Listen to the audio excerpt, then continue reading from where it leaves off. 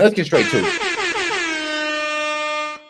Yo, this is Seth with S.E.T. Key Media Man. I'm back with another one for y'all. Today we got an interesting lineup. AOC Bernie Sanders come out to fight the oligarchy. And then we got Trump taking questions and a whole lot more. Let's go, guys. Let's get into Thank it. you.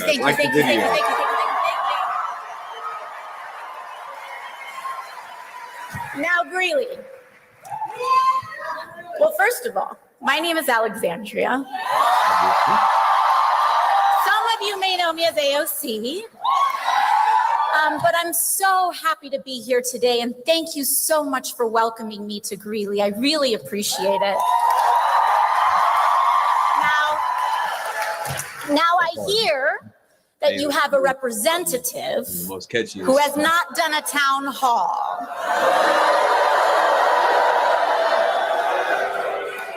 You know, I will say, usually your first 3 months on a new job, you are on your best behavior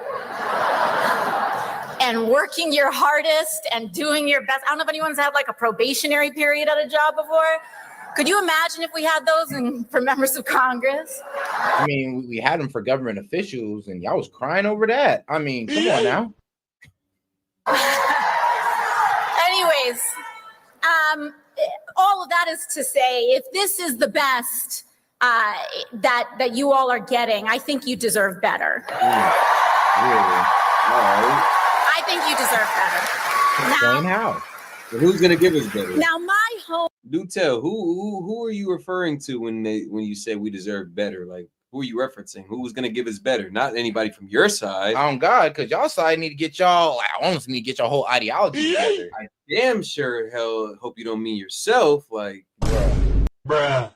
I hope to God she doesn't mean herself. Home is a ways from here, but in truth, I think the distance between us is a lot shorter than we think, and even that we're told. And in fact, I think that we are all here together because we share in the frustration and the heartache that comes from watching those in power actively tear down or refuse to fight for everyday working Americans like us.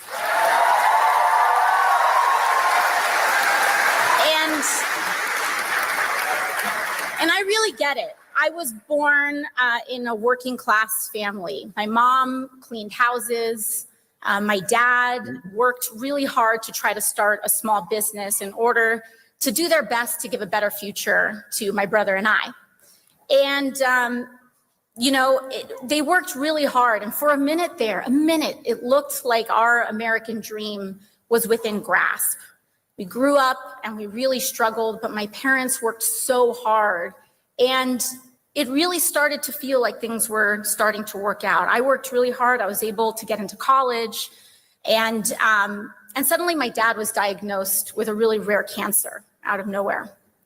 And by the time I was 18 years old, he had passed away. And I think this is an experience, while it is really difficult, I think a lot of us have had experiences like these where we work so hard and we are one event away from feeling like the whole rug got pulled out from under us. You know what? I think y'all just wasn't paying attention to Trump's campaign. Y'all was too busy, Joel, keep trying to paint this man as a villain instead of listening to what he was actually saying he was going to do. Because y'all are caught by surprise and we're not. Why? Because we're actually listening to what Trump said he was going to do, and he's doing it. That's why nobody's out here surprised like you guys are. And we shouldn't have to live like that. We shouldn't have to live like that. You know, after my dad passed away, my mom then overnight was basically a single mother to 2 kids. She was cleaning houses. She started driving school buses. And when I graduated from college, I started waiting tables in order to help make ends meet. And this was right after the Great Recession, and folks know how hard it was to come by a job at that time. And so that's when I started waiting tables to make ends meet. And I know that, you know, we just deserve so much better than this. We do. We deserve. It's crazy how she's like waiting tables, but you know it's crazy. She never supported Trump's no tax on tips. Ain't that crazy? Don't you think she'd have supported that scene? She used to live that lifestyle. Funny. But guys, go ahead and double tap that screen for me and like the video. Let's get more people in on the conversation. So much better than this. And we're here together because an extreme concentration of power and corruption is taking over our country like never before. And we are here because we do know that a better world is possible. But to get there, we need to be honest about where we are right now. We are witnessing an oligarchy in America. And that is when those with the most economic, political, and technological power destroy the public good to enrich themselves while millions of Americans pay the price. And our political system is ill prepared for this abuse of power. In fact, much of our political system enables it, starting with the role of money in politics. But I'm here to remind you, Gley, that we are not powerless in this moment. People are starting to put the pieces together. And, you know, I do think that, we're not, people are starting to put the pieces together. And in fact, ironically, most of the divisive forces in our country are actually bringing more of us together than ever before. You know, she's not Y'all wrong. are part of the divisive forces. No. Y'all are the divisive force that done brought us together. Bruh. I mean, thank you for talking about yourself. If not in part, then I would argue the whole goddamn thing is y'all being the divisive part. Yeah, like, bro, the Democrats, y'all not know that y'all been a divisive force the entire time. You were guys telling people not to go see their family members if they voted for Trump. Remember that. And beyond dividing the parties across political lines, they've kind of divided their own party. You see how much infighting there's been since the fallout of the inauguration and the debate law, or I'm sorry, the election laws. Yeah, they really don't have a way to turn for real. Tough. And that's important because the same billionaires are taking a wrecking ball to our country, and they derive their power from dividing working people apart. They specialize in getting us to turn on one another. And they get us to turn on one another along lines of left and right, race and gender, creed and culture. They will throw out every label and judgment and cultural debate in the book to keep us distracted. Because the last thing they want us to realize is that the division that is actually hurting our country the most is how endless greed is costing the lives of everyone else.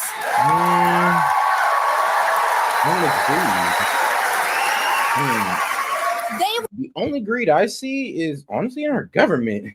Like, I'm wondering the greed that she looking at, because the only greed I see is in our government and the fact that they are greedy to keep our tax dollars so they can spend it on, frivolous things.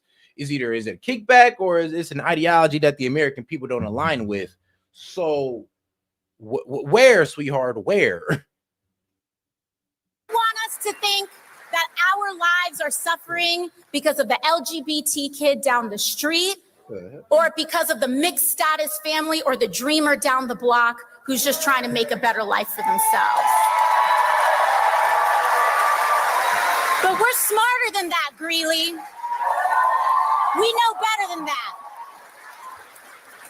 And I understand that this kind of disdain that the wealthiest people in this country have for the working class doesn't just come from them not being raised right.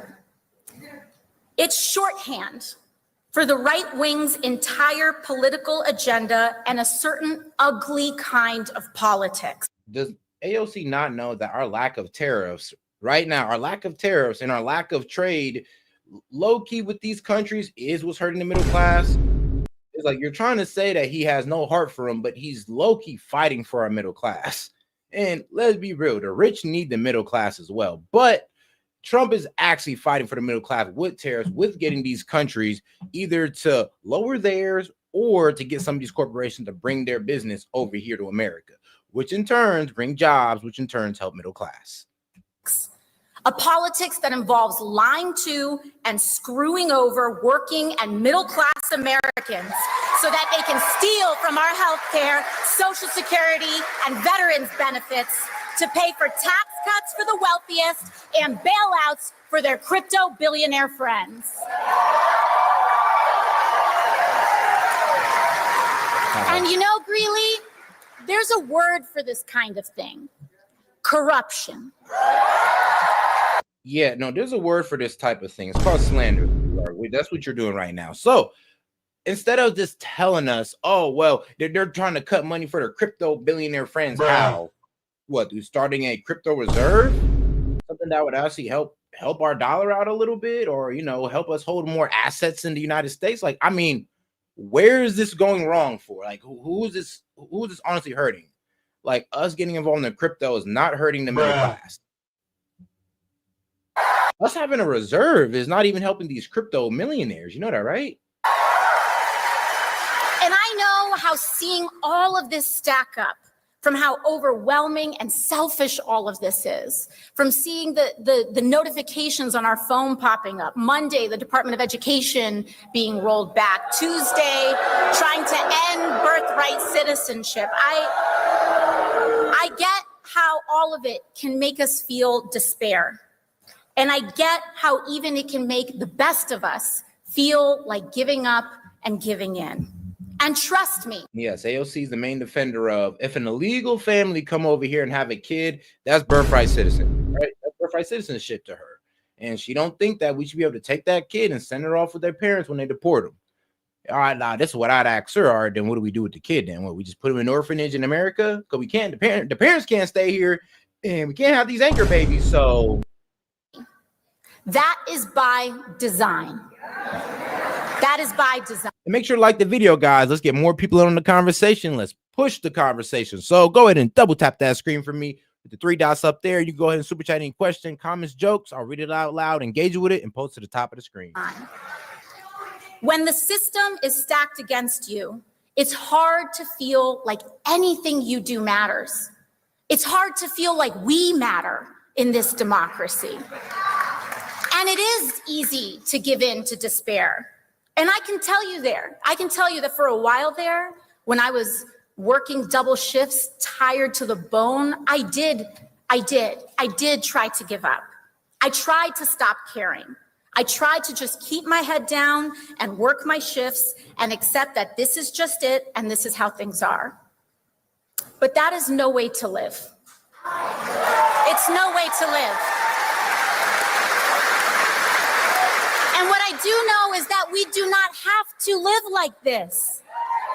In fact, we cannot live like this anymore. And I'll say, Donald Trump does see the immense pressure that working people are under. But his answer is an America that operates on the principle of every man for himself. How is bringing back manufacturing to America is every man for themselves? That don't make sense. If it was every man for themselves, like, actually, how do you even like conceptualize that in this economy? Every man for themselves when we're all one working like system. You know, like, come on, they need the middle class workers to even have their things get into production or have their products moved or the services provided. So they're like, what every man for himself are you talking about? I really want to understand where she's coming from with this instead of just saying it and getting clapped and getting, yeah, you go, sis. I'm like, no, sis. Somebody actually ask her these questions. Divide and conquer. And now that Trump is back in power, we see it clear as day. He's handed the keys to Elon Musk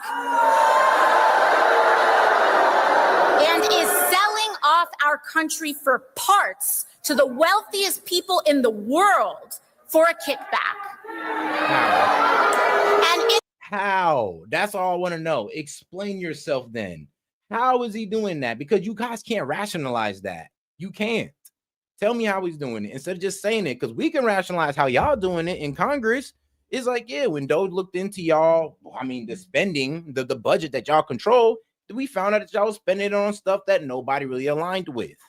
So if anybody was getting kickbacks, it was y'all. If anybody was spending our money fraudulently or giving it to rich people, I mean, it was y'all. In exchange, Hold on. Y'all lost hella manufacturing jobs and gutted the middle class, raised inflation. Bro, if anybody helped the rich, it was y'all. those billionaires and oligarchs will back his campaigns and bankroll those of his allies. They scratch his back and he scratches theirs, and all of us are left behind. And the clever thing that these guys sell is making working people like you and me believe that we're just one step outside from that club, that we're just a little bit out from being able to be a billionaire too, right? Any billionaires in this room? I didn't think so.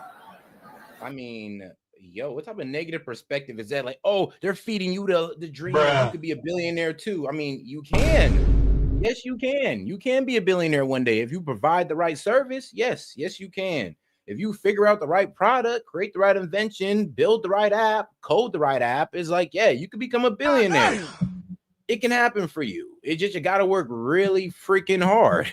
I mean, bro, Jeff Bezos been working really freaking hard all his life to build Amazon.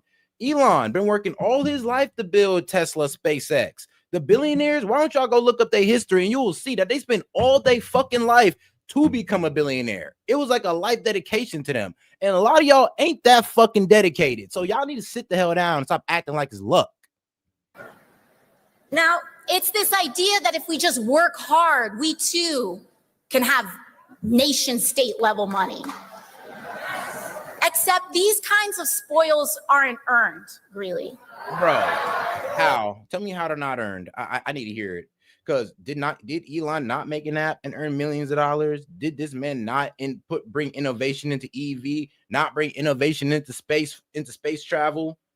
Like, bro, what Amazon guy? Did he not just rework the way we order our products, completely revolutionized it? Like, bro, I mean, the guy who owns all the Louis Vuitton, the Gucci, and all the designers, bro, he took his time to acquire each and every one of those and make his own stuff. It's like, yeah, this is a lifelong dedication of these people. Don't get mad that they profiting off it. It's hating. Man, why don't you do your own thing? They aren't working for these billions. They're stealing them. How? Why hating? They're stealing them. How? They're stealing them from you and me. Bruh. Just look at what Elon Musk and Donald Trump are doing to our health care. The cap. Bro, Stop the cap.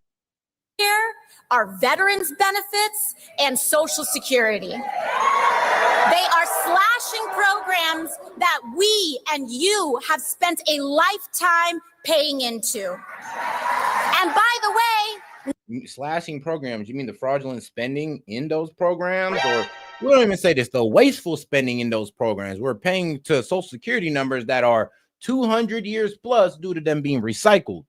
So yeah, that's what we're cutting. We ain't cutting benefits to the people. We're cutting the wasteful spending. But hey, if y'all want to see that as cutting Social Security, I mean, shit, bro. Hey, yeah, y'all find a way to frame anything. We could do, like I said, bro, we can cure cancer and they'll tell us we're villains for doing it. It don't make no sense. not them, because those billionaires haven't paid their fair share of taxes in years. And mind you, even if you're not on Medicaid or Medicare, this also raises your... Let me tell you guys something. You want to know how these billionaires low-key get off on taxes? Like, you know, you get tax breaks for having land, providing housing, and having employees. You get tax breaks off those alone. And I think there's also like a payroll deduction you get as well. I believe. But those three for sure, I know you get tax breaks on. And billionaires, they have plenty of these things. So yeah, that tax break kind of works in there. That tax breaks kind of work in their favor. There's other things that they do as well with write-offs, losses, and all that good stuff. But let's be real, they're following the tax code. Trust me. If they weren't following the tax code, we'd have been locked their ass up. But sadly, we got loopholes in the tax system that a lot of people don't know about. Private health insurance costs too. And let's talk about Medicaid and Medicare for a second. Because your representative, Gabe Evans, you know that guy that hasn't been showing up for the last couple months? Maybe he hasn't been showing up because he voted to cut Medicaid. In fact, every single House Republican. Or maybe he didn't show because he didn't want to hear this childish ass stuff. It's like, I would be a little upset if I'm like, yo, we cut wasteful spending out of Medicaid. And we're trying to get it back to the people. You're telling the people that we're cutting their Medicaid and Medicare. Bruh. But if you look at the CR bill, we've raised Medicare by $600 million. And if you look into it, the only thing we cut out of Medicaid was the fact that Medicaid money was actually being sent to a department in the in the Department of Homeland Security. Yes, Medicaid was funding a department in Homeland Security. We cut that.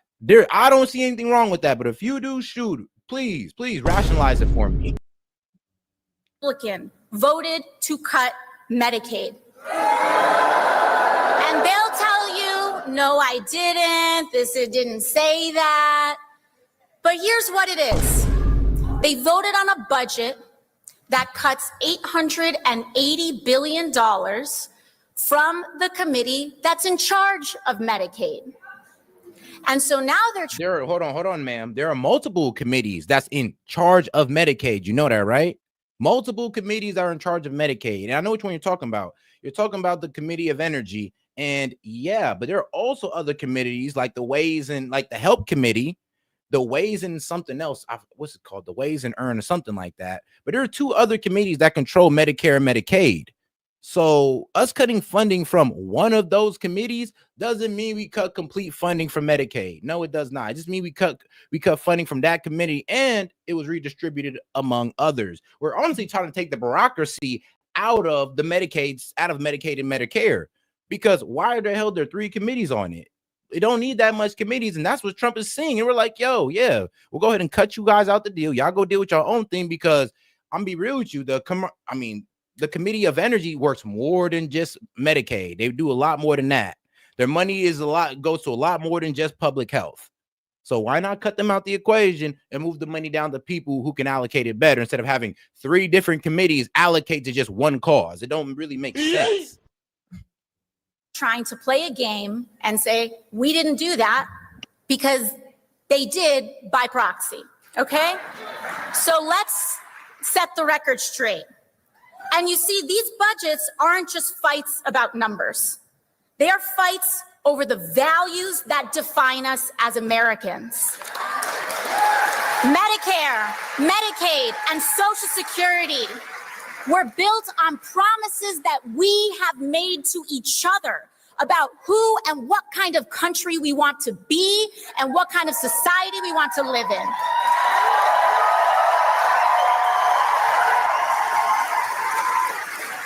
Healthcare and Medicare and Medicaid and Social Security, these are not promises from politicians to people. They are not charities or handouts from billionaires to the working class. This is our money. They are promises that we have made to each other as Americans. From neighbor to neighbor, teacher to student, friend to friend. I mean, all right, promises. So you promised us transparency a while ago, but we need Elon to go find out where our tax dollars been going to. Here's the thing. Y'all can no longer talk about transparency or these guys stealing our tax dollars when y'all wasn't even trying to be real with us where our tax dollars were going. I mean, the Department of Education is one good example. $250 billion of taxpayer money funded, only 25% go to the student. Y'all don't want to answer for that? Y'all just want to complain, oh, they're cutting the Department of Education. It's the end of school. No, the hell it's not. But y'all don't want to address the real problem, the fact that only 25% of our taxpayer dollars that we're putting into this damn department is going to children. Why not 75%? Why aren't all our children actually getting at least a private school level education due to the fact that there's $250 billion put into that shit? It don't make no sense. And what we can say to Elon Musk is get out of our healthcare.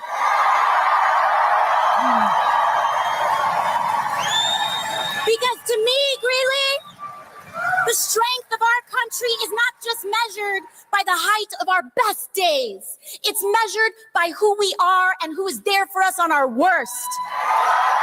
And y'all wasn't there for us on our worst. Bro, we were going through a complete economic downfall. And y'all was telling us everything was good and we shouldn't even be talking about it. Y'all was telling us we were uneducated for even speaking on the fact that the economy was going down.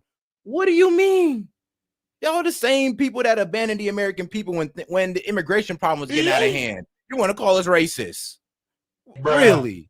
Okay. And that's why I'm here with you today. So let me share with you exactly what I mean. Because what these folks want to call radical and crazy, I think are just common sense.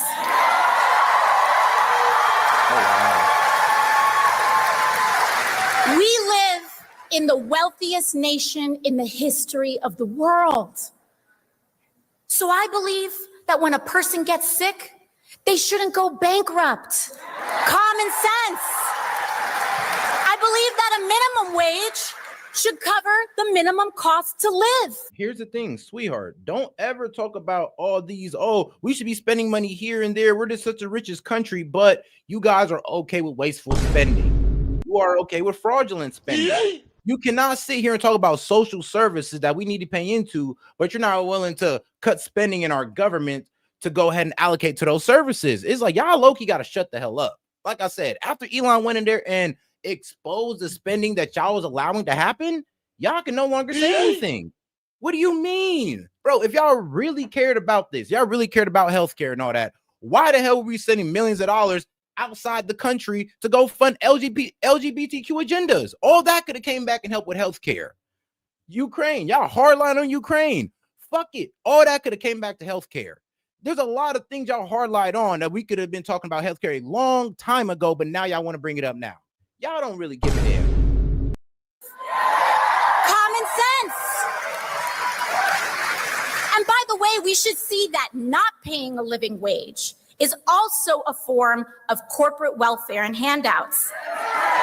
Because big companies like Walmart and Amazon rely on food stamp programs and public assistance to cover the wages that they won't pay. But here's the thing, though. Y'all also want them to have those public assistance. You also don't want them to be on food stamps. You will cry and moan if we sat there and got rid of that today. If Donald Trump said we're ending that today, y'all would sit there and be like, yo, whoa. So who does it benefit? Because does it benefit the people or does it benefit the corporation? Or is it both? Because if it's both, then oh well. It is what it is. Like, it shouldn't have been erected in the first place, but here we are.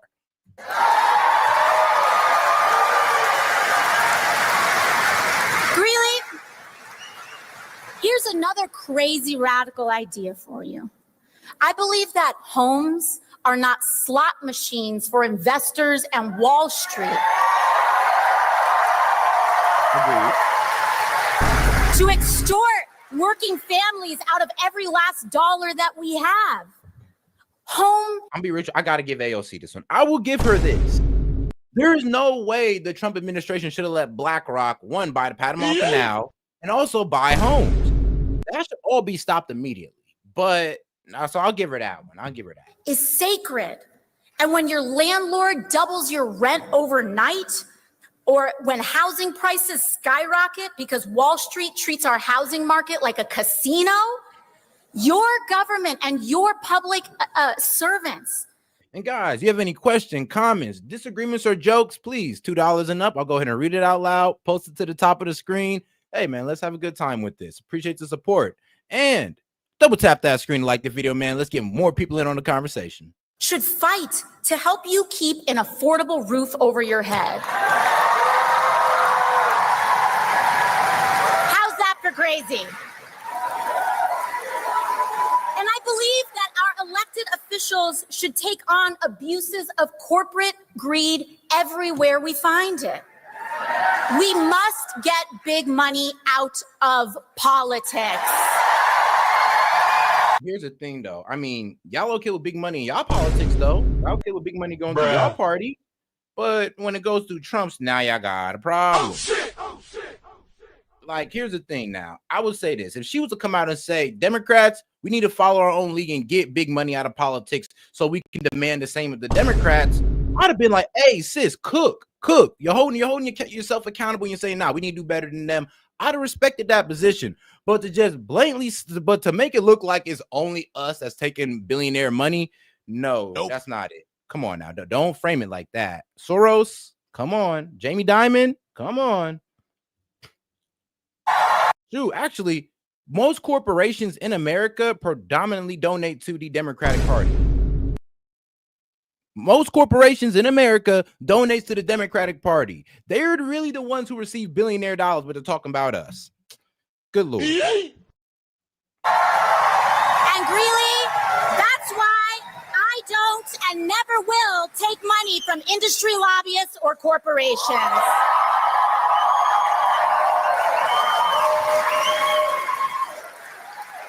You know, mass media and Fox News and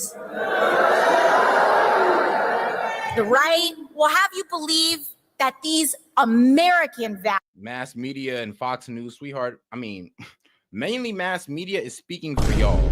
Most of mass media is on y'all side. So it's probably only Fox News who y'all can really talk about. Values are something out of the Communist Manifesto. They believe that we think these things because we went to some fancy college and read them in a book somewhere.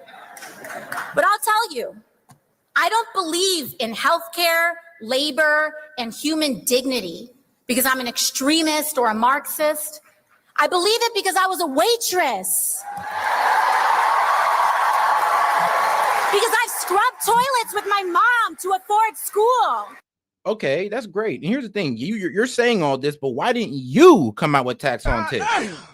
Why didn't you come out with lowering taxes? Since you came from the bottom, you should know the struggle of the American people. How come Trump is speaking more to the middle class than you, AOC? That doesn't make sense to me. You came from a way harsher background than Trump, but Trump is speaking for the very people that you came from? How does that make sense? Then where were you making these policies with Kamala Harris then being like, yeah, we should probably follow Trump because that's helping the middle class? If it was all about the middle class, then where was those policies that Trump are talking about? Really? Because I've worked double shifts to keep the lights on, because I lost my dad to cancer as a kid and had to see my mom open hospital bills in the days after. And I don't want us to live like this anymore, Greeley. We deserve better than this. And this isn't just about Republicans. We need a Democratic Party that fights harder for us too.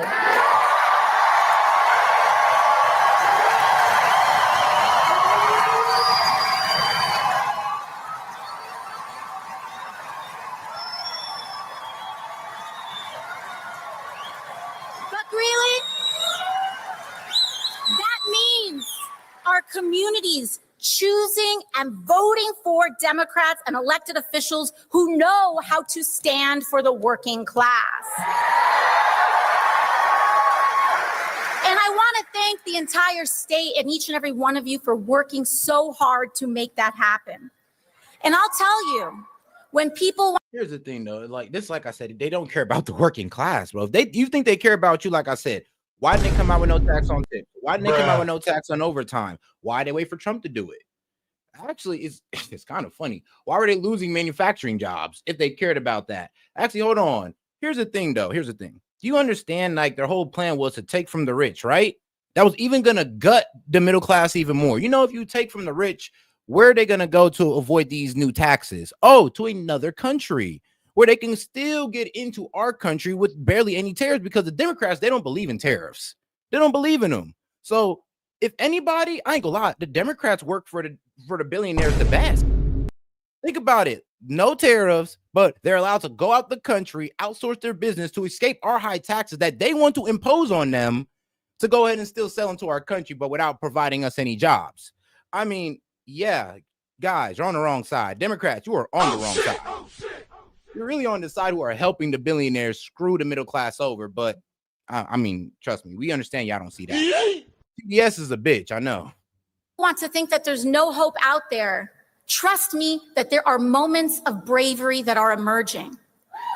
Last week, Republicans put on the floor a Drake. And guys, here's the thing though, right? Here's the thing.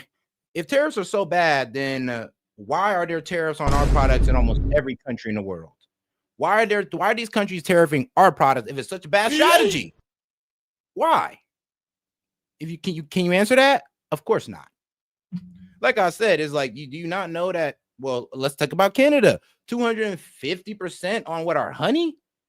Like, really? Like, come on now, explain that. If tariffs is such a bad thing, then why do other countries use tariffs on us? Can you explain that? Of course you can't. It's all about hating Trump and hating whatever idea he comes out with. No real substance to your argument. Draconian, awful budget bill that cut billions from healthcare and from working people. In fact, one of the worst parts of what Republicans voted for, including Gabe Evans voted for last week, is cutting benefits for the PACT Act for veterans exposed to burn pits. Who does that? That's like cartoon villain stuff right there. And, cartoon villain stuff is hilarious. You know, but I will say, Colorado, that when... Make sure to like the video, guys. We got 50 plus y'all in here, man. Let's get us to 25 likes. So go ahead and double tap that screen for me and like the video. Hit the 3 dots up there in the corner. All right, let's go. Other Democrats caved.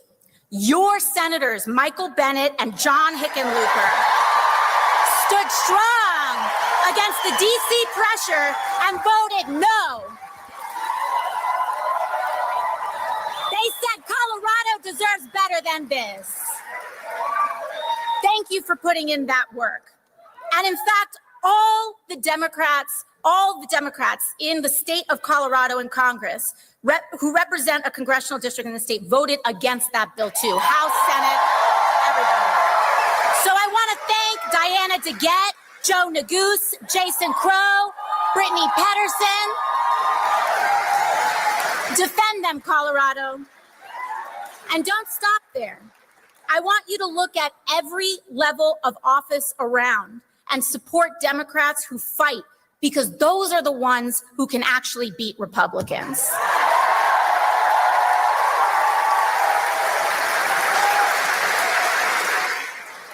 But our work isn't done here, because you know which Coloradans did vote to gut Medicaid and jack up healthcare costs? Gabe Evans and Lauren Boebert right next door.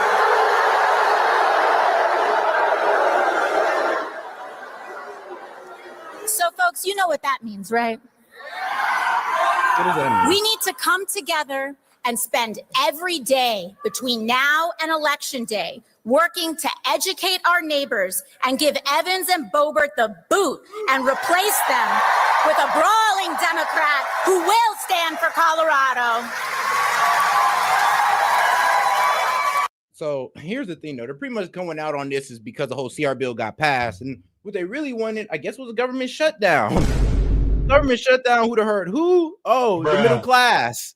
So like I said, the same middle class they claim to be protecting, they try to destroy every step of the way, which is absolutely hilarious. And shout out to and for y'all that was talking about, there's no 250% tariffs. Well, farmprogress.com. Man, how Canada's 250% tariff impacts U.S. dairy? Yes, 250% on U.S. dairy and honey. I mean, bro, look it up now. Look it up. In fact, if you will indulge me for a moment, since Gabe hasn't been around here, if we could just say hi to him for a moment, can we just say hi? See you in November. Thank you. I'll make sure he sees that. But beyond elections, Greeley, our task here is to build community. the deeper mission that we have. Elections, they come and go. We do our work. We set the board. But in the meantime, and during, throughout, before, and after all of that, we need to build our bonds with each other as communities. I mean, that's hilarious because y'all was the exact same people telling people to not engage with their community if they voted Trump. Y'all told people to stay away from family members if they voted Trump. So y'all want to talk about unity, but y'all been the most divisive party, like, honestly, in history. I mean, man. Building community, block associations, neighborhood groups, volunteer groups, church organizations, PTAs, because community is the most powerful building block we have against fascism, to defeat authoritarianism, and to root out corruption.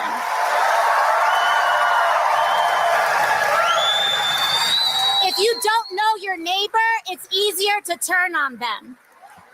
That's why they want to keep us separated, alone, and apart, scrolling on our phones, thinking that the person next to us is some kind of enemy, but they're not. So I'll end where I began. We might all come from different places, but we share a lot of the same experiences. So to all of those who came here today unsure of whether this is where you belong, I want to tell you that you do. You do. Honestly, no matter who you voted for in the past, no matter if you know all the right words to say, no matter your race, religion, gender identity, or status, no matter if you disagree with me on a couple things. If you are willing to fight for someone you don't know, you are welcome here. If you are willing to fight for working people, regardless of who they are, how they identify, or where they come from, you are welcome here. But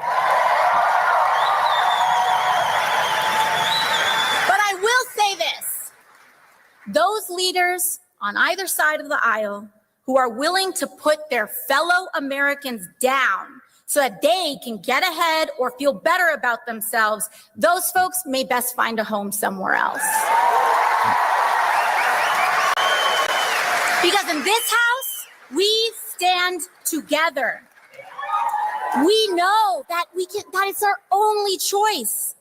Because we know that without exception, if we stand together, it is the only way that we can win. So I hope that you see this movement is not about partisan labels or purity tests, but about class solidarity. It's about the thousands of you who... Solidarity? I mean, look, here's the thing, though. Here's the thing. Y'all have no plan to help the middle class, but y'all have all the criticisms of Trump's plan to help the middle class. And then Kamala's plan to help the middle class would have gutted the middle class. So what y'all honestly saying is, well, we don't like the fact that it's Trump's idea, so F it. We're gonna try to overturn it and try to spite him at every step of the way. And it's petty, it's childish. After the State of the Union, we kind of know what your energy is. Like I said, this man could literally be on a mission to help America, and y'all would try to thwart it every step of the way.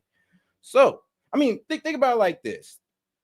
I mean, in the chat right now, they're getting mad about me for mentioning the tariffs that Canada has on US. And they're over here giving the same argument that I gave, saying, oh, Canada does it to protect their economy. Yeah, so why can't we do the same? And here's the thing y'all forgetting about tariffs. It gets us to go with local sellers, go with local services, which is going to what? Help the middle class. I mean, y'all don't know anything about helping the middle class because you're too busy trying to hate Trump. Who came out today to stand together and say our lives deserve dignity and our work deserves respect. No matter who we are or where we come from. We are here today to make a sacred promise to each other. Because our goal here today, and what I don't want for us today, what I want more for us today, is not just to come together, share a few inspiring words, and then go back to how things were. Can't do that. Our goal here today is to commit to building the kind of country we all deserve. So I'm going to take another second here.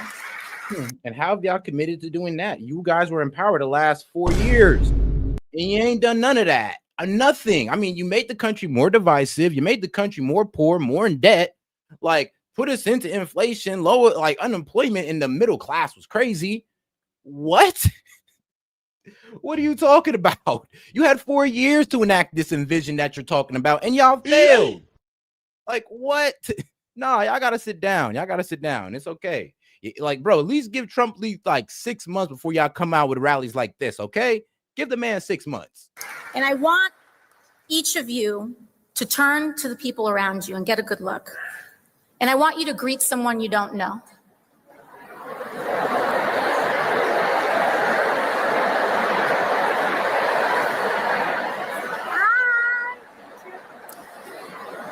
And this is awesome. And I think I don't want to interrupt.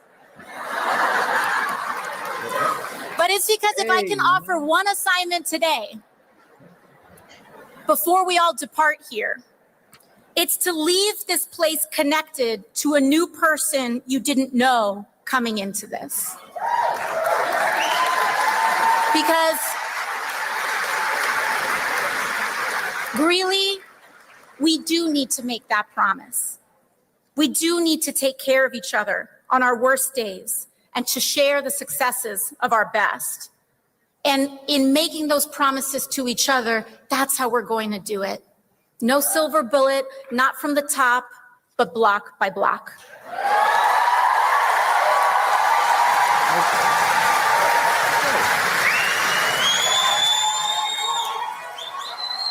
So thank you.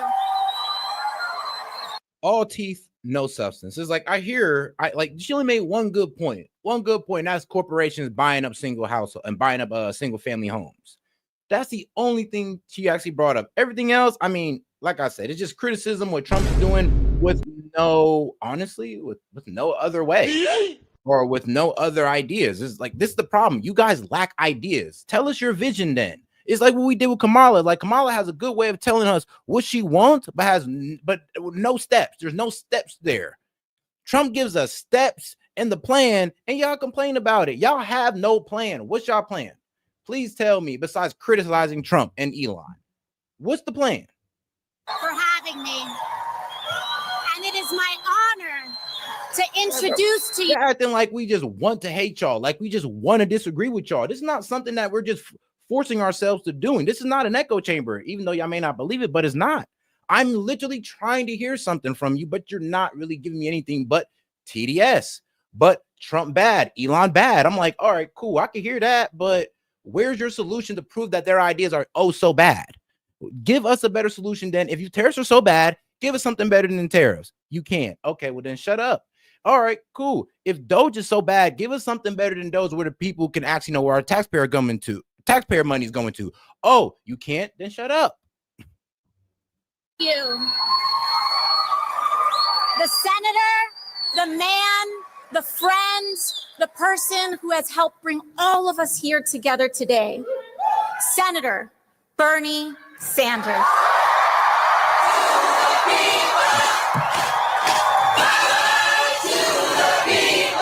Guys, and if you really, let's be real. Leaving the corporate tax at 28 instead of cutting it down to 15, that's why these jobs are leaving for countries that got lower corporate tax, which is hurting the middle class. Like I said, bro, you do not understand that taxing the rich is not the answer. It's not the answer y'all think it is. We tax the rich as we've been doing, and they've been leaving, going to other countries. We tax the rich, and they take industries across the damn ocean. So taxing the rich is not the answer, and it's been proven not to be the answer every time. So y'all keep talking about something that don't work because one, this is a free capital market. We don't control our billionaires. We don't sit here and force these people to do business here. We allow them to go overseas, build companies there, and be able to sell into here with no tariffs, which is not a good idea. But they can do it. They can do it. It's not good for us, but it's good for them. These corporations are allowed to operate on their own. But The only thing we can do is make it easier for them to give us businesses and bring revenue back here. That's it. I don't know what this whole taxing the rich, I don't know how y'all think that's going to help us when the rich are the ones who give us the goddamn jobs. Like, they're the ones who give us the jobs, the products that do our damn jobs. What is taxing the rich really going to do but make things harder on the middle class? Like, y'all don't see that part? Yeah, okay, yeah, I ain't gonna lie, you're right. Creepy church service invoked. All right, let's get to my man Bernie, because you know Bernie gonna have some stuff. See, and this is the thing, like, bro, look, I gotta give you this one-time attention, but Adam, that doesn't make sense. If the rich were able to do that, then they would have stayed in this country. It wouldn't have bothered them. And then even if they are, it's their choice of how much they want to lose off their profit. We can't force them to accept a certain amount of money. You know that. We all know this. So the best thing for us to do is to kind of leave them and their money alone and let them reinvest into this country. Let them reinvest into the best market in the world, instead of going out and producing in other countries and taking the jobs away from us, but still being able to get the benefit of being able to sell their product or services in the best market in the world. We can't allow that. We just can't go no more, my friend. We cannot go no more. So yeah, like, we can't tell them how much they can take in profit. We can't, just like people get mad about us giving a bottom line on pricing, you know, trying to cap prices and all that. Yes, we can't cap people's profits. Don't work like that. But that's what you're asking, though. That don't work. Because why? If we try to cap their profits, they can go to another country and take the jobs with them.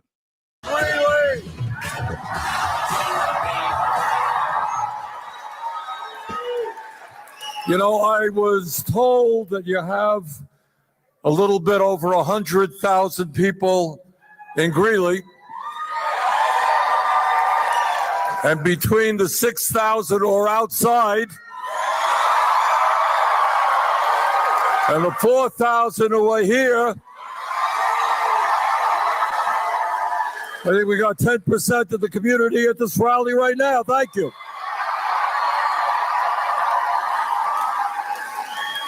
Now, I want to say a word about Alexandria.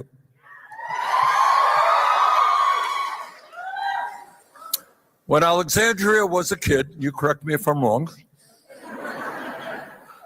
she cleaned houses with her mom in order to make enough money for the family to survive. And then after she graduated college, she was a barista, working paycheck to paycheck. Mm-hmm. But what she did is she looked around her and in her community in Bronx, New York, she saw that change had to come. And so what she did is decided to run for Congress, and people said, what, are you kidding? The guy who represents the district was one of the most powerful members of Congress. He had access to unlimited kinds of money. How much money did you have when we started? You started? None. None. Mm-hmm. All right. Actually, AOC brags on the fact that she was down, negative. She was out negative 8,000. I was like, damn, negative 8,000. Now she says she's worth about less than, I guess, 500K, which is not bad. But she did what real politics is about. Real politics is not sitting at $1 million fundraisers. It's working with people in your community.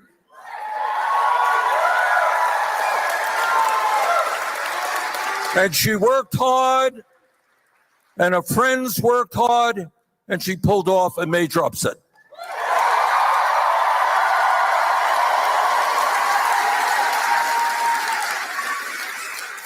And since then, she has been a great member of Congress, but not only that. Yeah, I think AOC is honestly, her only revenue is tax dollars coming from the people. That's wild as hell. So we're pretty much, we're going on somebody who never started a business, who never went out there and got it on, who never went out there and tried to build a business of their own. That's where this is coming from. That's where the hatred of the rich came from. Because you've been working all your life and you never tried to do anything better than just, I'm gonna be real with you, taking a salary. I mean, that's not the rich's fault. Like, I'm pretty sure you'd have came with a product or service. You'd have been good, AOC. You'd have started your own cleaning business. You'd have been there. But hey, instead of actually grinding it out, they complain. and they complain and then say they want to take it from the people who actually did the grind and who actually put in the dedication. It's almost disrespectful, but hey, it is what it is, right? She has been an inspiration to millions of young people all across this country.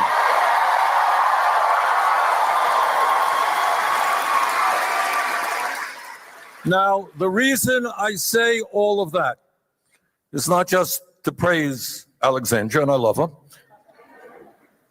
but is to tell you and the people of America that what Alexandria did, you can do.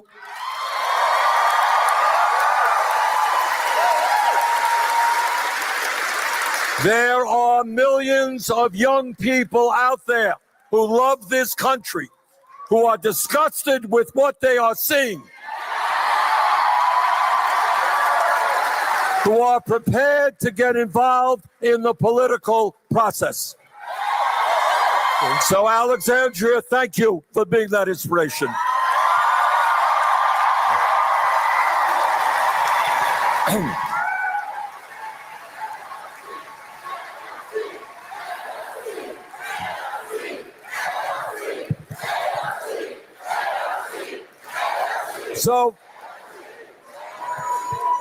So why are Alexandria and I here today? Why will we be in Denver later this evening? Why were we in Tempe last night? Well, there was an unbelievable number of people coming out. Las Vegas earlier than that. And we'll be in Tucson tomorrow. Why are we doing that? And we're doing that because this country faces a set of enormous crises. And how we respond to this moment. I'll give them this, right? You know what? Fight the Oligarchy is a bit late. I know, right? It's late. You know how long, like, we've had oligarchies in the United States of America. We've always had these corporations that controlled a lot of other businesses that were able to lobby and make, policies go in their favor. Where the hell were y'all when this was going down? Like, what? Fight the Oligarchy. Oh, when Trump's in office? Like, shit, bro, we needed you when Obama was in office. When Bush was in office. Shit, we needed y'all then. Will impact not only our lives, but the lives of our kids, future generations. And in terms of climate change, will impact the future of this planet.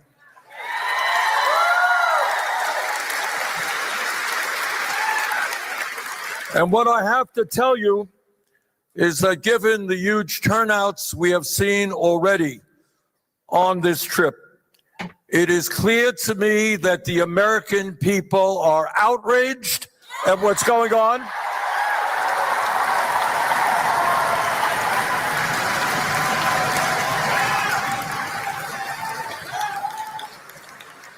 And the American people are saying loud and clear, we will not accept an oligarchic form of society.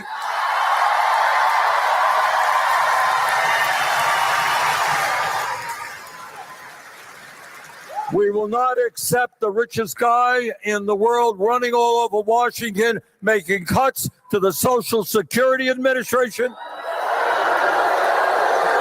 I mean, Elon Musk actually got to send what he finds to Trump, and then Trump kind of sends it down to Congress, and then they decide what they're going to do with it.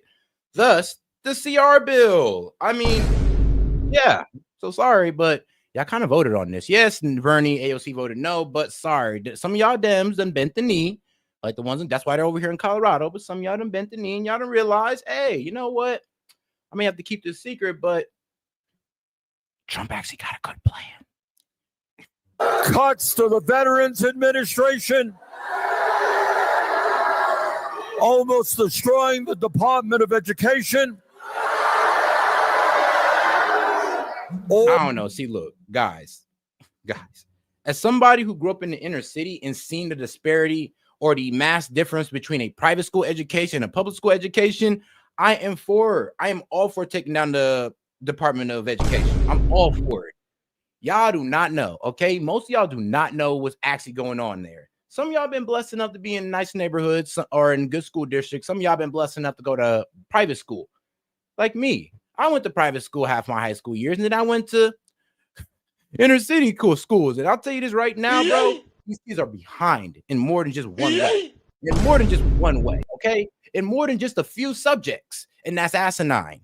Because, like I said, taxpayer dollars go into these kids, but they're getting a lack of education. What's going on? Then when a lady comes out and says, hey, yo, hold on. You know, we could give these people $250 billion, but only 25% go to students. Yeah, you damn right. You damn right. This stuff needs to get dismantled. And we just need to distribute that 250 bill back to the states, because obviously, Department of Education ain't using it right. And obviously, Department of Education care more about its administrative staff than the children. Obviously. All so that they could give over $1 trillion in tax breaks to the wealthiest 1%.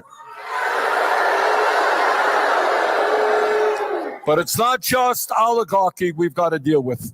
Under Trump, this country is moving very rapidly to an authoritarian form of society.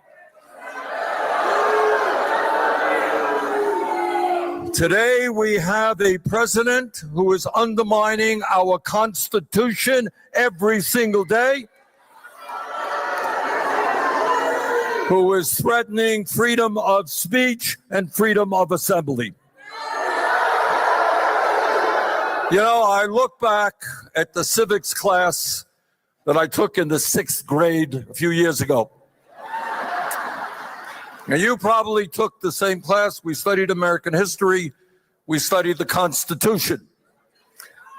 And it's important to remember what we learned back then. And that is that the founding fathers of this country, way back in the 1790s, you know, they had fought a war against the all-powerful King of England and the British Empire. And they're thinking, how do we create a new country in which one person will never, ever have the kind of power that the King of England has? So with a lot of debate, and these were really smart. I mean, bro, the fact that you guys are kicking and screaming this much against Trump, many of y'all face a firing squad or execution. I mean, yeah, trust me, we're not in an oligarchy, we're not in a dictatorship, and we're definitely not no monarchy. I'll tell you that right now. If that was the case, I mean, yo, y'all be executed next day. Yeah, bro, Bernie Sanders and AOC would have been executed next day. Okay, we get that? Cool. So no, we're not in anything crazy like that. Trust me, we're still in our constitutional republic. Okay, we're still here. But guys, a lot of debate. They said, you know what we are going to do is create a government and a constitution which has a separation of powers.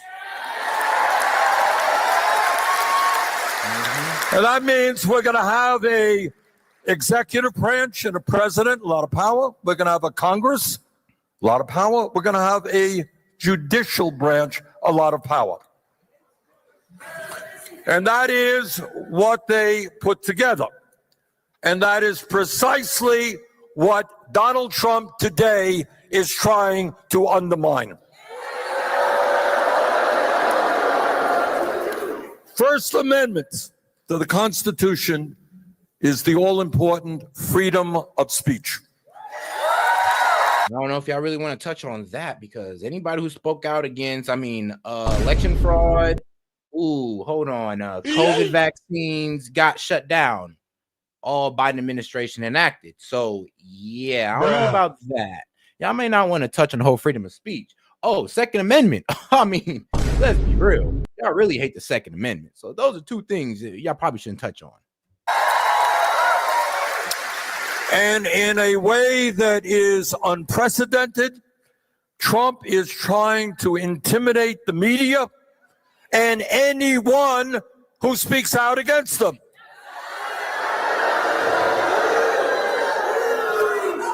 He loves the media when they fawn all over him. But like other cowards, he can't stand to be criticized.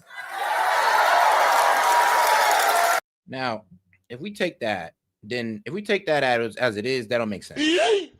Because then if that was the case, why does he go to all these adversary interviews?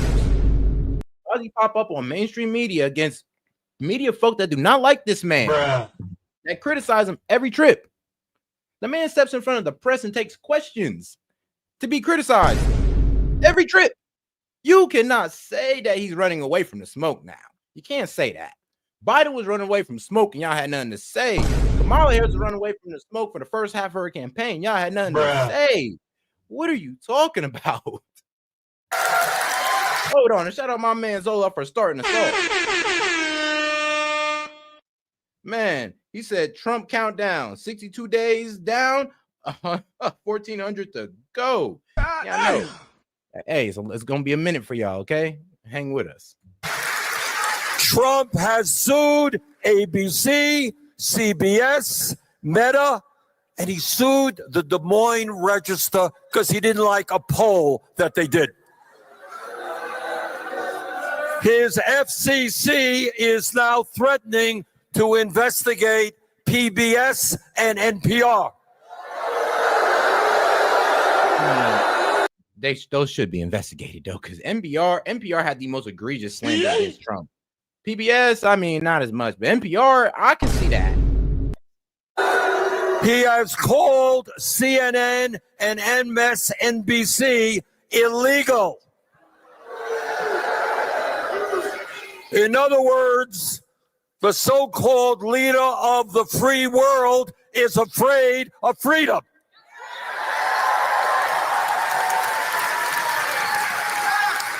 Well, Mr. President. Now, if you wanted to attack Trump for his stances on freedom of speech, I would bring up the Palestinian student that they kind of black bag and drug off. I mean, come on, bro. Hey, if you're gonna do it, do it right.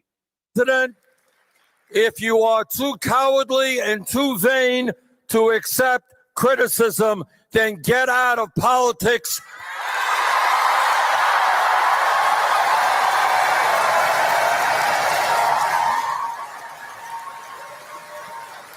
I mean, like I said, the man's taking criticism every step of the way. So to sit here and say that he's avoidant of, criticism or anything is crazy. But okay. Because that is precisely what democracy is about. That's what the beauty of democracy is about. It's your ideas and my ideas, and we argue about them, and we vote on them. It's not do as I want, or I'm going to investigate you. But it is not just the media that he is going after. He's going after the constitutional responsibilities of Congress. Congress, under the Constitution, has the power of the purse. Yeah, I know. And that ain't saying, and that's kind of like not really too good. And I'm going to tell you why, because y'all do have the power of the purse, but y'all not being responsible for your power with the purse. Like, bro, all this fraudulent spending, wasteful spending going on, and y'all ain't know, y'all ain't want to tell us. So you're right. Under the Constitution, we are supposed to trust y'all with this, but y'all are neglecting y'all responsibilities. The fact that some of y'all are even acting surprised about the waste and fraud or either trying to deny it shows even more that, I'm be real with you, then can we even trust y'all to handle this? Because y'all are showing us that you can. We appointed y'all, so y'all are supposed to be handling our money for us, and y'all not. Y'all sending it off to places that we don't agree with, on ideologies that we don't agree with, to topple governments that we don't agree with. So I'm really trying to understand here, and I'm trying to be as understanding as possible because I do get that. But you can't sit here and say, "Oh, Constitution, we have the power of the purse," and you're going to hold the Constitution on us to commit waste and fraud? Like, what are you saying here? You're pretty much saying, hey, accept the way we doing this bullshit spending because the Constitution. I'm like, I don't know what to get. I'll be honest. You kind of got me stumped on that because I honestly don't agree. If that's the case, then we kind of got to do something about Congress because you're not being responsible with the purse. Obvious. And every day he is challenging that, slashing funding without authority that only Congress can do. Trying to wipe out agencies that Congress has created and only Congress can eliminate. But it's not only the media in Congress that he is going after. The third branch of government is the judicial. And shout out my man Ben, man. Appreciate the support, brother. Ben comes in, he's like, I'm in a bad mood. I'm ready to go mostly peaceful protests. Hey, I feel you on that one, though. Because, I mean, look, eventually, bro, people got to start coming out against Bernie and AOC and start being like, all right, bro, cut the BS. What's your real goal here? Because there's no way y'all speaking like this right now. Like, y'all literally telling us to accept waste and fraud spending that y'all have allowed. And because we're kind of touching on it and we're going like, yo, yeah, some of this needs to be cut. And if we can't trust y'all to cut this for us, then I guess we do need to trust somebody else to do it. We do got to go get Elon and a couple of treasury guys to go in there and to get this stuff done. Outside of y'all, because we can't trust y'all to do it. Like, that's a problem. I'm just like, can we all be honest and sit there and say like, yo, we don't want that? Can we just sit there and be honest with each other? Judiciary, and what they are supposed to do, what the federal courts do, is rule on whether laws are constitutional in their judgment or not. What the president does, constitutional or not. And there have, let me tell you, been many decisions coming down from this Supreme Court that I abhor. Their Citizens United decision, one of the worst decisions ever rendered. Their decision to overturn Roe v. Wade, a horrible decision. But those of us who live by the rule of law understand they have their powers, we have our powers. But now, for the first time, what Trump is doing is saying to a judge who issues a ruling, we don't like that ruling, we're going to get you impeached.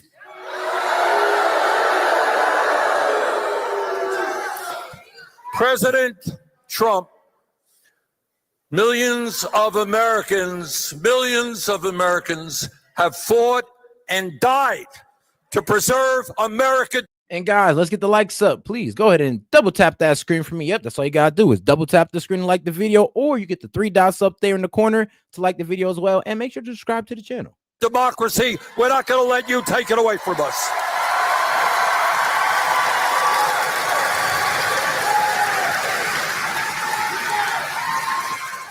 And we thank all of those veterans who put their lives on the line to defend democracy.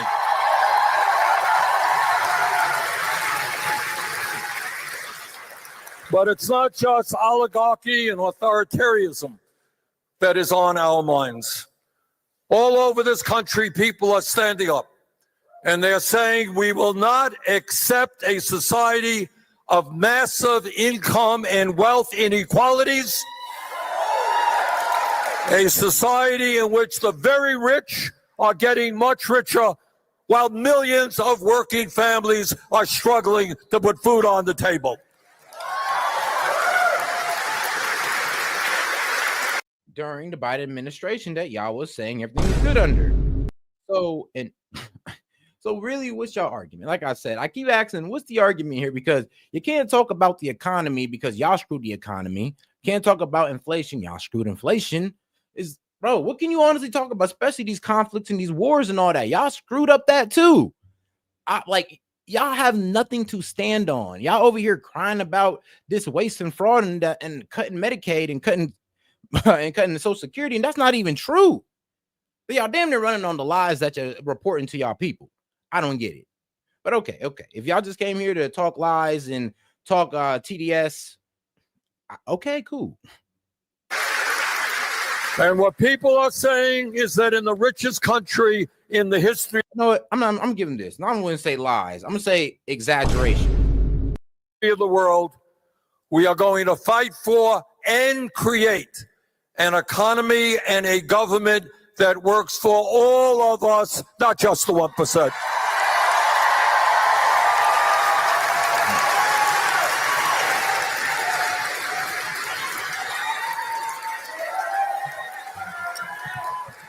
All right, I'm going to do something radical now. You ready? All right. I'm going to tell you the truth.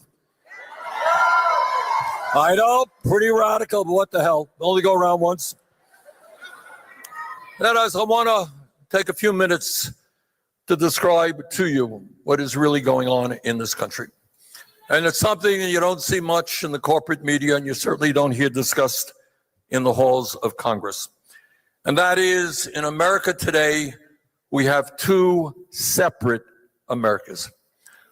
On one hand, we have an America in which the wealthiest people have never, ever in the history of our country had it so good. Today, we have more income and wealth inequality than we have ever had. Today, we have three multi-billionaires, Mr. Musk, Mr. Bezos, Mr. Zuckerberg. These. Okay, cool. You mad that they're billionaires? You gonna stop using Facebook, Instagram, and what's up?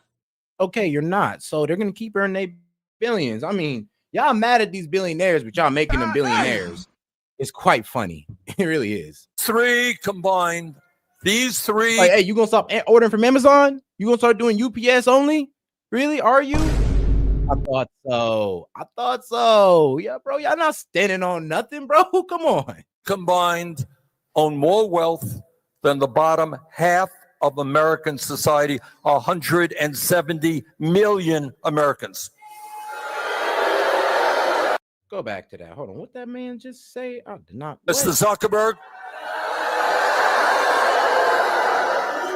These three combined own more wealth than the bottom half of American society, 170 million Americans. And that's your fault. Yes, it's your fault. What the fuck? Bro, do y'all not understand? Y'all not understand the fact that y'all were taxing these guys to the point where they had to move operations out of the United States, where that would hurt the middle class, where that would cause a bigger wage disparity, because they're not losing out on profit because they can go somewhere else and make their profit. But we lose out on those jobs, that economic prosperity. So y'all have caused this. You guys are causing the very thing you're complaining about. But okay, I mean, bro, we're just now getting things in order to where Google is opening up data centers over here instead of outside of our country. Bro, there are actually people who are bringing manufacturing back to the U.S. But here's the thing, though. Here's the thing. If we go by y'all and we raise the corporate tax, these guys are going to want to stay away from certain places in the U.S. or just get about the U.S. altogether. I mean, bro, when State Farm left California, y'all should have knew it was possible. It was possible for these companies to do whatever the hell they want, go wherever the hell they please. You should have known. They tried to hold these people court bound and it didn't even work. State Farm Insurance Company pretty much left California and said we can't do it. What made you think these countries can't do the same? These companies can't do the same to the entire United States. Now, we don't talk about it much for obvious reasons. But the idea that so few have so much and so many have so little is not what this country is supposed to be about.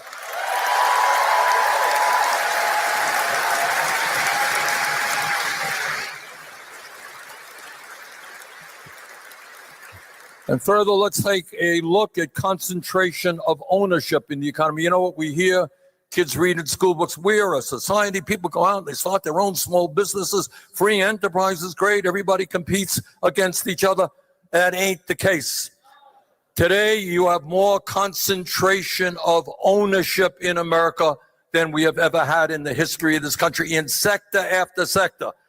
Whether it is agriculture, transportation, media, financial services, what you have is a small number of extraordinarily large corporations who charge us outrageous prices for the products that we have to buy.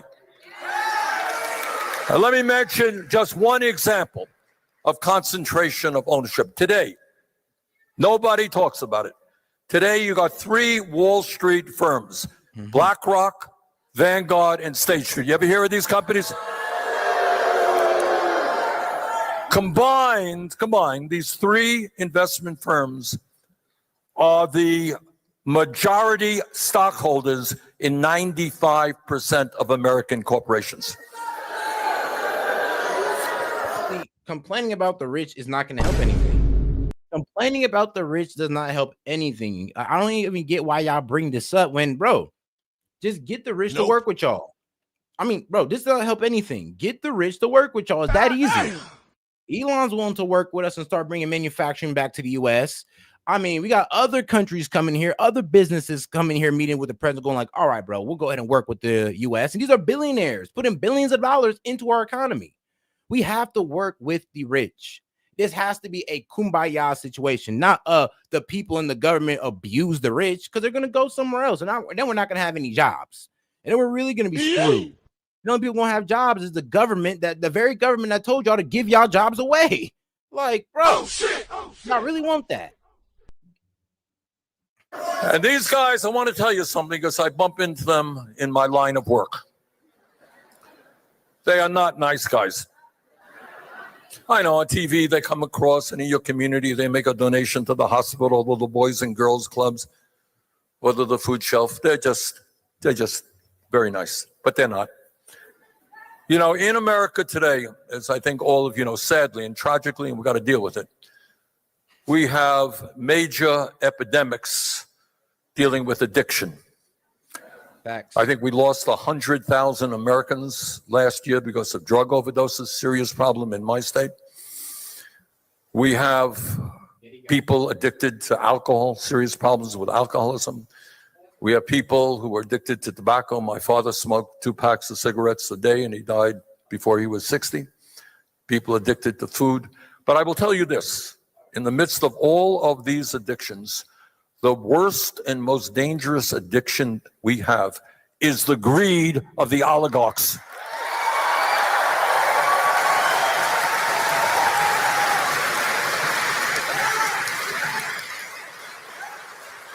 Now, everybody wants to do well in life. Everybody wants to make money. But you would think that if you had a few $1 billion or 10 or $20 billion, you would not feel obliged to step on the backs of poor people to become even richer. I mean, hold on now. Now, Elon, he can be explained. Let's be real. Like, space travel is expensive. We give billions of dollars to NASA for space travel. So Elon, he needs his billions. I'll give him that one. Jeff Bezos, I mean, he needs his billions because he needs to keep making these Amazon factories and providing American jobs. So he needs his billions. Shit, I don't know one billionaire I wouldn't say that don't need his billions because they need to reinvest to make their company bigger, to make operations bigger. I mean, I really don't get it. I do not get the hating. It's like, I don't get it. It's truly just hating on the rich and hating on people's success. That's all you guys are doing, and it does nothing for the argument. It does nothing for the middle class. Think about this. All you're doing is complaining with no actions. Where do you think this is going?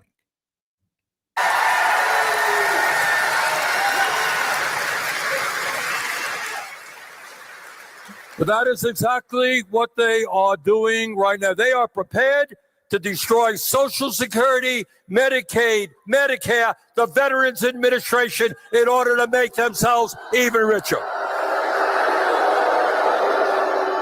And these guys have no sense of what goes on in the real world. They live in another planet. Nah, they know what's going on in the real world, or else they wouldn't be able to make money in the real world. I mean, bro, what are you saying here?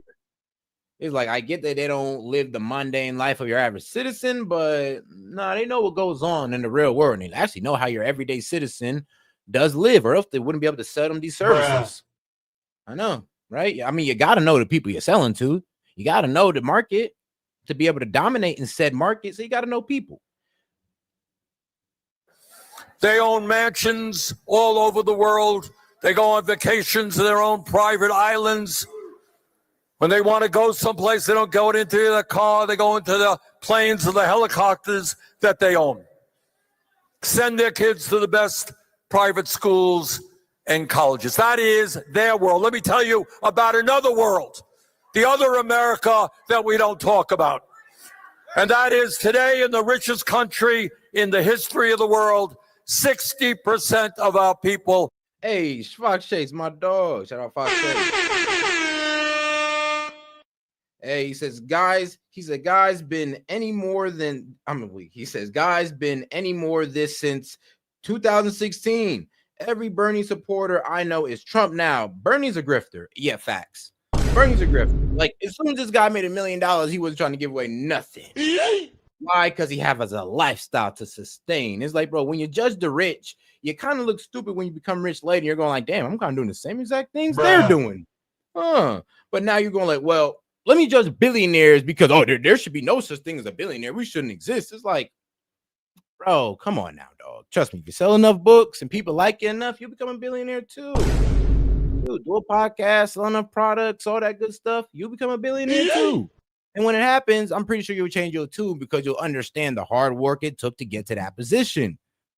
That's what people don't understand. It's like y'all be creating these fantasies in y'all head as if it's daddy's money or something when, bro, most of these billionaires came from the same position as you, if not worse. Are living paycheck to paycheck. You all know what paycheck to paycheck is? Some of you live in paycheck to paycheck. I grew up in a family, lived paycheck to paycheck. Know a little bit about that. And what that means it ain't easy. Is people today are wondering, how are they going to pay their rent if their landlord raises the rent by 20%? How are they going to pay $20,000 a year for childcare when they're only making $50,000 a year? And guys, let's make sure to like the video, man. Let's go ahead and get them likes up by double tapping that screen from here and the 3 dots up there in the corner, man. Let's get us to 50 likes. So double tap that screen for me real quick. People want to buy decent, good quality food for their kids. Walk into a grocery store, can't afford that food because the prices of food are sky high. People get sick. Their kids get sick. They're uninsured or underinsured, and they're saying, how in God's name am I going to be able to take my kid to the doctor's office? At the end of the month, people have thousands. Hold on. Now, most regular people are working a job, having that life insurance. I mean, not life insurance, but that medical care that expands to their kid. Like my mom. Like, bro, she worked for Columbus Public Schools. Shout out my mom. And bro, because of the benefits she got, I've had healthcare all the way until 26. And then, I had to go get my own thing. So that's the normal situation. You're talking about the worst possible situation from somebody who isn't working a job with a sick kid who don't even have no benefits to cover said kid. And at that point, it was that person's personal choice. Like, that was your decisions that got you there. The government couldn't do nothing for you at that point. I mean, like, bro, is it you buy it on your own or you get a job and they give it to you? After that, you're on your own. Like universal health care, I mean, ask Canada how that works out and they'll tell you it ain't good service. Of dollars in credit card debt, paying 20-30% interest rates. How the hell? But I will give you guys this. There is a way we can give healthcare with premium service, but like I said, hey man, you first, you gotta let us cut some of this waste and fraud out the government. Then we can talk about that. Do I pay those rates? And what happens if my car breaks down? Something as simple as that happens every day. And I go to the car shop and the guy says $1,000. Get it fixed. I don't have the $1,000. What do I do? What do I do if I can't get my car and I can't get to work? And if I can't get to work, I get fired. And if I get fired, how do I take care of my family? You know why the American people are angry, and they are angry all over this country? They are angry because, believe it or not, despite a huge increase in worker productivity over the last 52 years, if you could believe it, real inflation accounted for wages today are lower than they were 52 years ago. Meanwhile, there has been a $75 trillion transfer of wealth from the bottom 90% to the top 1%. And that is y'all fault because y'all let the top 1%, you try to tax these guys. And honestly, I always say the government's mad because honestly, it's like pretty much like this. Like, it's almost like we're a disgruntled baby mom asking our baby dad for money. Like, give us money, and then the guy just runs off. That's how we kind of are. We try to get these guys to give us money, and they took their business somewhere else. They took their revenue. They took their revenue and the tax dollars they were paying in with their corporate tax, and they took their jobs as well. It's like, yeah, we try to slap around billionaires, tell them what to do. Same with corporations. We slap around, try to tell them what to do. And when they left, we want to play victim. We want to play like, oh, they hate us. They hate the American people. No, we're trying to get the American people to hate the rich. And when you hate the rich, you lose your jobs. And that's just period point blank. Like, sorry, that's what the equation is right now. You try to go against the rich in America, they can go somewhere else and they take your job and they take America revenue. It's like, sorry, this is what we're living in. This is the system we're living in. And shout out to my man Fox Chase coming in again, man. Appreciate the support, brother. He said this taxpayer grifter hasn't worked a day in his life in the private sector. Yeah, I know. He just sold a book and made money. I mean, it's just, I believe AOC, she has at least, but I mean, the only reason why she has, I guess, a net worth of less than 500,000 is because she only takes taxpayer money. I mean, look, we're talking about people who never went out there and started a business for their own. Never went out there and actually learned what it is to build something. Because I mean, I'm not gonna say that they're lazy. These are I ain't gonna lie, these are highly educated people. But they have a disconnection from wealth, though. They have a disconnection of wealth where it just comes out of, and they start coming out of hatred at a certain point. It's like, oh, well, if I can't do that, and how are you? And since you're doing it, you must be cheating. That's not what it is. I mean, bro, the same thing with my YouTube channel. People see me fly up in subscribers, and they thought I was cheating. They thought, oh, all these, you buying bots, bro, that you're going to get your channel shut down. Still here, motherfucker. So what? So what now? So what? Do I got bots now, bitch? It's like, exactly. That's how these Dems think. Because they can't do it, that means you have to cheat or do something that they couldn't, like, I ain't gonna lie, they couldn't, like, visualize themselves. It's hating. That is what a rigged economy is about, and that is what we are going to change.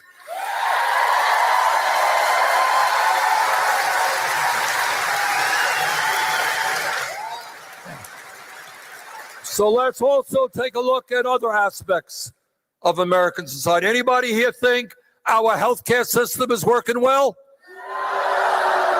It is a broken and dysfunctional and cruel healthcare system. We are spending twice as much per capita on healthcare. We're spending $14,000 for every man, woman, and child. Yet 85 million are uninsured or underinsured. You know what underinsured means? How many people here have high deductibles? What kind of deductible do you have, ma'am? You know? $7,500. What do you got? How much? $20,000 deductible. What do you got? 9,000, 8,000, 7,000. All right. What does all of that mean? It means that even though you have insurance, when you get sick, you still can't afford to go to the doctor. How insane is that? And you know what the result is? We don't talk about it much. 60,000 Americans die each year because they don't get to a doctor on time because they're uninsured or they're underinsured. And shout out to my man Fox Chase coming in again. He says, how's Bernie a millionaire? Never worked in the private sector. Bro sold some books, bro. He Obama'd his way to the top. Okay. Except Obama did a little bit more egregiously with inside trading. I mean, 50 million is crazy. Bernie, I mean, he ain't as bad as Obama, so I'll give him that. I'll give him that. And I want to deal with another issue. You'll excuse me for being professorial here. Actually, you want to know one lie that if you guys can prove this, you can get $1 million right now. If you could prove this lie, or you could prove this as fact right now, you can get $1 million in Dogecoin. If you could prove that Elon Musk family owned an emerald mine or any type of precious metals mine, bro, that man Elon will literally said publicly he would give you $1 million in Dogecoin. $1 million in Doge. If you can prove that this man actually came from a rich family that owned precious metals. Like, what was it, an emerald mine? Y'all like to say that was getting pushed around. If y'all could prove that, I'm telling you, you can come up. And a little Like bit Bernie. boring.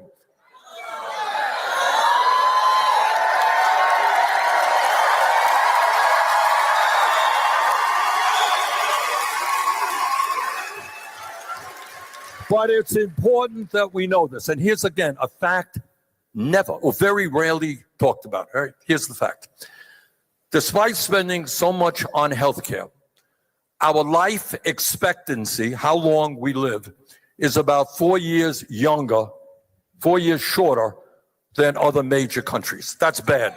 That is bad. But I want to tell you what is even worse, and I want you all to think about it and help me out here. Okay. If you are working class in America, you will live on average about 7 or 8 years shorter lives than if you are wealthy. I'm sorry, but like, yeah, that's through bad dieting. I mean, terrible dieting and no exercise. I'm gonna be real with you. The rich actually practice pretty healthy habits that I'm gonna be real with you people in the middle class practice as well. And those people also have like the same life expectancy as the rich would have. I mean, look, if you eat poor, you're gonna be poor. If you exercise poorly, you're gonna probably be poor as well. Look, something just correlates to the way you take care of yourself mentally and physically that also correlates to wealth. It's actually pretty damn funny. But hey, and that doesn't go for all rich people. I'm gonna be real with you. Some of it is just the pure dedication that they just have towards their agenda or towards their dream or whatever, or their ideology. A good amount of it is dedication, and then a little bit of it is actually taking care of your body and your health and eating right. And a lot of Americans don't do that. Actually, we can't even blame that on the wealthy because we're pushed to not eat healthy. And the wealthy just makes better choices than we do. They see the same commercials that we do. They got the same options to McDonald's, Wendy's that we do, but they don't choose them. That's not their fault. How are we going to blame them for making better decisions? That ain't their fault. Come on now. And shout out my man Fox Chase coming in again, man. He says, yeah, Adam, it's simple to write books to sell them when the taxpayers are paying you. Exactly. He still got it out of us. He still got it out of us. That's the funniest thing. It's like, yeah. I mean, Obama wrote a book as well, and he earned some big money out of that too. But every time these guys, I don't know, shun millionaires, because think about it, he was against millionaires and billionaires, and all of a sudden he becomes a millionaire, and okay, now it's all about attacking billionaires. I'm like, oh, okay, that's crazy. It's kind of crazy. You kind of seen that some of these guys never thought that they would achieve this in their life, and when they did, now they want to switch their tune up. I mean, bro, somebody better give Bernie $1 billion. I bet you he'll be changing that tune up. Actually, I pray Ernie earns $1 billion. I pray he finds a way in his little time he has left on this earth to earn $1 billion so he can know. He'd be like, okay, I was talking BS. In other words, being working class in America is a death sentence. All right, question. Why is that? Why is that? Raise your hand. Tell me why. Yes, ma'am. Why? Stress? All right, stress. All right, let me deal with that. All right. The woman here said stress. Hilarious. And she's absolutely right. What kind of stress are working class people living under today? Who wants to help me out on that? Hold on. 1.5. I can't get you all. Yes, I see a hand there, ma'am. Survival. Okay. Stress means you're trying to survive. Hold on. Now, y'all can't be trying to rationalize Bernie's millions and then also disregard other billionaires. Like, they're working in the private sector too. You know that, right? So they earned it. So who are you to tell them what they should do with it? Like, y'all can't rationalize that as well? Like, that's kind of weird. 5 every week. Okay. Like, that's hella cognitive dissonance right there, huh? Oh, ma'am.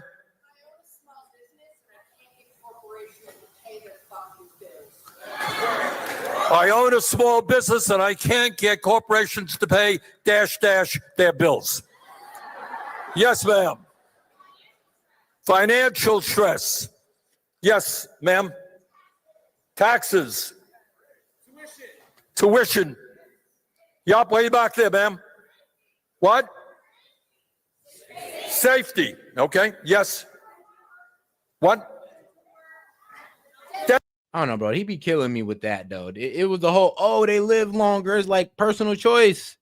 Most people in America make terrible life choices, especially when it comes to their personal health. They make terrible life choices. You cannot blame that on the rich. Yeah. He's just naming things. Workplace safety. Okay. Yes. And the point that I want all of you to get ingrained in your heads, look, if we were a poor country like Haiti, a really poor country, I would say to you, well, I'm sorry you don't have good health care. Sorry you don't have good dental care. Sorry you can't send your kids to college. We're a poor country. We can't afford it. Brothers and sisters, we are the richest country in the history of the world. Yeah, but here's the thing though, like y'all say that, but then when we want to mention it, y'all say, oh no, we're trillions of dollars in debt. What is it? Are we the richest country in the world, or are we $1 trillion in debt? Democrats, because I stand on the opinion that we're the richest country in the world.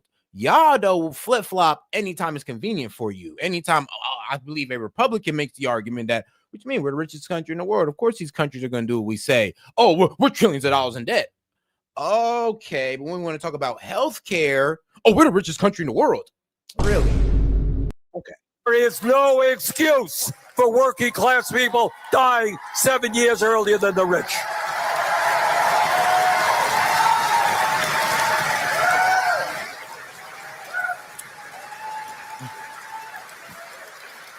There is no excuse that 1 out of 4 Americans cannot afford to fill the prescriptions that their doctors write for prescription drugs. There is no excuse that in the richest country on earth, 800,000 Americans are homeless, and 20 million people, including people in this room, paying 40, 50% of your incomes for housing.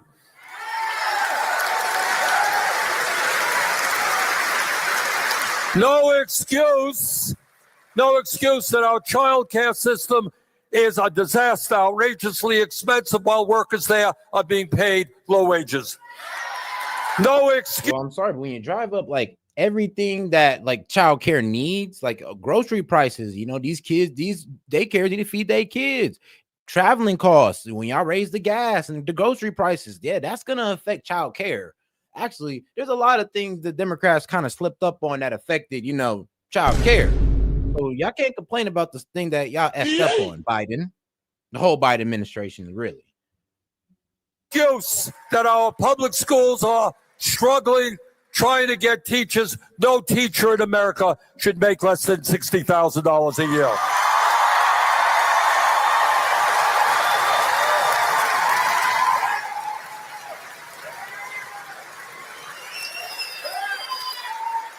So, my friends, why is all of this happening? Why is it that the rich get richer and work? And shout out my man, Don. Shout out Don. He says, sending a comedy song suggestion in Discord. You'll love it. Set in key. It's funny as fuck. It's making fun of liberals. Hey, man, I love doing that.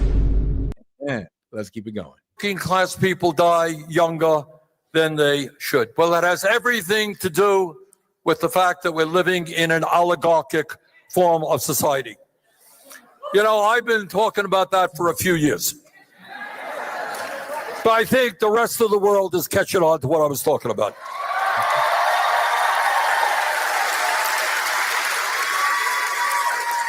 And the reason is you got to be dumb and blind not to see what's going on. You got a President Trump getting inaugurated, and I must tell you, one of the more bizarre experiences of my life was I was kind of pushed into the front row of that.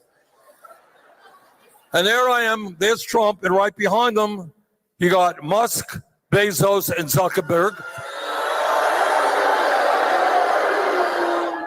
3 wealthiest guys in the country. And then behind them, you got 13 other billionaires who Trump nominated to head up various government agencies. Yeah, because who knew how to work money better than a billionaire? I mean, an average person just gonna find a way to, I ain't gonna lie, finesse it. A billionaire already got money, so they don't need to finesse nothing. It's like, bro, you gotta understand, these people work in abundance. I rather have people who are in abundance work with money than people who are in scarcity. Yeah, I'd rather that, because you never know what could happen in AOC's life where she might need to finesse a couple thousand. You feel me? But a billionaire, Like that. He got it. He all good. You know, Abraham Lincoln talked about a government of the people, by the people, for the people. And shout out Don's for the $1. He ain't had too much to say. Just want to support the show. Appreciate you, big dog. And you know what? Shoot, if we can get to 25 super chats, I'll go ahead and run conspiracy hour. And if we can get to 30 super chats, I'll go ahead and open the call-in line for the night. Well, Trump has a government of the billionaires, by the billionaires, and for the billionaires. And what these guys are... I know, but you know who gives out the jobs? The billionaires. I mean, it gives out the opportunity to billionaires. Who opens up investments? The billionaires. Who own the banks? Billionaires. I mean, who writes your checks? Millionaires or billionaires. So going against the billionaires isn't really in our best interest. I keep telling y'all, this is not what we want to do. This is not the way, because they kind of control a lot and the government doesn't have too much control on them. I'll tell you that right now. So, and I know we don't like it, and that's the part of the rat race that you got to get out of, is finding a way to work hard enough or building your own business or using your skills to get up out of there. So we don't have to depend on a billionaire throwing you money. You can find your own money pot to go into. There you go. Like, bro, that's all you got to do. I mean, it's easier said than done, of course, but be like that. He's like, oh, shout out my man Don. He's like, here's one more super chat for our boys, Set and Key Media, man. Hey, I appreciate you, Don. All right, let's keep it going. Busy doing right now is going after Medicaid, going after Social Security, going after nutrition. Jack, if a billionaire didn't offer up the opportunity to write my check or open up the job, where would it come from? Like, bro, like, all right. Okay, I can't even disclose that, but okay, let's say I work for a company that I have security clearance for, and you can't tell you where you work. I can't really tell you that where I work at. But let's say they're one of these billionaire companies that pays me, and I wouldn't be able to get paid by them if they weren't there. Yes. Like, look at your check. Who writes your check? It comes from some type of corporation owned by some billionaire or multi-millionaire. You know that. You know this. So that doesn't make any sense of what you're saying. You're right. My labor did earn it. But guess who gave me the opportunity for my labor to earn said dollars? A billionaire. It's like, dog, don't you get it? It's like the only way my labor earns dollars is through these jobs that they provide. Unless I want to go out there, learn my own skill, get my own trucks, start delivering trucks for myself, or like I said, I have my own skills. I can go out there and work in the private sector, or be my own 1099 self-employed. It's like there's many ways I could play it. You're right. You're right, though. I mean, you're right on the terms of if you want to go out there and work your own skills. And I mean, if you're an electrician or building houses, sure. But if we're talking about who writes my checks, and if I'm working in corporation or if I'm just working a regular job, it's going to be a billionaire, even if you're working at McDonald's. Come on now. Rich want to get richer, and they don't care who they step on. Now, it is imperative that we fight Trump every step of the way. And by the way, it is not just on domestic issues.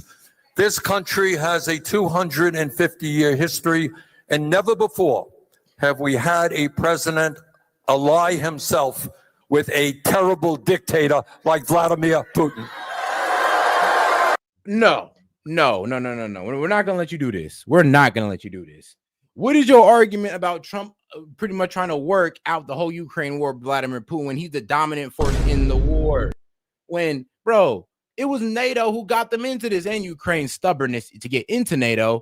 Like, what do we got against Putin when there's already been stuff that's been coming out, files that have been coming out? You can look up pretty much stating that, yeah, we promised them we weren't going to approach on their border, but we did anyway. They told us, yo, keep away from Ukraine, but we did it anyway, and we kind of just try to pull their whole card, and they showed us what was up. They showed America and the world what was up.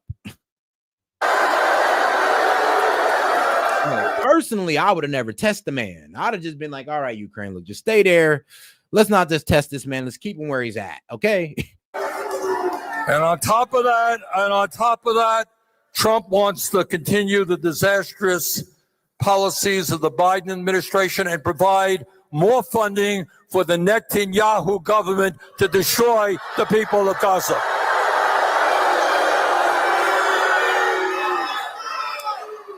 All right. Our job, though, is not just to play defensive. We've got to get on the offensive as well.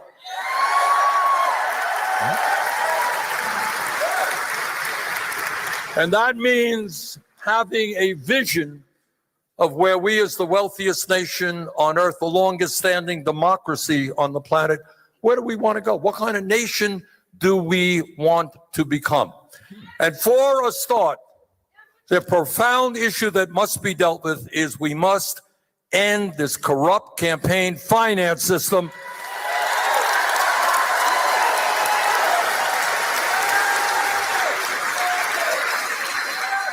Now, I don't care if you're a Republican, Democrat, or Independent.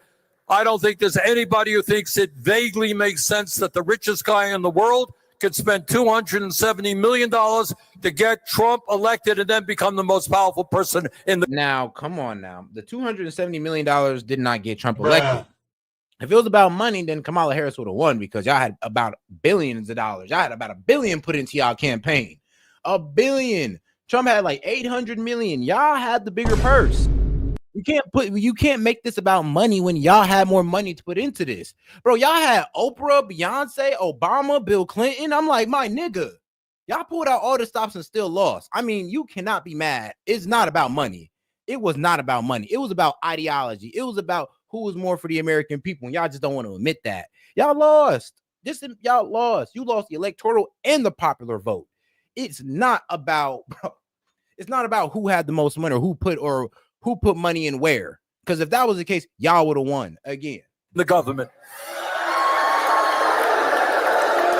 It's not just Republicans. Let's be clear. Billionaires are funding the Democratic Party and preventing that party from standing up for working families. Okay, now they're okay. You know what? Shout out Bernie. That's some honesty right there. All right, that's some honesty. At least he said it too. He's like, look, they're over there and they're on our side too. And there's a reason why we're not standing up for this stuff. And it's like, well, Bernie, or it could be that, well, they realize the importance of the CR bill. They realize the importance of Trump's tax cuts. Bruh. And they're like, yeah, bro, there's people in the chat who's saying we should let the tax cuts go. And even economic professionals were saying, yeah, we let those go, it'll be the biggest tax hike in history on the American people. So that obviously wasn't an option. Bottom line, we need to end Citizens United, move to public funding of elections.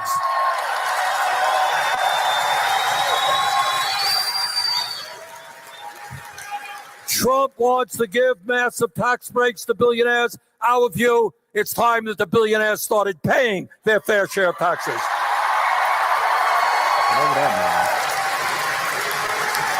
Republicans refuse to raise the minimum wage. We want to raise that minimum wage to a living wage, at least $17 an hour. Okay, cool. So what about these? Well, I ain't gonna lie, you're gonna decimate a lot of the middle class, especially the upper middle class who have small businesses. So will they be able to afford that $17 that the corporations will be able to pay quite so easily? So aren't you kind of like killing small businesses which operate in the upper middle class to middle class? Aren't you kind of selling them out for the billionaires that you claim you hate so much? By raising that, like I said, bro, they don't know what they're talking about. Oh, yeah, let's raise the minimum wage. You'd be, once again, taking mom and pop shops out the equation, which is middle class. And once again, you'd be low-key giving out the business to the billionaires. Bruh. The same people y'all say y'all hate, y'all, once again, kind of supporting or kind of low-key in the benefit of. Like, I don't get y'all. Oh, shit. I don't get it.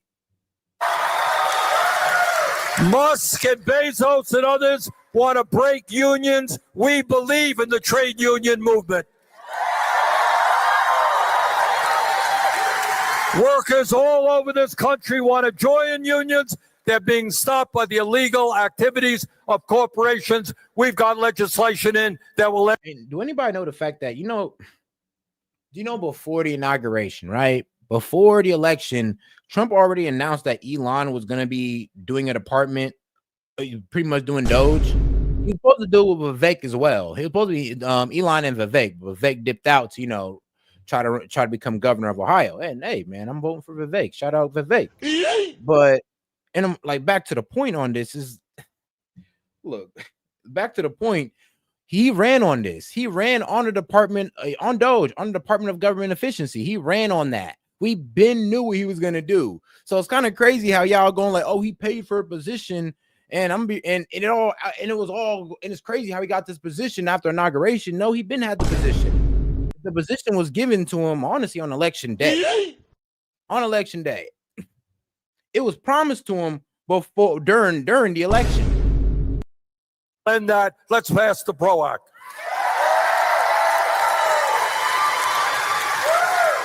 Trump and his friends want to cut Social Security. We're going to expand Social Security by lifting the cap.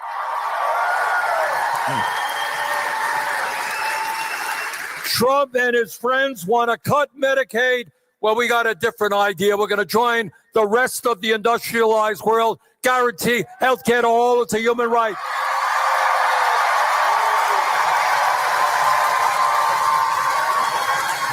We're going to fight and pass Medicare for all, single payer.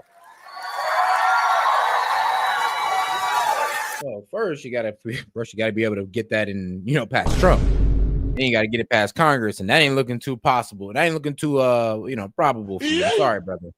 Sorry, Bernie. Sorry, I don't know how you're gonna get that out. You guys honestly gotta give us a better plan than just free healthcare for all. You also gotta talk about the quality of healthcare we'll be receiving if we do so. Like, bro, you got to find a way to give us the same service that we'd have got if we're paying for it. If you can find a way to do that and everybody can get the same healthcare as I would say the wealthy can, or at least, the upper middle class, then sure, why not? But if not, then you kind of got to show. In a competitive global economy, we need the best educated workforce in the world. Young people should not go broke or in debt because they want to go to college or a trade school. We desperately need doctors and nurses and teachers. I agree with that. Students shouldn't go in debt to go to these BS universities, BS ass universities. I mean, trade school is cool, but these BS universities, how they be doing these kids is grimy. I mean, some of these people need to get brought up on fraud for serving these kids degrees that they know they weren't going to make money off of, that they know weren't going to be viable in the job market, but you push some of these kids into it. Like, that's reckless. Some of these universities and their advisors need to be brought up on charges because that's criminal and is low-key exploiting the vulnerable. But I've only heard stories. What can I say? And carpenters and sheet metal workers and construction workers. We need to make sure our people get educated without going into debt. We need to make our public colleges, universities, and community colleges tuition free.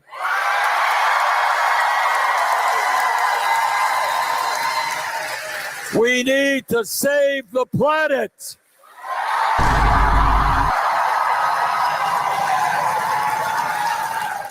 And create millions of good-paying jobs by transforming our energy system. Oh, what? All right, we need an EMT, please. All right, we got a medical issue. Medical issue. Somebody fainted. All right, we need some help here, please. Security. All right. All right, they're on the way from the back. That the whole secret. Well, in a free society, we must absolutely guarantee that it is the women of America who control their own bodies, not the government.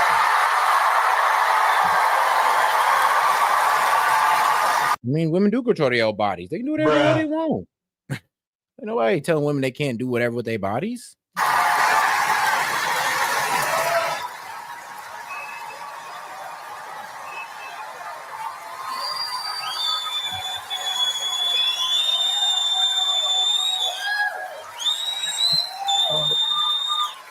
Look, let me end on this note.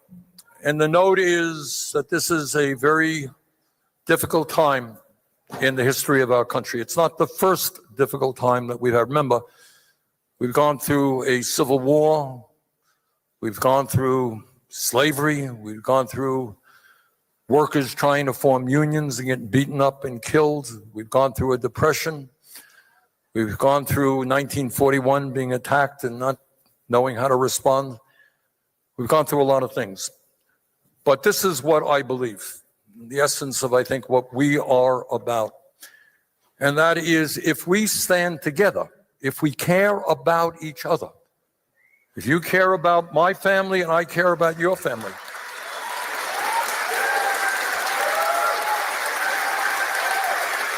if we don't believe that the goal in life is just to make billions and step on other people and to lie, cheat, and steal, if we believe that love and compassion is what motivates us,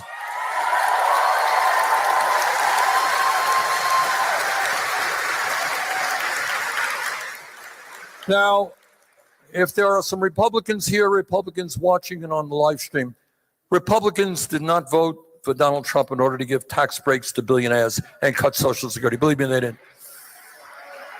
And the reason that Trump has been successful and why demagogues around the world are successful, you know what they do? They play one group off against another. They're telling you who you're going to hate. And our job is to do exactly the opposite.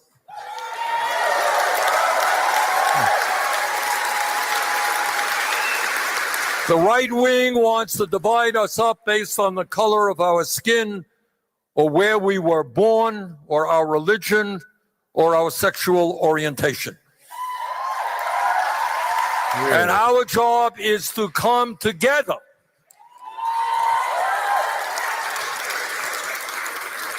Now, I don't have a PhD in mathematics, but I do know this, that 99% is a hell of a lot larger number than 1%.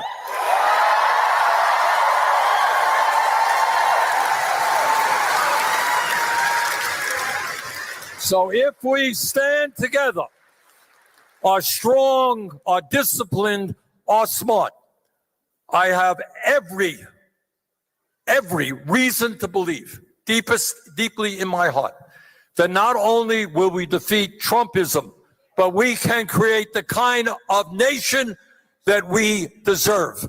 Thank you very much.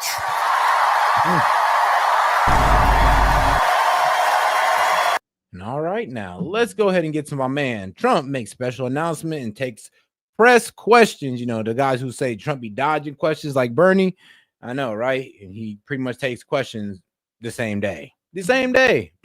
Takes questions as this man's on stage saying that, oh, he be ducking criticism. I'm like, wow, really now. All right, let's get straight to it. All we have to do is get the students to.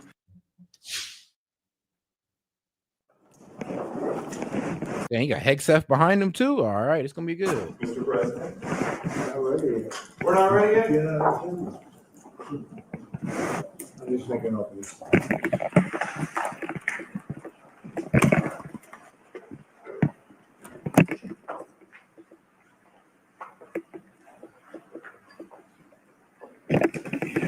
Okay, thank you very much. It's a great honor to be with you. I just want to start by saying we had a meeting yesterday on the Department of Education, which is being moved. We're going to educate the children in their states where they can get a proper education. The numbers are horrible the way it is, and we're going to make a move that's very big.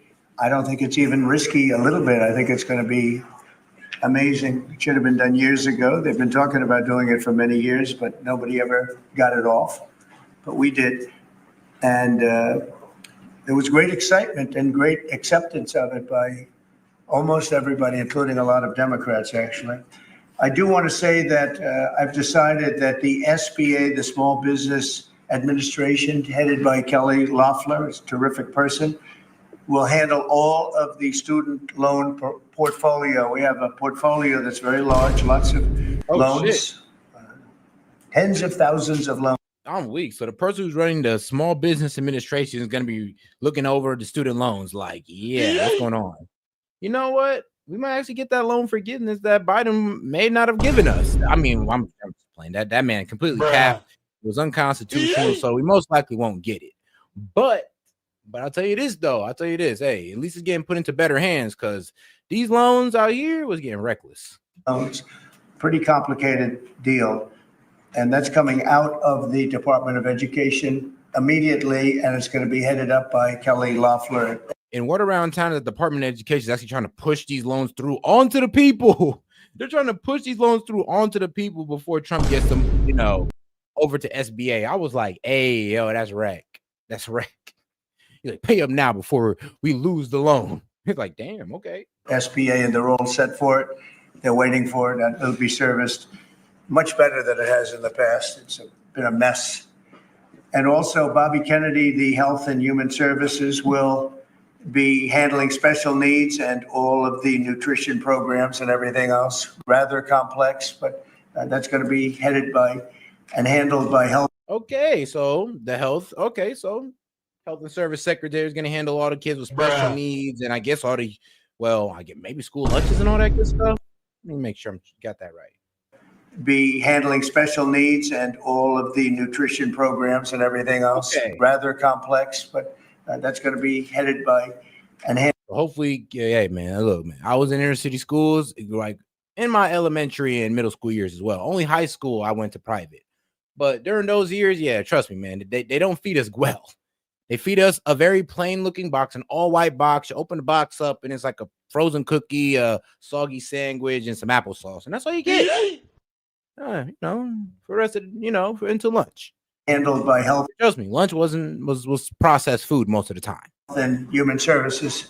So I think that'll work out very well. Those two elements will be taken out of the Department of Education, and then all we have to do is get the students to get guidance from the people that love them and cherish them, including their parents, by the way, who will be totally involved in their education along with the boards and the governors and the states. And it's going to be a great situation. I guarantee that in a few years from now, I hope I'm going to be around to see it, but I think we're going to see a lot of it. I think that you're going to have tremendous results. You're going to have results like Norway, Sweden, Denmark, a lot of the countries that do so well. I think you're going to have a lot of those results. If you look at Iowa and Indiana and Idaho, so many places that run so well, Florida, Texas, big ones, you're going to have great education, much better than it is now at half the cost.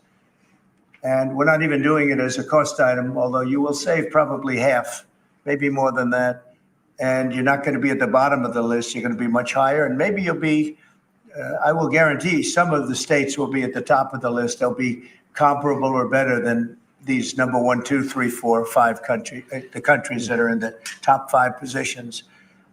So that's, to me, it's very exciting, and it's been received very well. So I just wanted to tell you about the student loans and special needs. But we're here for a reason today that is very exciting, and I'm thrilled to announce that at my direction, the United States Air Force is moving forward with the world's first 6th generation fighter jet, number 6th generation. Nothing in the world comes even close to it. And it'll be known as the F-47. The generals picked a title, and it's a beautiful number, F-47. It's something the likes of which they named the newest jet after the president. I love it. Which nobody has seen before in terms of all of the attributes of a fighter jet. There's never been anything even close to it, from speed to maneuverability to what it can have to payload. And this has been in the works for a long period of time. After a rigorous and thorough competition between some of America's top aerospace companies, the Air Force is going to be awarding the contract for the next generation air dominance platform. Now, all I got to say is, how much does that cost? Like, dead ass, how much does that honestly cost per jet? That's all I got to know. And if it is too much, then this is why we're going to come after the Department of Defense. And if we don't go after the Department of Defense, I ain't going to lie, I'm going to be on the liberal side for the one time. Platform to Boeing, as you know, was highly competed for. There was a lot of competition, generals, and it's been going on for a long time. Very, very tough competition, but this plane is produced numbers that nobody's ever seen before. The F-47 will be the most advanced, most capable, most lethal aircraft ever built. An experimental version of the plane has secretly been flying for almost 5 years, and we're confident that it massively overpowers the capabilities of any other nation. There's no other nation. We know every other plane. I've seen every one of them. No, because we sold most of them to them. Yeah, I mean, of course we know they're planes. We sold it to them.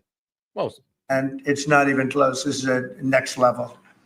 You know, level 5 is good. This is level 6, they say.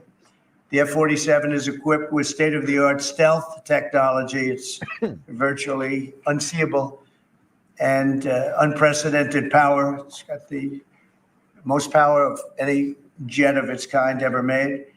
Maneuverability, likewise, is there's never been anything like it, despite the power and speed.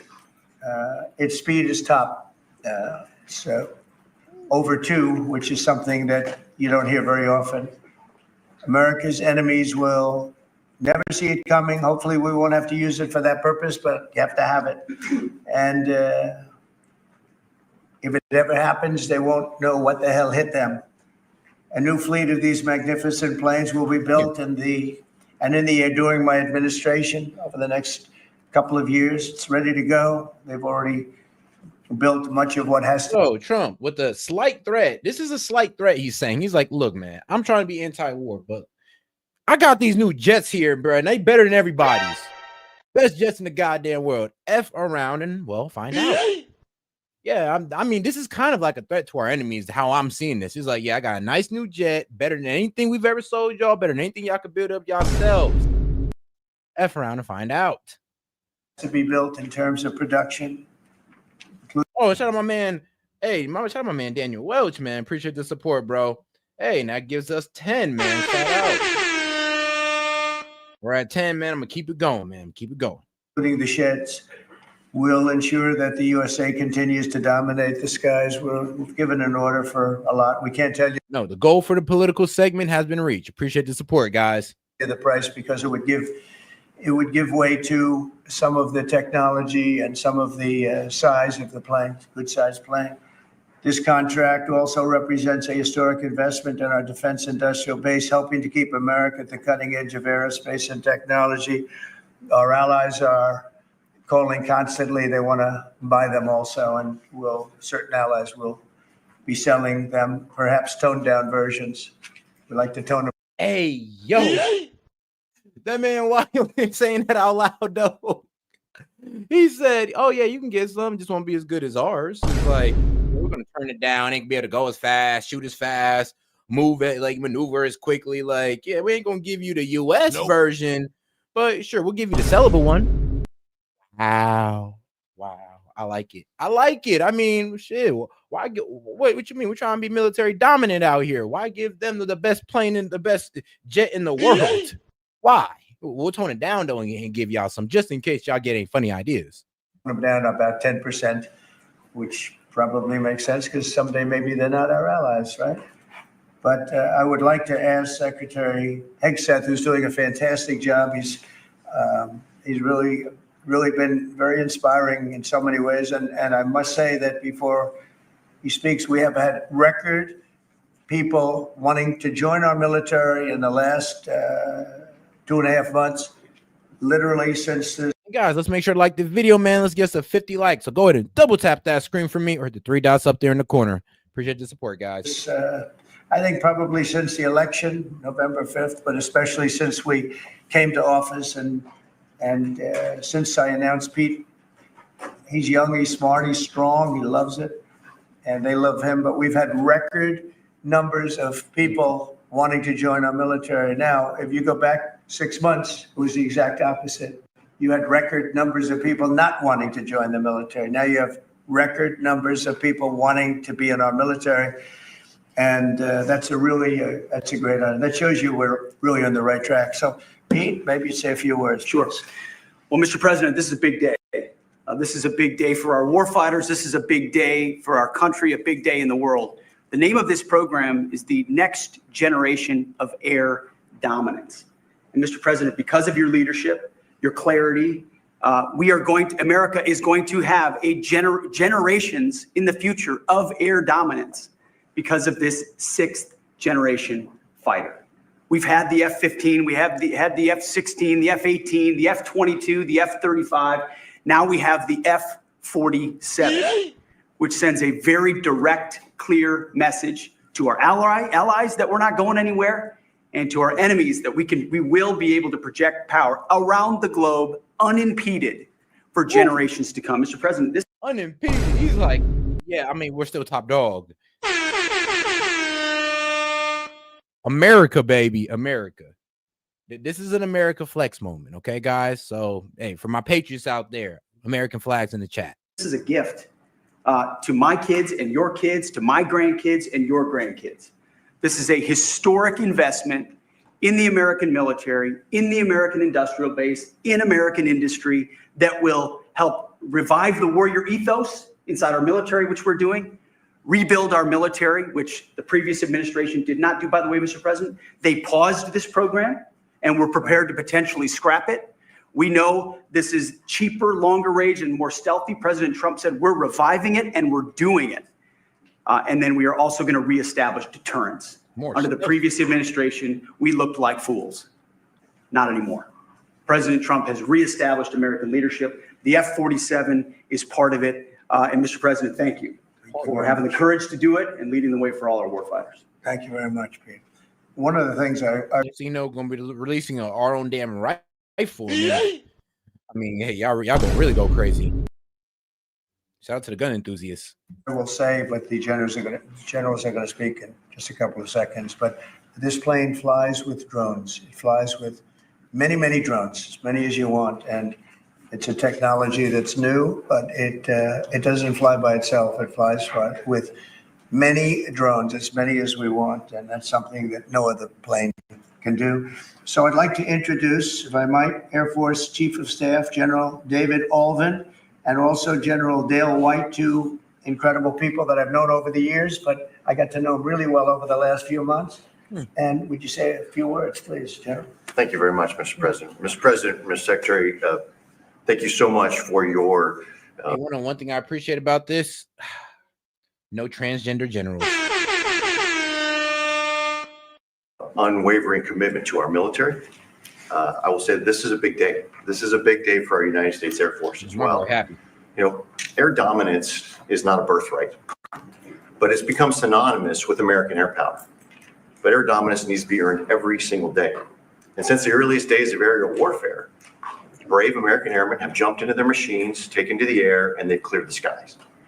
And whether that be clearing the skies so we can rain down destruction on our enemies from above, or we can clear the path to the ground forces below.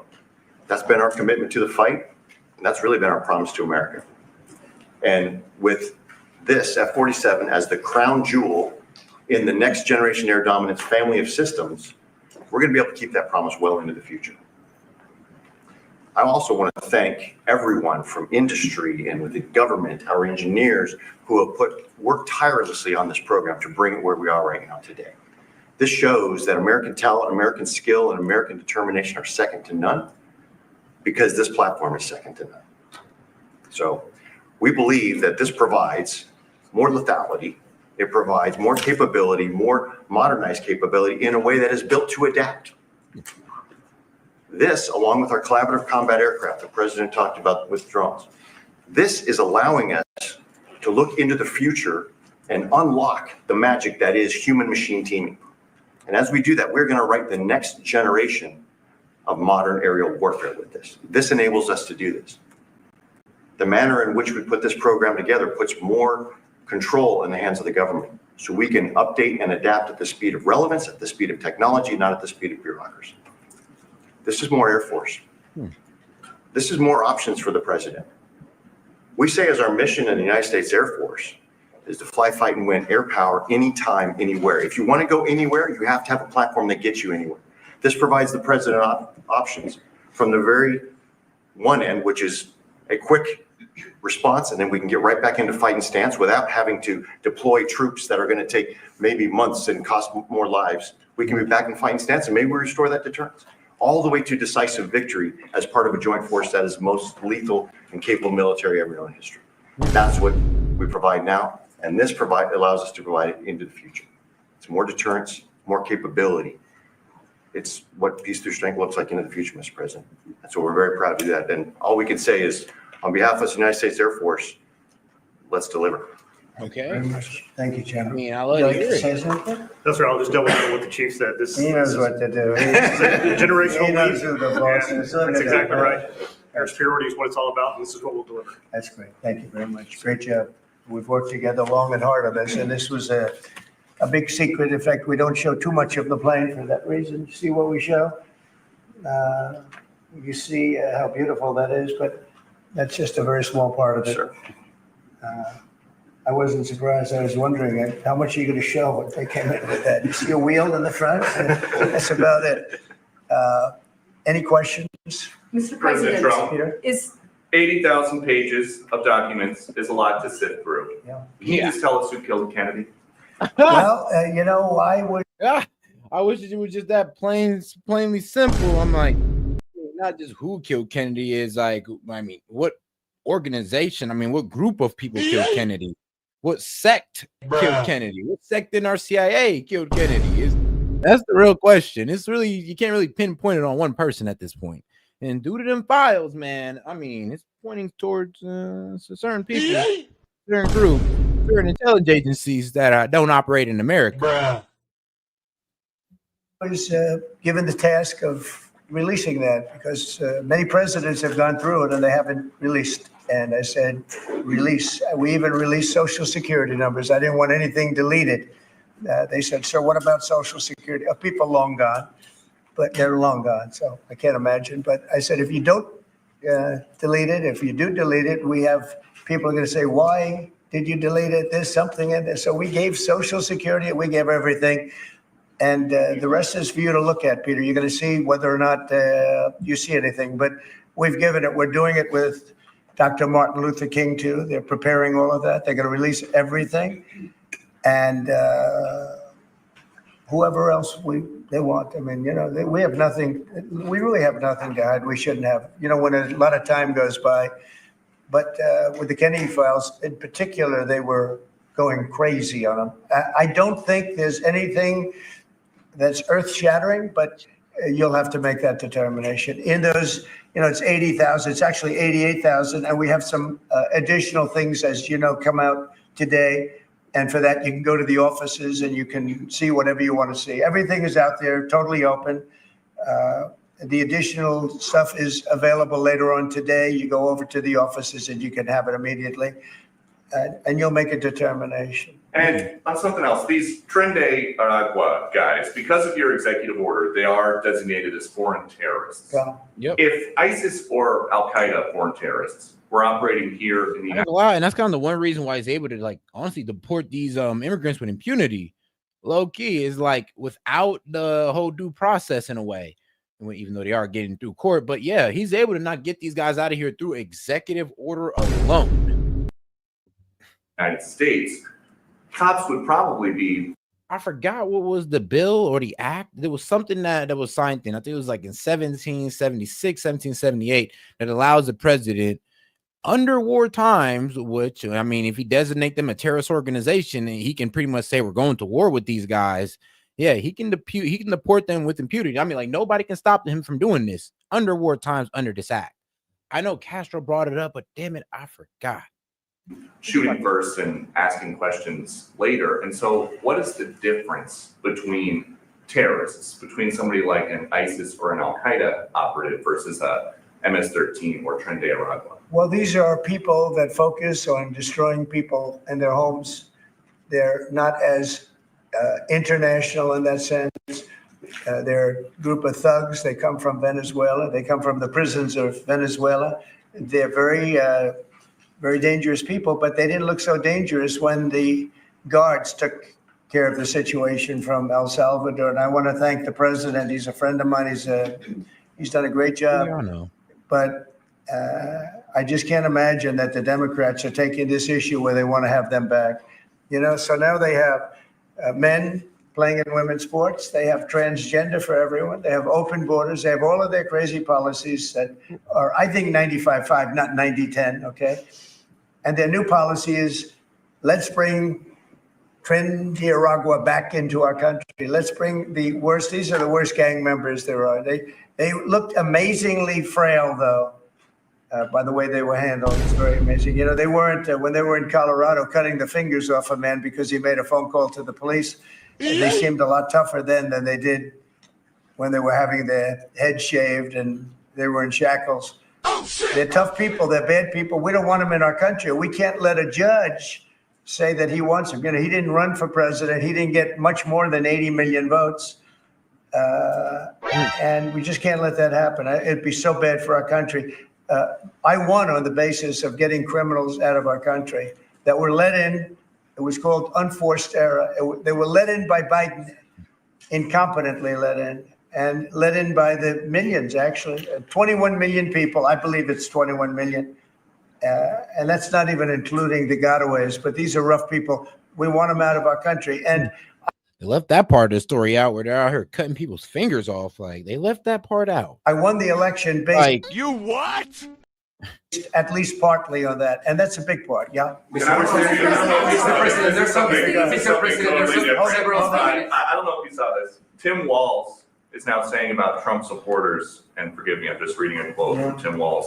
I think I could kick most of their ass. Oh, boy, he'd be in trouble. Is there any way to know? Well, he's a loser. You know, I mean, the guy's a loser. He lost an election. He played a part. You know, usually a vice president doesn't play a part, they say. I think Tim played a part. I think he was so bad that he hurt her.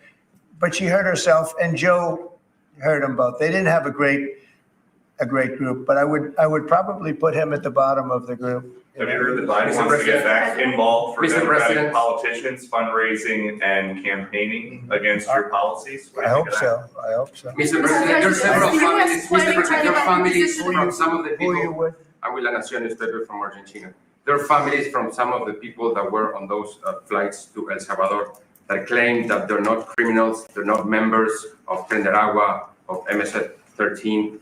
What can you tell them, and what guarantees can you give them that everyone in those planes were actual criminals, terrorists, as you said? Well, I was told that they went through a very strong vetting process, and that that will also be continuing in El Salvador. And if there's anything like that, we would certainly want to find out. But these were a bad group. This was a bad group, and they were in bad areas, and they were with a lot of other people that were absolutely. so pretty much they're saying that, yo, we already did our background investigation and we already proved that these guys are with, you know, the gangs. And here's the thing, though. I did see it on MSNBC, or I think it was CBS, that they were saying, oh, they claim not to be gang members or not involved. They just had gang tattoos. I'm like, okay. So they wore the uniform, but you're telling us that they're not them. I mean, wow. Okay. Absolutely killers, murderers, and people that were really bad with the worst records you've ever seen. And but we will continue that process. Absolutely. We don't want to make that kind of a mistake. Is the U.S. planning to give up the position of NATO's Supreme Allied Commander? And if so, why? NATO is something that I saved. NATO was gone until I came along. In fact, the previous Secretary General, very good man. Both of them are good. The current man is fantastic. But both of them have said, if it wasn't for Trump, you wouldn't even have a NATO, because we were paying the cost of almost all of the countries. And now they're paying. I said, we're not going to do this. We're not going to continue. You hurt us on trade. You do bad things on trade. And then on top of it, we're supposed to pay for your military. And because of what I did, hundreds of billions of dollars flowed into NATO by countries that just weren't paying. They were delinquent. They weren't paying their bills. So NATO is solid. They're strong, but they have to treat us fairly. Are we going to give up the? Because look, without us, NATO is not the same thing. And I can tell you, I've been having very good discussions, as you know, with President Zelensky and with President Putin. And President Putin will tell you that without the United States, he wouldn't be worried. But he is worried when the United States is involved. And I have to tell you, I've dealt very well with both gentlemen, and we have, I think we have the confines of a deal. I hope we have the confines of a deal. I'm doing it for two reasons. Number one, and by far most importantly, thousands of young people, and they're not American people, they're Russian and they're Ukrainian, are being killed every week, thousands a week. And also the United States has paid, because of Biden, $350 billion on a war that should have never happened.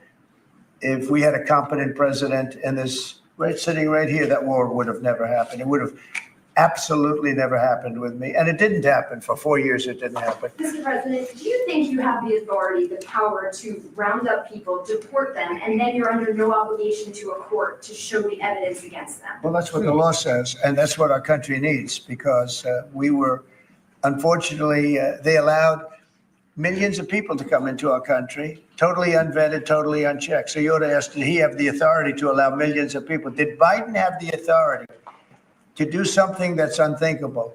Have open borders where millions of people poured into our country, totally unvetted and totally unchecked, just as you would say.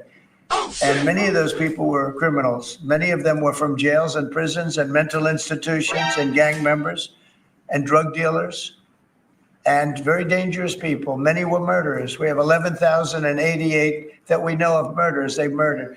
Of that number, at least half killed more than one person. They're in our country. They're in a location near you.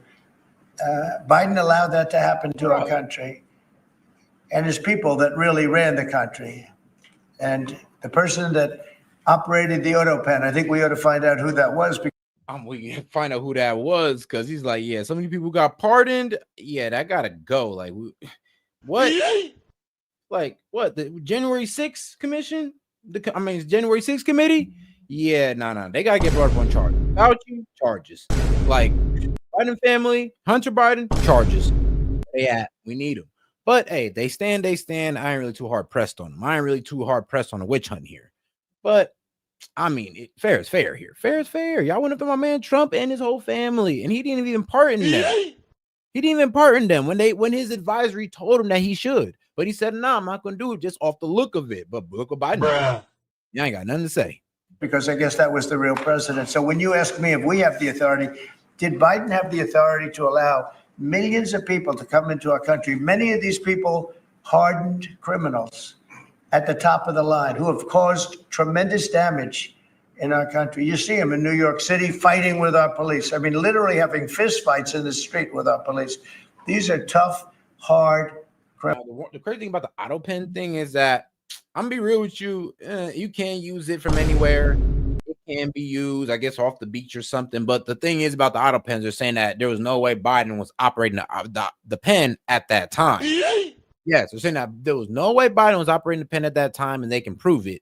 And if that's the case, then all right, go ahead, bring it forth. Criminals. Many of them came out of jails, and not just South America, from all over the world. They came out from Africa, from the Congo. They came out from Asia, not just South America, but many from South America. These are hard, tough criminals, and we have to get them. Oh, and I do got to give a shout out, though, or an RIP to George Foreman.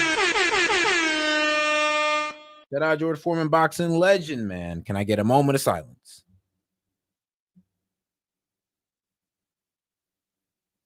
Thank you. Out. And a judge sitting behind a bench someplace got a nice appointment. And shout out my man Daniel, man. Appreciate the support, man. But he says Trump derangement people all in the chat, bro. Yeah, bro. Trust me. I've been dealing with them for a couple of days now. They've reemerged, due to Trump and what he's been doing lately. Trying to save America, trying to fix the middle class and all that. Apparently, they've been sold the wrong. They've been sold the wrong story, and we're trying to disillude them. We're like, come on, we're trying to show y'all what's really going on. But I guess Orange Man bad. Trump is also evil. He worked for the billionaires. Wah, wah, wah, wah, wah, wah, wah. You can't take that away from the people that are responsible. Now, in this case, Marco Rubio has a lot of big decisions to make, and he's a fantastic person, a great man. I think he'll be our best. I think he has a chance to be our best Secretary of State.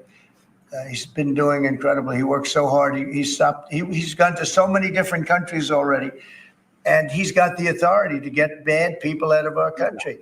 And you can't stop that with a judge sitting behind a bench that has no idea what goes on, who happens to be a radical left lunatic. Do you think the Mr. judiciary is President, you guys today are denying this New York Times report that Elon Musk was going to be shown a 20 to 30 page presentation about a theoretical war plan against China. Why not just show it to Elon? Because I don't want to show it to anybody. You know, you're talking about a potential war with China. Now, I deal with these people all the time, and I'm dealing with Pete. I'm dealing with these gentlemen on numerous different airplanes. And shout out shout out my man Dan. You say no, bro. Play Don's video. Shut up. All right, we're gonna take a quick musical interlude over to Don's video. Let's see here. I got it right here, actually. I know. I had it, Don. Don't worry. I had it. I was waiting for the right time. But let's go. Glasses. You just put on your Rachel Maddow glasses. The Rachel Maddow glasses. Everybody's wearing them to look super serious. Well, this is Rachel part of the Maddow costume, isn't it? Like, it's a thing. It's like a thing on the left. I need to get me some Rachel Maddow glasses. Wear those glasses. It identifies that you have a certain set of beliefs if you're wearing the Maddow glasses. I mean, it's a real thing. It is a real thing. Yeah.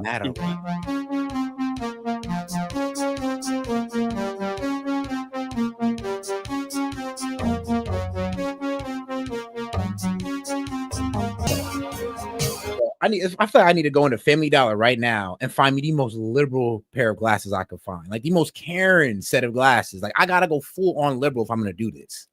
It gotta be these at least. Like, it's somewhere around. Like, I like these.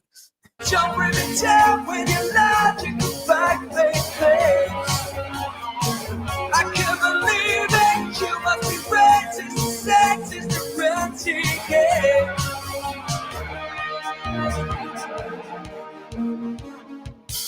I wear big eyeglasses, that's right, so I can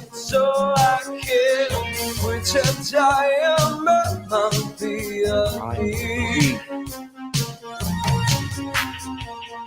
Now wear huge eyeglasses, that's that is true though. Like, bro, they be wearing glasses and they don't even need them. So I can help me spot my low IQ colleagues. Wow, these big spectacles help me look respectable. Symbol of emptiness, watch me regurgitate. Don't mess around with a living giant race. Oh no, don't bring me down with your logical fight-based things. I can't believe it, you must be racist, sexist, renegade.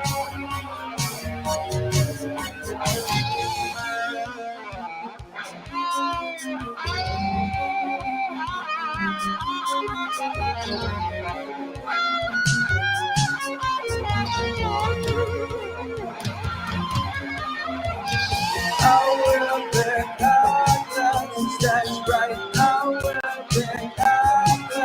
that's right. I will bet that's right. Don't you mansplain me? I will bet that's right. I will bet that's right. At this point, can we say that severe liberalism can cause slight blindness? I wear huge eyeglasses, that's right. Put your whip by the sky. This is a certified hood classic. That's right. I wear big eyeglasses, that's right. I wear big eyeglasses, that's right.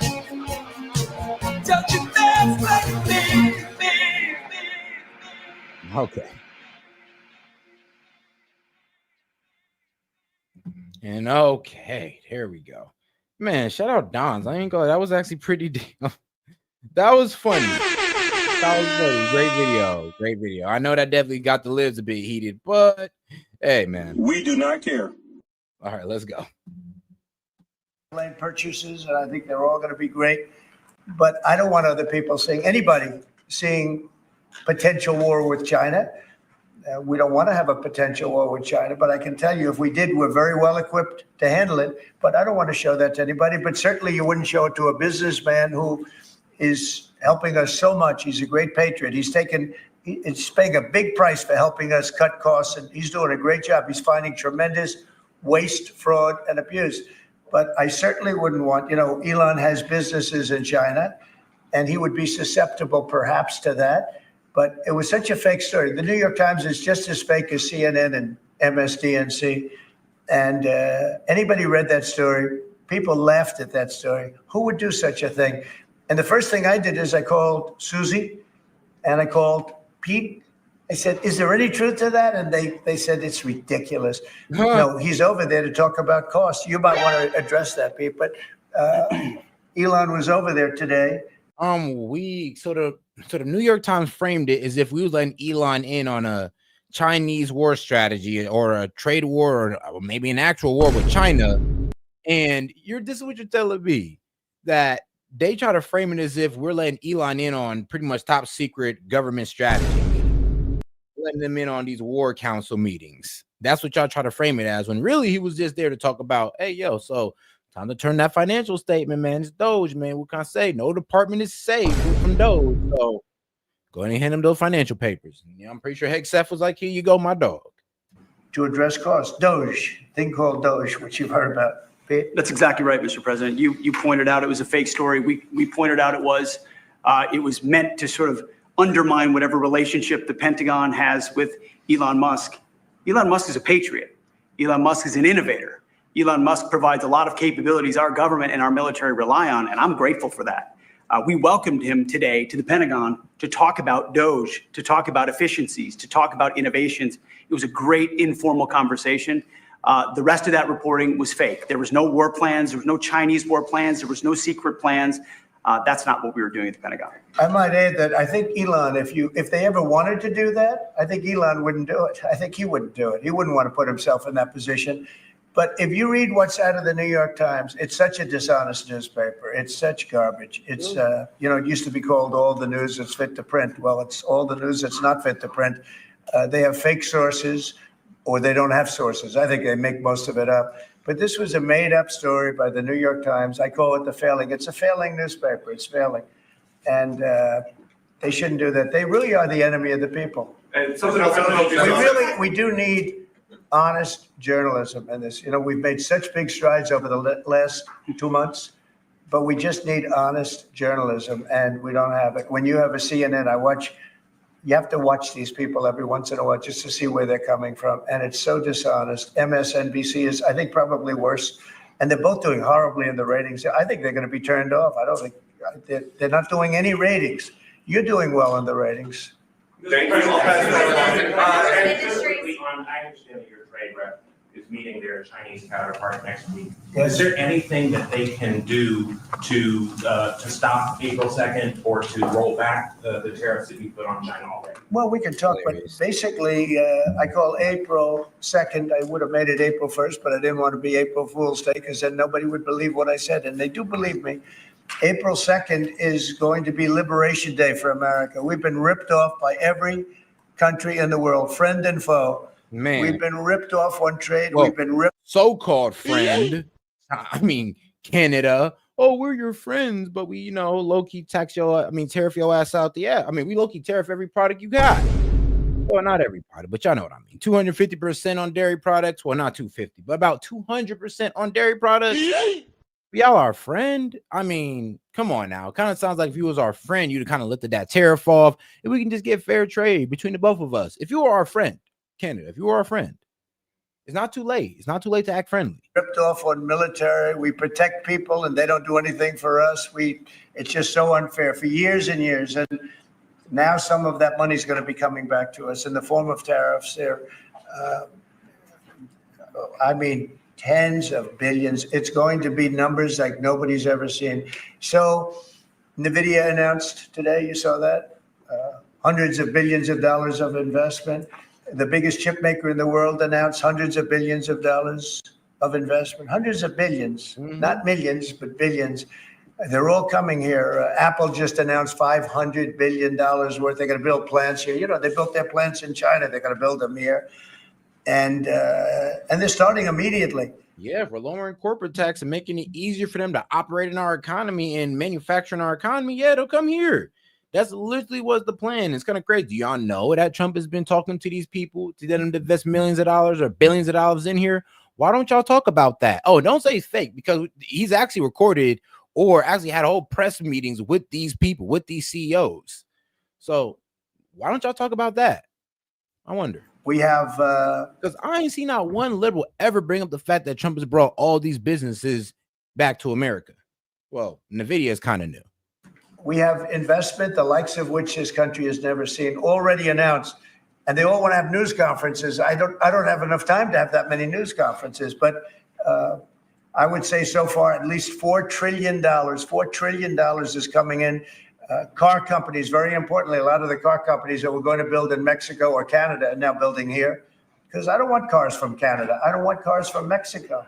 They want to do it, it's fine, but I want the car companies to build here, not, you know, they were building in Mexico 3 plants, big plants, really big plants, and they were going to sell the cars right across the border. We wouldn't have the jobs, we wouldn't have the profits, we wouldn't get the taxes, we get nothing. All we get is unemployment and empty factories. Those days are over. So now those 3 places are going to build here, but many more than that. We have a big one. Honda is building, just announced a really big plant in Indiana, great state, smart place to build. And we have many car companies coming here. The steel mills are going to be booming, And many other things, you know, many other things. I just say, man, some of y'all might be working at a steel plant in a minute. Coming soon, you might just be working on one of them steel plants, making hopefully about 25 and up, like 30 an hour. I mean, come on now. That's what we're going for. When this is what these plants used to do for people. So I'm expecting that high range, probably a little higher. Because I know plants, what was I think that was the salt mines back in Cleveland. They were paying like 29, 35 an hour. Shoot, let's get those back. Come with that. The plant was right next to it too. But we need that for defense. You know, there are certain things you have to have. You have to have steel. We would have had, if I didn't do in my first term tariffs to stop the onslaught, because they were dumping steel in order to destroy our steel plants. If I didn't do 50% and even 100% in certain cases tariffs on steel, you wouldn't have a steel plant in the United States. And Biden was unable to get rid of those tariffs because they threw off so much money that his numbers, which didn't work anyway, because his numbers were terrible. What he did, the way he spent money was so horrible, and what he allowed to happen to energy. That's the other thing. Energy is going to be like it's never been before. Mr. Vice President is here. Do you have anything to say while you're here? He's a very good Vice President. I'm just here to watch the show, sir. Okay. I think airplanes are pretty cool, so I want to go check this out.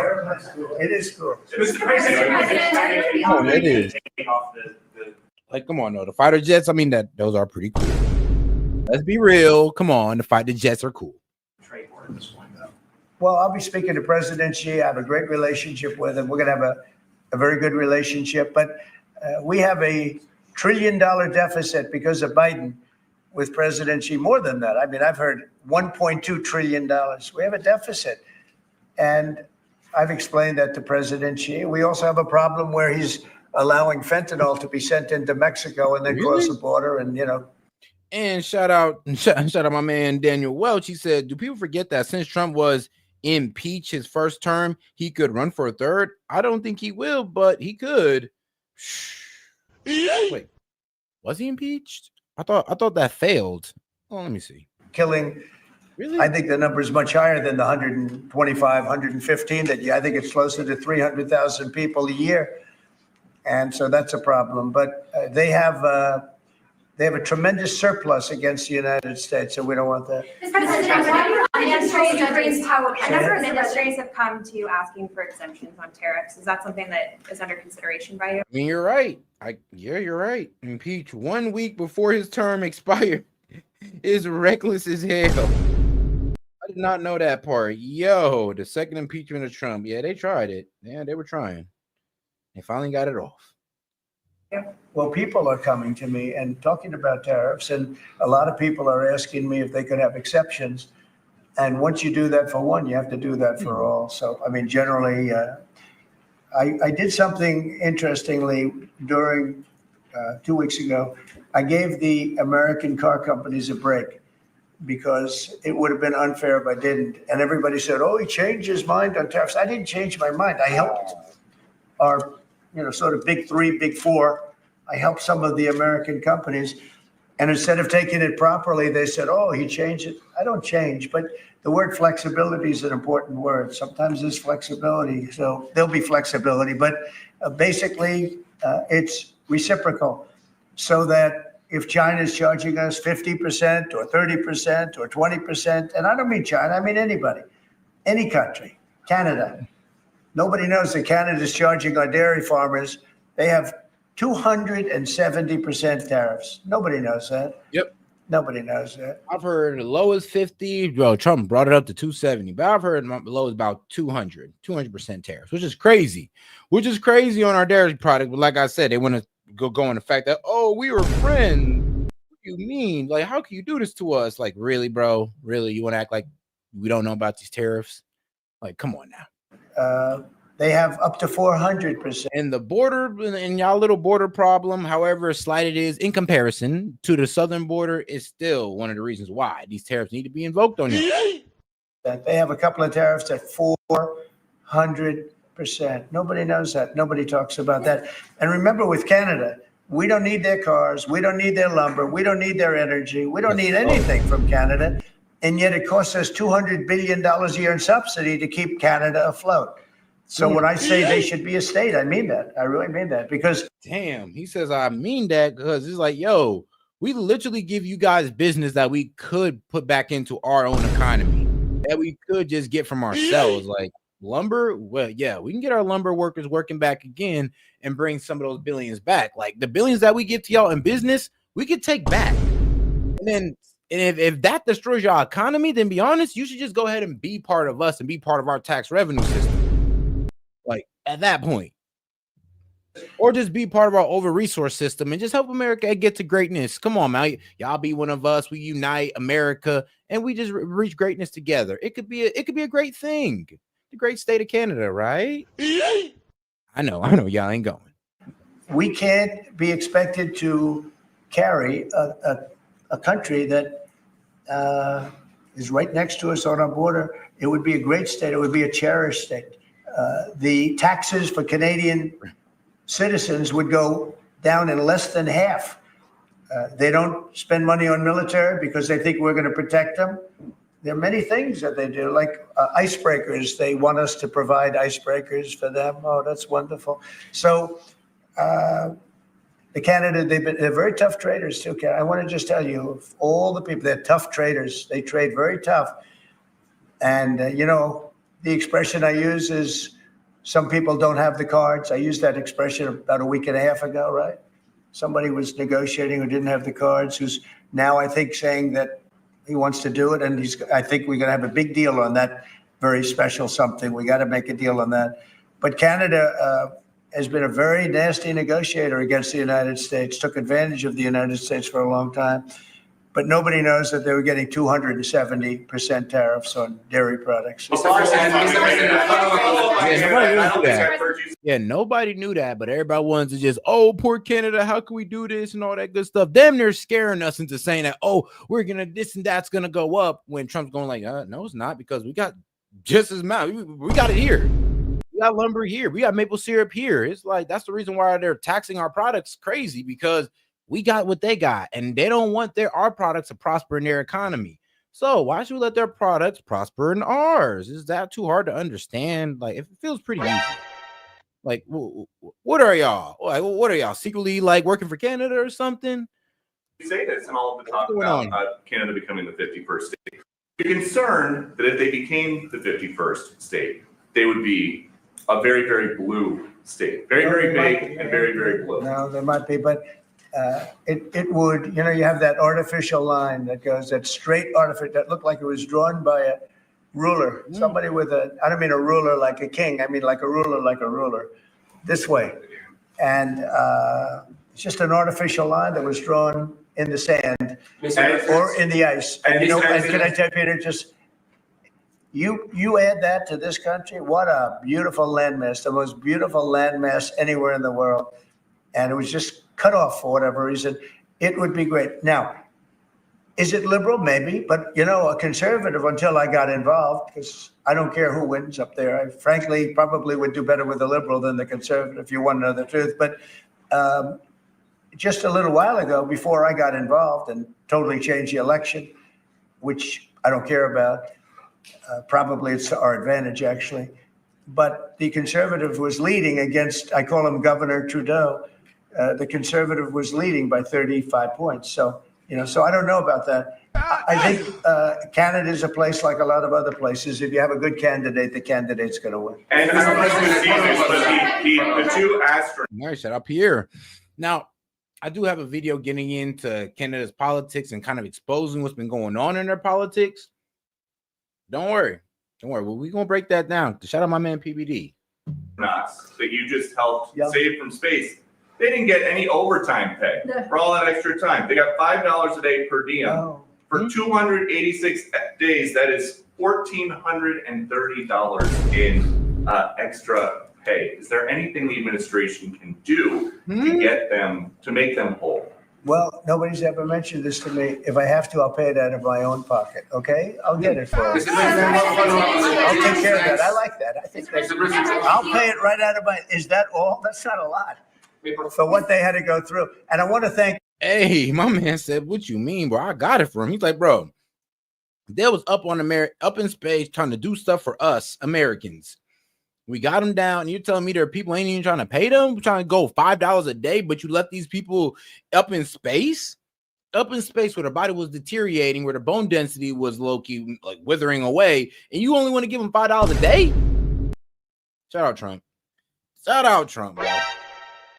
I didn't think that the Democrats would be this petty towards their own. That's wild. But Trump got it. He got it on this one. Elon Musk, by the way, because what, bro? You can give them like probably like 5-10 mil each and be like, there you go, man. Y'all be all right. Think if we don't have him. There's only so long, even though they're in the capsule up there, that the body starts to deteriorate after 9 or 10 months and gets really bad after 14, 15 months with the bones and the blood and all the things that you've been reporting on very well. And if we don't have Elon, they could be up there a long time. Who else is going to get him? And I just want to thank him. He's going through a lot, what they're doing to him. And these people are going to be caught, and they're going to be caught, and they're going to be prosecuted. And from what they tell me, I see this just by watching your programs and reading the news, but from what they tell me, they could get 20 years in jail, and they'll get it. I'll tell you, there's going to be no leniency, and there'll be no pardons. I mean, hell yeah. I mean, bro. They're really selling out that astronauts like that after everything they went through and how it's their freaking fault and they don't want to pay nothing to them. Man, send them to jail, bro. They don't need to be out here in these streets. It's over for them. Just by watching your programs and reading the news, but from what they tell me, they could get 20 years in jail, and they'll get it. I'll tell you, there's going to be no leniency and there'll be no pardons. Ooh. I can tell you that right And now. you said this morning 20 years in jail, and then maybe you said this morning 20 years in jail, and then maybe they'll go to one of these prisons in El Salvador. Do you think with the way that the judges have been issuing injunctions, it would be easier or harder to send these Tesla domestic terrorists to a jail in El Salvador than these MS-13 or Tren de Aragua guys? Well, I view these people as terrorists just like others. When I looked at those showrooms burning and those cars, not one or two, like 7, 8, 10 burning, exploding all over the place. These are terrorists. You didn't have that on January 6th, I can tell you. You didn't have anything like that on January 6th, which is sort of amazing because on January 6th, the Democrats were talking. Nobody was killed other than a very beautiful young woman, Ashley Babbitt. Mm-hmm. Nobody. That somebody in the chat tried to say the January 6ers killed, which was wild. Yeah, somebody in the chat literally tried to say that, oh, yeah, they killed that woman. And I'm just like, whoa. You know, Ashley Babbitt was a January 6er? You know that, right? Actually, there was about 5, bro. There were more January 6ers who died on that day than police. Bruh. Yes, there were more January 6ers who died on that day than police. He was killed.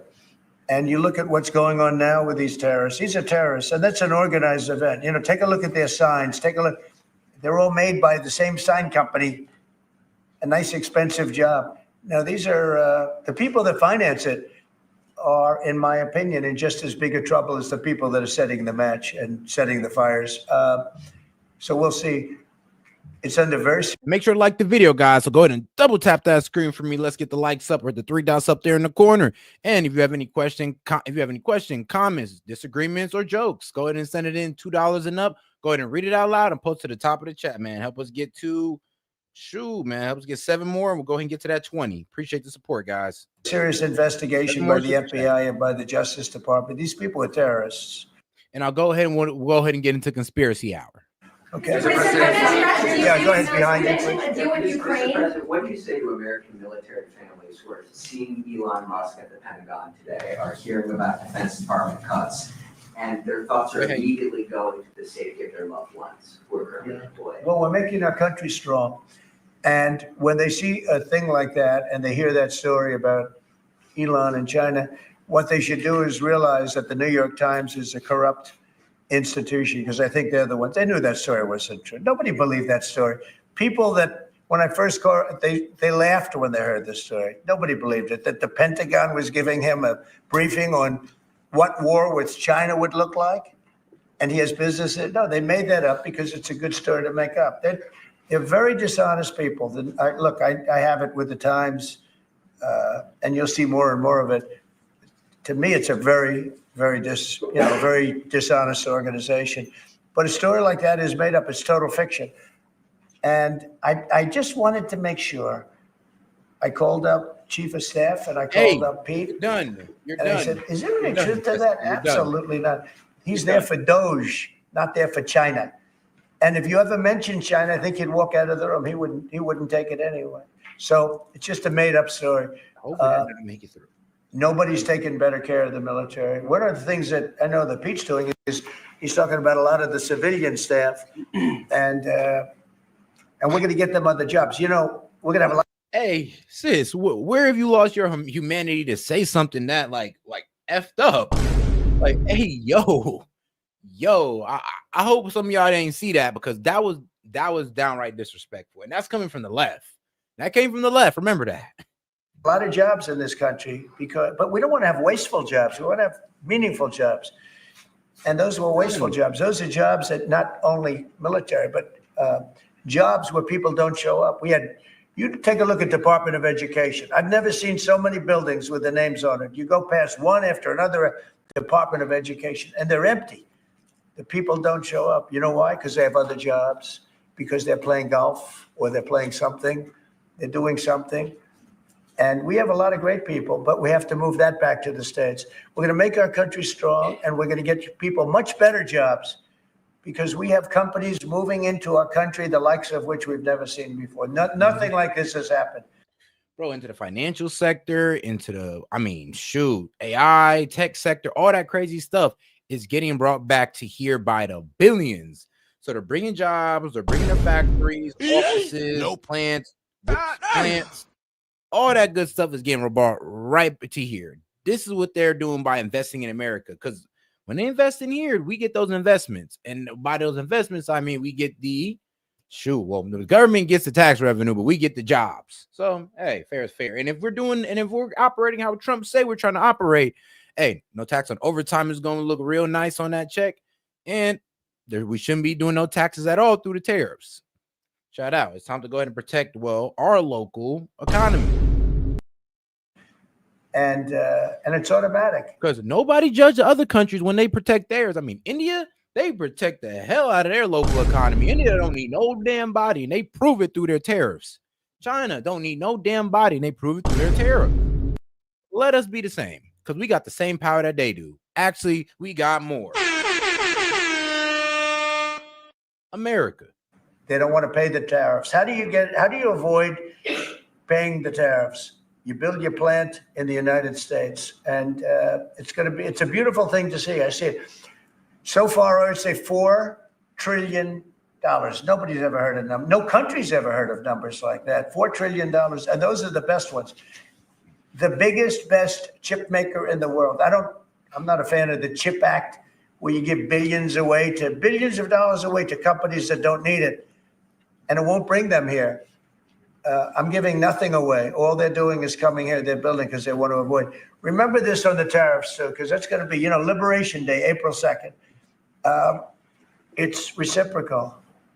If they charge us, we charge them. So somebody say, well, how much are the tariffs? Very fair. If India, as an example, has been very bad to us on tariffs. They charge 100%, 200%, whatever they charge. Now, Europe just announced they're lowering the tariffs on cars. We charge like a joke, 2.5%. That's what this country charges. That's why we got all these. I ain't gonna lie, guys. Look, this is gonna hurt. This is gonna hurt us. But look, we can't keep selling out to Mercedes and BMW. I know they're sexy, they're fast, they're good cars. Like, admittedly, German engineering is, man, chef's kiss. But we cannot betray our own home country for these cars. We cannot betray our economy and get mad when we lose plant jobs because you want to go get a BMW or a Mercedes. And I'm mainly bringing these two up because these are the two cars that us Americans sell out for. Because these are these are fine piece of machinery. God damn it, man, the mugs are sexy.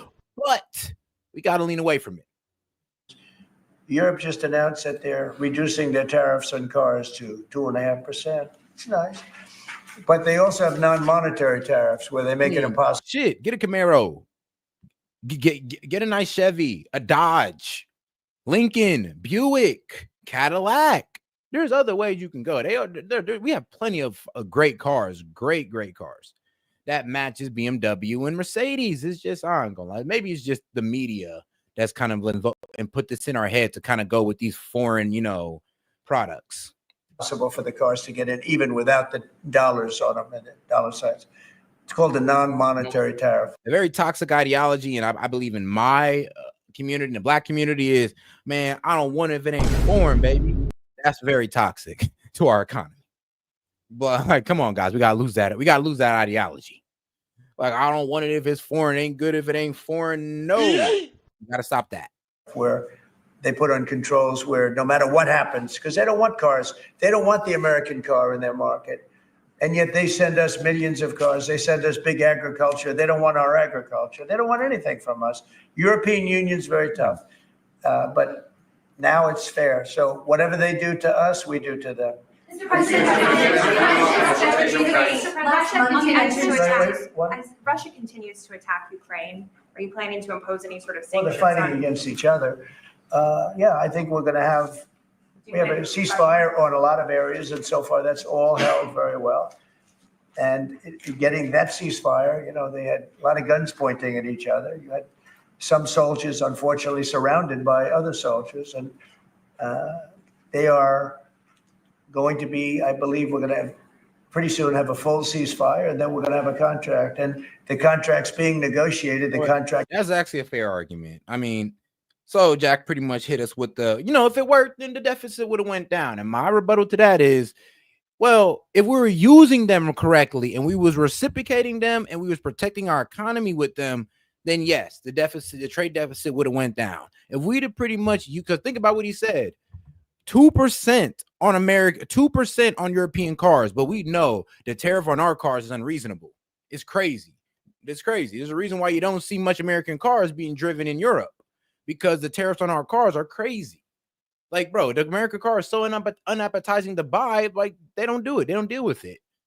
It should either be the same way in our country, or we should both have the same opportunity or the same purchasing power of each car. It's like, bro, if it costs like this, if it costs like $50K for the newest BMW in America, bro, it shouldn't cost like damn near $100K for the newest Buick, Cadillac, or American-made luxury car. But that's how they're doing us. In terms of dividing up the lands, et cetera, it's being negotiated as we speak. What do you say to critics who say that your actions towards law firms are amount to coercion. But I hear your point. Well, the law firms all want to make deals. You mean the law firms that we're going after, that went after me for 4 years ruthlessly, violently, illegally? You mean, are those the law firms you're talking about? They're not babies. They're very sophisticated people. Those law firms did bad things. They went after me for years. Russia hoax. All a hoax. It was a hoax. It was Hunter Biden's laptop. It didn't come out of Russia, by the way. It was came out of his bedroom. It was all a hoax developed by Democrats. Hillary, I don't think Biden did, because I don't think Biden knows what the hell he's doing, frankly, based on everything I see. I've seen things since being here that are so sad. What he's done to this country, what he and they did to this country, those people that surrounded him, who, by the way, are radical left but smart. He's not smart. He was never smart. But these are radical left smart people. They totally controlled him. He did whatever they told him to do. And it's a shame. It's so sad to see what happened, what they've done to this country. Honestly, my theory is I don't even think Biden knew what they were doing. Because you ever notice when Biden came out on these speeches, he was talking as if he did not know what was going on, as if he gave them one thing to do, and they did the complete opposite. And then they would come back, tell him that they did what he asked, and he would come back and talk to us, to the American people, like he did it. Like, it always did seem like there was like a disconnect with his speech and what the Biden administration was actually doing. Like, come on, I wasn't the only person that was seeing that. There was a disconnect from our man's speech to what was actually going on in the Biden administration. Like, I really don't think that man knew what was going on. Like, he was telling them one thing and these people were doing another. Country, both. And he was too old to catch it. Not only the inflation you saw, but allowing millions and millions of criminals into our country. That's an inexcusable act. And many other things besides that. Thank you very much, everybody. Thank you. All right, man. Shout out Trump. Shout out Trump. All right, now let's get to this next video right here. Miss your chance to own the metal powering the tech revolution. Silver isn't just... Yes. Hi, Charlie Kirk. I would like to debate you on your claim that democracy is not an American value. Okay. I mean, it's a very technical argument, but yes. Okay, well, I say it is an American value because it's established in our Constitution, and it creates elections in Article 1, Section 2 of our Constitution for Congress, and we're a democracy. Like, we have democratic values. Again, this is a semantic argument, but an important one. And so where does the word democracy appear in the Constitution? Its definition appears in the Constitution. But the word does not. Why does that matter? Well, as I say, it's a semantic argument. So therefore, in the Federalist Papers, which I'm guessing you are familiar with, right? Madison, Hamilton, and Jay wrote it as an explainer of the Constitution. When was democracy mentioned and how was it presented? It's mentioned in our Constitution. Okay, well, it's not though. The word is not. So because to be ran like a full democracy means that the majority has an overwhelming, like, I ain't gonna lie, an overwhelming force on the minority, and that's not honestly fair. That's why we're a constitutional republic, supposed to be on individual rights. So it would be impeding on the rights of the minority if the majority was to just be able to always vote them out of power, be able to always vote them out of what they want. It's like, it is a bit wild like this. You say we're in democracy. Well, the reason why we're not in democracy is because y'all would vote to literally take every dollar away from these rich people and they would get up out of here. We really wouldn't have any jobs. Oh, you know, we base it on a democracy, but thank God we got the electoral thing going on. What you're talking about is it's like the problem with democracy is does impede on people's individual rights. Representative government, which of course we have. However, democracy is something completely different. Democracy, as was talked about in the Federalist Papers, was talked very negatively. Sure. Our own founders spoke negatively about democracy in our Federalist Papers. The authors of the Constitution went negative. You might say, but Charlie, we have elections. Of course we do. So what is the difference between democracy and a constitutional republic? There are big differences. In a democracy, the majority always wins with almost no breaks and no slowdowns of a check and balance system to protect freedoms and liberties. In a constitutional republic, the government starts with certain truth claims that are transcendent and irrefutable. Life, liberty, pursuit of happiness. The government is here to promote the general welfare, things of this nature. A democracy does not usually have the same kind of separation of powers. A true, actual democracy. Yeah, we're not a pure democracy. Right, but the word itself is not in any of our founding documents, and it was actually talked about negatively. And the thing is, though, it's like, bro, y'all liberals really be trying to run this like a full-on democracy. That's what we're in a democracy. Y'all truly believe that. So it's best we do have this conversation and get it explained out the way now. Like, all right, shout out Charlie. Go ahead and explain it for us. But the idea that we're not a democracy is ridiculous. We're not, we still vote. That's not the attribute. Like I said, that's representative government. It's a constitutional republic. And you're thinking way too simple about this. You got to go deeper. And I'm not trying to pick on you. I'm just saying you got to broaden your horizon. Not every place that has elections is a democracy. Right, but you also claimed that democracy is a majority rule. Correct. Yeah. Do the presidents and do our politicians not have to win a majority amount of votes? No, they actually don't. They have to win a plurality of the electoral college. Electoral college, but that's not a majority. No, actually, it's not. Think about it. You're actually not voting. You're voting for people to vote for you in the electoral college. You're actually voting for. No, that's different. That is a Republican. Hold on. A democracy is that you yourself would vote and there's nothing in the middle. A small r Republican form of government is you vote for people to vote for you. That's what you do with the House, the Senate, and the Electoral College. Now, you know what? Shout out, because it was a video I played back in the day during the election times. I think it was my man Gerard that kind of introduced me to this video. So let's play this video real quick, right? On a republic, not a democracy. So let's get right into it. Constitutional republic, not a constitutional republic, not a democracy.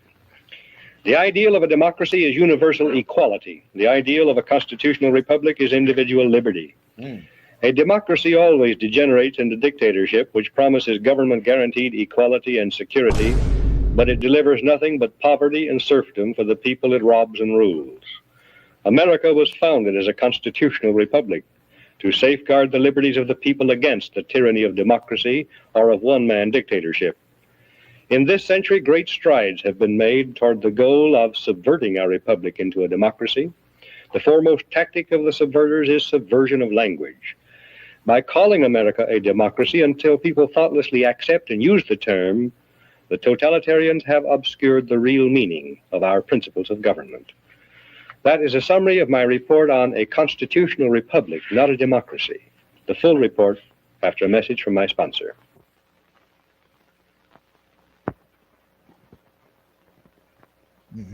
All right. A democracy is a political system in which the people periodically, by majority vote at the polls, select their rulers. The rulers then have absolute power to make whatever laws they please by majority vote among themselves. In a constitutional republic, the people also, by majority vote at the polls, select rulers who make laws by majority vote among themselves. But the rulers cannot make any laws they please because the Constitution severely restricts their lawmaking power. The ideal of a democracy is universal equality. The ideal of a constitutional republic is individual liberty. In this century, great strides have been made toward the goal of subverting our republic and transforming it into a democracy. The foremost tactic of the subverters is subversion of language. By calling America a democracy until people thoughtlessly accept and use the term, totalitarians have obscured the real meaning of American principles of government. Note the following passages from a recent article distributed by the New York Times News Service. Quote, in the United States and in other leading democracies, recent years have seen perceptible growth in executive authority. As society becomes more equalitarian, it tends increasingly to concentrate absolute power in the hands of one single man. This is a voluntary surrender of a free people escaping from freedom to one autocratic master, end quote. And note the following from Gunnar Myrdal's An American Dilemma, quote, in America, liberty often provided an opportunity for the stronger to rob the weaker. Against this, the equalitarianism in the American creed has been persistently revolting. And in the conflict between equality and liberty, equality is slowly winning. In America, conservatism has to a great extent been perverted into a cult of the Constitution. This is unfortunate since the Constitution is in many respects impractical and ill-suited for modern conditions. The worship of the Constitution is also a most flagrant violation of the American creed. The Constitutional Convention was nearly a plot against the common people." End quote. Now, Gunnar Myrdal, a Swedish socialist, was hired by the Carnegie Corporation of New York in 1937 to direct a study of the Negro in the United States. He engaged a large staff, some of them communists and pro-communists. An American Dilemma resulted, first copyrighted in the United States in 1944. In 1954, the Supreme Court handed down a school segregation decision, which deliberately violated the Constitution, reversed a previous Supreme Court decision, and lit a fuse touching off explosive violence, which has been shattering our society ever since. The court cited an American Dilemma as one of the modern authorities on which it relied in preference to the Constitution for justification of its decision. An American Dilemma, written by a Swedish socialist, provided a basic rationale for the conversion of our free republic into an equalitarian democracy. Yes. Myrdal contends that the American Declaration of Independence, 1776, proclaimed the ideal of an equalitarian democracy because it contains the phrase, "all men are created equal." 11 years later, the Constitution created not a democracy founded on the ideal of equality, but a republic founded on the ideal of liberty. This is why Myrdal says the Constitutional Convention was nearly a plot against the common people. But he and those who parrot his ideas are either ignorant or dishonest. The Constitution was ordained specifically to safeguard the principles of liberty proclaimed by the Declaration of Independence. The Declaration's phrase, "all men are created equal," means that men are equal before the law and before the Creator, regardless of their inequality in human society. Yeah, I mean, yeah, regardless if they're rich, regardless of their status, regardless, he's like, you have an individual right here. The Declaration says that men are endowed with unalienable rights, and that the purpose of government is to secure these rights. The unalienable rights of man enumerated in the Declaration of Independence do not include equality, but they do include liberty, along with life and pursuit of happiness. Equality of all men in the eyes of God and before the law is a condition essential to freedom, but no other kind of equality. Pretty hard to pursue happiness when you got a majority of people who hate against those who want to pursue happiness, who want to pursue a better life for themselves, who want to pursue entrepreneurship. It's pretty hard to do that when you're in a democracy. Is possible. Government efforts to achieve material equality will produce crushing tyranny, but will not make people equal. The writers of the Constitution were anxious to safeguard liberty against dictatorship, monarchy they called it. But their chief anxiety was to protect the country against democracy. Edmund Randolph, delegate to the Constitutional Convention from Virginia, said, Founding fathers were against democracy. They were trying to go against this, and here y'all trying to employ it. What's wrong with y'all? The general object of the convention was to provide a cure for the follies and fury of democracy. Elbridge Gerry and Roger Sherman, delegates from Massachusetts and Connecticut, urged the Constitutional Convention to create a system to eliminate the evils that flow from the excess of democracy. Alexander Hamilton, delegate from New York, said, "We are now forming a Republican government. Real liberty is not found in democracy. If we incline too much to democracy, we shall soon shoot into a monarchy." John Adams, one of the giants of the American Revolutionary period, said, "Democracy will envy all, contend with all, endeavor to pull down all. And when by chance it happens to get the upper hand for a short time, democracy will be revengeful, bloody, and cruel." Speaking of pure democracy, in which the people by majority vote act as their own lawmakers, instead of electing representatives to make laws, James Madison said, "Such democracies have ever been incompatible with personal security or the rights of property. A republic promises the cure for which we are seeking." Madison, known as the father of the Constitution, knew and said that enlightened men will not always be at the helm of government to serve as proper guardians of the public weal. He knew that unlimited political power cannot safely be entrusted to the nation's elected representatives, to use as a majority of them see fit, because, he said, a majority of a group of men is far more likely to be tyrannical than one man is. In a democracy, if a majority should develop hatred for all blue-eyed babies and order them eliminated, the babies could be legally executed because whatever a majority wants at any given moment. So if the majority want abortion, we just start eliminating babies left and right. See where we're going with this? The supreme law of the land in a democracy. How can liberty be safeguarded against the mindless, soulless tyranny of majority rule when government is founded on the principle of majority rule? Jefferson answered that one.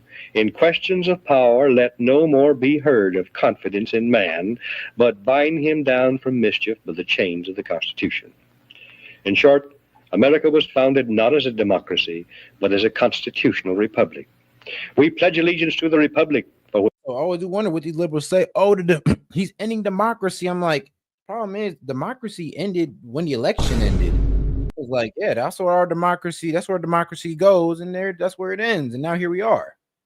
I mean, you know, the democracy gonna happen during state elections or district elections or whatever y'all, whatever your representative you are voting for. There's your democracy. But outside of that, constitutional republic, which our flag stands not to a democracy. The Constitution requires a republican form of government for all states, but does not mention democracy, and neither does the Declaration of Independence or the Bill of Rights. Dang, okay, so Charlie Kirk was right. Neither the Declaration of the Independence or the Bill of Rights mention anything about democracy. Oh, shout out to this guy. Constitutional republic. We pledge allegiance to the republic. Because, if I say it, I'm just some black guy spouting off lies, but let the nice white man in the tie say it, and it's real believable now. Man, okay. For which our flag stands not to a democracy. The Constitution requires a republican form of government for all states, but does not mention democracy, and neither does the Declaration of Independence or the Bill of Rights. The Constitution is a binding contract, enumerating limited powers which the federal government can legally exercise, prohibiting it from exercising any powers not granted in the contract. It denies federal officials the power to do whatever they claim to be necessary for the general welfare. Federal action not clearly authorized by the Constitution is illegal, even if approved by an overwhelming majority of the people, because all the elastic powers of government are left with the states. Ultimate power to change the organic structure of government was left with the people, but the means of making changes, amending the Constitution, were carefully prescribed to militate against hasty, unwise decisions by the people. As Benjamin Franklin left the State House in Philadelphia on the closing day of the Constitutional Convention, a woman asked him what kind of government the convention had given America. And Franklin replied, a republic, if you can keep it. Very old and very wise, Franklin saw through the mists of time to the day when Americans might trade their freedom in a constitutional republic for the promise of government guaranteed equality and security in a democracy. And like today, God damn, this guy was cooking. He's like, who knew we get to the day where y'all would trade the best thing about this country for dictatorship, for authoritarianism? Who'd have knew we'd ever reach to this day? Who'd have knew? Beyond that, to the day when democracy inevitably degenerates into dictatorship, guaranteeing nothing but poverty and serfdom for the people it robs and rules. The American constitutional system, unique in history, enabled Americans to develop a backward continent into the most magnificent nation of all time. The system was designed to prevent both tyranny by government and reckless rebellion by the people. We must restore it and keep it. And what can you do toward that end? Your job, you who care and understand, is to help educate others. I suggest that you might find a subscription to my report helpful. The Dan Smoot report, on which these broadcasts are based, is sent every week through the mails and will reach you long before the broadcast does. It contains documentation and details I cannot put on the broadcast. You can read it, make up your own mind, pass it on to others. I think it may be an effective tool for you to use to help educate and activate others. And only by this means can we restore our republic. And all right, I mean, there you go. That was a pretty good, rap. That was a pretty good explanation of the reason why we are a constitutional republic and not a democracy. Pretty good explanation. You vote for people to vote. I mean, bro, even brought up documents from past presidents, our founding fathers, and all that good stuff, explaining why we should never go in the direction of a full-blown democracy. And shout out Steph, appreciate you, girl. So she said, let's see here. Hey, yo, can I come in for a sec? Of course. Let me go ahead and post it. I'm gonna try to go ahead and post it in the community tab or in the Discord. Vote for you. That's what you do with the House, the Senate, and the Electoral College. You actually aren't voting yourself. You're voting for people to go vote for you. The Electoral College gathers to then go cast a vote on your behalf. That's actually not you voting. But that describes a representation, like representatives. Of course, we agree on representative. Right, and that's not a democracy. And we elect these representatives through democracy. No, okay. Again, this is semantics. I encourage you to do more research, man. I don't want to like belabor this. It's the Constitution. Like, I don't understand. Do you know what a republic is? Yes. Okay, well, tell me the difference between a republic and a democracy. So in a republic, you have representatives. And I'm not saying that we aren't both a republic and a democracy. In a democracy, we elect our leaders. In a republic, we elect representatives. So we vote for the representatives. Yeah, so we're a republic. In a democracy, for example, vote. Let me tell you what a democracy looks like. They'd say, hey, today we're going to have an up or down vote on universal health care. Go to the ballot box. That's what a democracy. You vote. Every person will vote on every single issue in a democracy. And all right, so the link to the StreamYard is in the Discord, guys. So members only, call in. If you want to open it up for the rest of everybody else, let's get us to that 25 super chats. Appreciate the support, guys. Now, hey, if you're liking the stream, double tap that video. Hit the 3 dots up there in the corner to like the video and subscribe to the channel. Appreciate the support, guys. Let's keep it going. A lot of ballot referendums, a lot of things of that nature. Now, states can look in more that way. I don't want to belabor this too much. I encourage you to just do more reading. But it's an American value. It clearly go states ask Grok, what did the founding fathers believe? Go to Grok and say, what did the founding fathers say about democracy in the Federalist Papers? And did the word democracy appear in the Constitution? That doesn't matter if democracy is specifically okay, so then let me ask you, what is democracy? Define it. Democracy is a system or government that's ran by elected leaders. That's not the definition of democracy. It isn't. Nah. Thank you very much. It's literally right here. The online definition is a system of government by the whole population. The whole population. Exactly. Right. I am right. That's not what we have. We delegate our authority to elected leaders. And they still have to have a majority. You still need a majority of Congress to vote on a bill. No, they don't. You have pluralities. We also need actually 61% of the vote. In a Republican style of government, things are slower. They are arduous. And you have natural rights that are enshrined that the majority of the people cannot overturn. Thank you very much. I'm not going to keep on going this way. Mutually exclusive. They are actually at odds with one another. Again, this is not a civics course. You got to go do more research, man. I'm weak. He says not a civics course. He's like, I can't do this with you. Yeah, I mean, arguing that point would just be a bit like redundant. It's like, all right, bro. Apparently, you want this to be a democracy, so I don't know what I could do for you. But before we go ahead, hey, hopefully Steph is ready. Hey, Steph, hopefully you're ready now. I'm gonna go ahead and put you on. Hey, Steph. Yeah, I'm ready. Perfect. I can tell. How you doing? I'm all right. The best I can be. Let's put it that way. How are you? I'm doing all right. Best I can be as well. Well, I was talking to some of the other people I go live with on the TikTok, or like you like to say, TikTok.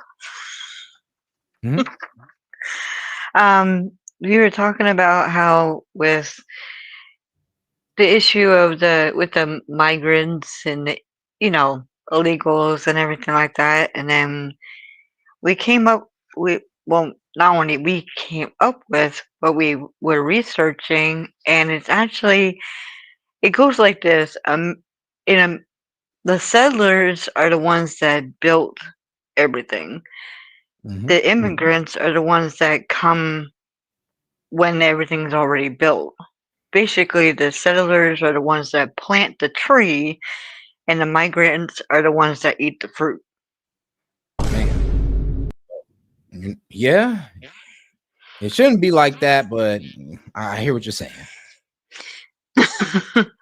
I'm just saying, let's put an end to that right now.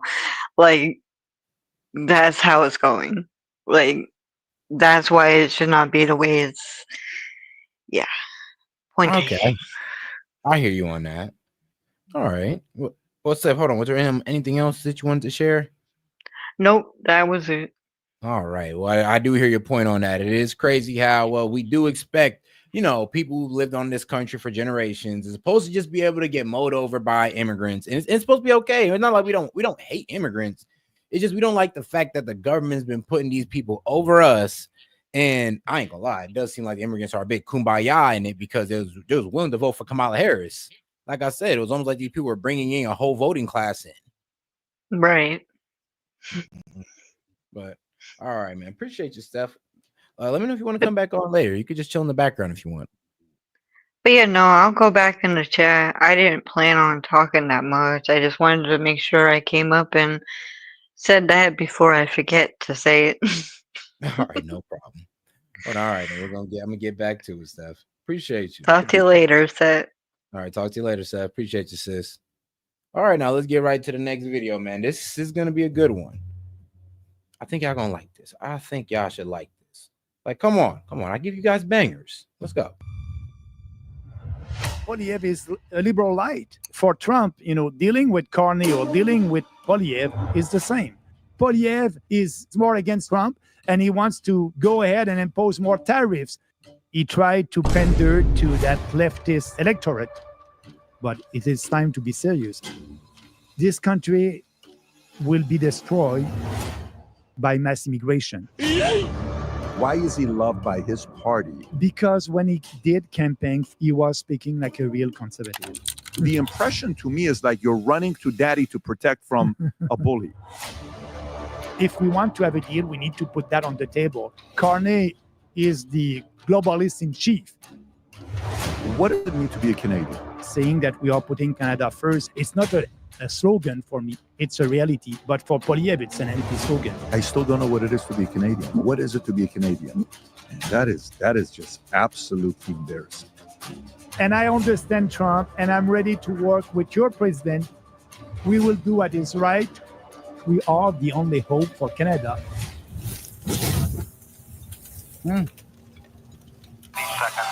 Did you ever think you would make it? Does seem like Canada is fighting for their economic right to be a country or to be a nation at this point. So I would always say, Canadians, man, you might want to talk to y'all leaders and be like, look, let's not play with the Americans right now. A few weeks ago, I went on a rant about Pierre Poilievre in Canada. And I called out the fact that he doesn't want to go sit with anybody. He's just waiting for this thing to happen to him and is automatically going to be handed everything over. And in the last couple of days, he's made a few comments about Trump and retweeted a video that we'll watch here together and get a reaction to. While that happened, a lot of Canadians were not happy with me. A lot were very furious with me. But a lot were also in agreement saying, you know what, please hold them accountable and challenge them to get out there. But throughout that time, I ran a poll and a name was brought up to me. And they said, you have to look into Maxime Bernier. And I said, okay, great. I started watching videos, content. We started following each other. And the next thing you know, we have Maxime Bernier here from the People Party of Canada. It's great to have you here. Thank you, Patrick. I'm very pleased to be here.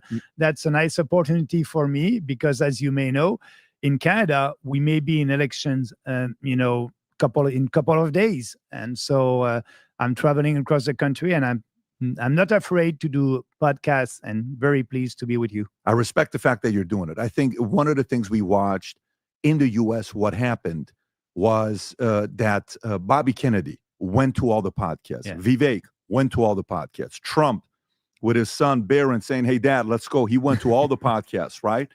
And Kamala didn't go. Yeah. And Ron DeSantis went on ours. We had a great conversation, but some would have said, maybe you should have gone earlier, right? And a lot of Nikki Haley didn't want to go. These guys didn't want to go. They thought they were above it.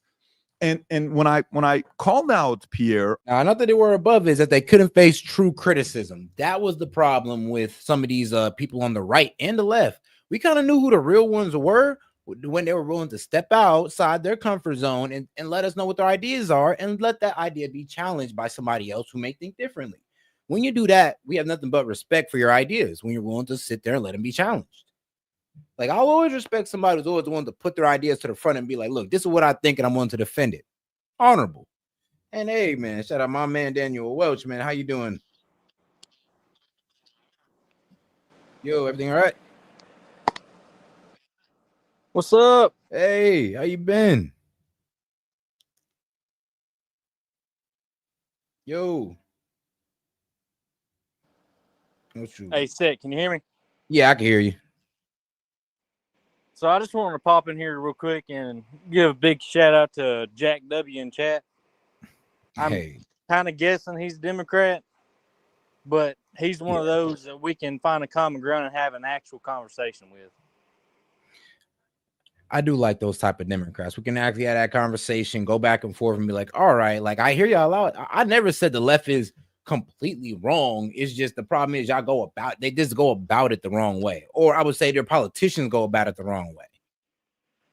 Well, me and him were talking in chat, and we were talking about the left and right. There needs to be a central.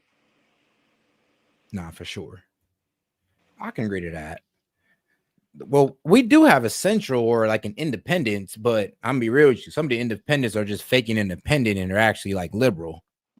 Cough, cough, Bernie Sanders. Yeah, yeah, cough, Bernie Sanders. So it is a bit funny when they sit there and they say, "Oh, I'm independent, so you should trust what I say." It's like, nah, bro. Because really look into what you're saying, you kind of lean with the left.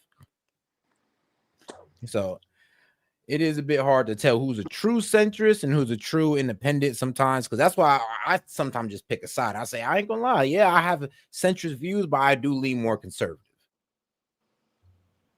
That's exactly right. But I just wanted to pop in here and just say some of the people that don't agree with his views, just have a conversation with the man.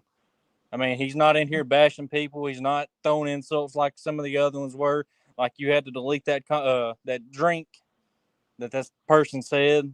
Yeah, that was weird. That was way out of line. But he's sitting in chat just trying to have a conversation. Oh yeah, no, those guys I let stick around. Like y'all can disagree all day, and I love it. Y'all can even disagree with me and try to call me out. It's like, and I'm cool with that. Like, please call me out. I like to look up new information and all that good stuff. It's only when they get disrespectful with it, and then it's just like, dude, you expect anybody to hear you out when you always got to be belligerent towards them? Like, when have anybody ever sold an idea like that? Like, I ain't never seen nobody sell like a business or anything, walking into the boardroom going like, you bunch of idiots, you better go for my plan. It's like, when did that ever happen? Yep, but I'm gonna hop off here. I got one thing left for you. You ready? Yeah. Hey. All right, but I'll see y'all back in chat. All right, man. See you, man. Be safe out there. Man, appreciate, man. Hey, shout out to my man. Protecting and serving his community, man. Protecting and serving his community. That's what we like out here. A lot of Canadians says some of y'all like to complain about the community. We got people out there who actually want to serve and protect their community, actually making a difference. Shout out. Don't understand if he goes on a conservative podcast, what the left is going to do. The left is going to attack him if he goes on Rogan, if he goes on this, he goes on. That's why in Canada it's very different than America. So walk me through the fear that conservatives have in Canada being so frightened of liberals holding them hostage. You know, Polyev and the conservative, and I said that long time ago, that they're conservative in name only. They're the Reno Canadians. Conservative in name only. They're afraid. Why? Because also in Canada, we are mainstream media, Radio-Canada in French, CTV, CBC. They are all leftist. So, and actually, we don't have a Fox News in Canada on the other side. So for me, could you imagine that all we ever heard was just the left all the time? They ain't got no Fox News, no nothing talking for the right, just Fox News. The only time you hear anything from the right, I guess, is when they have a press conference. That is crazy. Nobody speaks up for the right in Canada. Ooh, yeah, okay. No wonder y'all mostly left. It's like that. Those are the only people who get to talk. Canadian population has been manipulated by the leftist media. So Polyev is afraid of the reaction coming from the leftist media. But, you know, he must understand, as a politician, we are in 2025, and the future is with independent media, podcasters, and you must go out there and explain your platform. But he doesn't want to do that also because he's afraid of the reaction, yes, of the mainstream media. And also because he cannot have a discussion right now. We don't know what he believes in right now. He's keeping secret his platform. We'll know that during the election. So now he's speaking only with slogan. And for me, it's empty slogan. Wow. And, there's a lot of people real conservative base are not happy with him because now he's doing campaign not against the liberals, but against Trump. And you must know that in Canada, they did. Everybody looking at this man like, dog, look, this is the guy we're trying to be like, bro. Like, we need to get them more into his policies. You over here running against this guy, and it kind of make you look funny. How you conservative, but you're speaking out against a conservative 90s Democrat. Did a survey before the presidential election, and 65% of Canadians said in that survey that they will have voted for Harris and the Democrats. So for Poilievre, he tried to pander to that leftist electorate and try to have their support. By doing that, is going away from real conservative. Hey, no, that's a wild ass position he just had. From 2017 to 2022, he was the Conservative Party's shadow minister for finance and briefly shadow minister for jobs and industry. Shadow minister? What are we playing? Yu-Gi-Oh? Values, and the real conservative values, free market values, are not so popular today in Canada. So we need to be out there and to speak about our ideas. And that's what I'm doing as politicians.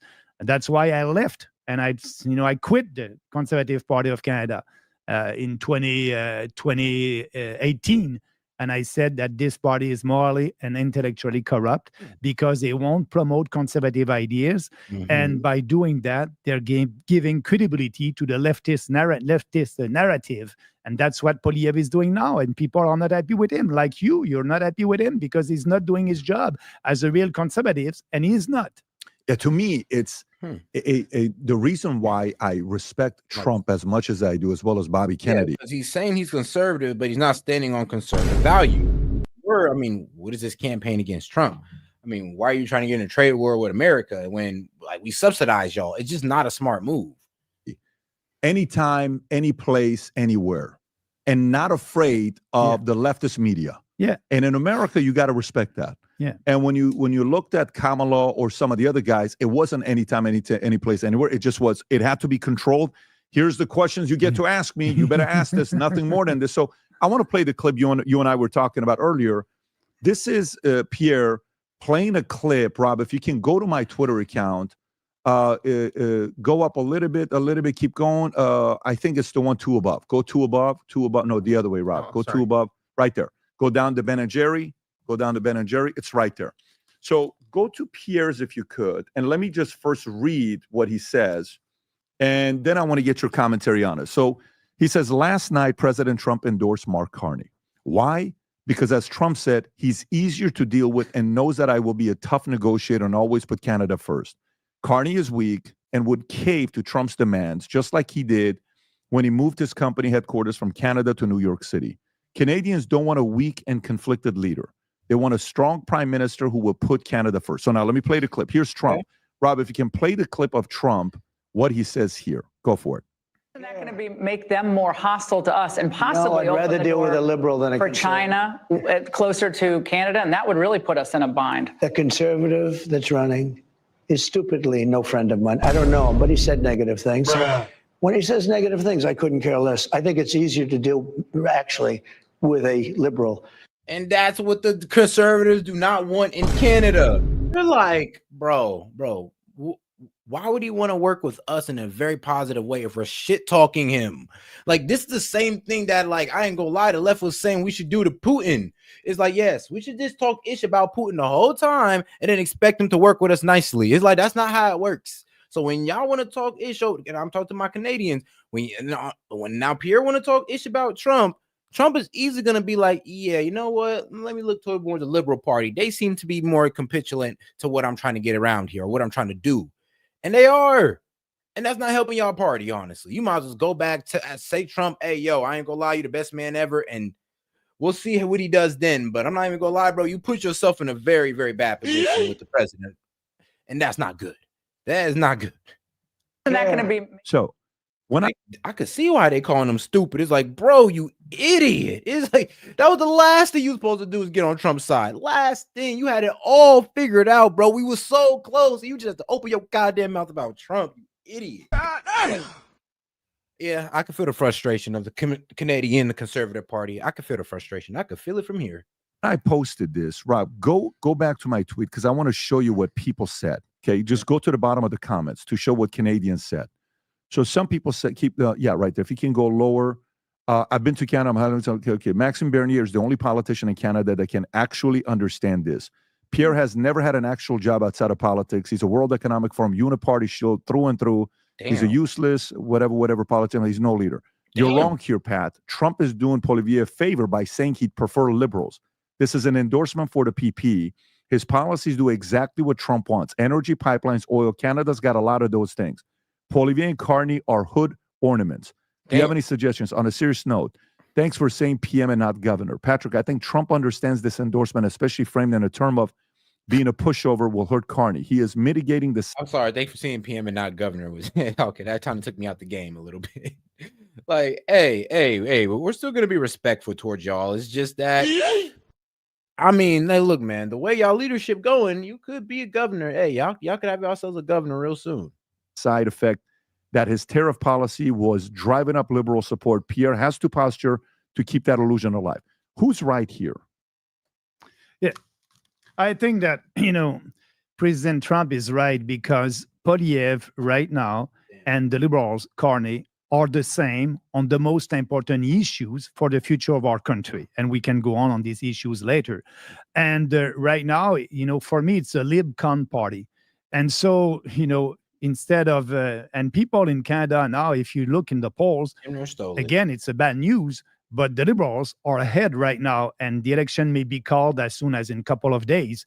Why? Because Poilievre is a liberal light. And instead of, voting conservative, liberal light, they will vote for the real liberal. And the real liberal is Carney. So for Trump, dealing with Carney or dealing with Poilievre is the same. And so we are very different as a political party. We are this populist political party, a little bit like Trump. And on a lot of policies, our party is in line with Trump. On tariffs, like we can have a discussion about that. We have a different position than Poilievre, but Poilievre is doing the war against Trump using tariffs and, imposing tariffs and taxes on us Canadians. And for him, like I told you in the beginning, because Trump is not popular in Canada, and I think he think that, by being against Trump, that will help him in Canada. But, the most important is the policy. Like, I think the Canadian people don't know, like, bro, we don't need your products. Like, once we just go ahead and separate from your product, your economy will plummet. You guys do not want that problem. Like, Pierre is only showboat. Actually, he's kind of like, he's holding out. He's playing chicken with us. He's thinking that, all right, well, if I hold these up too, y'all gonna get hurt too. It's like, no, not at all. Because guess what? We were giving business to y'all. We don't need y'all business. We was giving it to y'all in a way, subsidizing y'all with business. If we take that away, y'all done. And he's very disappointing on that. And, okay, so let's go through that. So let's take what percentage of Canada are conservatives? Conservatives, yeah, specifically conservatives. What would you say? Well, you have Western Canada, Alberta. Alberta, Western Canada, right now there's about a big, 40% of the population that are conservatives that are ready to vote conservative. Okay, so of the 40%, and by the way, conservative, including us, we are the real conservative. For sure. You and Pierre, whatever party those two, conservative party, you're saying there's about 40% of them. Of the 40% of voters in Canada that are conservative, okay, what percentage of them like Trump? If you look, they did a survey in Canada for people who voted for the conservative and will vote for Poilievre. 25% of his base like Trump, 25% of his voters. Got it. For me, it's about 50% of my voters who like Trump. So, and now by doing that, his goal is to split the liberal vote, to go ahead and to split the liberal vote. But it's at a big risk of losing his base, 25% of his base. And so for us, we can grow there, but for us, our growth will come from non-voters. There's 40% of the population who didn't vote at the last election. And they don't vote because they don't like these establishment political parties and Poilievre and Carney and Trudeau. So we are the option, the new option for them. So our growth can be coming from these non-voters that may come and vote for us. Okay, so for his base, out of the 40%, you said 25% like Trump, 75% don't like Trump. Okay, from your base, 50% like at least 50%. Okay, but we don't do any polling. We don't do any focus you're group. assuming. So it could be 60, 70%. Yeah. Okay, from the conservatives that don't like Trump, why don't they like? What about Trump do they not like in his policies? But now it's the tariff. Trump, because of the mainstream media, they're saying, oh, Trump is against Canada. Trump wants to, invade our country. Trump wants our country to be the 51st state. So they're nationalists, and they said, oh, and they believe that. The mainstream media and the liberals and the conservative like that, like the fact that Trump said, we will be, or we may be, or that will be great if we are the 51st state. They like it because now they say, no, we are defending the sovereignty of our country. But all that, it's just, when Trump is saying that, for me, he's not serious. He's just, having fun against our leaders. He knows that we don't like it. He's using that, telling our prime minister, the governor of Canada, I did read his book, The Art of a Deal, and that's the way he's doing deals. Discredit his opponent, and he's doing that and using that. But in Canada, it's good for the Liberals. They are saying we are the defender of the country, but they are not. Their policy will be very bad for the country. And I said politically, and when I'm doing interviews, that we are the only hope for Canada if our policies are not adopted, or not be adopted in Parliament. This country is going nowhere. We need to change that, and we have bold policies that are in line. And when I'm saying that we are putting Canada first and our country first, it's not a slogan for me. It's a reality. But for Poilievre, it's an anti-slogan. So in 2018, when you left the Conservative Party, who was Poilievre? Who was he at the time? Did he have credibility? Was he famous? Did he already have influence, or no? No. So for me, I'm not a career politician. I did work 19 years in the financial sector in Montreal. I did good money over there. 2006, I jumped into politics. Guys, let's make sure to double tap the screen, man. If you like the video, and if you have any questions, comments, jokes, or disagreements, super chat $2 and up. We'll go ahead and read it out loud and post to the top of the chat. And like I said, we're about 6 super chats away from going ahead and running Conspiracy Hour. With Harper, and I was a Minister of Foreign Affairs, Minister of Industry, and Poilievre was elected at that time. Poilievre was elected at 24 years old, never had a real boss. He's for the last 20 years, his job is to be a politician. And so he's a lifelong politician. Oh yeah, absolutely. No private sector experience. Ever? And no. As a conservative? What? As a conservative, bro, ain't never had no private sector experience? I mean, yeah, I'm even gonna lie. That's like kind of one of the main things of being a conservative is having that private sector experience that makes us different from, I ain't gonna lie, or the Liberal Party, who low-key don't be having a private sector experience most of the time. So it is a bit funny now that I'm hearing this. Is like, hey, yo, like, bro, sounds more like a liberal than a conservative. Before 24, nothing. 24 years old, I think the first job was working in an MP office in Ottawa. NPR office in Ottawa. Yeah. Working with a member of parliament in Ottawa in his office.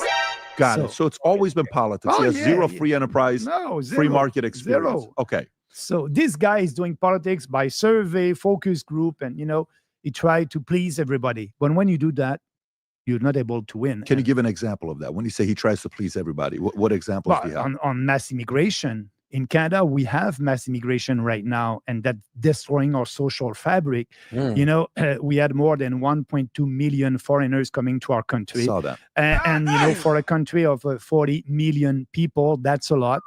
Actually, the growth of our population last year was 3.2%, and the average growth of population in the Western countries was 0.2%. And 97% of our population growth is coming from immigration. So if you go like that for a couple of years, that's the replacement, theory, but in practice in Canada. So for him, he's not speaking about that. He's okay with mass immigration like the Liberals. And we are not. We are the only party that is saying we need to have a pause on immigration, a moratorium on immigration, because, that is affecting economically Canadians. Our standard of living is going down. Inflation is up. And we have ghettos in our country. People are not integrating into our society. So it's a big mess, and we need to have that pause. So what I'm telling you is pandering to the end. I always did say, though, like, bro, the only reason why us people in America was able to have this whole idea that, immigration is not that bad is because we have a pretty big population. Like, it would take way longer for us to get to Canada's level of, I ain't gonna lie, social disorder. It would take a lot. And we've taken in way more than them. 1.2, bro, like 1.2 million. My dog, bro. Imagine if they'd have got our number and got like damn near close to like 10 million. Can you imagine how Canada would be looking then? Like communities like Trudeau. So dodge the bullet, guys. We dodged the bullet. Poilievre is doing the same game, because in some ridings in Canada, to win and to have a majority, in Toronto, for example, there's a lot of ridings over there, a seat over there, more than in Alberta. So, and that region, there's a lot of immigrants, and they want to have more of their friends coming to Canada. So Poilievre is pandering to them to be sure to win these ridings, knowing that the majority of the population don't want that mass immigration anymore. But he's not listening to them, because for him, he's looking riding by riding, and he needs to seat by seat, which seat he will be able to win to be in government. So it's interesting you're saying that. While I'm pulling this up, by the way, in 2018, who was he? Somebody in 2018? In 2018, when you left the concert, was he an upcoming guy or not yet? Not yet. When did he become a superstar? Only 2 years ago, when he decided to run. Because the other leader, O'Toole, was a real leftist. The Conservative Party. I was in politics in 2006. Did these people even have a Conservative Party? It's like kind of sounds like it's like a bunch of leftists disguised as conservative to give you the illusion of choice. And 2015, Harper didn't win. 2017, we had a leadership contest in the Conservative Party. I did run. I had 49% of the vote, didn't win. Scheer was the leader at that time. I resigned from the Conservative Party in 2018, and Scheer was the leader in 2019. We had a general election. The Liberal won. And after Scheer, they had another leadership contest, the Conservative. They put O'Toole, and O'Toole was a real, leftist guy. And after that, they put Poilievre, and Poilievre was a star because he was good with videos, and I must admit, he's a good communicator. And so he was good. And during the leadership contest, he was speaking like a real conservative to be sure to win the base. So he was speaking like a real conservative. But after that, when he won, he went to the left and to try to please to more people in Canada. And so answering your question, he became to be popular maybe only 3 years ago. So Aaron O'Toole, was a leader before him, and then it was Andrew Scheer. I lost my leadership against him. You lost your leadership against him in 2017. So when they chose him, you said, "I'm out," and you're starting your own thing. Yeah, I'll tell you. 49% of the members of the Conservative Party did vote for me. Hey, yo, he was like, y'all voting for this guy over me? This liberal in disguise? Y'all ain't real conservatives, man. I'm gone. Okay, I hear where he's coming from. If the story is how it is, I mean, if he uses this a factual story he's telling, but I would feel him on that. It's like, hold on, y'all put this fake conservative ahead of our party, and y'all voted me out. I mean, petty, but I hear what he's saying though. I hear him. me. So after that leadership contest, I did work 15 months with Andrew Scheer as my leader. But I had a private meeting with him, and 15 months later, he told me, and I want him to take some of my policies and ideas. They were very popular with the membership. So we had a meeting, and he said, Maxime, you're right. Your ideas are very popular with the membership of the Conservative Party of Canada, but I won't take any of your ideas because now I want to be Prime Minister of Canada, and your ideas are not popular with the population. So at the next election in 2019, forget your ideas. So that's why he's saying that to you face to face in a one-on-one meeting. Yeah. Is this public information? When Hey, yo. Oh, shit. I mean, at least he real. I mean, that's probably the realest thing you could have done. I'd respect it. I'd be like, oh, so now you're telling me that, yeah, your ideas are good. They're good for the people. They're just not a popular, opinion. So, yeah, we're going to throw all that away. But it's a good idea for the people, bro. Yeah, but it's not what's going to get me elected. So, damn. I mean, damn. Literally sold out your ideas to try just to get elected? Well, that's alarming. When he said this to you? Yeah, but I'm putting that public. You've never said this before. So in one-on-one, he's telling you because your policies are not popular. I won't take any of because he wants to be a prime minister. Yeah, and they're doing politics by polling and survey. So and then they say, I don't have to waste my time here. They are not, and that's why I resigned in 2018 after 15 months when he won the leadership. When he told me that, I resigned. I said, and I took these ideas and we created the People's Party based on these ideas. And this party is growing now, but they don't want to speak about something that is not that popular today. So that's why they're conservative in name only. How close is he to Pierre?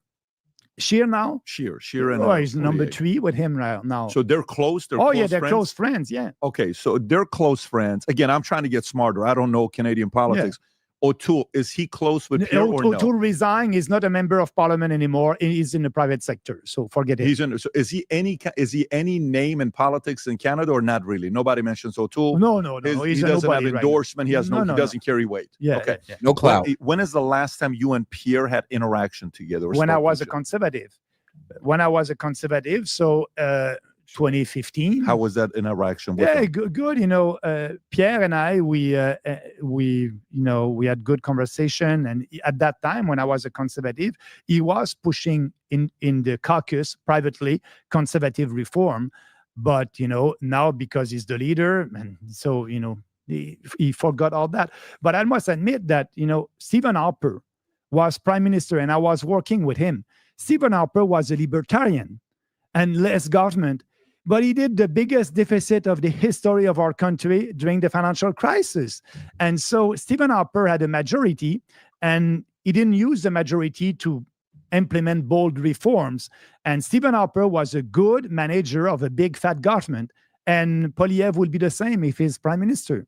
Is Stephen Harper respected and loved in Canada or no? Yeah, now after he resigned, and I think so. Yeah, with the Conservatives in Canada. Stephen Harper is giving advice to Poilievre right now. And Poilievre is following his footsteps. Oh yeah, absolutely. Okay, so all right, so that's good to know. So a couple things here when you said immigration. I want to show you something with immigration, which was shocking to me when I pulled up the data. So I looked at what countries most new permanent residents are coming into Canada. Because a number starts around 2022. Rob, if you can show up the data that shows the spike in immigration, it's that one right there. You look at this, the net international migration from 1952 to 2023, you're getting some people coming in, maybe 200,000 on average, 100,000 on average. All of a sudden, boom, 1.2 million. And I looked at the numbers. In 2022, the number one country that immigrants came in from, 27% was India, 118. Yeah. China's number 2, then Afghanistan, Nigeria, Philippines, France, Pakistan, Iran, US, then Syria. This is 2022. 2023, India, China, Philippines, Afghanistan, Nigeria, Pakistan, Cameroon, Eritrea, Iran, US. 2024, India, Philippines, China, Cameroon, Nigeria, Afghanistan, Pakistan, Iran, France. Okay. Then I pulled up a number just to kind of see. Yeah. In Canada in 1991, according to the Canadian census, the Muslim population in Canada was 0.9%. The Muslim population today in Canada is 5%. Okay, Yeah. that's based on your Yeah. census that you have. You're right about it. And then the other number that was also shocking is in 2023, population grew by 1.27 million in Canada. Of the people that grew, the number of kids that you guys had that contributed to the 1.27 million was only 2.4%. Yeah. 97.6% were people that came in from other countries. That's not necessarily a growth that some people would call that an invasion. So a replacement. Right. Yeah. Replacement could be one of them. So how different are your policies versus Poilievre when it comes onto this? Poilievre is okay with mass immigration. His number right now is 250 foreigners every year, starting if he's prime minister. 250,000. For us, it's zero. No more. We are not able to integrate them into our society, and that's destroying our social fabric. The countries that you just quote, a lot of them are not sharing Western civilization values. And we don't do any screening. We must change that. When we will reopen to immigration, we need to have a face-to-face interview with them. We don't have that anymore. We need to be sure that they share Canadian values. In Canada, don't forget also, we have a legislation in Canada, and the federal government is promoting multiculturalism. So we are saying to people, come to our country, keep your culture, and, everything is okay. If you don't integrate into our society, it's okay. So we have Indian ghettos in BC, Burnaby. Yeah, I did hear about that, how the Indians were low-key kind of taking over. And I'm just like, yeah, that's why you kind of need to assimilate to their way of life, because you can't be going in there bringing down their, think about it like this. You can't put I can't put y'all third world living on first worlders. It don't make sense. Like, y'all should low-key try to assimilate to these people in some way, shape, or form. And first thing you can do is learn the language. Yep. Learn the language. Be able to communicate with these people, and then that will open up understanding on both sides. If there's no communication, there could never be no understanding. We have ghettos also in Brampton, Ontario, and there's no incentive for them to come and to integrate into our society. And actually, before that, we were asking them to speak at least English or French. We have two official languages in Canada, English and French. That was a condition a couple of years ago to come to Canada, to be an immigrant. And now it's not anymore. So they don't. I don't know, maybe we should have did that in America, had two official languages, English and Spanish. We can get it taught in school, and now everybody knows. Everybody in America knows English and Spanish. If we'd have got out like that, it would have been cool with the Mexicans. But even then, though, in such high numbers, though, is ridiculous. Like, bro, like I said, nobody's against immigration. As long as they're coming over here for a good reason to work a high wage job, then they're a high skilled person, one of a kind. Like, they can really push us in the right direction. If it's not that, I don't think they should be over here. We should just depend on our own talent. Period, point blank, depend on our own American talent. Don't speak the language. They're going in a ghetto. They don't integrate. That's changing the social fabric of our country. But Poilievre won't speak about that. He's pandering to these ethnic communities to have votes in different ridings and more seats. So that's what he's doing. That is part of his strategy, because now, all these immigrants that are coming, they're foreigners, they will vote conservative or they will vote liberal. But if you do a big survey, 65% of the population is okay to end mass immigration in Canada. And also a majority of immigrants, but older immigrants, people who came here 15 years ago because it was tough for them to come here. They had to speak English and French, and they have to prove that they will have a job. It was tough. It took them maybe years. And now they're looking at that. Everybody can come in Canada with no screening, nothing. Yeah, I know. That's all. Honestly, a lot of my people's been looking at this stuff. Like, yo, our people have to come here, do all this screening, have to make sure they get a job, all this good stuff, learn the language. And now these guys coming here scot-free. Ain't got to do a damn thing. Oh, I ain't even gonna lie. Yeah, I got like a lot of these American immigrants who did it the right way with their green card. I got them effed up. It's unfair, and they don't want that, and they're right about it.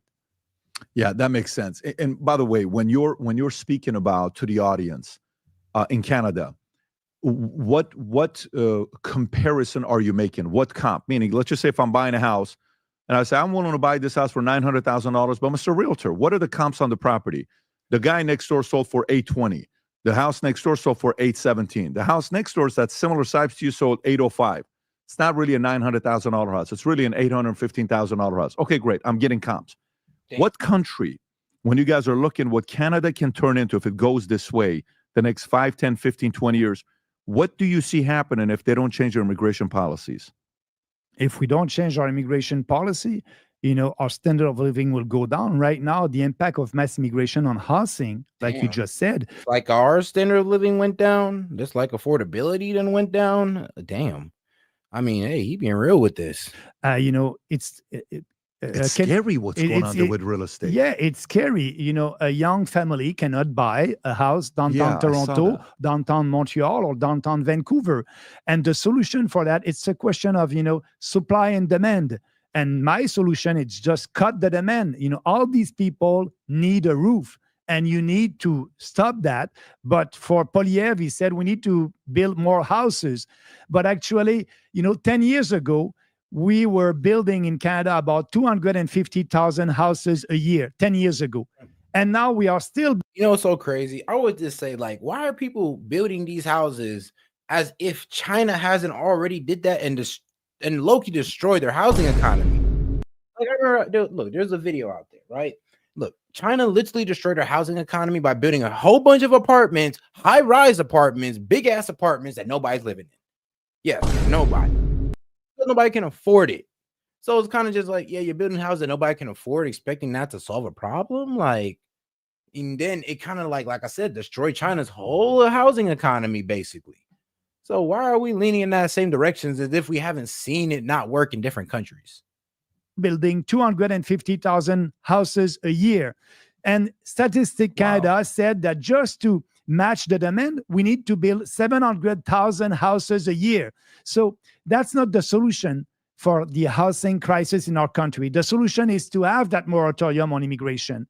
And I'm not speaking about, the fact that the standard of, the pie, the economic pie is growing in Canada because you have so many people, but the GDP per capita is going down. So our piece of the pie is smaller. Yeah, because the population is growing faster than the GDP. So all that mass immigration,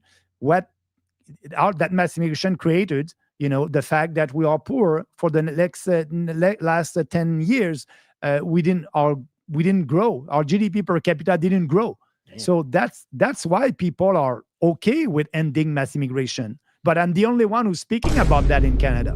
Yeah, and the question I want to come back to this because Canada's number 2 country in lumber in the world. I think you guys are behind Russia. Yeah. And the average house right now is $786,000. Who the hell can afford that? Yeah. Let's come back to that. But I want to talk to you still on. Yeah, low key. I mean, y'all are in heavy supply of lumber. I mean, how is your housing prices not lower? Just by that fact alone. Just by that alone. Case studies. When I was looking at what Poland did, Dominic Tarczynski, where he said nobody can come here, they're not for immigration, and they don't want to go by the demands that EU has with what happened with UK, of course, UK Brexit. There's a fellow who had a video that went viral in Canada talking about Sharia law.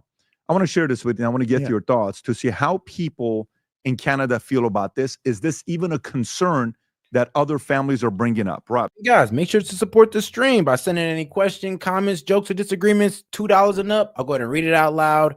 Or you can just send a super chat just to support the stream. Hey, don't really matter, but we do appreciate support either way. If not, double tap that screen and like the video, man, or hit the 3 dots up there in the corner to like the video and subscribe to the channel.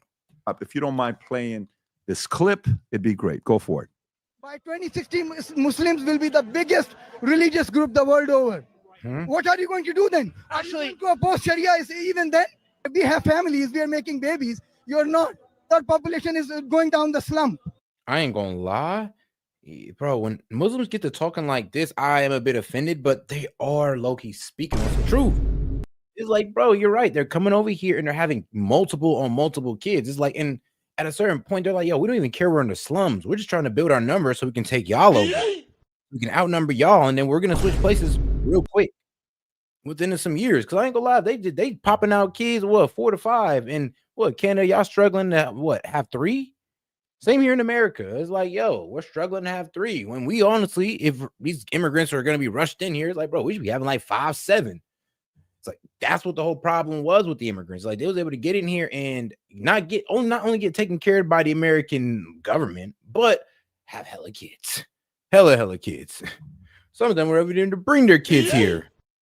One day we can have a Muslim majority nation here in Canada, right in your face. You say that you want Sharia law to displace Canadian law. That doesn't sound very respectful. In majority, you wouldn't have any other option. I mean, he's not lying. He's like, yeah, with a Muslim majority, you wouldn't have any option to be up under a Sharia law. Damn. And it all starts with some of these guys getting in their government, holding positions in their government. And then as soon as one of them is prime minister, woo, yeah, I ain't gonna lie, Canada, you're done. Over with. My friend, Islam doesn't endorse gayism. Islam doesn't endorse homosexuality. The gay people are doing is against the commandments of God. We have Canadian law here, and you say that you want Sharia law to displace Canadian law. That doesn't sound very respectful. In majority, You can pause it have right any there, other Rob. option. Is this a concern in Canada that Canada can turn into the next UK of the West? Not now. Not now, but when I'm speaking, I'm telling that to people, like in France, there's no go zone over there. In UK also, because of mass immigration and the non-integration of these immigrants. And but it's coming more and more. People are fed up more and more About this specific topic, because the Muslim population in Canada grown from 1991 till now from 0.9% to 5%. Yeah. That's 500%. That's a Yeah. big growth that they've had. Is that a concern? Because those it's becoming a concern. For example, in Toronto, now they're a pressure group. The Muslim community are pressuring, provincial governments to adopt some, laws that will, financial law that will be in line with their philosophy to be, as you know, they cannot pay interest. So there's kind of an arrangement and some regulations at the provincial level to allow them to be able to have, a mortgage without paying any interest. So they are coming more and more influential politically. The answer is yes. But in the main population, that's not a real concern. The real concern is mass immigration now. There's no focus. But we need, radical Islam is present in Canada. That ideology is there. We need to fight that for sure. What is this, Rob? They just pulled up. This is a chart showing from 2001 to 2021, just in 20 years, that the Muslim population in Canada has more than doubled from 2.0% to 4.9% across the country. Yeah. How is crime in Canada? I'm curious. Oh my God, very bad. Very bad because for Trudeau, he was not tough on crimes, and we did pass legislation when I was a conservative at that time to be really tough on crime. But now, crimes in big cities are, I don't have the data, but if you look at the statistic, they're double than what they were 10 years ago. So yeah, you can see that in Canada. It's doubled from the last 10 years. Yeah. And this, okay. So is that a and that's a concern actually. And that's why I'm very pleased what President Trump did. President Trump decided to actually, wow, look at that. Yeah. When did Trudeau get elected? 2015. Look Damn. at that. Yeah, 2015. Oh my God. Violent crimes in Canada was going down, and then this man Trudeau comes in and it just skyrockets. Yeah, I mean, shit. You what? That's literally what I'm thinking. Like, you what? Like, you literally drove up crime and immigration. God. Yeah. All things that are not good markers. Yeah. And Trump, what I like from Trump, he said, protect your borders, be sure to fight crimes and all these drug traffickers. And now, after 9 years, Trudeau decided, and the Liberal government decided to do that. But we needed Trump to push our government to work for Canadians. The first role of a leader of a country is to protect your population. The government, the first role of a government is the safety of their own citizens. And the Liberals did zero yet the last 9 years. And now, because of Trump, now the federal government is investing and fighting crimes. It's new, but it's coming. But look, yeah, that's the after. And by the way, you mentioned Stephen Harper, right? Yeah. You said Stephen Harper. So Stephen Harper was prime minister from 06 till 15. Yes. Right? Go back to that chart, Rob. So if you go from 2006, declined from what it was to what did he do to lower crime the way that he did in Canada? That's very impressive. Yeah, we passed legislation, and actually, but the bad thing is all our legislation that we passed at that time, minimum sentences and things like that. The Supreme Court of Canada said it's unconstitutional. So a couple of years later, give people minimum sentences for bad crimes is unconstitutional. Okay. Oh, these legislation are not enforced anymore, and Trudeau was happy with that. And look what happened. what constitution y'all got? Wow. Okay, so let's go back to real estate. Real estate. Maybe all y'all country just need a copy and paste of our constitution. Just copy and paste ours, give it to y'all, and be like, there you go. Rock with that. Because, what type of constitution y'all be having? In Canada, you said the current, we've been building 250,000 on average. The last houses, I think the number was whatever it was 10 years ago. It's what you're doing today. It's the same number. It's the same number today. Yes. But the average property value right now in Canada, we looked at the number, was $786,000 for single family homes. That amazes me. Yeah, in big cities, Toronto, Montreal, Vancouver, not in little cities, but yeah, that's what very does it say here? Right there. So if you look at the average selling price of a home in Canada increased by 0.1%, year over year, 709. The average selling price of a single family home in Canada increased to 786. It could. Whoa, my man. Oh shit. Bruh, it's like you ain't getting a house unless you and your girl is like basically like high 6-figure earners, and both of y'all gotta be making at least like $300K a year. And then you can get a single family house, bro. What are y'all what is y'all mansion prices like? Huh? Man, no wonder Drake spent $100 million just to build a mansion there. I was wondering. I'm like, that's a ridiculous price. When you look at the amount of like supply and things that you, bro, you spent $100 million on a mansion. It wasn't even all that impressive. It was like a square box. I'm like, bro, you spent $100 million here in America. You're gonna get some crazy stuff. Vancouver, not in little cities, but yeah, that's what very does it say here? Right there. So if you look at the average selling price of a home in Canada increased by 0.1%, year over year, 709. The average selling price of a single family home in Canada increased to 786. When you look at the amount of like supply, bro, for one person to afford that, they literally have to make $1 million a year. Literally make $1 million a year. Like that, there's no other way. Like, bro, unless you are in the high 6 figures or you're just over there in the millionaire status, you're not affording a single family house. A single family house? We're not talking about a multi-family. We're not talking about a big ass house. We're talking about a single family house. What's the motherfucker made out of? Gold? Like, bruh, gold beans in there or something? And things that you have. Why hasn't somebody in the last 10 years emphasized investing in building more to be able to lower pricing? So when a new family is getting married, having kids, they can't afford to buy $786,000. And actually, that there's a link also with our birth rate, because they did a survey with young family. And one of the reasons why they decided not to have kids, it's because they want to have a home before. And actually, that was personally, I had 2 daughters.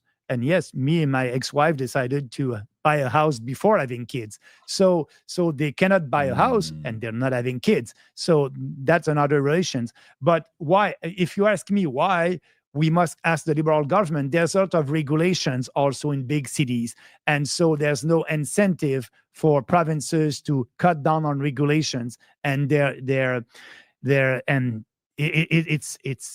if you want to build something in a big city in Canada and to have all the permits, it can take months. So that's another big problem that we have. Rob, can you pull up the birth rate in Canada? I just pulled it up right now. I'm looking at it. Canada's fertility rate is amongst the lowest in the world, placing it in the lowest of the low category. Yeah. With a rate of 1.26. Right now you have it at 1.33.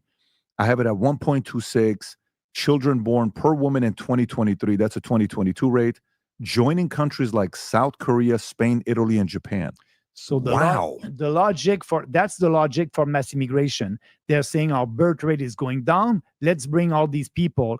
But these people are not young. Usually they're about an average of 30 years old or something like that. They're not so young. And so That's not the solution. The solution is easy. Cut that mass immigration, do all these bold reform, balance the budget, cut taxes, being sure to give more money in the pockets of these families, and they will be able to have a kid if they want to. Yeah, that is scary to think about the birth rate. By the way, I just pulled up a number to see if it can break down what percentage. It's not breaking down percentage, it's telling me numbers on what age they are, the people that are coming in. But birth rate, let's go to that. But they're not so young. So S.E.T Canada, I think the birth rate is something that we don't like talking about here in America either, because we don't got a good birth rate either, guys. And then, you know, we bring up the birth rate, we got to get into dating and social dynamics. And well, I know how y'all feel about that. Did a survey about that. If you like, S.E.T Canada, average age of immigrants, something like that.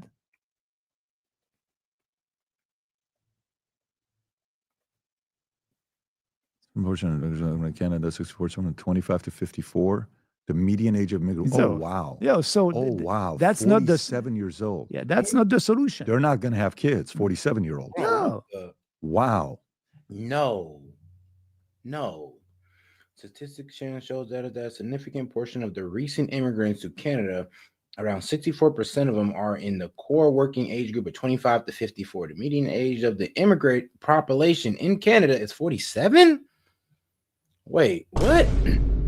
So basically, they're really just there to take jobs at a certain point. All right, most immigrants arrive in the age between 20 and 24. Okay, but this is age at arrival. Okay. 20 to 24, and again, oh no, that's making babies times. I'll give them that. That's not the solution. They're not going to have kids. 47-year-olds. No. Wow. And you told us the country where they're coming from. They're not coming from Europe or from America or other countries. They're coming from. That's why I tweeted and I said that when you import third world people coming from third world countries, your country will become a third world country. And that's what is happening. That's changing the social fabric of our country. And that's why populist movement in UK, in France, in Germany are growing because of immigration. And that's the same thing here in Canada.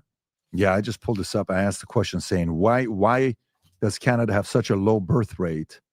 And it says economic factors. Yeah. Housing in cities like Toronto, Vancouver, Montreal. Yeah. Job market.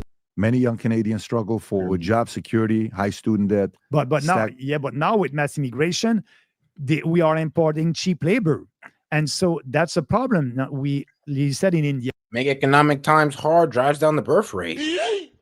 Yeah, I can see that. I mean, that's why there's a whole lot of people going like, "Oh, I don't want a baby. I don't know if I could afford it." I know.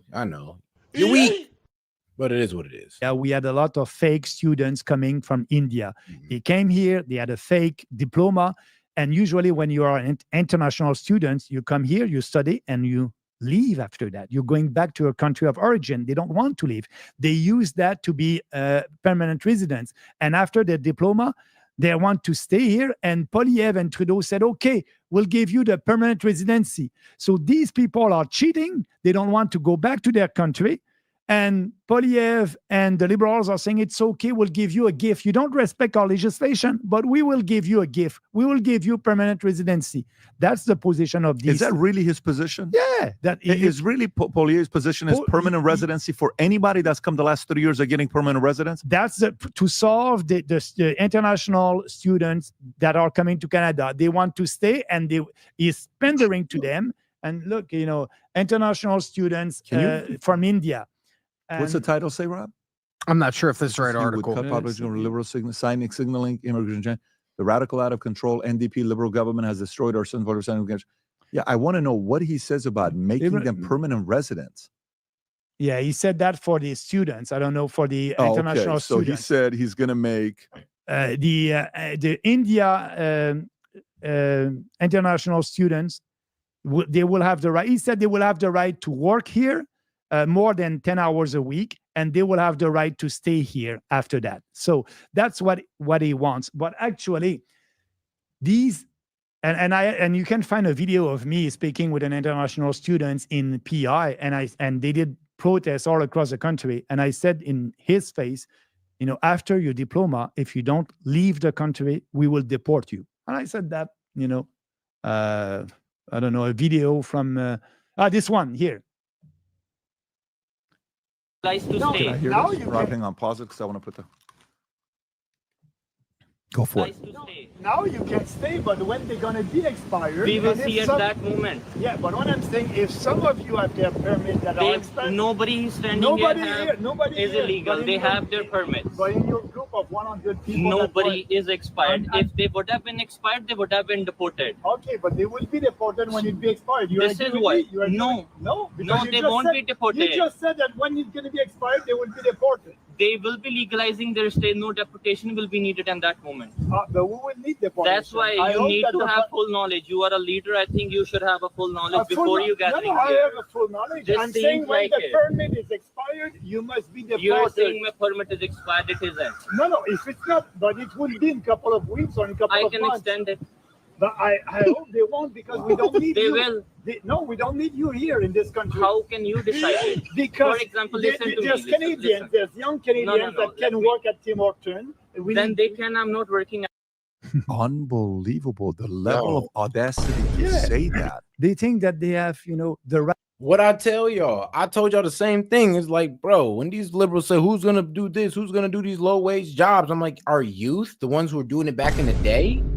Live with your parents, work a low-wage job, save up your money, do what you want. That's what we used to let these kids do. I mean, shit, that's what I did. So it is a bit funny how we're giving these jobs to immigrants, and then now we're trying to get these immigrants up out of here. Y'all trying to say, well, who's going to work these low-wage jobs? And who's going to fix the rules and clean our rooms, and you racist bastards? But y'all get my point. Right to stay here. Nowadays, more than ever, the brand you wear reflects and represents who you are. So for us, if you wear a future looks bright hat or a value taming their operation because they're paying more fees to come here than Canadians. It's more expensive for them than Canadians. So actually, some universities are very happy with that. It's a way because the federal government and provincial governments are cutting funding to universities. So they use the international students to finance their operations. So that's also, and I told you, university, you won't use that trick to be able to have more money. Just raise your fees if you want to. So what is your solution on two things? What are you going to do to fix immigration, and what are you going to do to increase birth rate? Because the economy is what you got to address for families to decide to want to have kids. How are you going to address those two issues? So first, the moratorium on immigration, no more immigrants. And so that's important. Second, that's all about the economy. So we want to balance the budget in Canada. We can do that in 1 year. We will cut foreign aid, $8 billion. We'll save that. We'll cut corporate subsidies, $10 billion. Our deficit in Canada this year is $62 billion. So we can achieve that. Poilievre is not speaking about that because it's not popular to speak about cutting. We will cut. We'll have a smaller government in Canada. We'll have our Canadian Dodge. I said that in 2020 that, we need to have a department of downsizing the government. I said that in 2020. So we will do that. We'll balance the budget. We'll lower taxes. We'll have a flat tax on business at 15%. We have 5 tax brackets in Canada right now on your income. We'll go down to 3, and the goal is go down to 1. So reforming the federal government, downsizing the federal government, respecting our constitution. Right now, the federal government is a big fat government interfering in provincial jurisdiction and provincial autonomy. We'll do that. We'll be able. And we have also a capital gains tax in Canada. We will cut that. No more capital gains tax in Canada. I see where Kamala Harris got that BS from. Lowering taxes, and we don't have a real free trade in Canada. This country has been built in 1867. And the reason that we exist as a country first was to have an economic union in Canada, to be able to compete against you guys in the South. That was the idea, to have an economic union. And now we don't have that. There are straight barriers between provinces. So we need to have a real economic union. We need to work about that. We need also to develop our natural resources. In my own province, in Quebec, there's a moratorium on the development of shale gas, for example. And so we need to be real pro-market and be able to develop natural resources. To do that, we need to withdraw from the Paris Accord. But Poilievre is okay with that. Poilievre, I must admit, he won't impose a carbon tax to Canadian consumers, but he will impose more regulation on businesses. He will give subsidies to the green industry because, he will do everything to achieve the Paris Accord targets. We won't. We will withdraw from that like President Trump. So, yes, we need to have that big, and bold. And all right, guys, we're going to go ahead and divert from this a little bit to get into this other conversation that was on Piers Morgan. And the reason why I want to go to this because it's the Ben and Jerry's guy that was on Piers Morgan. Not Piers Morgan, but PBD. Well, the podcast we were just watching. And he had some pretty interesting perspectives on how he gained his wealth or how, billionaires like himself shouldn't exist. It was very interesting hearing him out. But let's get to it. Let's get right to it. There's a lot of debates in here, apparently.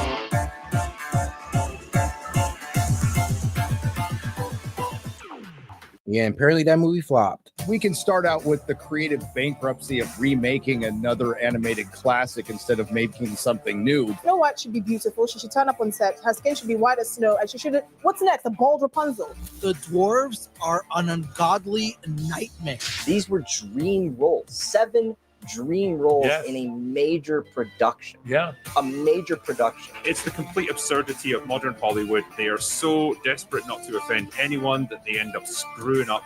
Why don't you just sell ice cream? Are you going to return your building to the people on whose land is put? No. Wow. Should that land be handed back to Ukraine on principle? I don't know. Go woke, go broke has become a popular way of describing the massive consumer backlash to corporations who, for some reason, lose a lot of money after telling their customers they're all racist bigots. You might be hearing it a lot over the next few days as Disney's sanitized Snow White remake finally hits theaters amid what critics say is the biggest PR disaster in movie history. Much more on that later. But we'll begin with an intriguing debate about so-called corporate activism. It'll be killing me. Like, Disney has great picture, but be fucking up great movies. I mean, best visuals ever, still be effing up the movies. And two business titans with very different views on whether brands should brandish their virtuous liberal worldviews. Anson Frericks was a top executive at AB InBev for 11 years. He had a front row seat for the Dylan Mulvaney debacle, which sparked the collapse of America's top beer at a cost of billions. His new book, Last Call for Bud Light, charts the rapid rise and recent fall of corporate DEI. Ben Cohen is the co-founder of Ben & Jerry's, one of the world's most famous ice cream brands. Besides selling creamy indulgences, Ben & Jerry's campaigns for the return of stolen lands to indigenous Americans and the dismantling of the white supremacy. So welcome to both of you. Two successful... A white man going for... I mean, it's funny. Okay, so a rich white man, which is okay. It's great and all. But you're funding... Hold on. Giving Indians their homeland back and going against white supremacy. Bro, why don't you just help your fellow people? I just don't understand that. It's like, bro, what's up? Like, you always got to pick a crusade to go against when y'all could just be helping your fellow people. Like, don't even matter the skin color, to be honest. But help your fellow Americans instead of just trying to, I don't know, showboat for the immigrants. For men with very different views about this. Well, I don't know. The natives is a bit different. They're a bit different. Ben Cohen, first of all, thank you for coming on. As you know, I ripped into you in a New York Post column, I think it was a year or two ago, about your wokist activities and was extremely uncomplimentary. So I admire a man who's prepared to come and face the music and feel free to rip me back. But just on a general point, Ben & Jerry's have been extremely active in this area. Interestingly, unlike a lot of the other companies that have gone down this route or tested the water with it, you don't seem, Ben & Jerry's, to have suffered any negative backlash, which is probably one of the reasons why you keep doing it. But do you accept that a lot of other companies have tripped up spectacularly? Because you're ice cream. Like, bro just sells ice cream. It's hard to get political about ice cream, especially when your ice cream is good. It's like, it's one of them situations like, bro, I don't give a damn if the man a leftist or a socialist. That ice cream is a banger. I don't give a damn. But yeah, it's ice cream. It's not called, I mean, it's kind of crazy how this guy can get off with his ideology, but Elon has one. He picks a political side. Oh, and then now everybody wants to start keying cars. This man has one, and we still buying Ben & Jerry's ice cream. I don't know. Maybe because it's just ice cream. It's really hard to be upset when you're thinking about ice cream. I don't know. It's hard to get political when you're thinking about ice cream. Dipping their toes into the woke waters. Well, I think what we're talking about is fairness and justice. There's a bunch of people in our society that have been oppressed, that have been discriminated against, women, people of color. And, I think business is really the most powerful force in our society. And business has a responsibility to help to undo the wrongs that have been done in the society and help to repair the society. Why don't you just sell ice cream? I mean, why? I mean, I like your ice cream. I've eaten a lot of your ice cream. I will continue to eat it despite your wokeism. But that's why I think I ended my column for the. Oh God, because the man know how to make some good ass ice cream. Bro, this man's been working on, and this is where he kind of pissed me off with his ideology, because he's like, he couldn't correlate his hard work on why he's a billionaire. It's like, dog, you've been working on ice cream since the 70s, my man. Like, actually, before the 70s, that's when you opened your first store. You've been working on ice cream in the background for years upon years, trying to get the right ice cream texture and all that good stuff. Here, he's a texture guy. He's been working on that all his life. To have that much dedication towards something and not be a billionaire, bro, is very rare. It's very rare. It's just what you're dedicated towards. And this should prove how success works. Your dedication towards anything could low-key bring you money. Bro was dedicated towards fucking ice cream and made $1 billion. Ice cream. Like what? Come on. Let's get real here. Oh, it's just like, why should an ice cream company feel it's part of their remit to constantly harangue us about issues? It's ice cream, bro. Bro does $1 billion in sales every year. #1 ice cream in the country. Pretty much in the world, actually. $1 billion in sales a year. And social activism. Well, we're talking about standing up for what I thought were basic American values of freedom, justice, equality. Business, as I say, is the most powerful force in the society. Business controls our legislation through lobbying. It controls who gets elected through campaign donations. Business is a very political creature. It's just that usually it's done covertly. And at Ben & Jerry's, we do it overtly. And we say we are a values-led company. These are the values that drive us, along with making great ice cream and making a profit. And but are you also a hypocrisy company, right? I'll give you an example. In 2022, July 4th, Independence Day, a great day for Americans, a terrible day if you're British.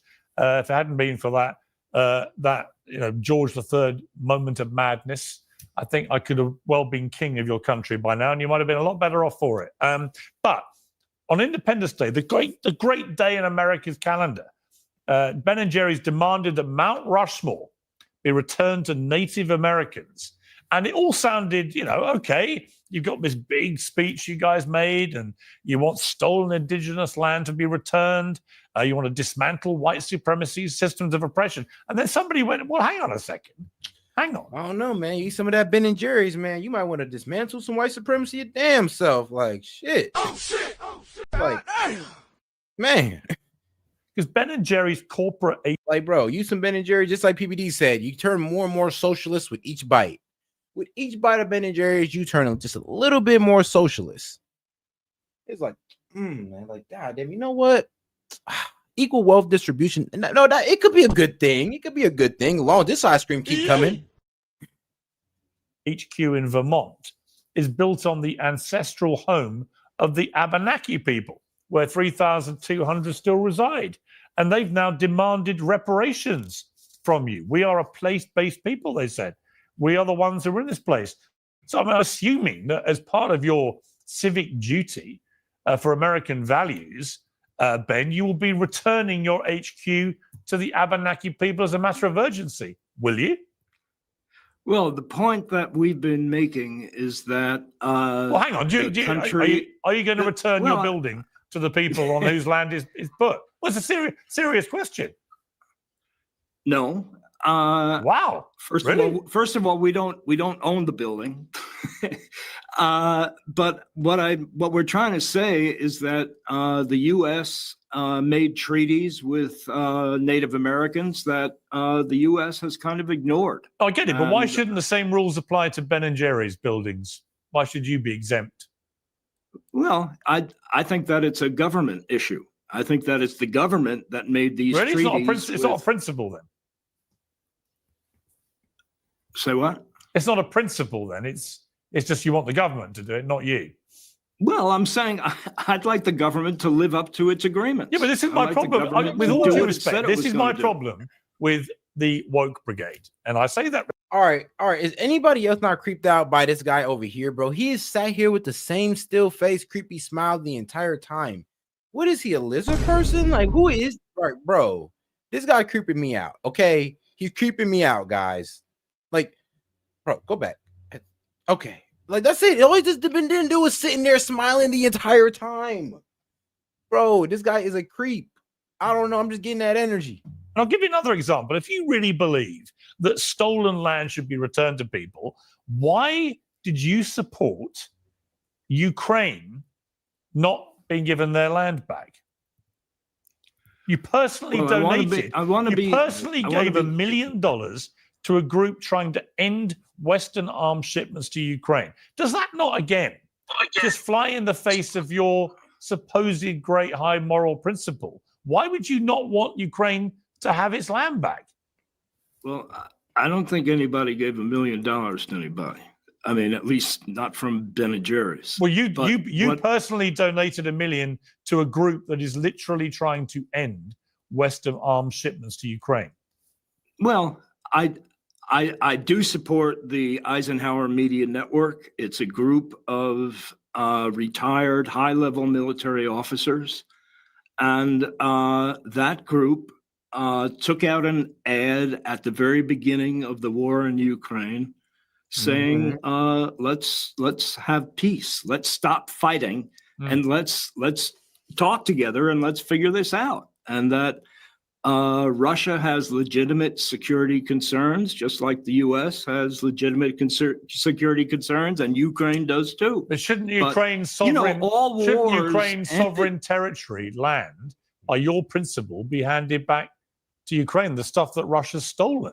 I mean, it's exactly the same principle, surely, as the indigenous land being taken from them that you made a huge campaign about. When people steal somebody else's land, isn't your principle, Benko, in that you have to give it back? So why would you feel the opposite about Ukraine?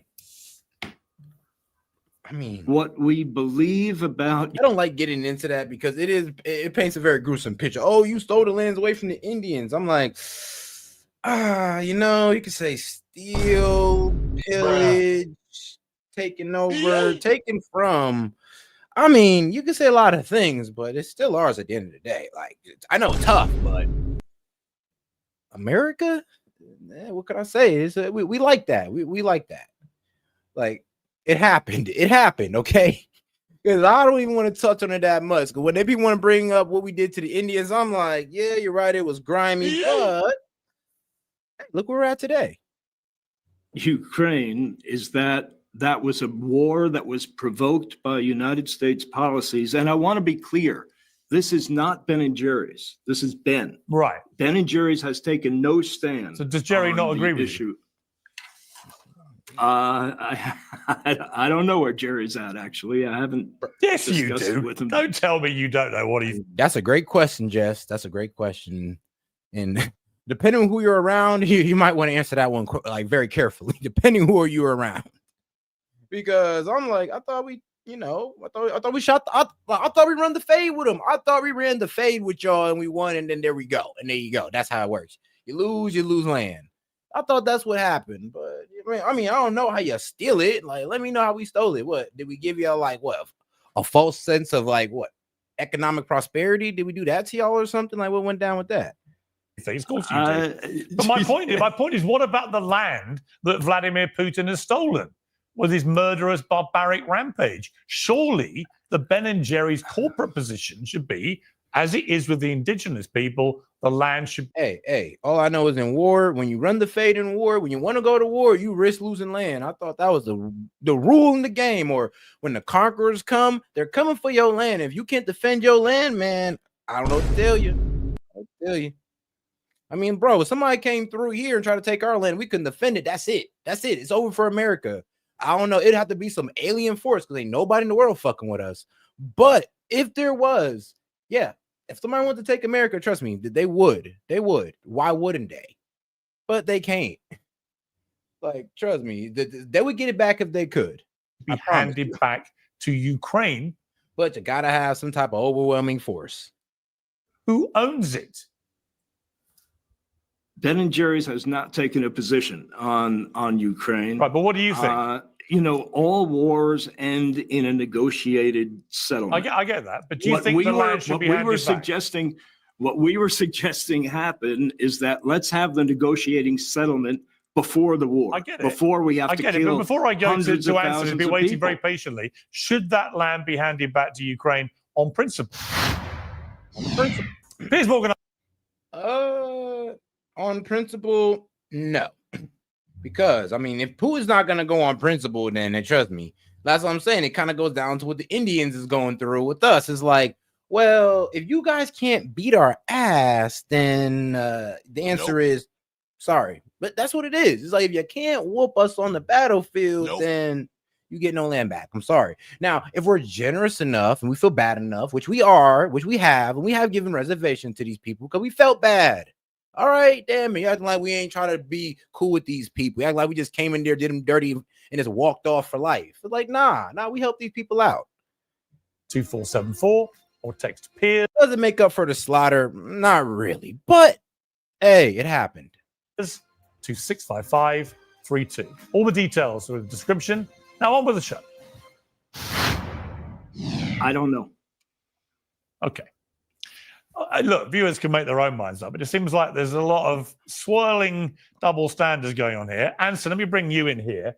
We know what happened with the Bud Light fiasco. I could have told everybody at Bud Light this was going to happen. You put Dylan Mulvaney, who until Dylan Mulvaney was... I would have said the same thing. I'd have been like, guys, I want to let you know that if I was in that boardroom with them and they were talking about Dylan Mulvaney, I'd have been like, guys, I got to sit y'all down with this one. It's like, do y'all understand who drinks y'all drink?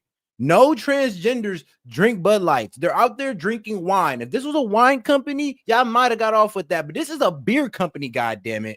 It's like, bro, you got big burly white guys with beers that drink y'all stuff every time they go out or every time there's a sports event.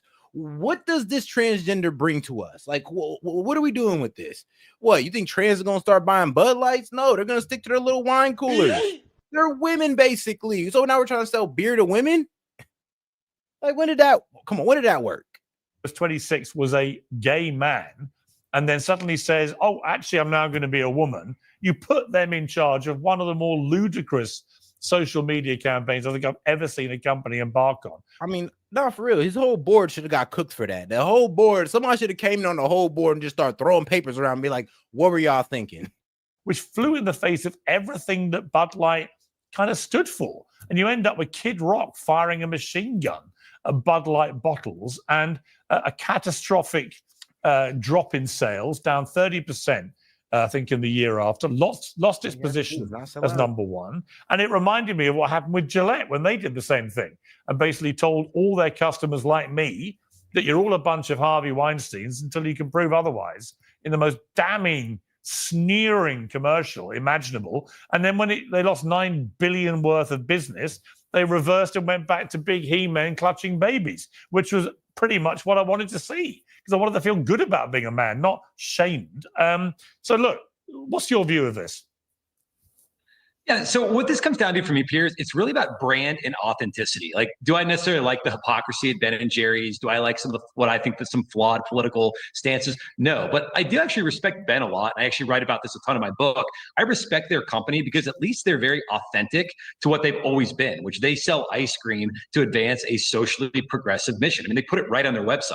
So there's no hiding what they're doing. And on their website, they say that we're going to support the Black Lives Matter movement, that we're going to support basically, illegal immigration, that we're going to support biological men competing against women in sports. I mean, it's right on their website, and they're using ice cream to do it. And they have names like Empowerment for voting rights issues and Pecan Resist to resist the Trump agenda. I actually don't have an issue with Ben and Jerry's and their branding. That's their brand. That's their customer. Some people like that. It's a free country and you can compete with whoever you want.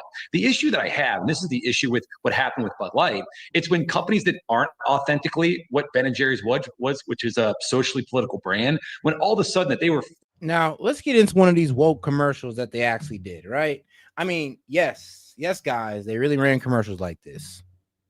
It's a Gillette razor ad, and not a single man is seen shaving. The Me Too movement against sexual harassment. Masculinity. The 90-second ad shows men and boys behaving badly, bullying, and hassling women. Who's the daddy? The excuse? Boys will be boys. Boys will be boys. Boys will be boys. Then the commercial asks the question, is this the best a man can get? The ad goes on to show good guys stepping in. Not cool. Not cool. Smile, sweetie. That killed me. I was like, hey, let that brother get some game off, bro. Come on, bro. Stop cock blocking. That pissed me off. I ain't even gonna lie. I know I'm being real petty about it right now, but this part extremely The ad pissed me goes off. on to show good guys stepping in. Not cool. Let my man get his game off, bro. That is some lame ass. Bro, that's, oh my God, that killed me. And it had to be the black guy they made do that. Like, bro, what? That's the most unlikely situation. Not cool. Smile, sweetie. Come on. And stepping up. Just say the right thing.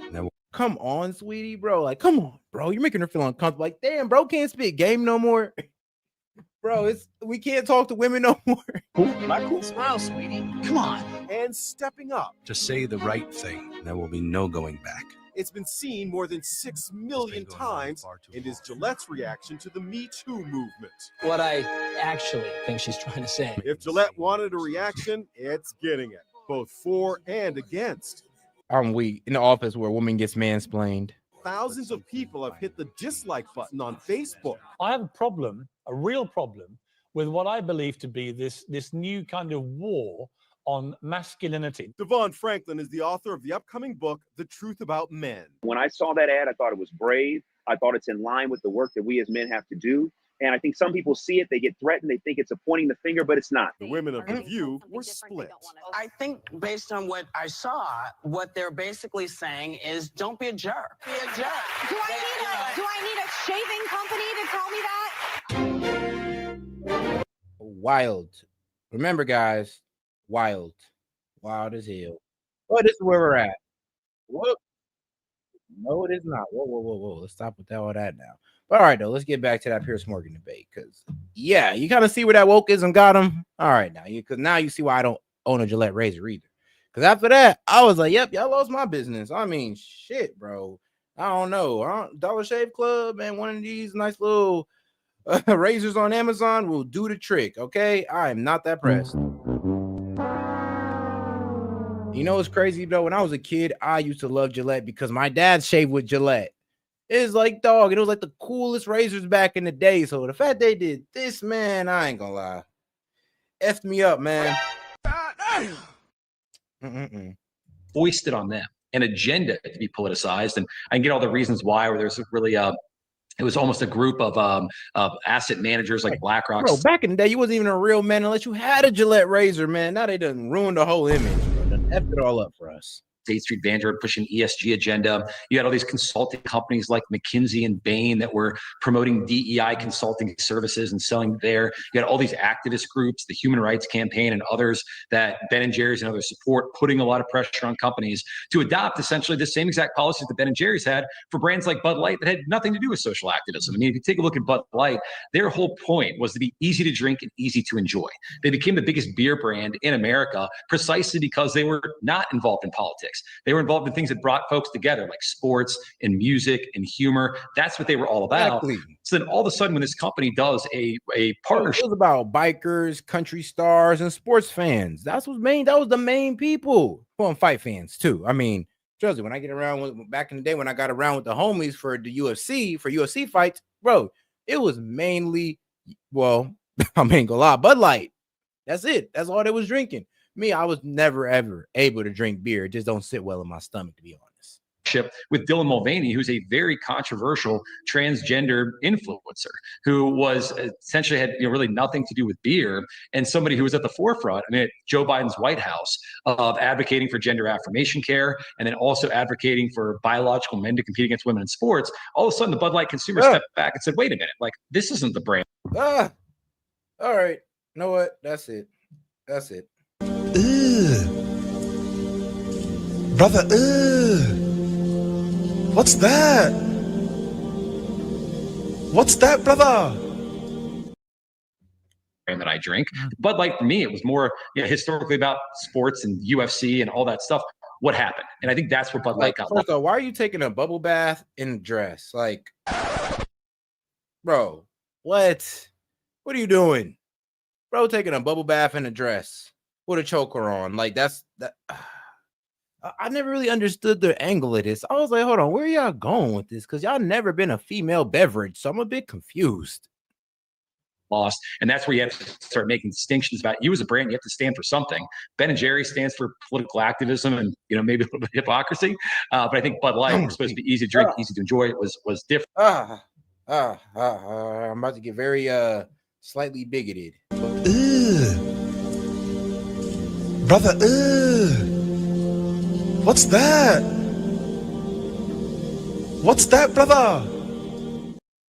When it started to dance, that's where it got me. Different. And then other brands on the right, you have brands like Black Rifle Coffee Company, which their whole mission is they want to serve coffee and culture to firefighters, military, police officers, people who love America. Let those companies, let Black Rifle be Black Rifle. Let Bud Light be Bud Light. Let Ben & Jerry's be Ben & Jerry's, but don't necessarily have every company have to get Ben & Jerry'd in terms of the policies that they've had. That's where corporate America went wrong over the last couple of years. Yeah, I mean, Ben, do you think that some of the positions that Ben & Jerry's took, I mean, take the issue of transgender athletes in women's sport, for example. Pretty much everyone I know now, even Gavin Newsom has done a U-turn on this, who's the king of woke in terms of politics.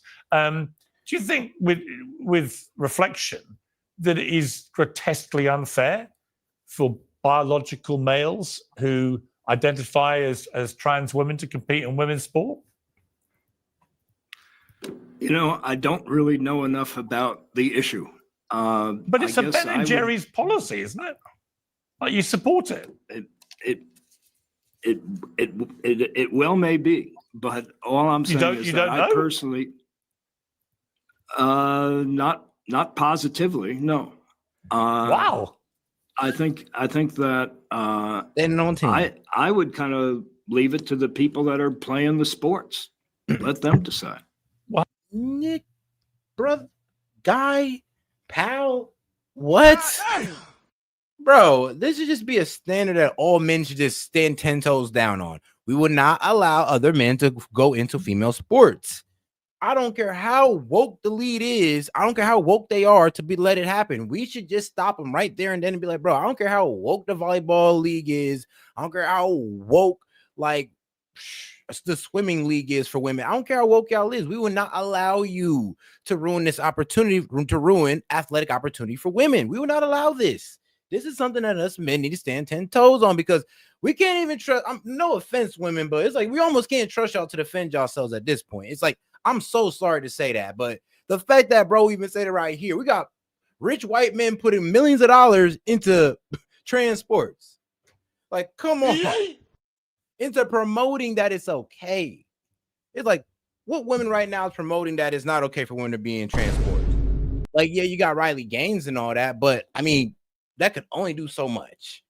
But thank God we got Trump, came through, executive order that's pretty much getting them up out of there. But can you only imagine if Kamala Harris would have got in office?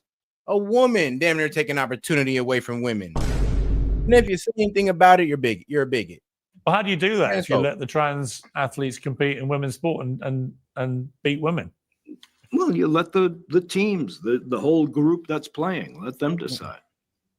So that you don't have any official position at all, because the point. Like, honestly, whoever let that happen in all them sports should honestly be fired. Like, they should just be fired with slight public ridicule. Slight public ridicule. Like, he should get a couple bad DMs because, like, you done took opportunity away from women. You should be fired and slightly publicly ridiculed.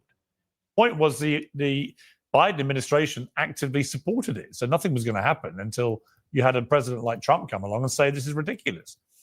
I'm surprised you don't even know whether Ben & Jerry's supported that.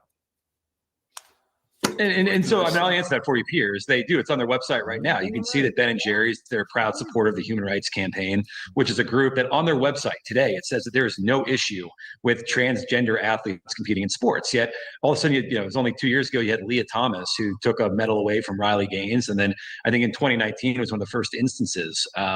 There was a transgender person named S.E.T that beforehand in 2017 to 2018 competed in men's hurdles in the 400 meters and then ended up winning the gold that year. No, it's all completely ridiculous. I mean, there are I think it was the UN. The UN did a report recently saying I think nearly 900 medals have been taken away from female competitors around the world because trans athletes had won. And that's just simply unfair. And here's the thing, though. They blow the record out by a margin that these women will never reach. So when you consider these women real women who are men, and they just blow these records out, that honestly kills all the hope in women's like dreams. And for real, it's like, yo, y'all are literally taking like dreams, and I'm gonna be real with you, opportunity away from women. It's like, bruh, these women have dreams of low-key being top of theirs. Like, I'm real with you, top of their sporting. I mean, well, top of the charts when it comes to their sport. They dream of that stuff. They dream of being the best and holding records. Bro, if we go hop into their sports, I ain't gonna lie, they'll never reach their records. Never. Because, bro, we're putting the male standard on it. Like, you put the male standard on female sports, it's a wrap. But Ben, I'm curious about this because you are the Ben of Ben & Jerry's. The only sport I really think that men and women can compete in equally is like the intellectual one, maybe like chess or something. And yet here you are, apparently seemingly oblivious to these very strident but controversial positions that your company is taking. Do you not feel a little bit queasy about that? Well, I believe in transgender rights. I know that the company believes in transgender rights. No doubt. Do you believe in women's rights? Yeah. Do you believe in women's rights to fairness and equality and safety? Yes. So, I mean, I don't know your story, but do you have any daughters or? I do. Would you be happy if suddenly a biological male got in a boxing ring with them if they were a boxer and started beating them up, as we saw? We saw it happen. We saw it happen in the Paris Olympics. No, but I know we can laugh about it, but I watched the Paris Olympics, and there was an Algerian boxer in the female category who was banned from the World Championships. That is wild. Like, he couldn't just concede the point. Like, bro, like, do you not see where you're kind of going against your own like, socialist ideals? Like, you don't kind of see where you're going against that. I'm like, trans rights, I'd have to ask him this. I'm like, what's more important to you, women's rights or trans rights? I would say this: what's more important to you in your life, women's rights or trans rights? Seeing that you're a father with daughters, I would actually pray to God that it would be women's rights. Like, shoot, because if you ask me, Seth, what's more important to you, women's rights or trans rights? I'm gonna tell you women's rights every time. So I'd have to ask him the same question: what's more important? Because if it's trans rights, then I see why you had this opinion, and I can no longer even say anything to you, because at that point you just let me know, oh yeah, you care more about transgenders than real women. For testing positive for male chromosomes, who beat up a young Italian female fighter so badly she quit after 40 seconds thinking she was going to die. So this has real-time consequence. And if Ben & Jerry's is going to be this big social activist company preaching to us all about these big issues, A, I'd expect you to know as one of the founders what those issues are. I'm surprised you don't. And B, I would expect Ben & Jerry's to reflect on some of the positions it's taken and accept, as many, many other people are now doing, you were just plain wrong. Well, I would say that these are not really big issues. These are issues that are used to hide the big issues. I would say the big issues are Our country is spending $900 billion a year, half of our entire discretionary federal budget, on the Pentagon, on getting ready to kill loads of people just like us in other countries. I don't know where you went. All I see is me on the screen. No, we're back. We're just giving you the full screen so the viewers can enjoy the full glory of your head. Pierce Morgan Uncensored is proudly independent. Our sponsors mean we can bring it to you for free. Support for today: Beam's best-selling Dream Powder. Use code Piers. Thank you very much. So what I was saying was that these are not really big issues. It doesn't involve a whole lot of people. But when you talk about how they're spending our money, how the government is spending our money, taking half of all of the discretionary budget to create a war machine that just kind of benefits war profiteers at the expense of everybody else, I would say that's a big issue that we ought to be concerned about instead of being distracted. Okay, but if it's not a big issue, why is it all over the Ben & Jerry's website? Why don't you tell them to take it down if no one cares about it?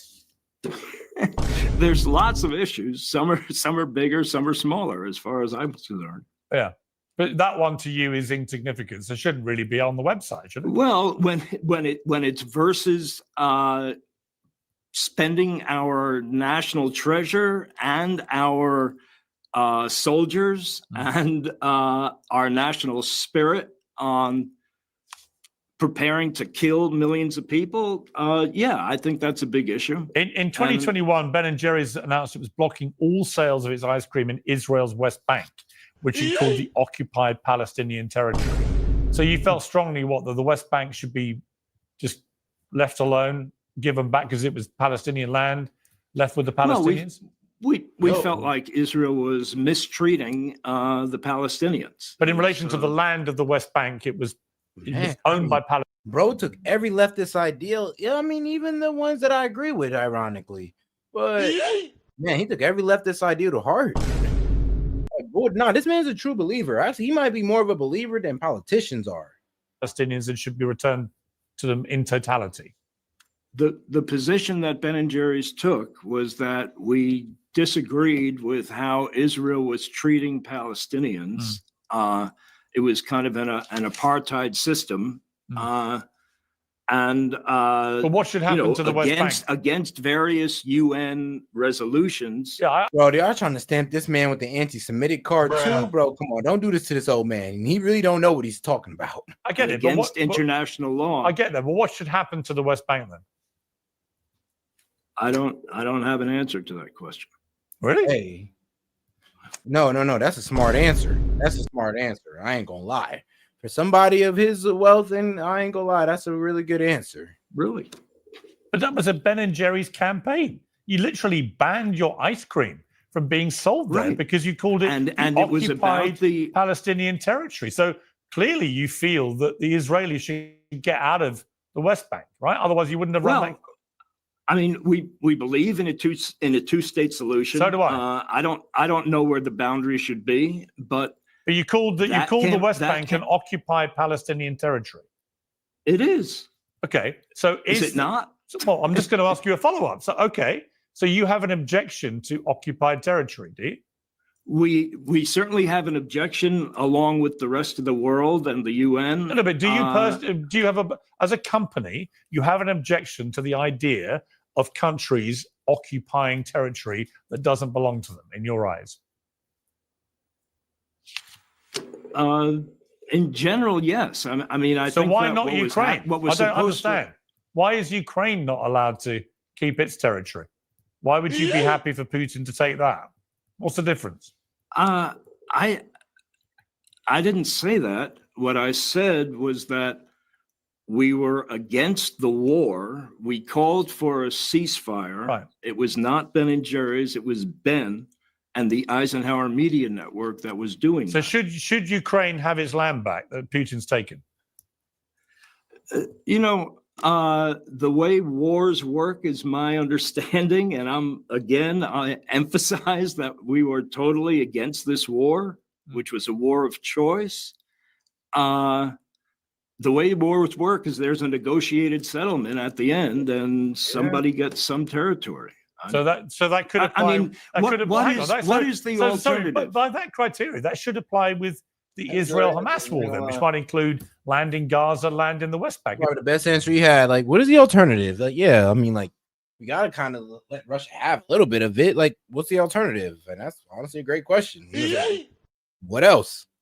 What do you want to fight Russia to help Ukraine keep a little bit of land? I don't know if that's what you want to do, brother. It's the same thing. It's a war, and by your yardstick in Ukraine, if some land's been taken, well, okay, that's what happens. Well, it wasn't a war at the time. What was happening was that the war was over. Guys, make sure y'all like the video, man. Go ahead and double tap that screen for me. Hit the 3 dots up there in the corner. Appreciate the support, guys. Let's keep it going. All right, guys, let's see. There was an occupation of the West Bank. Palestinians, it was essentially what the UN called an open-air prison. There was an incredible amount of poverty. People weren't able to earn a living. Yeah, we really felt that was I get it. I get it. And many people agreed. Listen, many people would agree with you. Many wouldn't, but many would.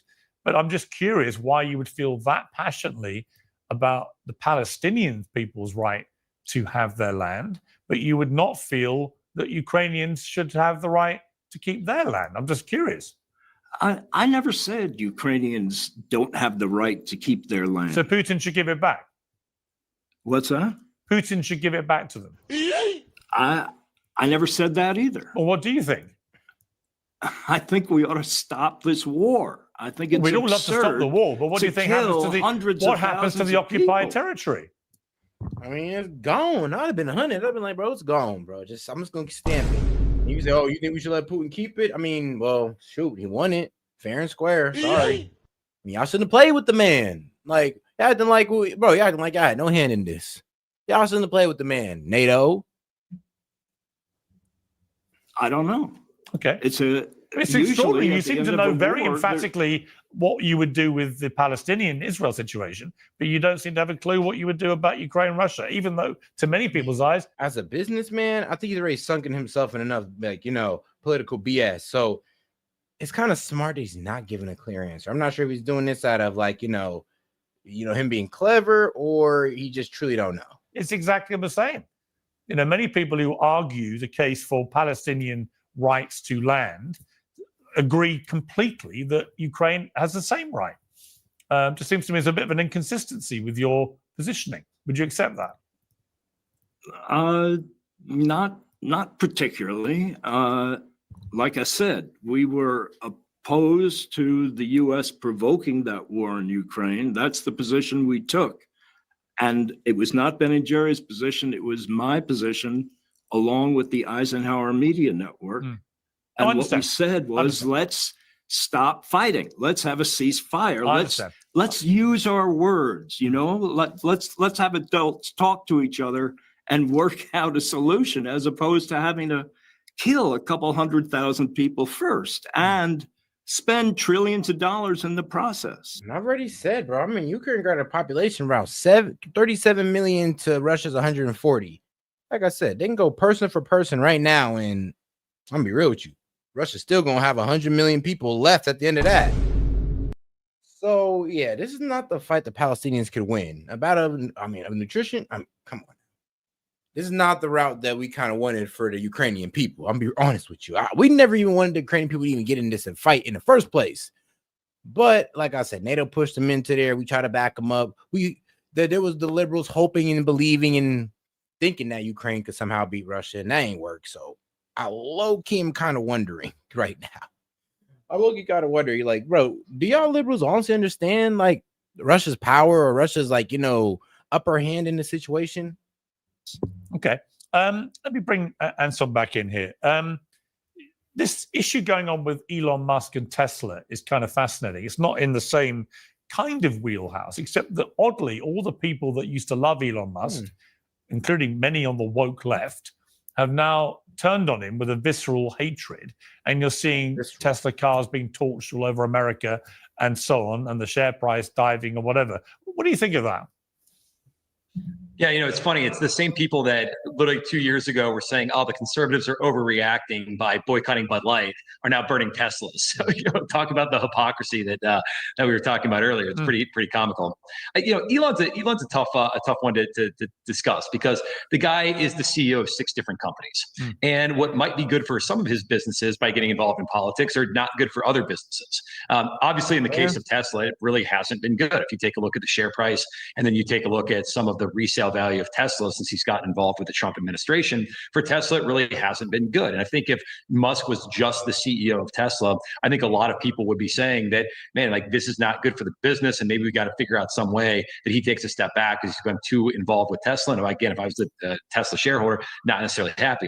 The thing is with Elon, though, is that he has a lot of other businesses. For Twitter, this has been really good that he's gotten involved more on the political side. He opened up free speech. He had this whole debate about his whole platform should be open to everybody and all voices. Twitter usage and revenues is back to, I think almost record highs right now. And that business is doing incredibly well. Yeah. And then his other business. I ain't gonna lie for you. Even I'm paying for the Twitter membership. Yes. Here at Saying Key Media. Yes, we got a Twitter and I'm paying for the premium. That's why I got my boy Grok out here, man. Shout out Grok. Now, y'all need to go ahead and add that live feature, Elon, because, I'm paying for that premium, you dickhead. So go ahead and give me that premium. Go ahead and give me Grok Live. Let's have some fun, man. SpaceX being involved with the government and being able to rescue astronauts this past week from Boeing, I think it's been a huge boon to SpaceX. So it's really hard to tell with Elon Musk. Elon Musk also just being the controlling shareholder and the majority owner of all these businesses. It's a little bit different. I think he plays in a little bit of a different ball game than others. And again, I can't think of another person that's the CEO in this entire world of 4, 5, 6, 7 different multi-billion-dollar companies. So it's just a little bit of a different situation, but in general, I don't like it when individuals who are the heads of companies are taking politicized positions, because I think that we see that what ends up happening, the share price of the company declines, the sales decline, customers decline, and ultimately that's the least sustainable thing that a business can do, because then they have to fire employees, they have to close factories, suppliers shut down. So it's best generally for companies to stay out of politics or stay in their political lane. But damn, that's pretty much saying, hey, you start a business and you lose your political voice. Is what I am hearing. So that's pretty weird. You're pretty much telling me right now, what you're telling me is, hey, you start a business, you make enough money, you lose your political voice. No idea. I have no problem with if you're Elon Musk and you're running a car company, opining on car emissions policies, opining on union-related issues related to car factories. Those things are all in your lane. Some of the other issues that a CEO like Elon would be getting involved with, if you were just the CEO of Tesla, I would have issues with. You think about Ben. He opened this call by talking about he just wants everyone to have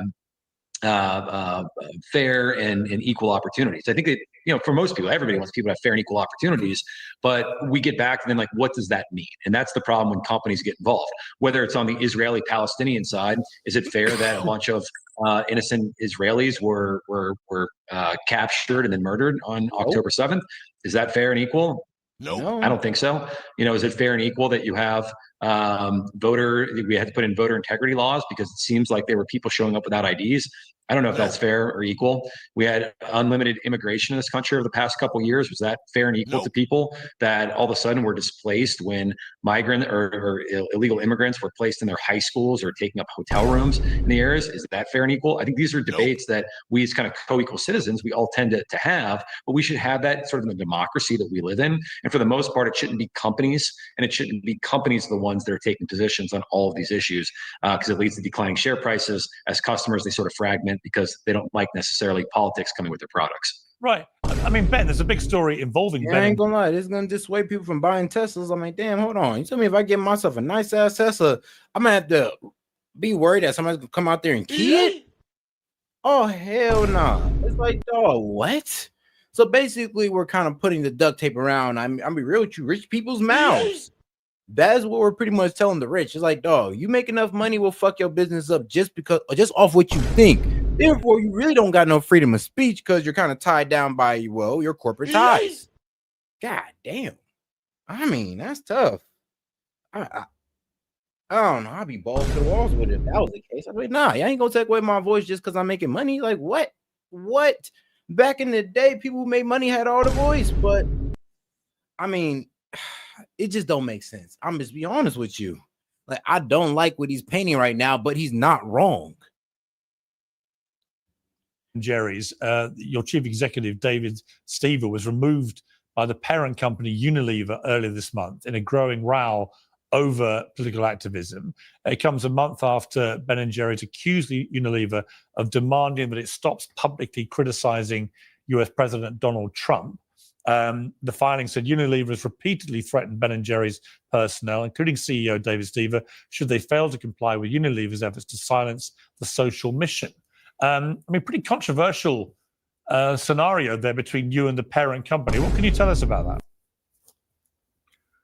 Well, when the company was sold to Unilever, Ben & Jerry's used to be an independent, publicly held company. When it was sold to Unilever, which was something I tried to avoid but was not able to, there was a unique governance structure that was set up whereby there was a legally empowered independent board of directors that had authority over 2 of the 3 missions of Ben & Jerry's. Ben & Jerry's has a social mission, it has a product mission, and it has an economic mission. And the independent board of directors got the legal authority to determine the social mission of the company. So what's happened now is that recently the company wanted to put up a post in favor of dismantling white supremacy. They wanted to put up a post, agreeing with free speech and against the arrest of this guy at Columbia. So that was not Unilever's authority. That was not an area that Unilever legally had authority for. And so the board sued them. And now they are threatening to fire the CEO of the company, Dave Stever, a guy who started as a tour guide 35 or 40 years ago and has risen up the ranks to be an incredible CEO of the company. Yeah. But has it given you any pause for thought that this political activism stance that Ben & Jerry's takes, particularly if you have a parent company that doesn't agree with it, becomes a sort of act of self-harm?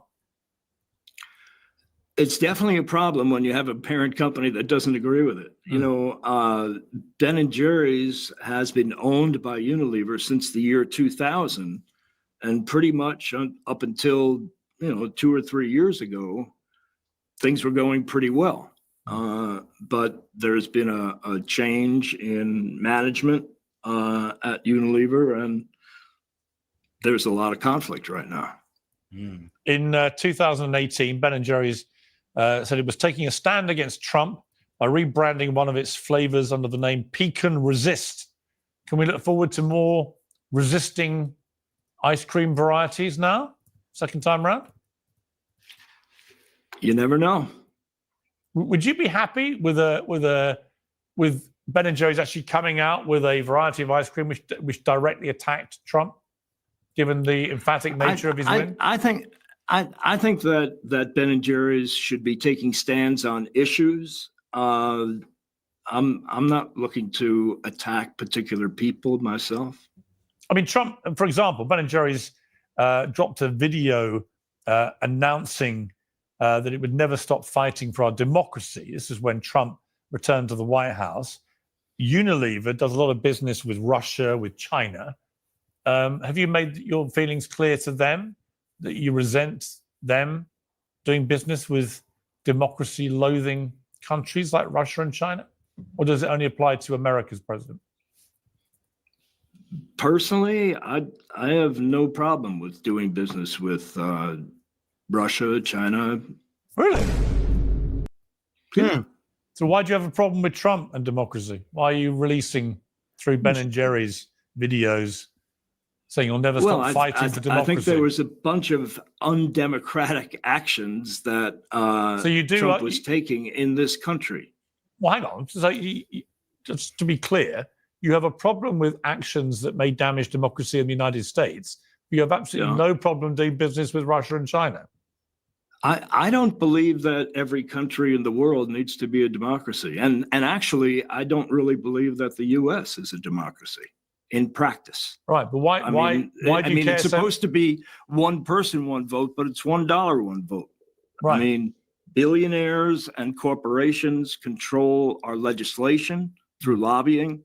They control who gets elected through political donations. Would you be happy? Would you be happy doing represent business? the money? Oh, would you be happy doing business with North Korea?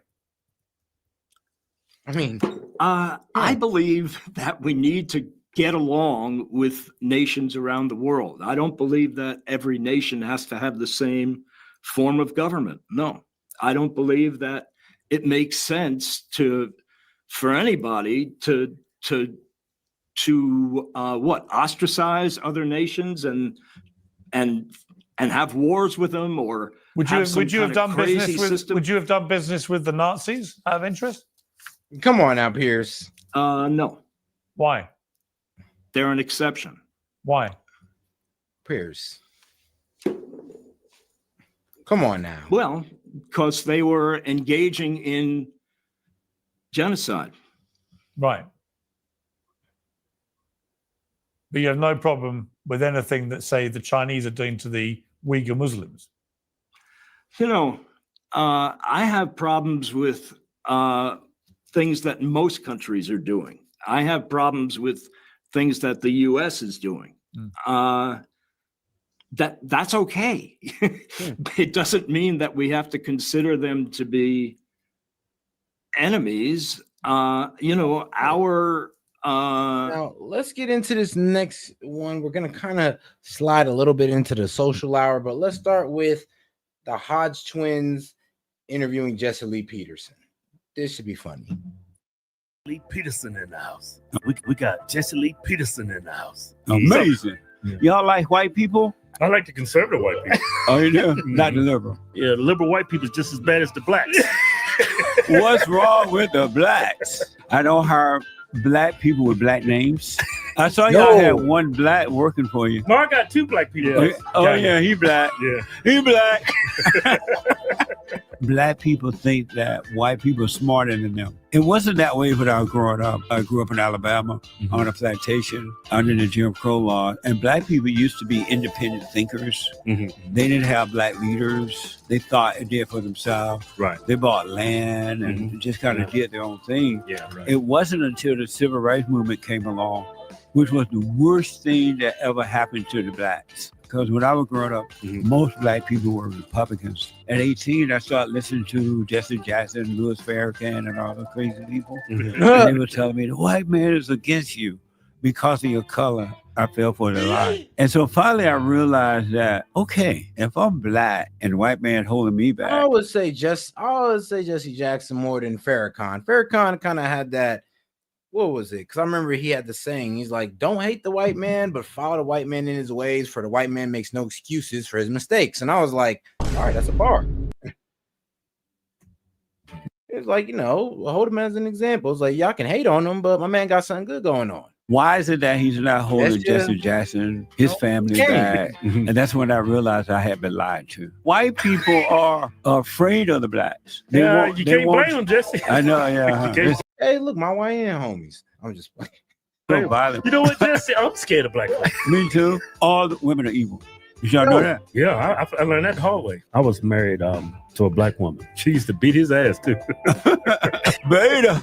What now? Did you know human beings are evil? Oh, yeah. It's worse than what you can think. All the way you're going to be good is that you got to admit that you're evil. Y'all have black people working for you too? Yeah, there you go. Oh, yeah, I did meet one black. I forgot. Y'all have one black, huh? But you should have saved all this for the podcast. Start it up. We got Jesse Lee Peterson in the house. Amazing. Yeah. How you doing? Thank you, God, for having me. Oh, thank you for all coming. All is well. Yeah. Y'all like white people? I Y'all like love some white people? I like some white people, not all white people. You don't? Why not? I like the conservative white people. Oh, you do? Not the liberal. Nah, liberal white people, no, man. Amazing. The enemy of the state. Yeah, the liberal white people is just as bad as the blacks. What's wrong with the blacks? I don't know, man. I saw y'all had one black working for you. Yeah. No, I got two black people. Yeah. The other Well, one he black. looked like an Indian. Oh, kinda. yeah, he black. Yeah. He black. Hey, But thank you, God, for having me. Oh, thank you for coming. Yeah. Is your staff or are they like do you got any DEI going or No DEI. Yeah. I don't hire black people with black names. Yeah, I don't blame you for that. And what you mean by black name? you know those black names. Yeah, like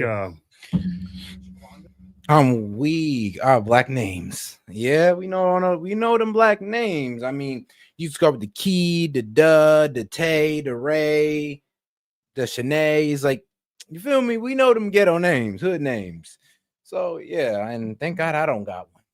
I mean, I think some of y'all have heard me say my name before, but trust me, I actually got a white boy's name. Yeah, all that kind of mess. Yeah. And the reason I don't, because I already know that they hate white people, and it's going to be a problem. You know, the reason they have the black name because they hate white people, and they already said, "I hate white people," so they're not going to be able to work together. So I'm not going to waste my time like that. Yeah. So black name, that's a red flag. That's right. Yeah. Well, a lot of people don't want to. They want to create their own. They don't want like Keith and then Kevin. Well, white people already figure out everything. Jason, man. They want to come up with their own name. That's right. Absolutely. And so my staff is. I have 2 black people right now. One anchor baby. He's kind of a Mexican, but he's anchor baby. Yeah. His parents came here illegally. Yeah.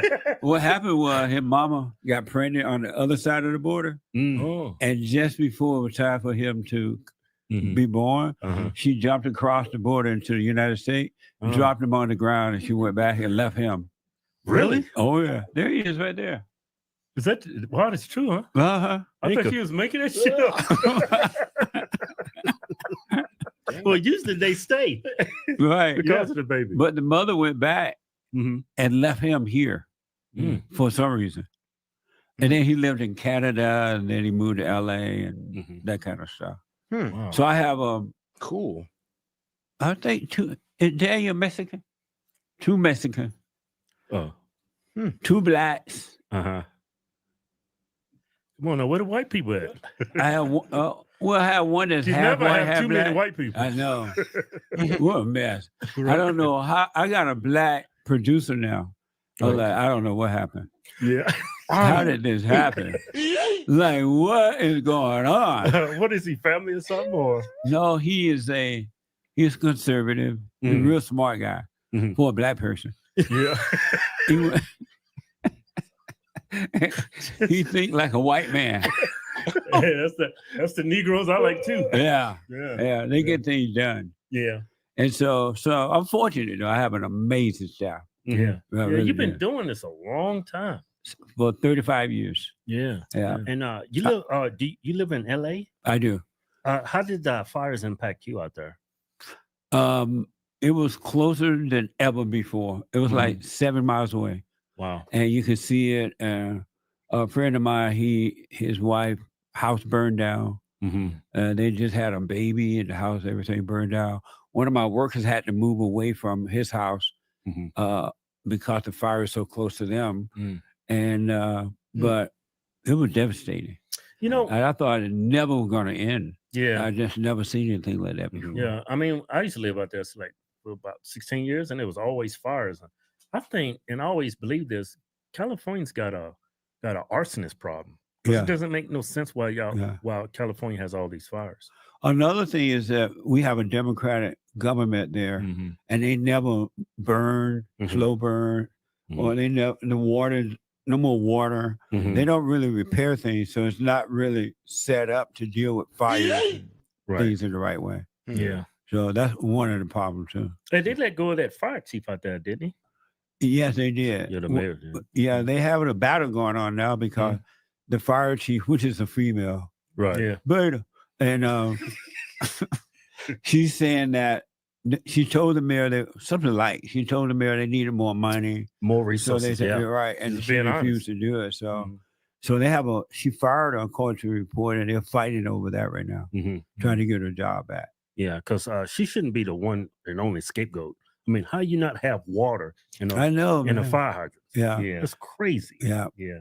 I blame Newsom for that too, Gavin, because he's been the governor. He should have made sure. And guys, let's make sure to support this show, guys. Any question, comments, joke, disagreement, $2 and up.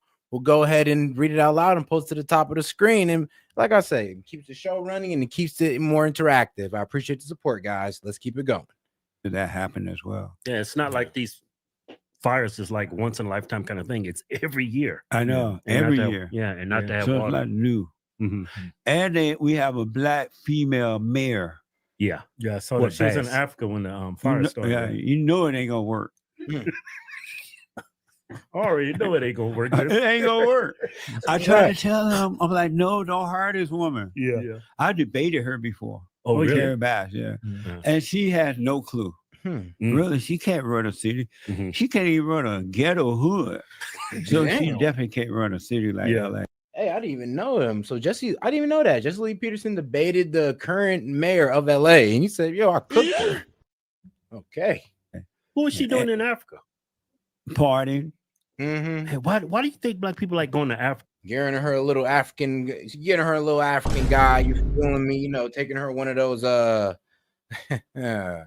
know it. We're gonna call them dictations, or I don't know what you guys girls call them, but I think y'all know what's the word for when girls go out on I know it's sex tourism, but what was it called when women did it? Girls trip? I know there was another word for that. There's another way to explain it. When y'all girls go out there and get the buff African or the buff Jamaican guy, and you know he ain't got to own nothing like a man got to do in America, like a man got to do in America. But you know, you go to Africa or Jamaica, and all a dude got to do is be tall and in shape, and you ready to give it up. Come back here though, and all of a sudden the standards come back, economic standards at least. When they sold us to white people, why do you have an allegiance for this continent? They're crazy. Yeah, Really. Yeah. They don't. They're out of their mind. Yeah, They just don't think straight. Yeah. And so Well, Jesse, a lot of black Americans think we're kidnapped. I was like, man, I know white people are great, but they can't be that great where they come to a continent and just start kidnapping people. They had some help. It is. It's amazing to me that black people think that white people are smarter than them. Yeah. It wasn't that way when I was growing up. You know, as you know, I grew up in Alabama on a plantation under the Jim Crow law, and black people used to be independent thinkers. They didn't have black leaders. They thought it did for themselves. Right. They bought land. Yeah, I mean, the independent thinking stopped in the black community when everybody went left. When everybody just said, "Oh, the left is the party for the black community," that's when independent thinking honestly came to a halt almost. Because we're all bred to think the same thing. Go with the leftist ideology, no matter how crazy it is, and that's majority of my community. Majority. And just kind of did their own thing. It wasn't until the civil rights movement came along, which was the worst thing that ever happened to the blacks. The civil rights movement, other than abortion, they turned their lives over to Martin Luther King and Jesse Jackson and all those people, and it's been down here ever since. You should never, ever, ever have another person over you. Right. As an adult, especially men, you're not supposed to have a leader. God, independent thinkers. They didn't have black leaders. They thought it did for themselves. Right. They bought land and just kind of did their own thing. Yeah, right. It wasn't until the civil rights movement came along, which was the worst thing that ever happened to the blacks. The civil rights movement, other than abortion, they turned their lives over to Martin Luther King and Jesse Jackson and all those people, and it's been down here ever since. You should never, ever, ever have another person over you. Right. As an adult, especially men. I hear you, Law. You're not supposed to have a leader. God is your only leader, right? But they put other people in charge of them, and they've been leading them down a path of destruction ever since. Yeah. And that's the primary problem. You got to be able to think for yourself. You got to. Yeah, because when I was raised, my mom was Democrat. It's like that's the black thing to do. Right. You'd be Democrat. Yeah. But then, like when I got in my 30s and I just started like living my life and saying things for myself, I was like, wait a minute, this stuff is kind of crazy. Yeah. Kind of nuts over here and how they think on the left side when it comes to politics. Yeah, I grew up Republican because when I was growing up, there was no Democrats that I was aware of. Most black people were Republicans. And so it wasn't until I moved to LA at 18, I started listening to Jesse Jackson, Louis Farrakhan, and all that. I already told y'all I grew up in a family full of liberals. So the fact that I turned out like slightly conservative is almost a miracle, honestly. But hey, here I am. For crazy people. And they were telling me the white man is against you because of your color. I mean, guys, most of my family resides in Brooklyn, New York, highly liberal, and Atlanta, Georgia, highly liberal. This is where most of my family resides. So trust me, liberal on both sides, mom and dad. And being young, and I thought they were leaders, I fell for that. Actually, the only conservatives in my family were like, honestly, my grandfather. That was like pretty much the only conservative in my family was like my granddad. That's it. That's all. And then I finally realized I had been lied to. So I dropped the Democrat and went to the Republican Party. That's the major reason why you switched to Republican, because of the civil rights movement. Yeah. I realized they were lying to me and that my issue was a spiritual issue, not physical. Yeah. But they made us think that, and I had hatred for white people too. Once I listened to them, I didn't grow up like that. Yeah, I did too. Because my mom was showing us Roots. And all the black shows. I would go to school the next day just looking at the white people. Right. And they just, I don't know, it put a hatred in me. I think over time it developed, gave me anxiety. If I saw a white person looking at me, I was like, they're looking at me like that because I'm a Negro. Yeah. You know? Looking back on it, that white woman wanted to get with me. But my mama had fed me these lies that white people against you, white people against you. That is so true, man. Yeah. I used to think that anytime white people disagreed with me at work or something, I totally thought it was because I was black. Yeah. I just couldn't believe there's two people just disagreeing. Yeah, you see things that's not there. That is so true, man. And so finally I realized that, okay, if I'm black and the white man holding me back, why is it that he's not holding Jesse Jackson, his family back, Louis Farrakhan and all? They were living in amazing homes and they low key though. It's like the main people that are telling you white people are holding you back are low key wealthy people. You're going like, all right, why didn't the white man holding you back? It's like it ain't got really nothing to say. But you're bringing up white supremacy talking points, and I'm like, really? Am I, or am I just exposing the BS you're trying to feed to the community? And jobs and kids have fathers and mothers. And I'm like, why are they holding them back? And that's when I realized I had been lied to. It's all a game, it's a scheme, it's a hustle. And that's right. So I read the Republican platform and I'm like, I'm out of here. No more Democrat. Yeah. And I just turned away from them. Yeah, and it's still true today. Look at all the celebrities and all the blacks just, made a name for themselves, whether it's in Hollywood or acting or in music career. They always badmouth Republicans. They're always badmouth white people. Yeah. Because Hollywood, that whole line of work is ran by liberals. Yeah. And Jews. So white people are afraid of the blacks. You can't blame them, Jesse. I know, yeah. They're so violent. But you know what, Jesse? I'm scared of black folks. Me too. I want to go to the hood. Yeah, I don't. Yeah, I ain't scared of black people. I'm scared of these wild ends, though. Boy, these new generation of young cats is wild and trigger happy. Yes, and ready to commit crime on a moment's notice, just to look cool, because they think it's cool. God damn it! I know, right? Wild mindset we got here. But if you listen to the music that these young cats listen to, you kind of see where the mind control sets in. Oh, I went to the hood a couple times. I said I ain't ever doing this again. Yeah. I have family members who live in the hood, and I just call now. I used to go and visit sometimes. Dude, I'll tell you this right now, dog. Look, I was raised in the hood. Shoot, actually, I was raised in the projects. I was raised in the project of Brooklyn, New York. Like, that was not fun. It was not fun. It wasn't all that bad. I had great people that were around me. Like, the only problem really wasn't like, I'm gonna be real with you, the people. It was just the side of poverty in your face every day. That's all it was. It wasn't that bad though. Like, I don't know. Like, my days in poverty weren't that bad. It was pretty good days in my childhood. Yeah. especially before the crime got so bad. It was really bad down in LA, and the homeless situation. So I don't really go to the hood anymore. I met my two black friends. Like I got to a point where I just started judging black people differently because I started like, bro, man, look, G Unit, bro. I'm from the day. I'm from back in the day, man. Come on now. I'm from the day where parents were leaving their kids at home at 7 years old, 7, 8 years old. Y'all was getting left at home alone. Bro, you know what's so crazy about today's kids, man? Their parents don't even trust them to stay home alone until they like 15. I know, right? So I'm like, bro, I don't know. I do feel kind of old compared to this generation. Now, in musical taste, I mean, I guess that's where I connect to the younger generation. In musical taste, and then I guess wanting prosperity for the community. I get, these are a bunch of young cats out here that's really speaking their mind that I respect. But that's mainly it what I relate to them on. But love them all the same. They are my people. Notice a trend. Yeah. Like I met Chris. He's a comedian. I say this guy's a nice guy. I can tell he's. And Chris is black. Yeah, he black. Yeah, he black. Amazing. Both of their names is Chris. Oh, they are. Oh, okay. Yeah. Nice. Yeah. They ran out of names, huh?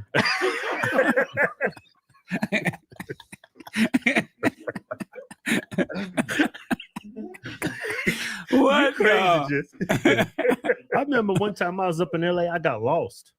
And I was in this ghetto area. I was like, oh my God, you look at these Negroes over here. Yeah, Watts is a scary place. Yeah, it is now. When I first moved to LA, it wasn't that bad. What happened? Democrats. Yeah, Democrats. Used to be a Republican state. The Mexicans moved in. And so there's a war going on between the blacks and the Mexicans over there. The Mexicans winning that. They're taking that land back. They are taking it. Yeah.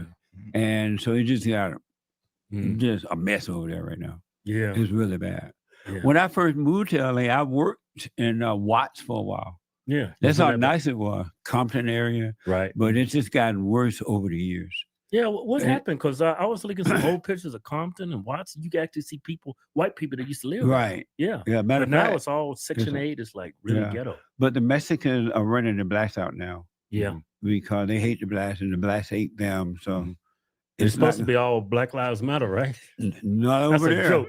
That's a joke. not over there. You know what? You gotta have white parents. Yeah.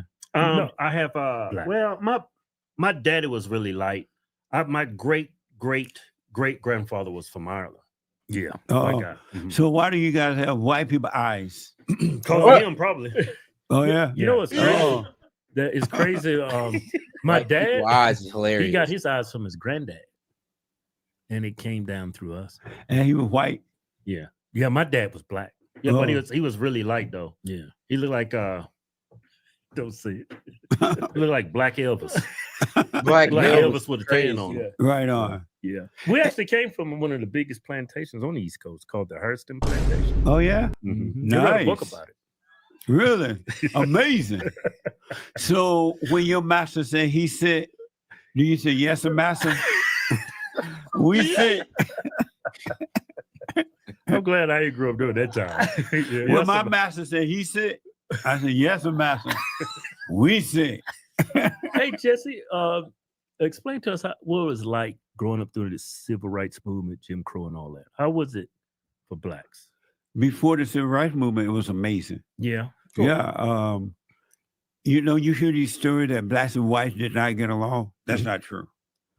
I'm sure you can find bad people in all groups, but we treated each other the way we would like to be treated. When I saw white people, I treated them the same way they treated me, the same way they would do anyone.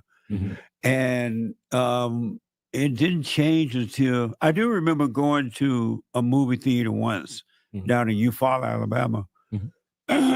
And the blacks had to sit in the balcony. But I was a teenager and I didn't mind it because we had a better view. We could see better up there.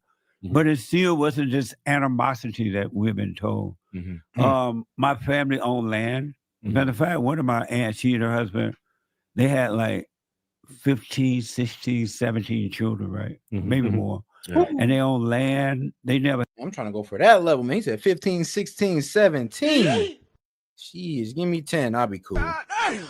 But damn, that's what I'm saying, guys. We need to get back to them owning land and having hella children. I had to work the fields and things like that. They own their own property. Oh God, yeah, buy hella land, have hella children. Why? So they can work the fields. I know child labor, but at least you're making a hard worker, right? Right.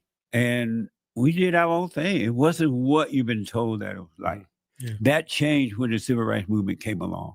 When we That's started what- to integrate with whites. When you force integration, that should have never happened.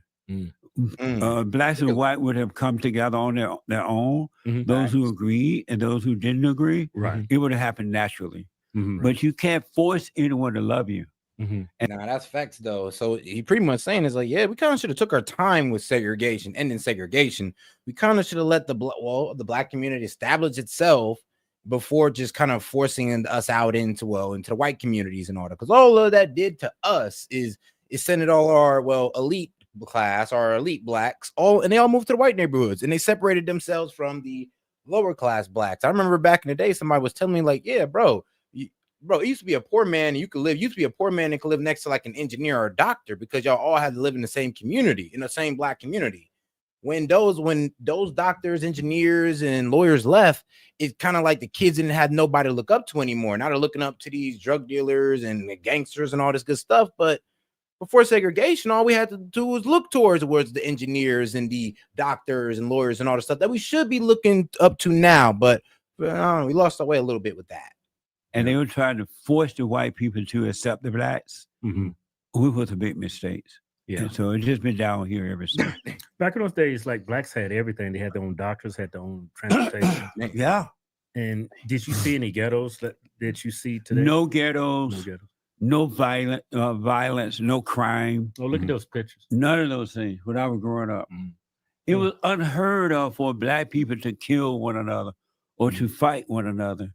I grew up and I only had one fight in high school, and that was on over a baseball bat. I thought we both were fighting over. We were on the baseball field. Yeah. This guy thought it was his time, and I thought it was mine, and we were fighting over that. And that's about it. So it was no ghettos. It was no ghettos, mass black no on black fighting, crime. no crime at all. Yeah. No crime. Nobody around me. Well, when everybody making money and everybody's all community, like it's like, of course you're gonna have low crime. That's just how it works. And it's such a simple formula that we just refuse to follow. It's such a simple freaking formula. It's like, oh my goodness. Committed crime that I'm aware of at all. It was unheard of. It was totally different than it is today. So when you seen like those like there's been some moments in history that the civil rights movement like grabbed onto, embraced, and used that to force integration, like what happened to Emmett Till, was it Medgar Eggers down in that Mississippi? Yes. So you're saying like these types of incidents were like isolated? Yes. Really?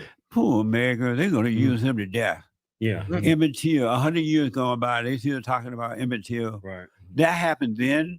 And we don't know the true story about that, what really happened. They just kind of made up stuff to make it look like what they wanted it to look like so they can control the blacks. It really, something happened that we don't really know the whole detail. Right. Yeah, I kind of stopped listening. Every time they start trying to pull emotional strings through race, as soon as they start trying to get me to feel bad through race, I'm just like, yeah, I'm gonna stop listening. That's all the Dems do is play on your emotions. Oh, especially black people's emotions. That's why they've kind of turned us into a emotional and very reactive community through these race baiting tactics that they use. Yeah. I don't know. I can't remember what happened with the, I guess they said a bunch of white guys grabbed them and killed them and buried them or something like that. Yeah. I'm kind of ignorant on what happened. I just remember that name. They said one of the guys looked at a white woman. Yeah, Emmett Till. Yeah, and as a result, looked at the white woman, they killed him.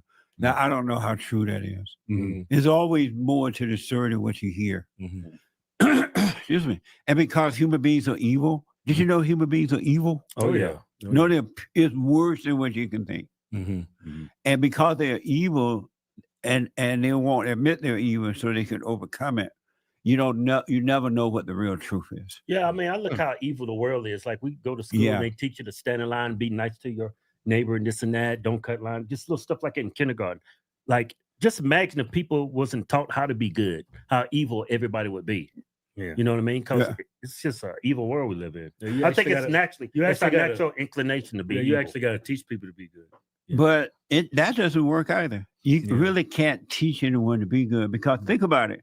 Christianity is supposed to be a religion that teaches us to love one another and to be good and to have a moral life and live. Right. Nobody is living up to that. Right. Nobody. Right. And so even our parents who tried to teach us to be good, it didn't work. Yeah. No one has lived up to it. The only way you're going to be good is that you got to admit that you're evil. Yeah. And that's the hardest thing. Salvation of the heart. So ain't that the truth? And ain't that the truth, Jesse? Shout out to that because you're not lying. Because a lot of people say, oh, single fathers could do it. I'm like, nah, I'm gonna be real with you. Let me tell you where single fathers could kind of lack for us young men. Like, you're right. Our masculinity is kind of built off our father figure in our life, but our empathy and compassion towards women, how we treat women is mainly due to our relationship with our mother. Like, yeah, I know, right? And those who have a bad relationship or no relationship with their mother don't really know how to treat women usually. I know, right? So I always do say that's why it's good for a 2-parent household. Because you got the feminine and the masculine working together to give you that. Well, your father gives you your masculinity and your mom gives you your compassion and empathy for the feminine energy. There you go. God said that we got to admit that we're evil because anyone that has anger is playing God. Mm-hmm. They think they know right from wrong. Mm-hmm. They judge themselves and others. They cannot be trusted. God said never trust an angry person. An angry person is an evil person, and they are your enemy, and do not trust them. Yeah. So, but when you admit that you're evil, hey, I'm evil, I'm wrong, and then you forgive your parents because that's who did it, especially your mother. And damn.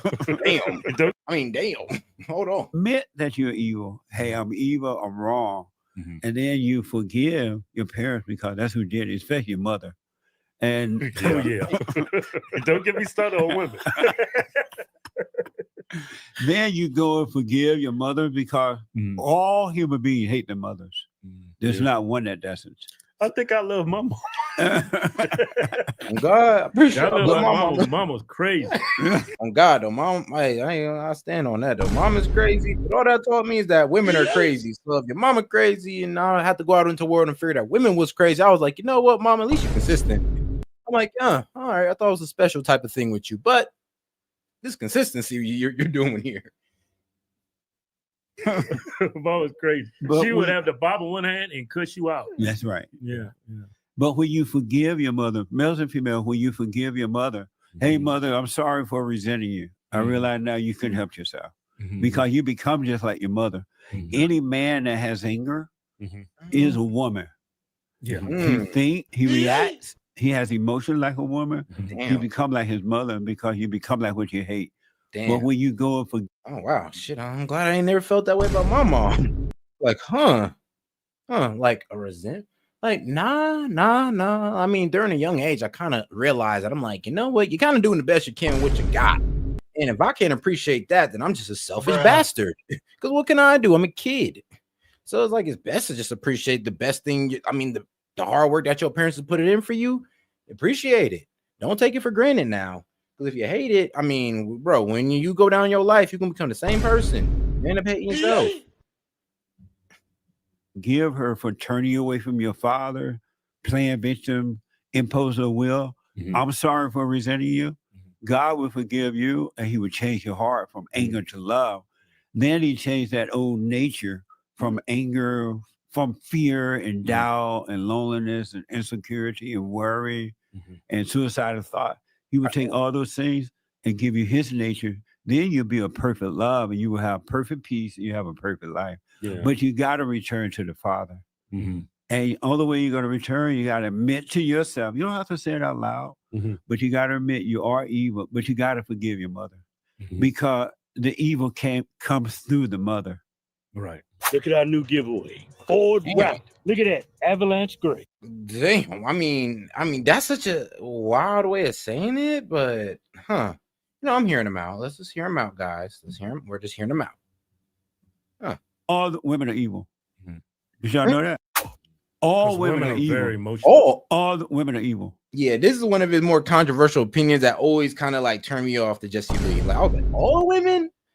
All women. All right, G, back that up. Back this one up here. Did y'all know that? Yeah, I learned that the hard way. My ex-girlfriends, I think have done the most despicable things I can imagine. Yeah, absolutely. Women have told me they've been pregnant when they're not. Yeah. Women have told me, Bruh. let me put this in perspective. Like, I was in a relationship with this woman, didn't work out. Yeah. She went behind my back. I was already giving her child support. She went behind my back, went to a welfare office, said she hasn't been in contact with me. Yeah. We was living together. I go to work, I get this confidential envelope, back child support, like $60,000. They was going to suspend my license. I was going to go to jail. Thankfully, I kept all my receipts, all the child support. Yeah. So all that got thrown out. But a woman will destroy your life and will not lose one wink of sleep. Not at all. They'll take your children away from you. Yeah. They'll go to court. They'll cry. They'll make up things about you that's not even true. Yeah. Because, of course, on the side of the woman, they tend to. I mean, they would do say, man, nothing's worse than a woman scorn. I believe that was the saying. It's like, boy, or everybody fears a woman scorn or scorn woman. We've all been there, guys. We've all been there. The woman, the children to the woman. Right. Whereas in the good old days, they would give the children to the father because they understood the nature of the woman, that it was evil. You do know that the God above is the man's God and the God below is the woman's God, right? Satan? I didn't know that. You didn't know that?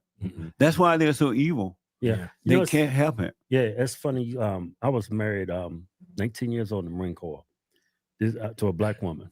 She used to beat his ass too. Damn.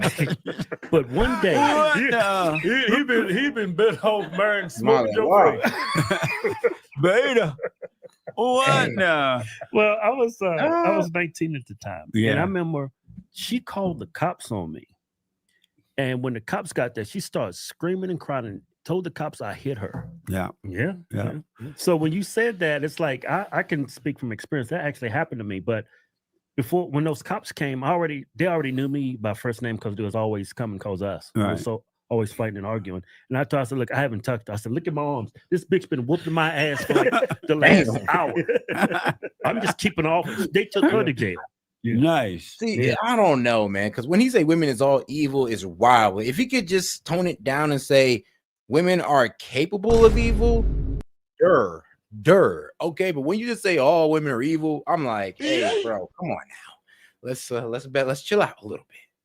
Yeah. I've always said there's I mean, I know men over history has did some wicked things, but I think there's a special evil in a woman. Yeah. Well, it comes through her because that's her nature. Ever since the Adam and Eve story, when the woman listened to this, at one time there was just God and his son Jesus, right? Right. Yeah. And they had a relationship. And they communicated without words. They just communicated without words. And then God decided, you know what? I'm tired of creating a human being with my hands. So because as long as I create them from the dust of the earth, with my hand, they're not going to decide if they want to love me or not. It's by force and not by choice, right? And God wants us to love him by choice, not by force. So he decided to create the woman, and he created Eve. And when Eve first came along, she loved Adam, who loved the father. And they were perfect peace. And then she went shopping one day. Shopping. Bitch went shopping. Rolling in the garden and eating, and then she popped up on a snake, and now here we are. She went to the store because Adam wanted some candy yams. It was Sunday. He wanted some candy yam, collard greens. Yeah. Cornbread. Oh, and in those days, they didn't even have fork and spoon. They ate with their fingers. Right. You ever eat collard greens and cornbread with your fingers? No. Oh, my God. It's the best? Yeah, it's like... Tastes better, huh? Put okras in there, collard green, cornbread, some candy yam. God. I was thinking on TikTok, Jesse, a bunch of Africans eating with their hands. Yes. I'm like, these people are savages. Well, they look like savages, but it made the food look so good. It was delicious. I used to eat that way in Alabama. We did. Yeah. With the ham. And make sure to like the video, guys. And if you have any questions, comments, jokes, or disagreements, go ahead and send in a super chat. let's go ahead and engage more in this conversation, man. This should be a fun one. And like I said, I'll go ahead and engage with it, read it out loud, and post it to the top of the screen. But if not, go ahead and double tap that screen and like the video. Appreciate the support, guys. No, but anyway, so she went to the store and got some soul food. And she saw Satan at the store. And Satan was like, Eve, how's Adam? He's fine. You still with him? Yes, I love my husband. He was like, no, you shouldn't be with that man. Be your own woman. And she was like, no, I love my husband. I'm going to obey my husband. I love him. And she was like, no. So she kind of said no to him. When she went home, she told Adam that she had seen Satan at the store. And he was like, stay away from that. He's evil. Do not believe him. And she's like, okay. And Satan had tried to convince Adam to turn against his father, but he wouldn't.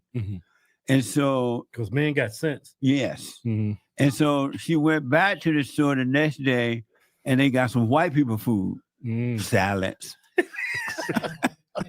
apple, yeah, some toast, right?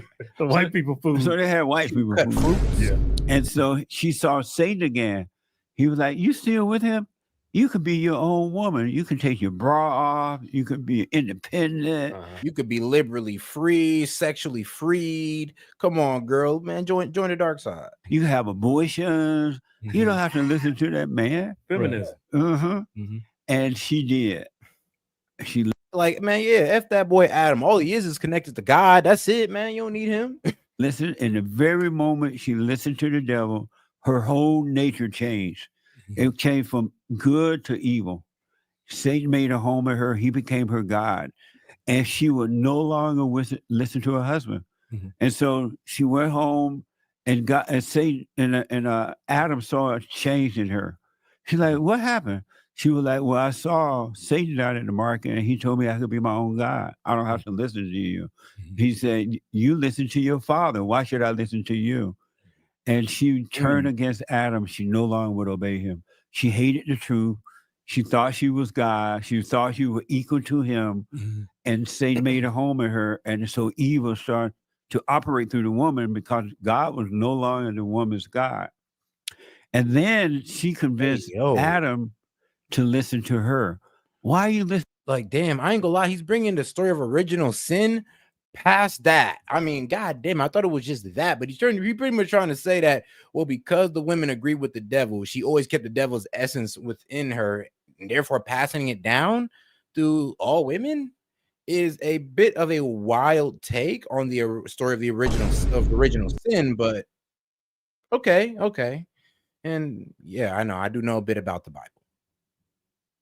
Listen to your father. You know how the mothers do today. Your father's no good. Very limited. Be your own man. Don't let him control you. And she convinced Adam to listen to her. And the moment Adam listened to the woman became the man's God. And God and Adam could no longer obey his father. And so that's what you have going on today. Satan is the woman's God, and the woman is the man's God. And men don't know how to deal with that because their mothers are turning them away from their fathers. And the women are becoming the men's God because they hate women. They hate their mothers, so they hate all women. You become attracted to what you hate, right? And that's why you got to forgive your mother so God can take the woman's mindset and emotions away from you because it's abnormal for men to be angry.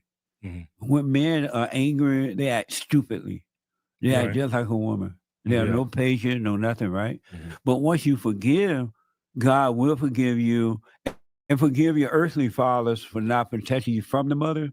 He didn't know how to deal with her. Because this is why I always say, like, when it comes to my like critical thinking, my free thinking, I never like to put a religious lens on it because you kind of come up with stuff like this. No cap. This is what you come up because I hear where he's going with this.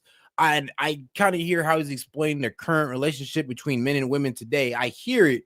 But to explain it like that, like biblically, is a bit crazy. Like, yo, like for real? Is this where we're taking it?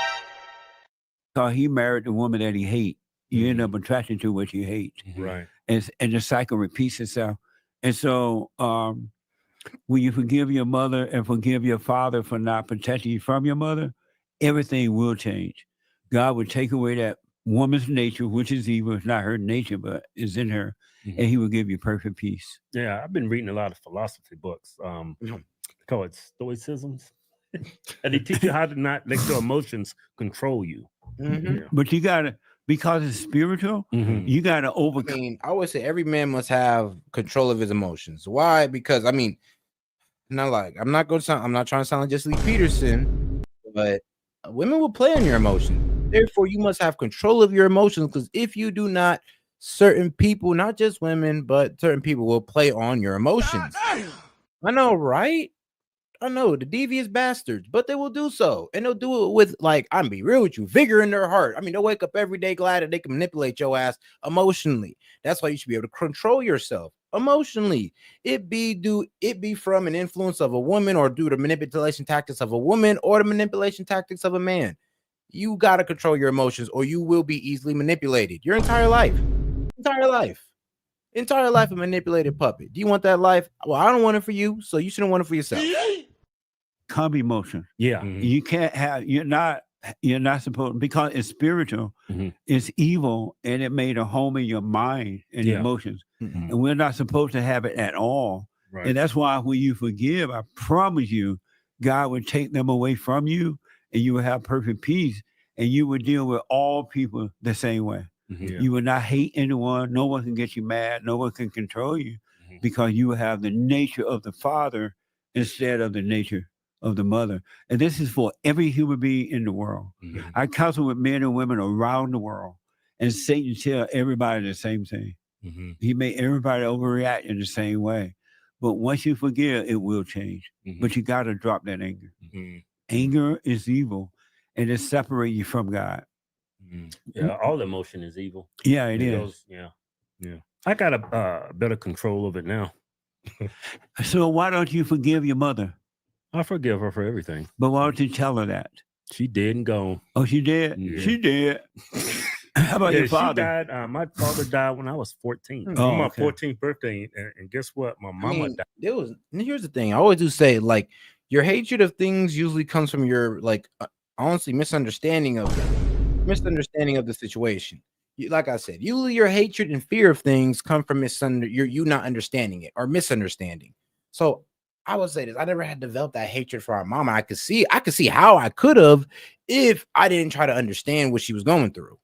So due to the fact that I kind of understood what my parents were going through at the time, it was really hard for me to hate them, because I wouldn't know how to process what they were dealing with.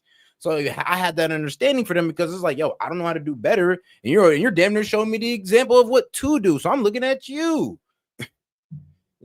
That's kind of how it was for me. Shoot, I never really had that hatred towards my parents, because I had an understanding. I get it. Died a day before my 4th. Now, if I didn't, I could see where the animosity would build, because I'm over here understanding of the why me, or why. His birthday. Wow. Why But question? just realize they could not help themselves. Yeah. And forgive Don't them ask, though. by seeing that you can't help yourself, right? And once you understand that, and then you forgive them, God will forgive you, and everything will change. I'm telling you, you will literally have perfect peace. You start to live from within instead of outward all the time. You will live from within. Yeah, you gotta let go of the hatred for white people for what they did in the past, but they act like white people did it all by themselves. They was in cahoots with Africans. Absolutely. Yeah. As a matter of fact, in Africa, it was the blacks who sold the white people. I mean, it was the Asian, what's the Allahu people? Muslims. Oh, yeah, Muslim. What?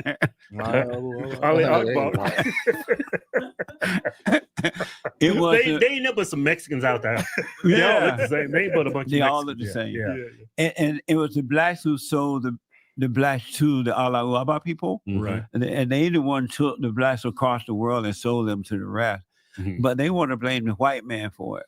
Right. Because the white man have money, and they can get the white. Yeah, it's crazy. It's like, we don't want to talk about how the Arabs were doing to us, but we're just so hung up on the white man.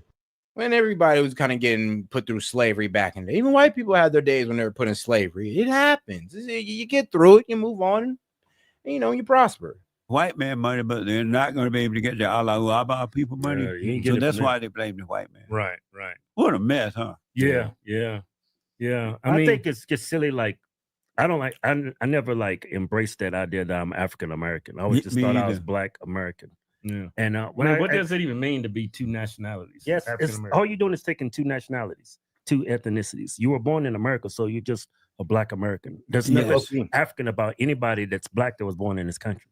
As a matter of fact, if you're an American, you go over to Africa, they're not going to treat you like an African American. No, they're going to treat you like an American. Yeah. They don't treat you the way that these Blacks try to pretend. They do not do that. Yeah, they look at us like we're ancestors of slaves. They don't. That's right. Yeah. They don't. They're not going to treat you well in Africa. Right. Not at all. I see a lot of these Black people here in America. They dress African. Are they mocked when they go to Africa? When they dress like that? I'm sure they are. Yeah. Yeah, I wouldn't doubt it. I would go to Africa, but right now it's too weird. Yeah. They're like killing white people in South Africa, especially. They've taken over South Africa, and then the white people moved out to the farmland, and the Blacks were going out there robbing and killing and raping them as well. Yeah. So what's wrong? Well, it's the mother spirit. Yeah. I saw that. What's wrong with the Blacks? So I gotta ask. Yeah. So what I'm looking in that scenario in South Africa, yeah, what's wrong with the Blacks? I mean, dead ass. This is a pretty damn good question. Like, hey, stop killing those nice white people. They ain't nothing to you. Okay, sure, past of colonization. Okay, but that's not them. It's like, what the hell you just killing them for? Like, that's gonna solve anything. Shoot, actually, you know what? I mean, maybe it is. They did kind of say he is saying they did push him out their land. So, I mean, did it work? at you guys. I feel like when I look this way, I'm still looking that way. Right. What? This is weird. Yeah. So, do y'all feel each other pain? Nah. None of that shit going if on. One of you, meaning that if one of you are out there somewhere and you're in trouble. Sometimes I have a bad premonition, a bad vibe. I call them up and say, "You okay? You didn't get no accidents?" No, I'm ready to just look at the TV. Sometimes it comes, but it hasn't.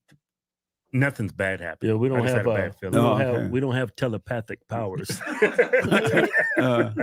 So do y'all like get angry at each other at times? Yeah, sometimes. Yeah, sometimes. Yeah, because we work like 5 days a week and like 12-hour days, so it gets stressful sometimes. Yeah. Man, hell yeah, bro. Me and Key sometimes get into it. Now, of course, not into it, but bro, me and this man do like 14, 16-hour days. And then like 7 days a week, seven, some like on the rare occasion, 6 times a week. And y'all know we barely ever miss a day. Yeah. Because I'm sure you work long hours too. Oh yeah, I get up at 3 every morning, and I'm at the office around 4:45, and so I work all the time. Wow. That's why it's so hard to get me up here because I was just so busy. Right. And then the last time we were supposed to come, the fire thing happened. Yeah, the fires happened. So, right. But Hey, are you married at all? Or no, I've been engaged twice. I did it the black way. Black way? What's the black way? I had a child, made a child out of wedlock. Oh, you're a baby daddy. That's right. I'm done. But I have a son and 2 grandkids, adult grandkids. All right, shout out. And shout out Jesse 2.0. Appreciate the support, sis. Let me give you a shout out. She says, speaking of emotions, if the left doesn't get them under control, 2026 Senate elections aren't going to be good for them. Stop crying on camera and etc. Yeah, low-key. Stop crying and being overly emotional on camera, because if y'all cannot control your emotions, trust me, you will lose even more voters. You will lose even more support. And hey, man, on this side, we're over here in celebration. We're like, please self-destruct even more. But what can I say? We're nice people. We're willing to give y'all some advice on how to win. Bro, stop being so damn crazy. Well, and divisive. It's really the divisiveness that got y'all. Okay, there's other things too, but let's not get too far into that. Now. And then my granddaughter got married, and she and her husband have 3 sons. And so I have a family. I just did it the black way. And I got engaged twice. But with black women or yeah. I never thought I would marry a white woman. Yeah, I did grow up thinking I wanted to be with a white woman though. I mean, we always said I won't be with them. I'll say right here, bro. Me neither. Me neither. I never imagine myself with a white girl. Not that I don't like them. It's like I love white women. Like they're great people. Like I'm gonna be real with you. A white woman saved my life, so I can never hate white women. It's just that I never imagined myself with one. I always say on stream, I'm for black women. I know y'all be like, oh, but they're this and they're that, and I don't give a fuck. They're my women. What can I say? Love them. Yeah. So sometimes even if they hate me, but it be like that. It be like that, baby girl. Don't worry, I'm still here for you. White women. Yeah.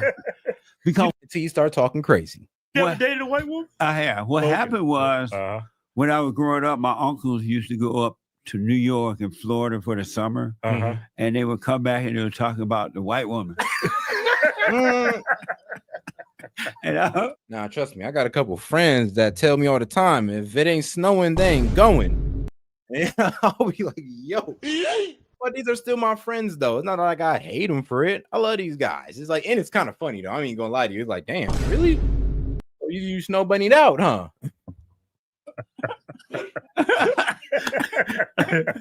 White woman.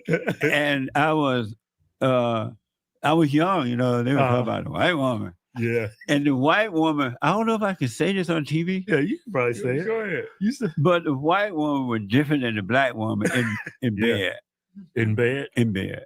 Oh, what did they say? What was the differences? I can't. I can probably go and say it. Go say it. I'll put it this way. Go and say it, just.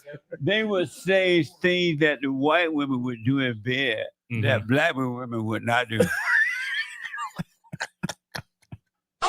I found it to be 100% correct. Yeah.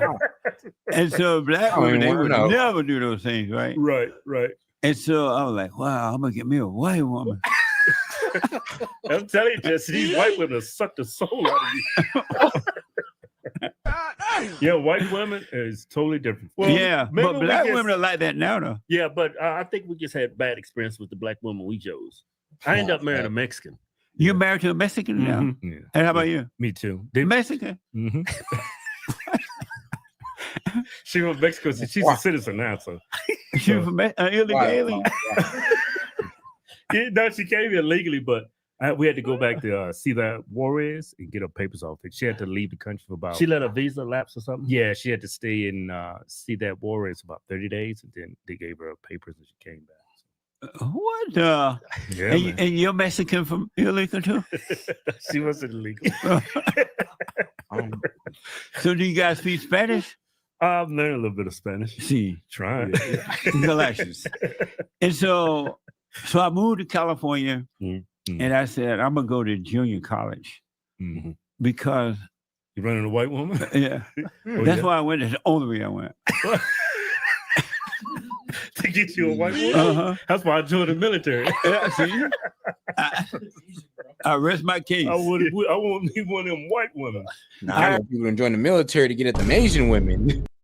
Oh, I get it. The military guys, yeah, they get around. I heard that if you wanted a white woman, the best place to get one is in a college.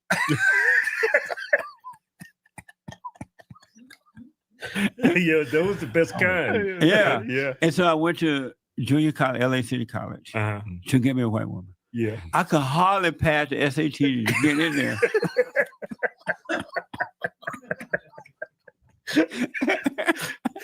But you gotta work for them white women. Right. Because I'm not a school person. I love school, but for fun. Yeah. Basketball and track and dating and stuff like that. So I got into LA City and I met a white girl and it was true what they said. Yeah. And then as soon as I got with her, I dropped out of college. I literally dropped out. As soon as you got that white woman, check that off your list. I can leave college. Right. And I left right in the middle of the session. I left. Yeah. He said, I got my white girl and I'm out. He's like, what, man? I wasn't here for school. I was here for the white woman. I'm like, yo. Gone after that. That's the only reason I had gone. It didn't take very long to get a white woman because white women love black men. Yeah, right. And so they feel sorry for black men, I guess. Give me some, they empathetic. Right. Let me go give a sub to this Negro. Man. Life is hard for him. let me give him some of that white privilege over here. That's right. Yeah. And so I did that and I dropped out of college. And that was the only white woman I was with. because I found out it was true. And by that time, black women started to change too. They were trying to act like white women in bed and everything.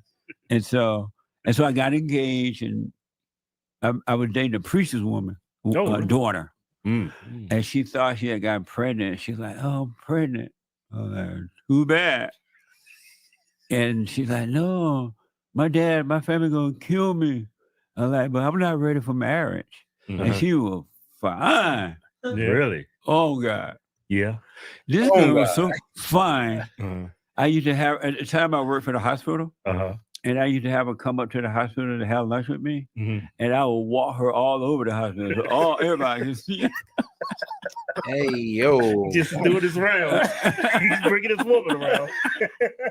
Man, here comes Jesse, man, flexing on us with Snow Bunny. Like, okay.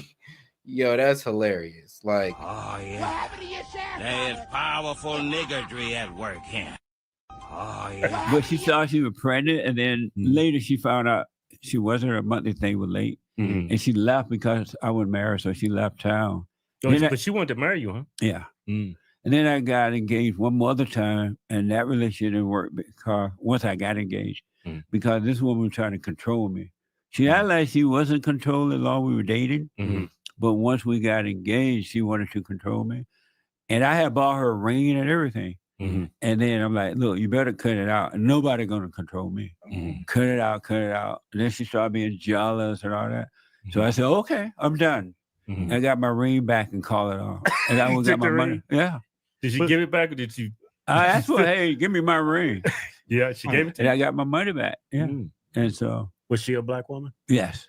She was black. You did that day, you ain't getting that ring back. No. Nowadays, you probably gonna get shot too. Because the men don't know how to get it back. They're beta. Yeah. They're afraid of the woman, so they can't take it back.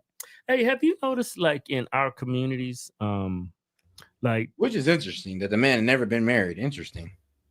I know you said black women changed over time. They want to act like white women and stuff, but have you noticed a trend with black women? They're like very, very masculine. Yes. Well, they're aggressive. It's so unfortunate too. Yeah. And that's because they have not been raised by fathers. Damn. See that? Yeah.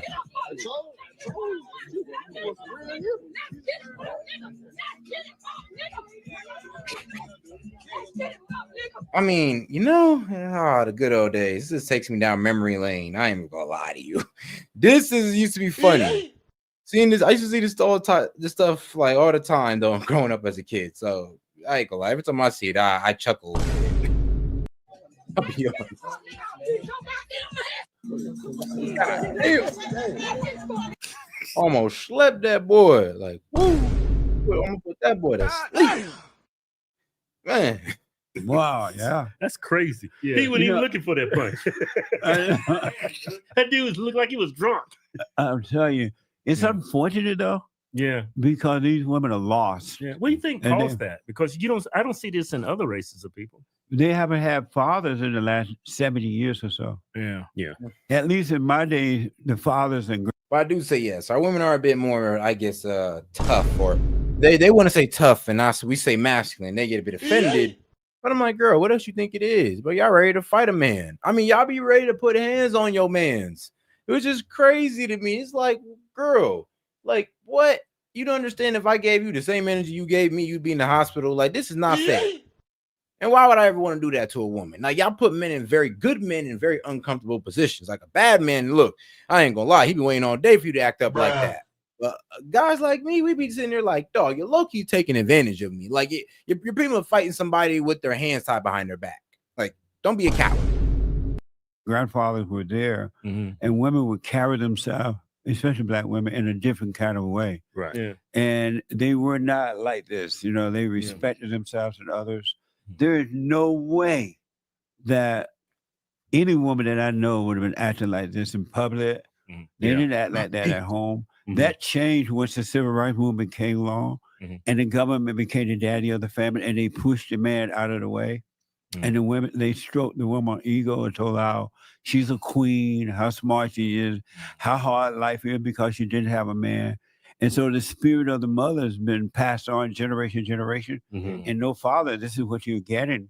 And it's going to get worse before it get better if men don't change. Yeah.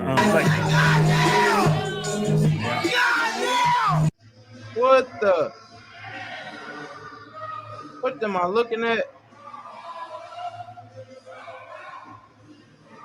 Now, guys, when I tell you that this is the majority of the women in my community, I'm not lying to you. I'm not lying. I'm not lying when I tell you, bro, even like the older women in my generation act like this. Actually, like, what is it? I think this is a sexy red in there. She's like 23. So all the girls are here is like in the age range of 21 to 25. Bro, when I tell you that these girls got women in my age group trying to act crazy, I promise you. Bro, they got 40-year-old, bro. The black community is so lost that they got women who are 40 years old looking up to women who are 23, trying to live like them.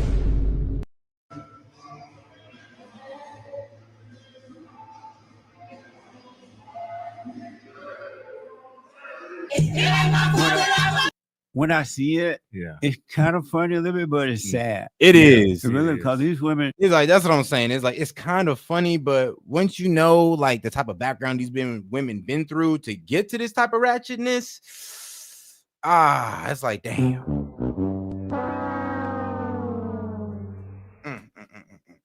It's like when you ask, well, why? How are these women porn stars? Oh, because they were molested when they were younger.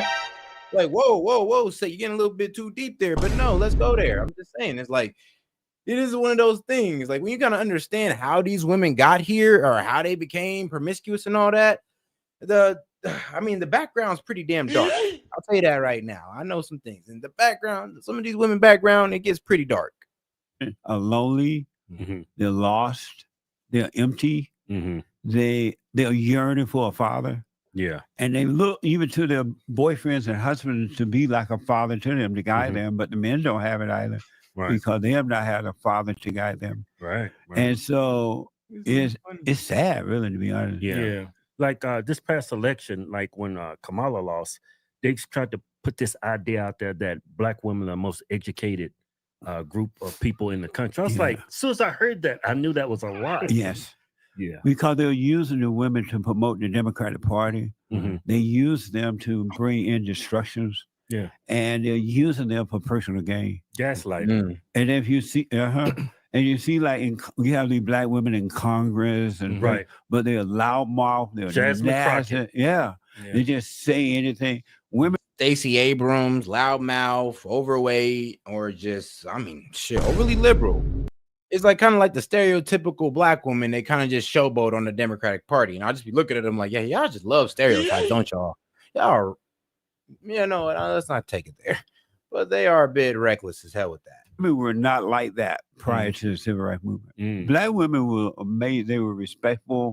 Of course, you could find some angry one, but they respected people. They respect themselves. Black women used to be very classy. They did, very much so. To a point, I honestly, when I was growing up, I thought that only white people sinned. I didn't know black people sinned.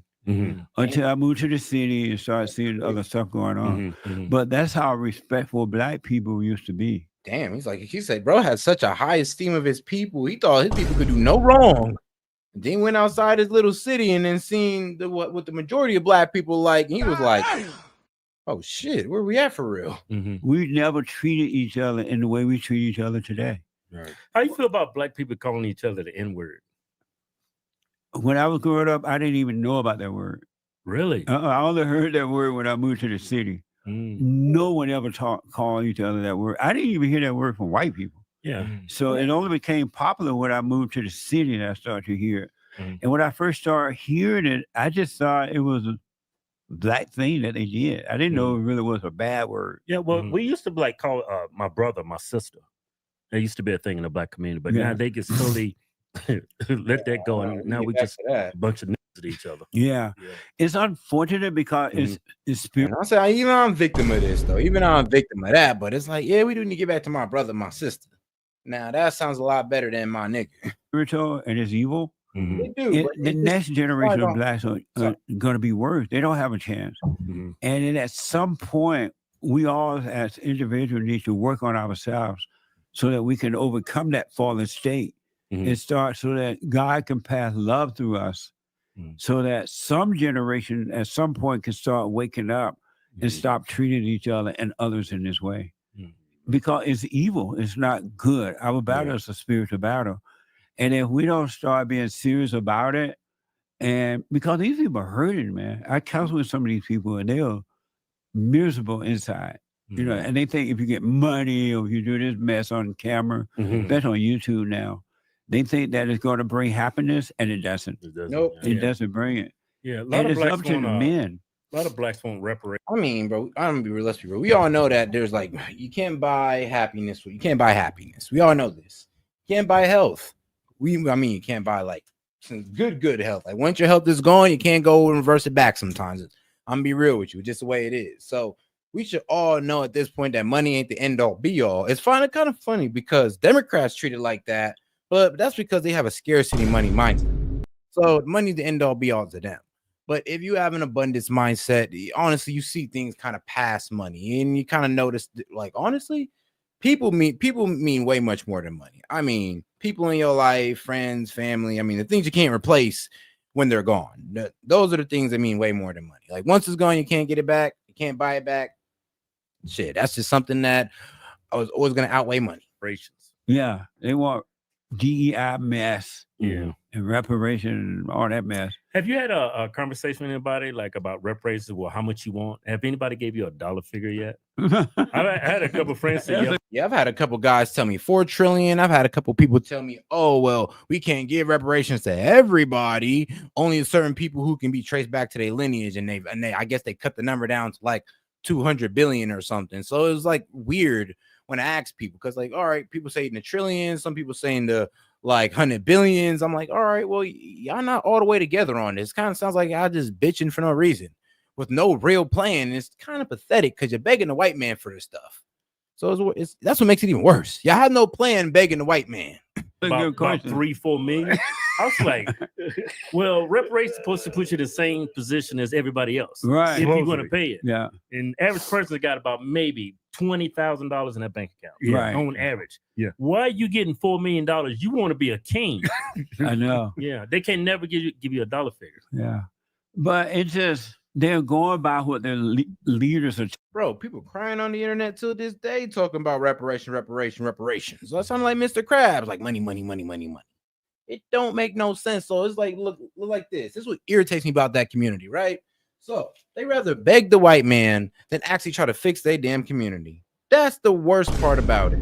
Beg the white man instead of trying to donate into your community, instead of trying to build structures in your community, build a backing in your community. Nope, you rather go out there and campaign to what? Beg the white man. That made no sense. And it's in bad energy. It was like, dog, what do y'all think I'm gonna get with that type of energy? Just begging. Telling them. Yeah. They're not thinking of this stuff themselves. Yeah. They have been told by Maxine Waters, the wicked in the West, Witch of the West, Al Sharpton, and all those guys. They're doing this to these people, and they're really the ones that are getting rich. Right. Al Sharpton fly around in a jet now. Right. A private jet. Yep. You know what I mean? And that's come from pushing this race stuff and affirmative action and all that kind of stuff. Gives them a job. Absolutely. When I was raising my son, the time I did have with him, I told him, you got to work for yourself, buddy. You know, you got to be responsible for childhood. That's how I was raised. And as a result, he became very independent when he got older. And I had to leave home at 18, but I was ready for it. I prepared for that. Right. In black, I mean, I remember my mom implanted in my head, like, bro, not my mom. I mean, this was my dad. My mom didn't like the fact that my dad would say this all the time, but he said, hey, as soon as you're 18, I'm gonna have all your shit about a door, my man. When you're 18, you better have something figured out. I mean, you better have a job figured out, school figured out. Something better be figured out by 18, boy. You might be on the street. Shout out dads, man. Shout out fucking dads, bro. Push me to be better. Black people used to do that. They prepared their children, especially boys, to be responsible when you become 18. Something got to be done about this, you know, and it's up to the men, though. Yeah, like when you was growing up for the you know, it's funny. Guess what? My ass was out the house by 18. Ice movie. There was no. How often did you see a black family having kids out of wedlock? It was rare. Yeah. If a girl got pregnant out of wedlock, the boys were afraid. We were afraid to make babies out of wedlock because we would have to have a shotgun wedding. We would have to get married.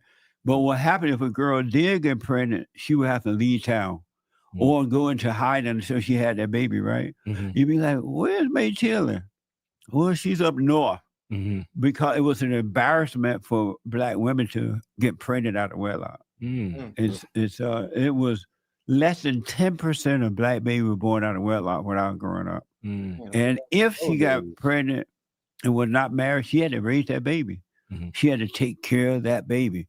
The parents didn't do it. The grandparents, they helped out sometimes, but she would have to drop out of school and everything and raise her baby. And the women knew that, so they were less likely to have a baby or get pregnant out of wedlock. It's called holding women accountable. So the other women could look at her and be like, you know what? I don't want to be like that. So let me close my legs or wait for the right man. You kind of see when we make women go through the works of it. Like, I know it sucks. Like, oh, nobody should just leave her out here by herself, but it got to be done so other women can learn the lesson. Like, that's what it is, bro. We're no longer giving women, I ain't gonna lie, consequences for their bad choices. We're trying to pretty much finesse them. I mean, I ain't gonna lie, we're kind of trying to paint a story for them. Like, oh yeah, you can sleep with hella guys and still somehow end up with a husband. Don't make no damn sense. But this is the fantasy we feed them. And I ain't saying us, but come on now, we know who feed them these fantasies. That baby, she didn't. And yes. Oh yeah. Oh wait, I could open my legs for a man, have a kid, and I'll just expect the next man to take care of it. Like, girl, back in the day, you were done. No, nobody was doing that. And you had to raise a kid by yourself and drop out of school or find a way to make it work. That is honestly, I mean, it sounds fucked up, but if a lot of women went through that, there'd be less women doing this now. The parents didn't do it. The grandparents, they helped out sometimes, but she would have to drop out of school and everything and raise her baby. And the women knew that, so they were less likely to have a baby or get pregnant out of wedlock. How about abortions? When did that Unheard of. Unheard of. Even if you had a retarded child, you know, sometimes they would have a big watermelon head baby. You ever seen no big watermelon? Yeah, I've seen them a couple times. Yeah, I had a watermelon head baby cousin. Oh, yeah? Yeah. Hey, yo. How's she or he doing? They had the baby, and the baby just lived until the baby died. They didn't, and they treated the baby well, but they don't live that long. But they had the baby. They didn't have an abortion. They didn't go, oh, my baby's going to be retarded, so let's kill it in the womb. They had a baby. That's what we were meant to be, and that's what they did. Black people used to be amazing people at one time. Right. Really, I'm telling you. And I never imagined that one day it would get to this. It didn't look like that was possible. I didn't understand. I didn't understand human nature at the time. Do you think the problem that Black people are having is? Do you think that's systemic? I don't think it's like racism. I think it's the other side. You know, forcing their hand. I mean, I think that culture's been. I think Black people have been conditioned to think this way, and that's and this way that they're being taught is the wrong way. Number one, the sense of the parents are being passed down to the generations after generate that anger, no unity anymore. And then you're right, they're being used by the government. They're being used by their Black leaders. They're being used by their so-called counselors and professionals. I mean, Black political pundits and preachers is really what we're going at. They're really using Black people for personal gain. Yeah, that's why when they see us, they say we're sellouts. Right. We're not doing what we're supposed to do. Yeah. Hey, a lot of Black people live in ghettos. Poverty, you know. A lot of Blacks think that the reason why those neighborhoods is all ghettos because there was fed guns and drugs and the white man dropped it off there and that's why they live in ghettos. And that argument kills me because I'm just like, bro, we didn't have to use it. We could have just left them drugs and guns right where they left them on the corner and been like, nah, I'm good. I'm sorry, we're not trying to destroy our community. We're good. You got it. Or we could have took those drugs and guns and sold it right back to their community. I mean, but we did it. And we did decide to destroy our own community with these drugs and guns. That's our fault. Like I said, bro, the white man honestly just gave us the drug and we just went off and abused it. So at a certain point, it does come down to the personal choices within the Black community. It do. I was like, well, even if that's true, it doesn't mean you have to take the guns and shoot your brother or your sister or take these drugs. You still have a decision over your own fate. Why is everything got to be the white man's fault? I interviewed so many Blacks and they said that, right? Yeah. Oh, the white man brought the drug into the neighborhood. So I'm like, did they make you take the drug? Bro, please.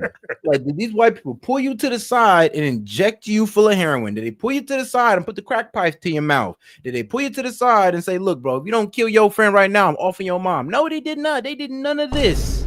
None of it. All our choice. No coercion done. At least if there's some type of coercion or some type of like threat behind it, then maybe we can have some understanding and be like, yeah, the white man fucked up. But this one, the white man kind of left to our personal choice. Yeah, I guess he knew us better than we knew ourselves, sadly. Did they make you shoot that dude? Right. Let's say that they brought it. It's not true, but let's say that the white people brought the drug. Right. They didn't tie you down and make you take the drug. Right. You had to go buy the drugs. You had to go home and take the drug. And they don't seem to understand that though. Yeah. They claim everything bad just happened to black folks. Because of white folks. Because of the white man. Yeah. That's a sad way to live, right? Yeah. What a sad way to live. They're blaming everything on the country everybody. going while black people are chasing them, trying to get it and destroying it. Destroying what? Everything they touch. I'm black. I don't destroy everything I touch. You may be one black that don't be, but most blacks do. No, most blacks do what? Destroy. Prove that. Who killed blacks, other blacks the most? Black. Got him. And who kills other whites who the most? Turned nice No. Who turned nice neighborhood? I'm giving you the proof. But who kills other whites the nice most? Neighborhoods But that's into intellectually hoods? dishonest. That's who intellectually turned dishonest. Nice neighborhoods into hoods? Bad people. Who? Now you change it. No. Who turned nice neighborhoods into hoods? Hood people. Who are those hood people? Hoodlums. I'm giving you a hint. It's a skin color, but what's the hint there? Huh? What did the boy say? Hold on. Those hood people. Hoodlums. I'm giving you a hint. It's a skin color, but what's the hint there? Which people are those? Isn't that amazing? Yeah. I remember when I first moved to LA, I lived in South Central LA. And the man wasn't trying, and that's the thing though. It's like they have the most disingenuous like arguments. It's like, dog, you're literally trying to take the personal choice out of it. Because as soon as we say, yo, who are these people in the community that's hurting us? Oh, each other. Okay, then. So why are we blaming the white man this time? It ain't the white kids coming in here shooting us up. It's our own kids coming in here shooting us up. Like, come on now. You're gonna say bad people. It's like, nah. You know. Like I said, let me give you a hint real quick. Like, you feel me? Let me give you a hint. Over there in Crenshaw and Slauson area. And it was beautiful. There were mostly white people on my street that I lived on. The whole area was nice. Crenshaw High School, Manual, really nice. And then the white people started to move out because the black were moving in. And they said it's white flight. Right. That's what they call it. And it turned into a ghetto overnight. Right. Really, it's just everything changed. The people didn't cut their grass. They didn't paint their homes. Crime came in. I saw that happen myself. I had never seen anything like that. Right. And then I remember going to Houston, Texas once to do a talk. And they took me on a little tour. And they took me to a black neighborhood that used to be white and beautiful at one time. And black people just sitting on the porch. My mama used to do that. Go outside, just sit on the porch. Nah, bro, that's what my uncle did. Just hop outside, sit on the porch. Shout out my Uncle Carl, bro. Military vet. But and now you know why I have a love for military vets, because one of my favorite uncles is a military vet. And where I learned boxing from, surprisingly. Shout out the military vets and the uncles. But yeah, though. The neighborhood falling apart.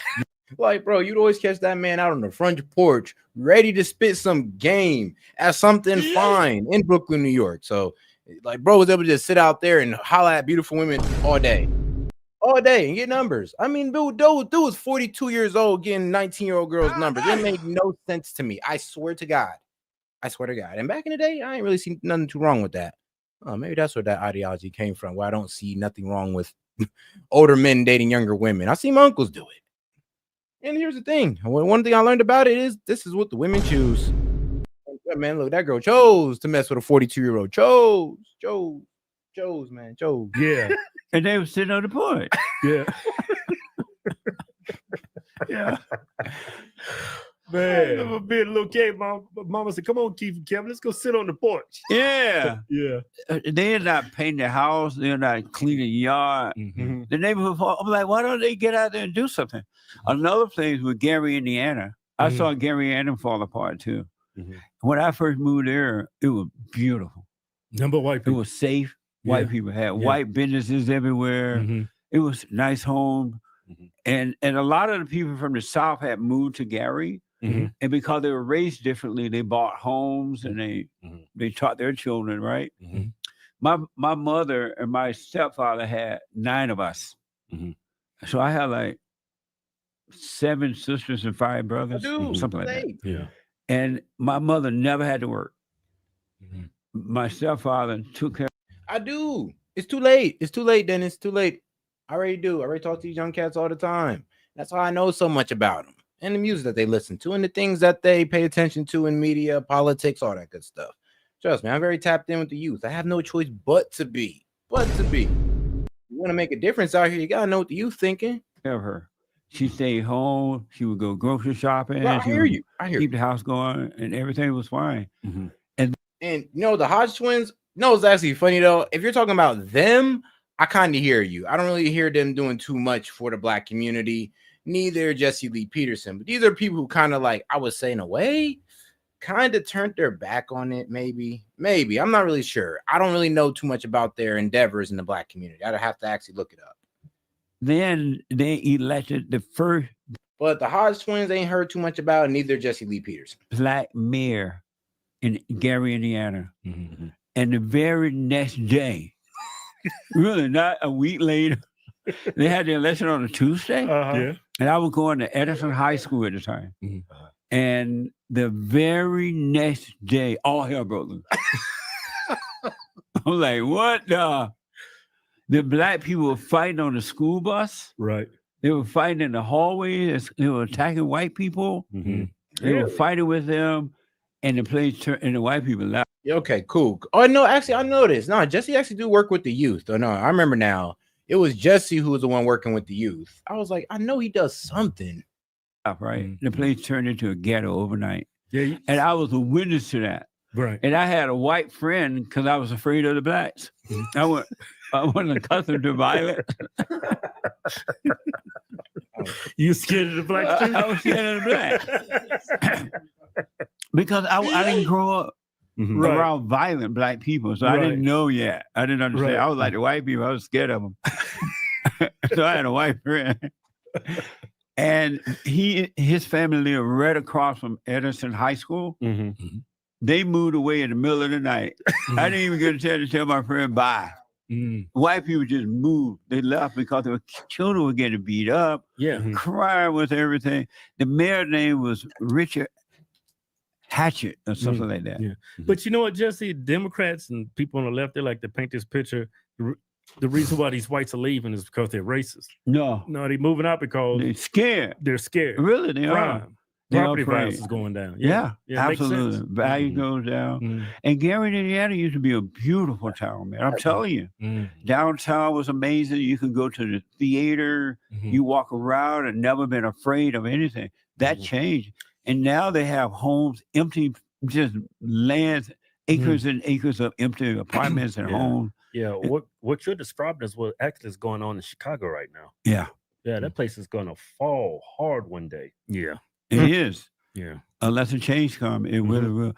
So what can we do about it? We got to get these young boys off the streets and into them factories that Trump kind of get built. That's what we need. You start giving them more opportunity than just drug dealing, scamming, and gang banging and hitman work in Chicago. You can't help them people. Can't. I mean, look what happened in Detroit. Detroit used to be a great area. Yeah. Look at Detroit. Yeah. I have family members or friends and family members who moved to Detroit from Alabama. Went to Detroit was booming, and they loved Detroit. And then Detroit changed, and they moved back to Alabama. Yeah, because we didn't grow up like that. Yeah, I guess we grew up like white people. Right. We didn't grow up in violence and killing each other and worried about walking down the road. We used to leave home and just barely, we were close the door, but not lock the door. And go out and the family leave. And you got to lock them doors, not just. Yeah, you got double locks and security. Our people's going to come in there and take something. Yeah. So y'all married to Mexicans? Yeah. I tried a black woman. I said, nope, never again. Really? Yep. Never again. Yeah, I started to notice a trend, man. Jesse, the only woman I've dated that said, put your hands up, let's do this. What black? Was a black woman. I said, Yeah, I don't blame. Other races of women are just way more feminine. It's like I'm always in competition with a black woman. Like women like wanted to please you.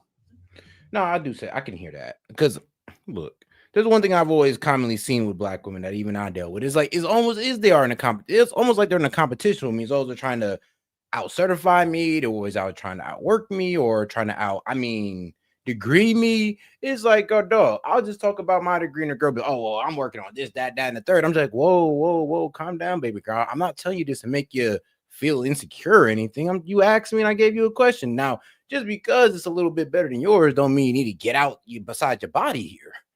Like that is kind of the thing we be talking about. Or how I'm be real with you, like guys who actually got their shit together kind of intimidate most women or women in our community. It's like a lot of women in our community feel safer messing with broke guys. Weird enough. I don't know. But they say they want a rich guy. It's kind of weird. It's weird. Yeah, they want to make you happy. It's like nowadays, like a lot of black women, they're like, what are you going to do for me? It's all about them. But it was like that during the good old days. Black women wanted to please their men. Like, bro, trust me. I don't even talk about my podcast to women. Like, bro, I promise you. I said it one time, and old girl now trying to show me, oh, well, I'm getting social media following too. And I'm like, bro, you asked what I did. You asked what I did. God damn it. Now I'm over here having a dick measuring contest with you. Like, what? I refuse. I'm not doing this. You what? Man, their husband, their boyfriends, their everything. It changed, man. Yeah, and I was a witness to the change. Yeah, I think I don't know, like the black family structure's been destroyed, and once you destroy that, I don't think I'm telling you this right now. If you see me in the street, man, just dap me up secretly. Be like, hey, man, I watched the podcast. I'm like, good looks, man. Don't call me out, because bro, you could bring it back. I mean, there's gonna be some black families out there that that do the right thing and their kids are going to be successful, but they're going to be in a minority. I don't think the problem is hurting the black community. I don't think you can fix that.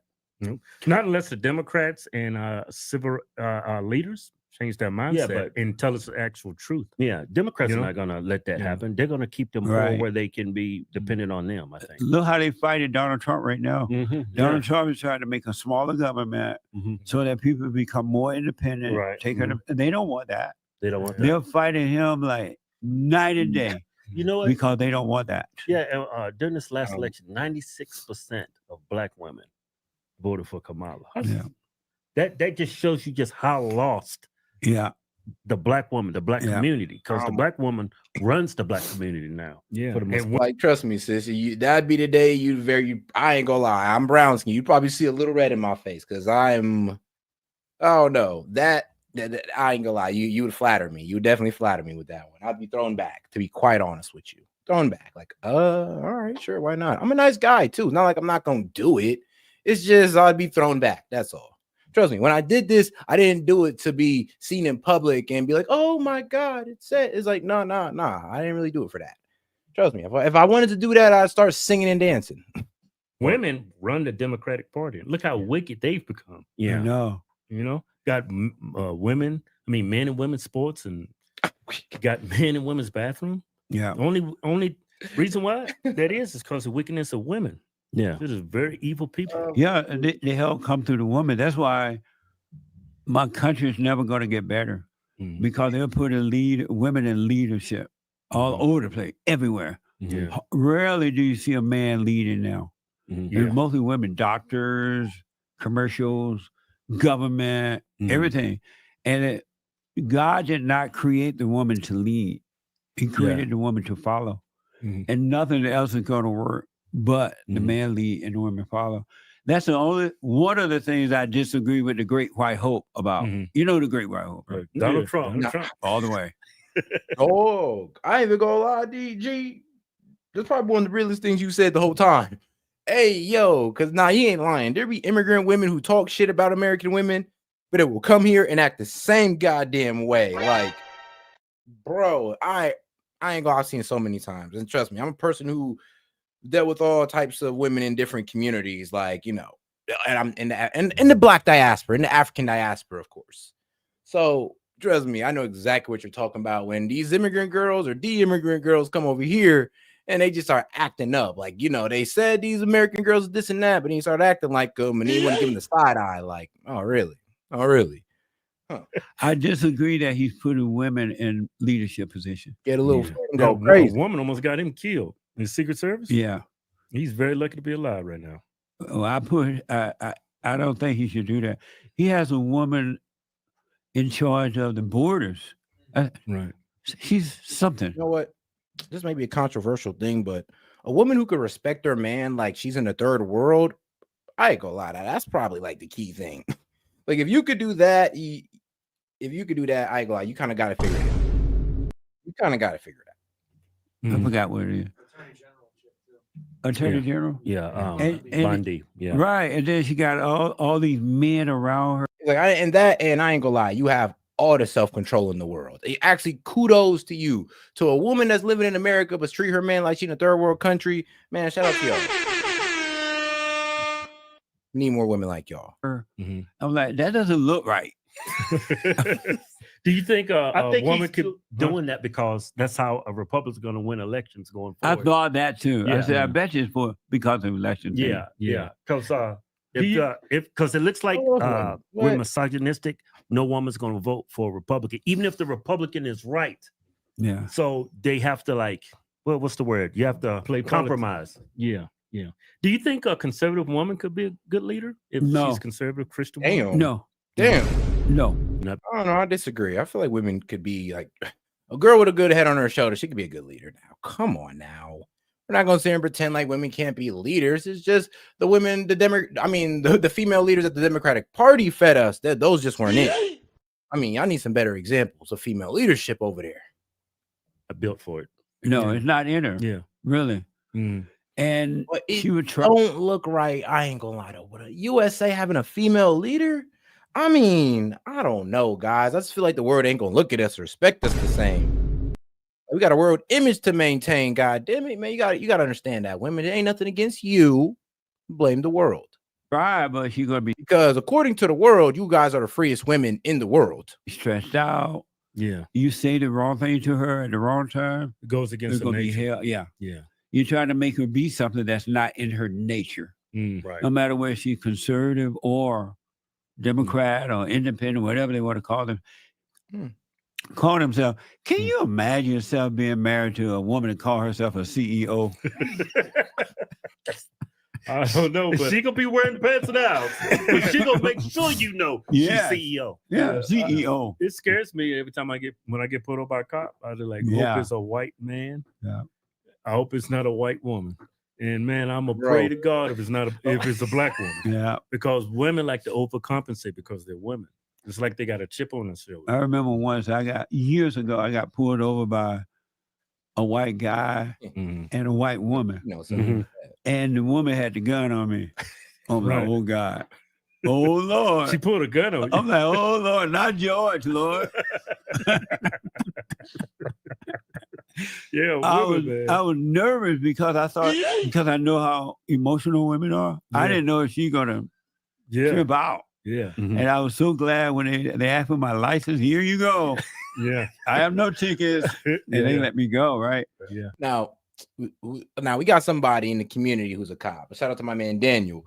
And according to him, I ain't gonna lie, he said the female police, they solid. They solid. So I don't know about that one. But I was nervous that woman was holding a gun on me. Yeah. Really? Yeah. That was a scary time. Yeah. Because women are too emotional.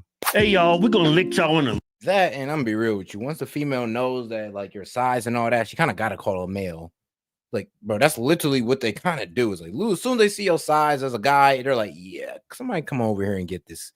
Yeah, somebody go over here and get him. He's about like 5'10" plus. Yeah, I'm not doing that. I'm like, all right. And respectfully so. I mean, y'all should do that. A little secret. Can I tell him our secret? But, I mean, that's the downfalls of being a big guy. I mean, they bring out the big guns. I know, right? That's what sucks. Like, bro, if you're not that big in stature, they kind of give the little guys to you or the women. bro, when you're kind of like my size and up, dog. I mean, they bring the big boys for you, like 6'4" plus. Come here. Come here. When you think of precious metals, you probably think about gold and silver. But there's another valuable metal out there that y'all most likely ain't thinking of. It's tungsten. Yeah, tungsten. What the hell is even that? We did metal. That's what makes it so valuable for weapons manufacturers. To see how you can invest in tungsten mining in America. Go to a Yeah.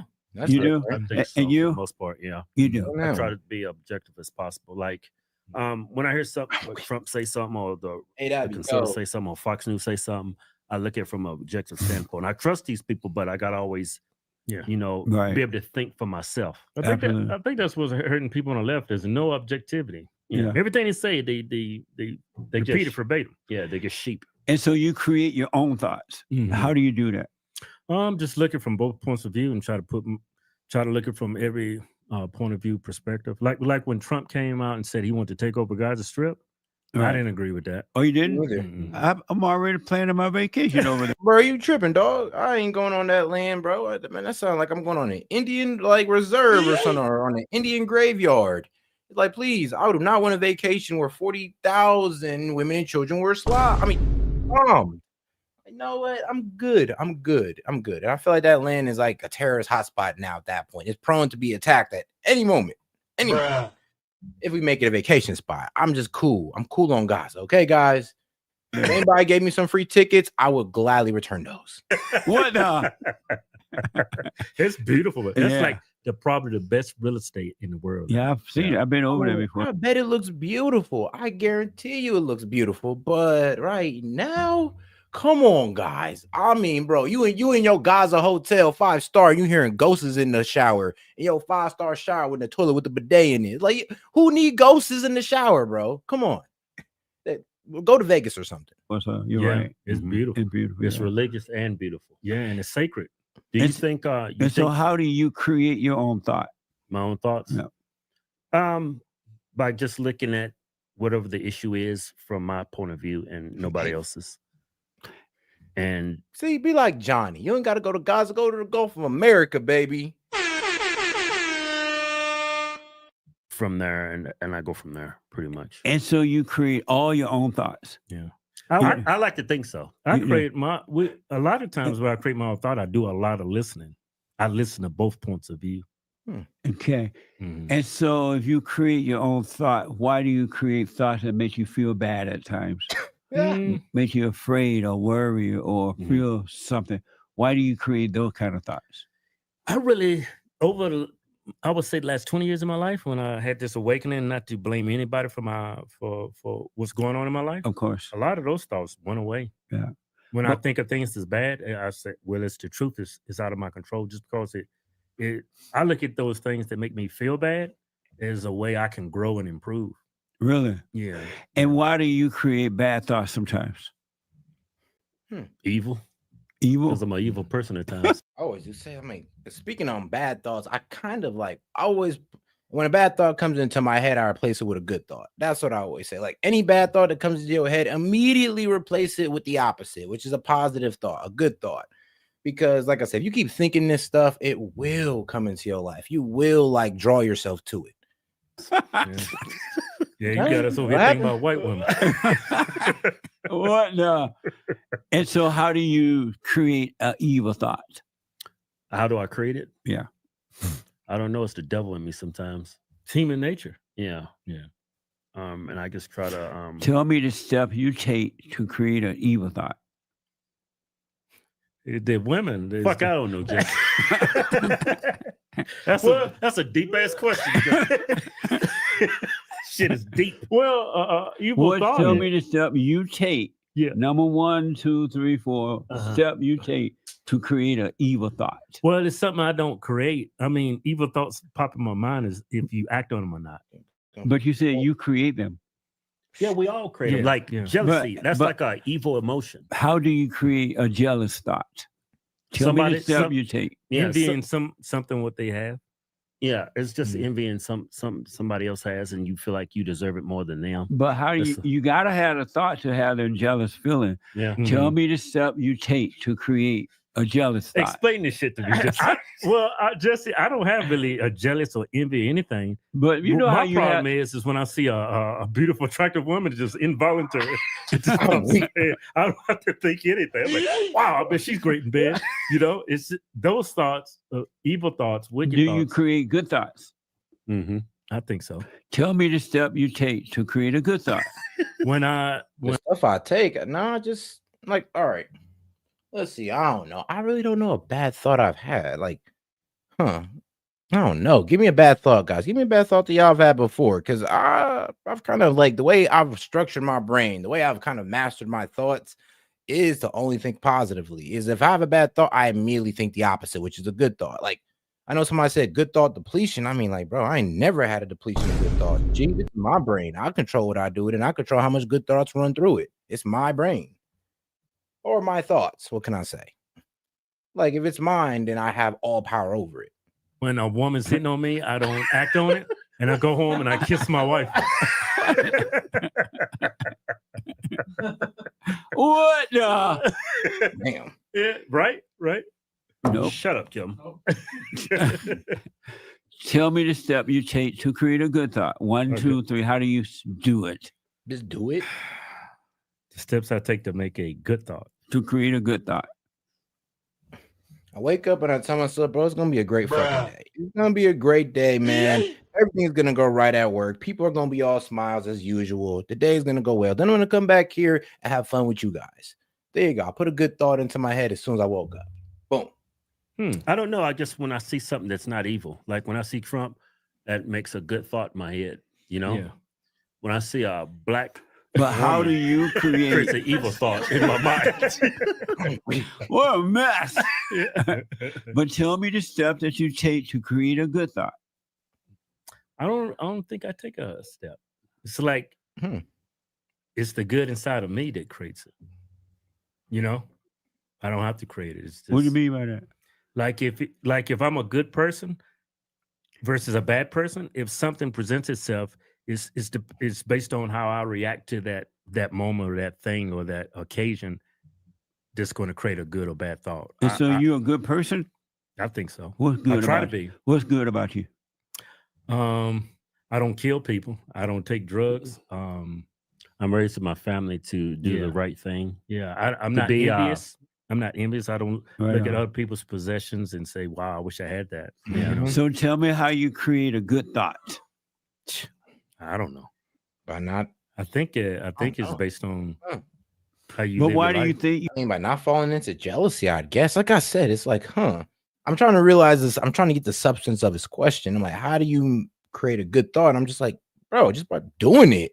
Like, am I wrong here? All you gotta do is just think a good thought. Like, that's it. Like, you control your thinking. Like, what do you mean? You're acting like your thinking is outside of yourself or something. You create thoughts if you don't know how you do it. Why do you think you create them? Maybe it's a higher being that's creating them. Who? A higher being. What does that mean? Man upstairs. You think he created bad thoughts? I think he gave me ability to decide what's right and wrong and what's good and what's bad. You think he created bad thoughts? No, I created those. How do you do it then? Because it's a sin. Tell me how you do it. Because everybody thinks the grass is green on the other side. No, but how do you create a thought? You're not telling me. I don't know, Jesse. Oh, God, bro, like, damn it, Jesse. I'm over here answering the question and aren't you confusing me? It's like, what? Tell us. Please. I'm going to let Jesse fill us in because I'm lost. Tell us how we create. So you guys are not able to tell me how you said you create your own thought.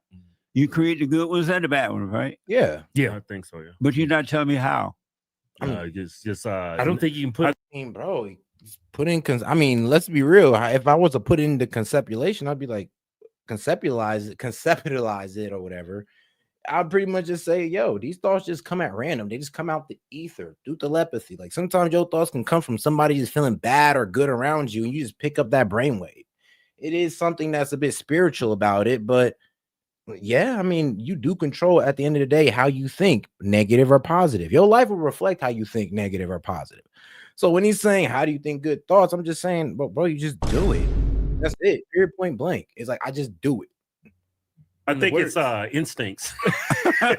It's natural. What? Yeah. Black Socrates is crazy. Do you have anger? I get frustrated at times. I don't have a lot of anger. Do you have anger? No, I get frustrated, but I don't really express anger or Frustrated violence. is anger. Yeah, it's a form of being angry. Yeah. So you do have anger. A little bit. Yeah. A little bit. A little bit. You have anger. Right. Right? And where does the anger come from? Mama. It started there for sure. Right, mama. But where does it come from? Bad past experiences. Bad past. And you say? The devil. Why don't you drop your anger, have no anger at all? I think for the most part I have. No, why don't you just drop it, period, and never feel anger again, no matter what happens? Right. No, that's the question. I could possibly do that. It's just it would have to be. I ain't gonna lie. Honestly, I kind of feel like I do, but you would have to do something absolutely wild to get me angry. I ain't even gonna lie. Like all this shit talk, all the disrespect that y'all try to throw my way is not gonna get me angry, especially over the internet or if you say it over the voice call. I don't care. It's not gonna get me angry. Y'all seen me play these things off. Like you would literally have to hurt somebody in my life to bring that type of anger out of me. You literally have to hurt somebody I care about. Like that's literally the only way you can get a rile out of me. It would have to be something that happens outside myself. And other than that, I can kind of blow anything off that happens to me or that's said towards me. Yeah. Why don't you drop it? Because I'm used to having them. Facts. Having her. The anger.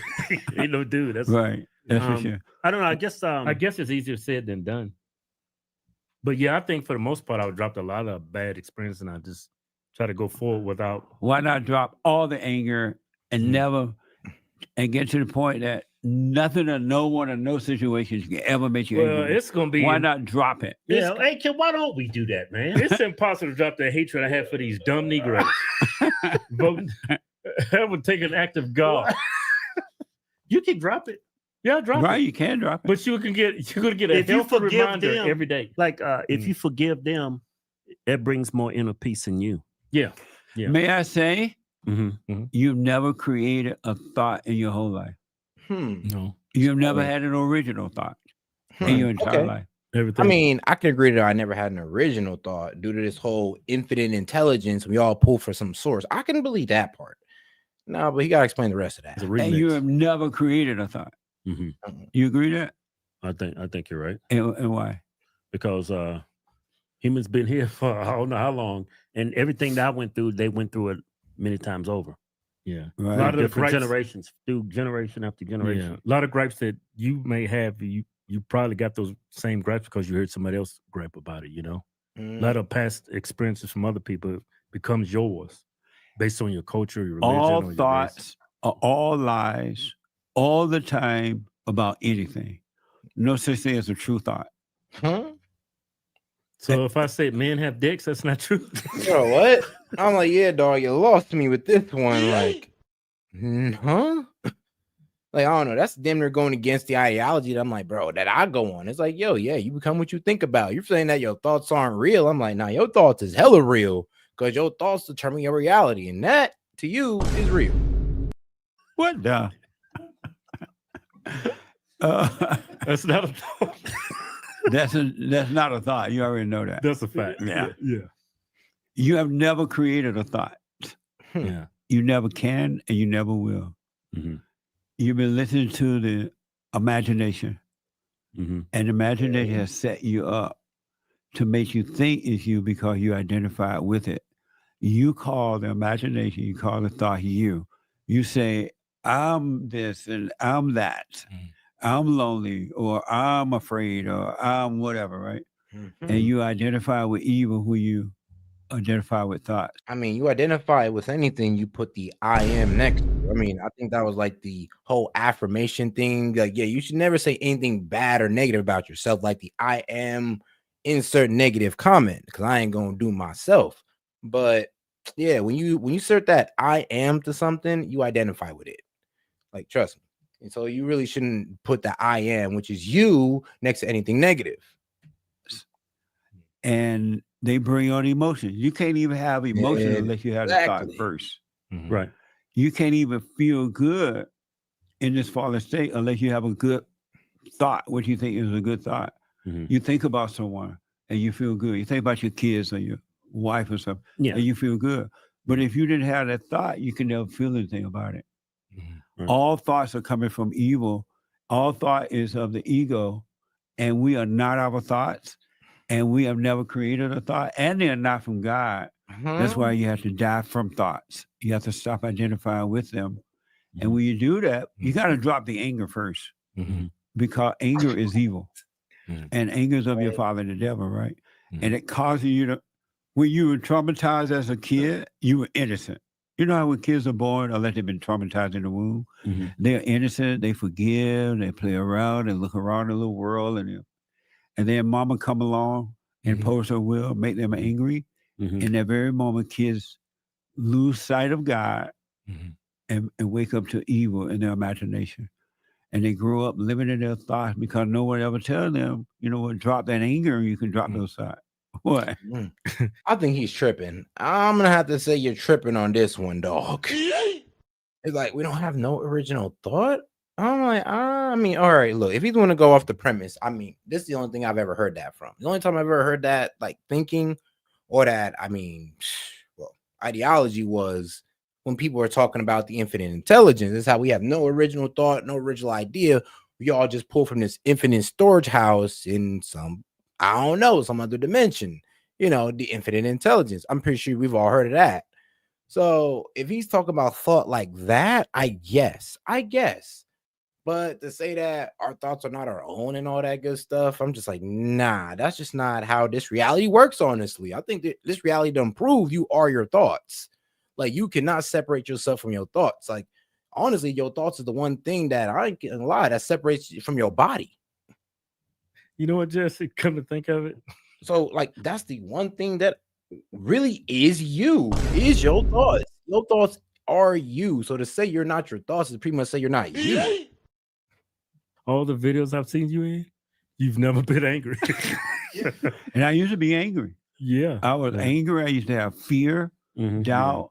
But when I realized I needed to forgive my mother, because I didn't know I resented my mother. I thought I loved my mother. Yeah. But that's a false love, right? And once I went and forget, it was the hardest thing I ever had to do. I was 38 at the time. And I was shaking in my boots.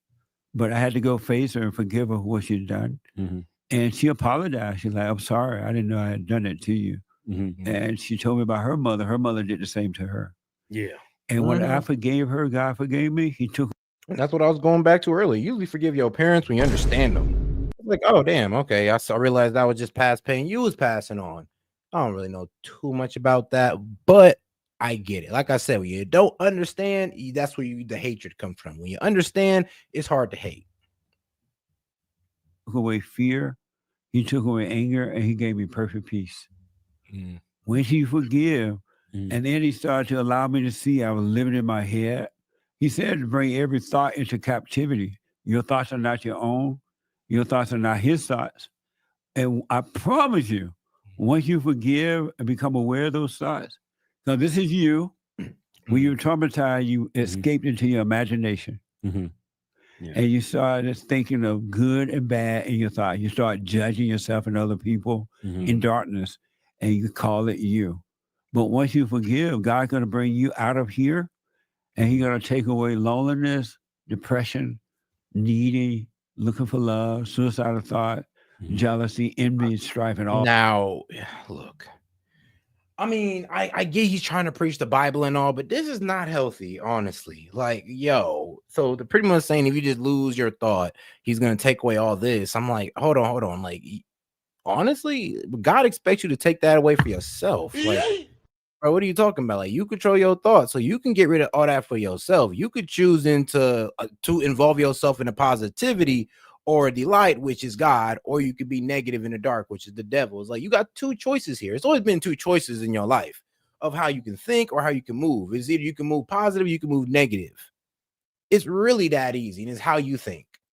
So I'm not really getting his point here. All that. You take away, it makes you free. You have never created. I mean, And that's the thing, though. The Bible kind of also touches on the same thing I'm talking about. So I guess it's just a different interpretation of the Bible. Everybody's different. We all interpret these ideas in the Bible differently, I guess. Here's I your guess. thought. Disagree with me. I agree with you. Do you agree? Yeah, How about you? That makes sense? Yeah, it makes a lot of sense. Really? For somebody who barely passed the S.A.T, you make a lot of sense. I know. Yeah. Hey, I'll be looking at That's why I call myself black and slow. Black and slow. Black and slow. I love it. Yeah. But if you drop the anger, you will drop the thoughts, and I promise you, you have perfect peace right here on earth. Yeah. What you said, like I see you interviewing these black people when you're trying to relay your message to them, they get upset. You could see it. Yeah. And you're right there, still smiling. You're not getting angry, but they are. Yeah, that bro be so bothered. That's what makes Jesse Lee Peterson, like, honestly, one seems like he's right all the time because he's unbothered. You could disagree with him, you can call him whatever, bro. This man will never raise his voice and will talk to you in the same tone. And therefore you lose the argument because you emotionally, like, I ain't gonna lie, he gets a lot of emotional whiplash from people. And once they do that, he done won the debate, the conversation, the war, whatever.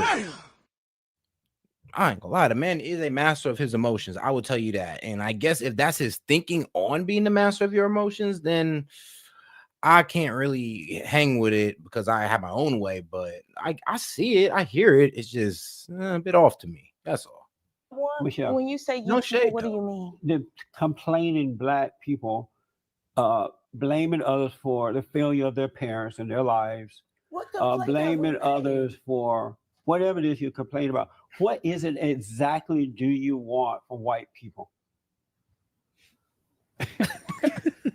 She's like, what the failure of their parents and their lives, blaming others for whatever it is you complain about. What is it exactly do you want from white people? She's like, what the? First of all, I'm just going to take a breath. And I'm trying to find out what you want. What's your nationality? American. Are you white? I'm black American. Oh, okay. What do you want? She's trying to deflect. Why do you think? Yep, and it deflect. It's like, yeah, like, see, once they can't see your questions, they start trying to say, oh, you're an Uncle Tom. Oh, I'm mistaking you from a white person. It's like, come on now. That's a low tactic. Like, come on, low IQ debating skills. Why do you say that? Because you seem to separate yourself from us, should I say? In what way? In what way? In the ways that you specified thus far. Meaning what? Tell me. Give me an example and tell me what you mean. How you mean? How do? I always do say, like, oh, you separate yourself from us. I'm like, bro, I deal with the same white people you do. Except I don't like fearmonger on them. It's like I'm not hateful towards them. So I deal with they cool with me. It's like we good. We got a good relationship, me and white people. Well, I hope we do. Shit, they treat me nice. What do you people want from white people? Meaning that I'm not with you. Oh, okay. I got just y'all by yourself, right? Let me explain. Nah, not y'all by yourselves. Just y'all in that victimhood thinking that the white man's always against you. Y'all by yourself on that note. It's like, I honestly think that the black community is tired of that victimhood mentality. We're just ready to throw that off and just let y'all black libs, cry for eternity about white supremacy. Like, bruh. Why do that? What you don't know is that there are two realities in life. Mm-hmm. One is that of good and one is that of evil.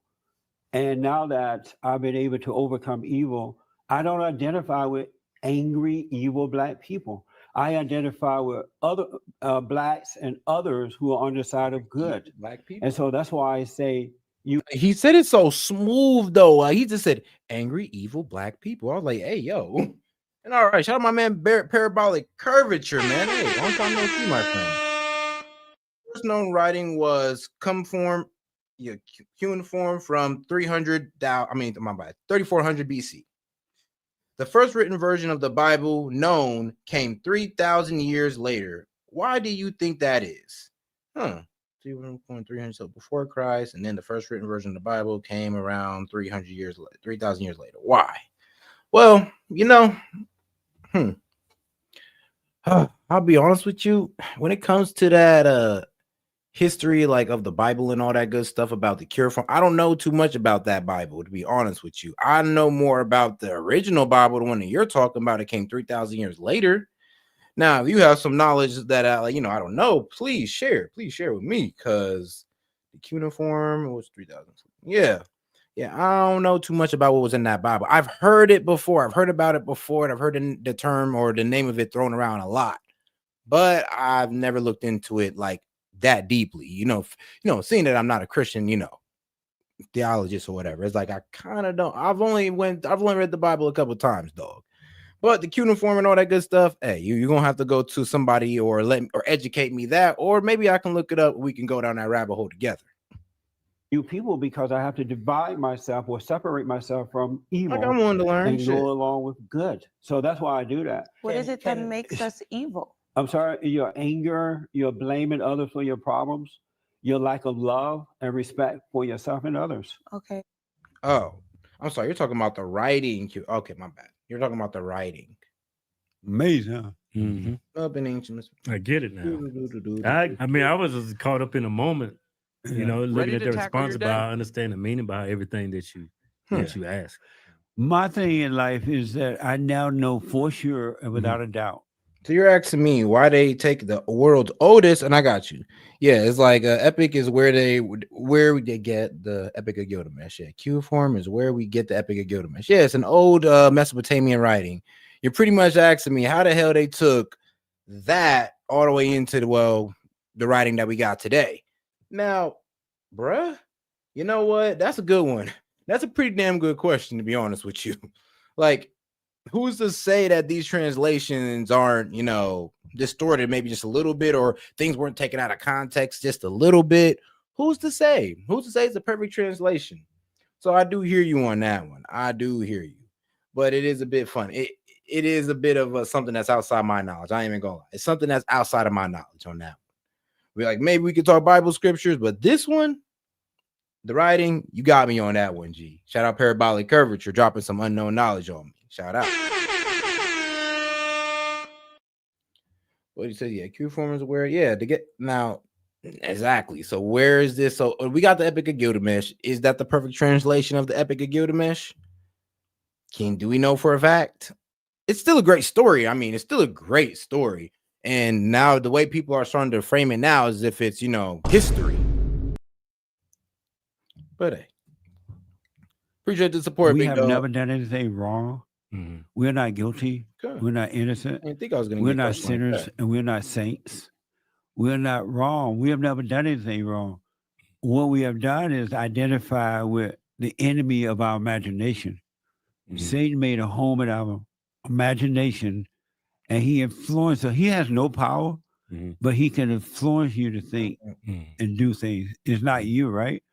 God said all our sins have been wiped away. We're really free. And the moment you stop listening to the imagination, you're going to see that you are free and that you've been listening to thoughts, and they bring on emotions, and they've been making you act out and do things that you wouldn't ordinarily do. Right.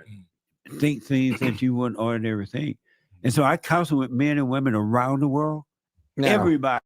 Parabolic Curvature, you trying to say that, right? The cuneiform, like, pretty much has been miscued. Like, we miscued the cuneiform to pretty much have that, religious control. Like, where are we going with this, my man? Where are we going? Because there's a lot of places we could take this. Now that I'm reading a little bit deeper into this, it's like, where are we going? Have the same problem. Mm-hmm. It's a spiritual problem. And they're angry, and they're living in their imagination, and they think that it's them. Oh. Yeah. That's why they judge. I tell people, hey, stop judging. Don't judge with thoughts. Don't judge with looks, looking at people. Don't judge with words, gestures, or any of that. And it's hard for them not to judge. Right. Because they think that they're their thoughts. Isn't that amazing? Yeah. And the devil speak all kind of everything. He speak Japanese. He speak Mexican. Voila. He speak Chinese. I remember somebody broke down the devil. I mean, the most simplistic way ever. They said that the so-called devil it's just pretty much negative energy, negative emotion, negative thought, negative. It's just negativity, and God is within the positivity. Like when you kind of break it down like that, it's really easy to see how people get into like a negative lifestyle or crime.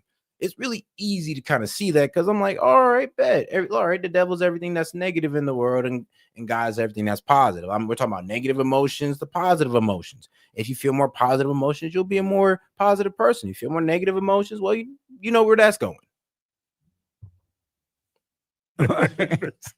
He speaks Chinese. Oh, you want some rice? Yeah. He speaks black. Yeah. He speaks the same language to everybody. Right. It is not going to change until you drop the English. Yeah, I noticed your message is like rebuilding like the black man. Yes. Do you think because of the media and the Democrats' stronghold on black people, do you think you can save the black man? There are What's your black message? men and women around the world, even in Africa, who are hearing the message of forgiving their mothers because they just didn't know. They thought they loved their mothers because they feel that emotional love, and that's not love. Emotional love is hate. It's not love. There's no feeling to real love. God is a dispassionate God. He's not a passionate God. Satan is a passionate spirit. And so I'm talking to men and women around the world of all races, and they realize I do hate my mother. My mother did impose on me. My mother did do this and that. And once they go and forgive, they become free. And so I'm really talking to men and women around the world every day, man. And it's the same thing. They're fighting with their wives. The wives are taking their children. Even in Japanese, the wives are taking their children away from the fathers. Yeah. Because the spirit is the same. Our battle is a spiritual battle. And we still can enjoy life and have fun, laugh, and crack jokes. But you'll be free. Right. And you'll be able to see the other people, what's going on with them. And you will have the right kind of love for them because you will realize it's not them. It's something else that's driving them in the same way it drove you until you were able to overcome it. That makes sense? Yeah, it makes a lot of sense. So there's no such thing as racism. It's a spiritual battle. Yes. Racism was a made-up word by the civil rights leaders. Because that's why, if you notice, they've been using racism for the last 70 years. Right. And the blacks have not gotten better. Got worse. Yeah. They went from racism to affirmative action, right, to reparations, and now they DEI. Right. Yeah. And then they brought in the other people, the Mexicans and everybody, people of color, to go against the white man. Because the white man have more to offer than anybody else, right? Right. But there never has been racism. It's been good versus evil. It's been a spiritual battle the whole time. The whole time. And the blacks knew that. That's why they told us to treat everybody the same. Right. White people and everyone, because it's a spiritual battle. Do you think Dr. Martin Luther King, you think he was a good man? No. Yeah. He was a mess. He was a mess. He was a socialist. He was sleeping with a lot of white prostitutes on it. Well, I don't know about that, but I know that he was a socialist. Because he set himself up as the leaders of the blacks and convinced them that they had problems. They're going to integrate the schools and they're going to force this and force that. It was all about socialism. Now, I don't know if he started out with the right intent and then something happened along the way. Right. But he was a socialist. Who would you, because you knew Malcolm X and Martin Luther King, who is your favorite? Between those two? Between those two. Originally, when I was blind, I thought of Martin Luther King as being, but now Malcolm X. Malcolm X. Because he was against integration and all that. Yeah. Malcolm X was angry too. He hated his mother. He really did. And he went to prison, according to the reports and the books that I read. And he met Louis Farrakhan folks, and they encouraged him to Blue-Eyed Devil. And he became even angry at white people. Right. And then he finally, long story short, he finally went to Mecca, and he saw all races together, which had been the message. Practicing the same faith. Yeah. And he realized he had been lied to by Louis Farrakhan people. And he came back, he was like, no, you've been lying to me. And he realized white people and black people got along. And that's when, according to the report, they changed on him because he said, no, I'm not falling for this anymore. And they turned on him, and that's why he's been taken out, according to the report. I would do say there's more unity in the world than you know.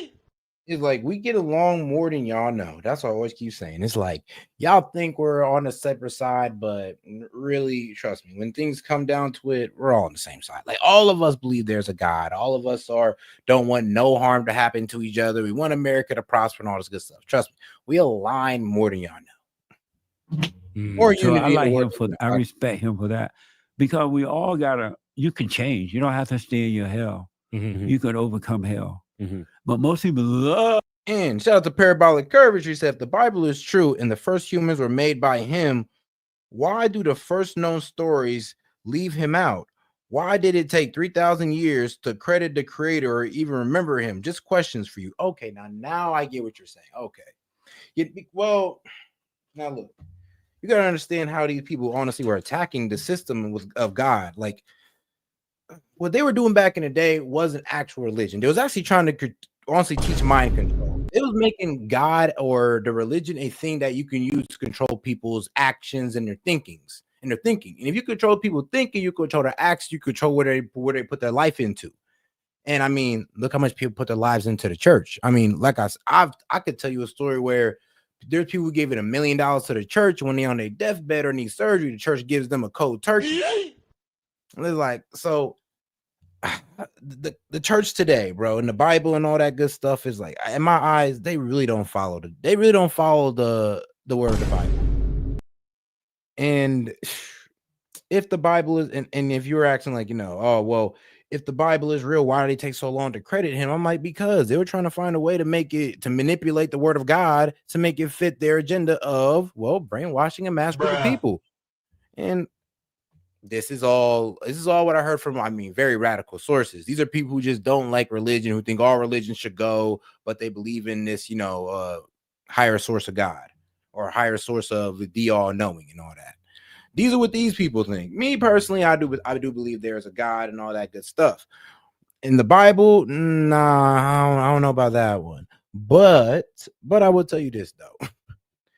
Like, do I think the Bible, the stories in the Bible are real? Not so much. Not so much, to be honest. Do I think these are valuable lessons that are taught in these Bibles? Yes.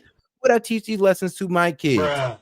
Of course. Like, I know you're saying, bro, like, what the fuck? But yeah, I would. These are good lessons. The virtues are good. The lessons about how to avoid the 7 deadly sins are good. It's like, I can't deny these are some good things. And it's a good way to live your life. Oh, I mean, I could say the same thing for the Quran too. These are decent ways to live life and run a society. I mean, shoot, look at America. People don't like to look at it, but people don't like to, talk about it. But that whole inalienable rights, human liberty, and all that. Yeah, they got that out the Bible. Love their hell. Yeah, they do. They Especially love black them. folks. Yeah, they love it. Yeah, they love talking about. Oh, Bible good or fake? Bible real or not? It has its benefits. Yes, it has its benefits and it has its negatives, like those religious zealots. Slavery. It's like they worship it. They don't want you to tell them how to overcome their hell. Right. You become a sellout. Yeah, you become. You say, little white people, little black folks, you can make it. Yeah. The white man is not holding you down. And you can be free. The white man, they don't want to believe that. Right. They'll get mad at you. They'll attack you. They'll call you names if you try to make them free. Right. So that's why I leave people in their hell. Okay, stay in your hell. You just brought me out of my hell. Stay in your hell. Yeah. Most people love that misery. Right. Only a few would get on that straight and narrow and overcome. Only a few. I hold these women's forum every third Thursday night of the month. And the men's forum on first Thursday night of the month and Sunday morning for everybody. You should see the black women in these meetings. They didn't know they resented their mothers. Yeah. They didn't realize that their mothers had turned them against the father. And that's why they hate black men. Yeah. They treat black men in a way. Yeah. But once they go and forgive their mothers because they realize that the mothers and this would be all women. Sometimes some women have the most negative view of men. It's like they just believe that all men are just gonna do them dirty. And it's like, well, I'm gonna be real with you. You kind of been brainwashed to have that reality now. Because if that's what you think about men, those are the only men that's gonna come into your life just to confirm your reality for you. Turn them away from their fathers, everything changed. Everything changes because they see now and they start to respect black men and all men in the right way. But they didn't know because they saw how the mother did their fathers. Yeah. And they blamed the fathers. How did you come up with this? Were you taught this or did you? No, so I told you that I resented my mother growing up. My mother hated my father because what happened was my father and mother were dating as teenagers, and he got her pregnant.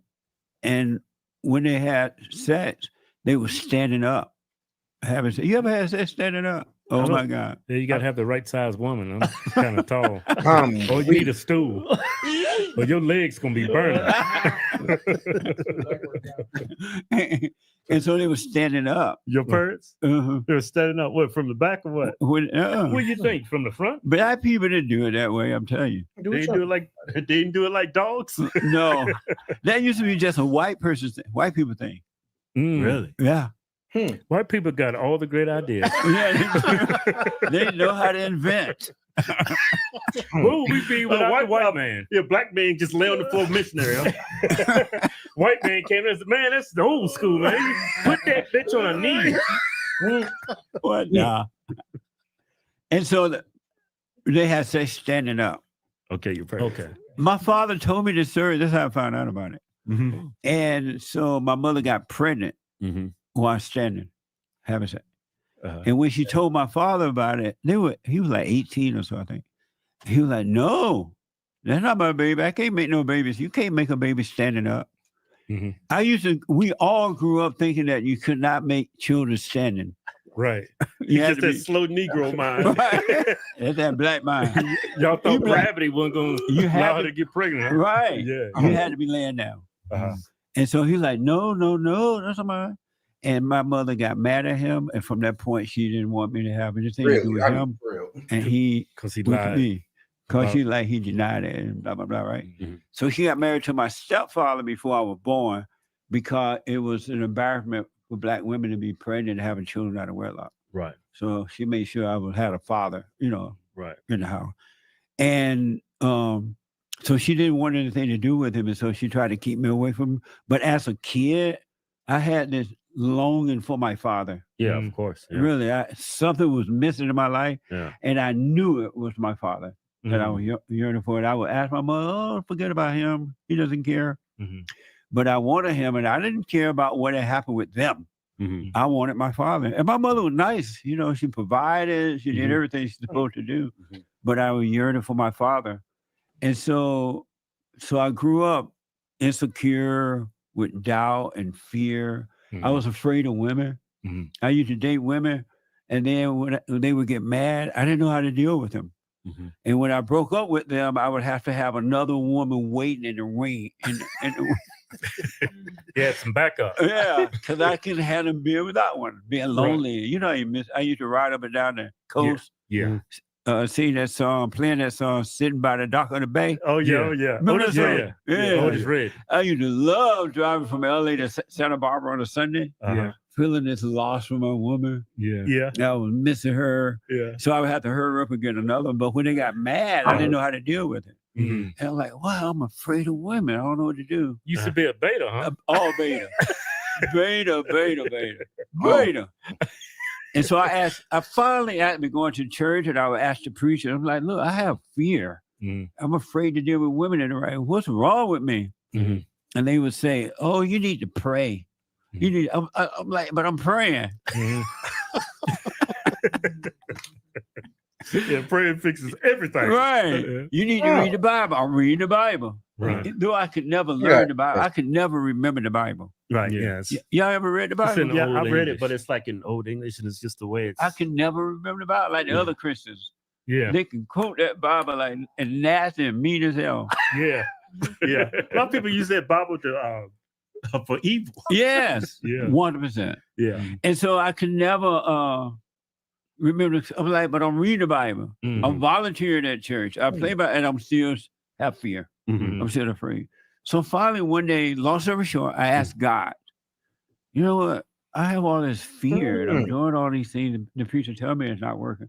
What is wrong with me? Why am I so emotional? And honestly, I forgot to ask. And one day I was getting up to go to work, and I was in the mirror dressing, and he allowed me to see that my heart was evil. I saw this wickedness inside of me that it was a darkness I'd never seen before. And it just came at a glance, and I saw, I'm like, wow, I didn't know I was so dark on the inside.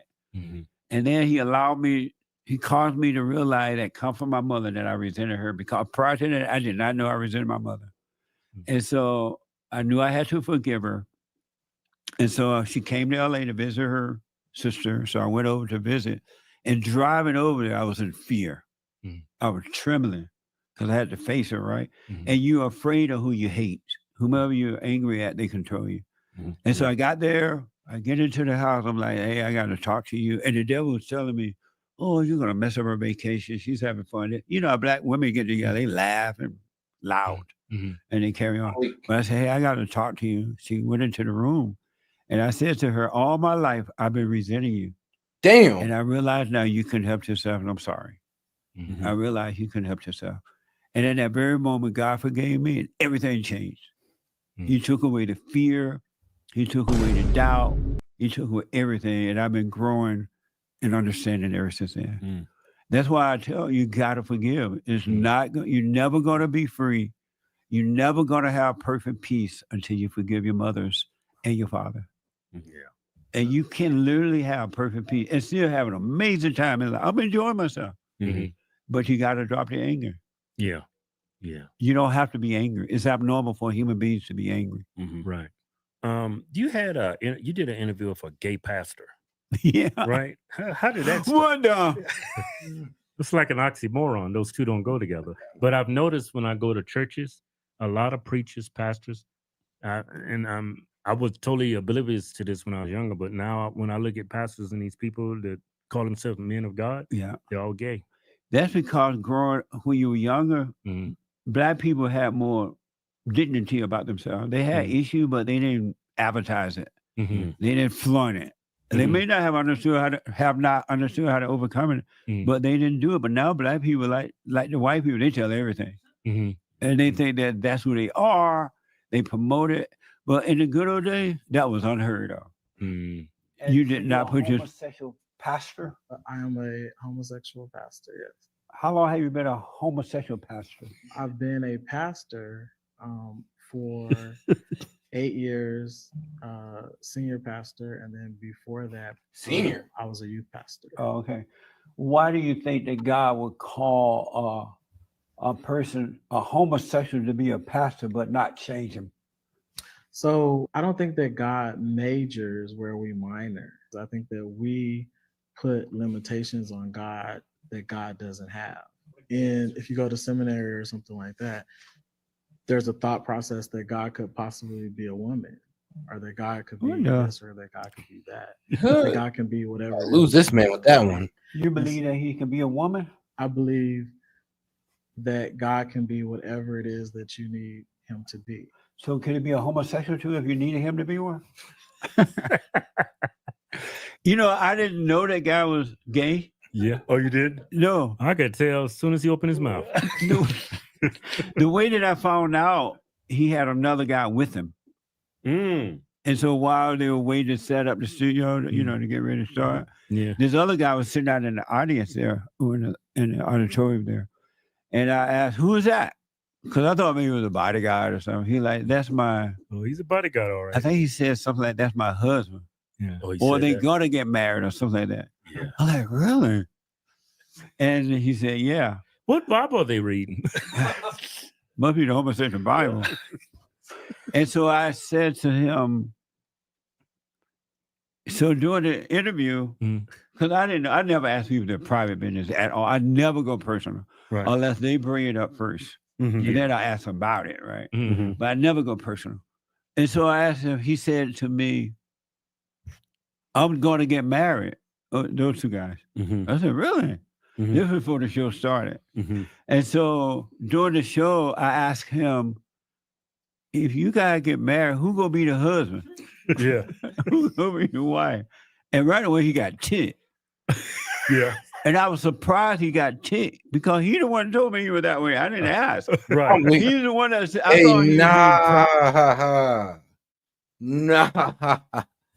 He's like, nah, you got ticked. You got mad when you started really digging into him. It's like, yeah, we're gonna be the husband. I mean, last time I checked, this marriage is a husband and wife. Not husband and husband, but hey, well, I don't know why y'all can't just have a civil, partnership or whatever. And shout out to my man, Parabolic Curvature. He says, don't steal and don't lie are the only commandments needed. Everything else is in excess and is about control. Example, don't steal someone's life away. I mean, don't steal that's a pretty good commandment, though. That's a pretty good one that we need. Don't steal and don't lie and don't kill. It's like those are 3 commandments that we need. And there are other things that the Bible teaches as well through stories that they tell. Or, you know, if you ask your religious person, they would say through historical accounts. Oh, and happy to talk about it. Right. Yeah. Honestly, I never imagined he would get mad. Right. Because he had said to everybody in the room that was going to be his husband. Yeah. When they were getting married, right? So I'm like, well, who's going to be the wife and who's going to be the husband? I'm weak. So that's a good question. Just set him off. Huh? And I didn't know he would get mad. The same thing happened with a Catholic priest I interviewed.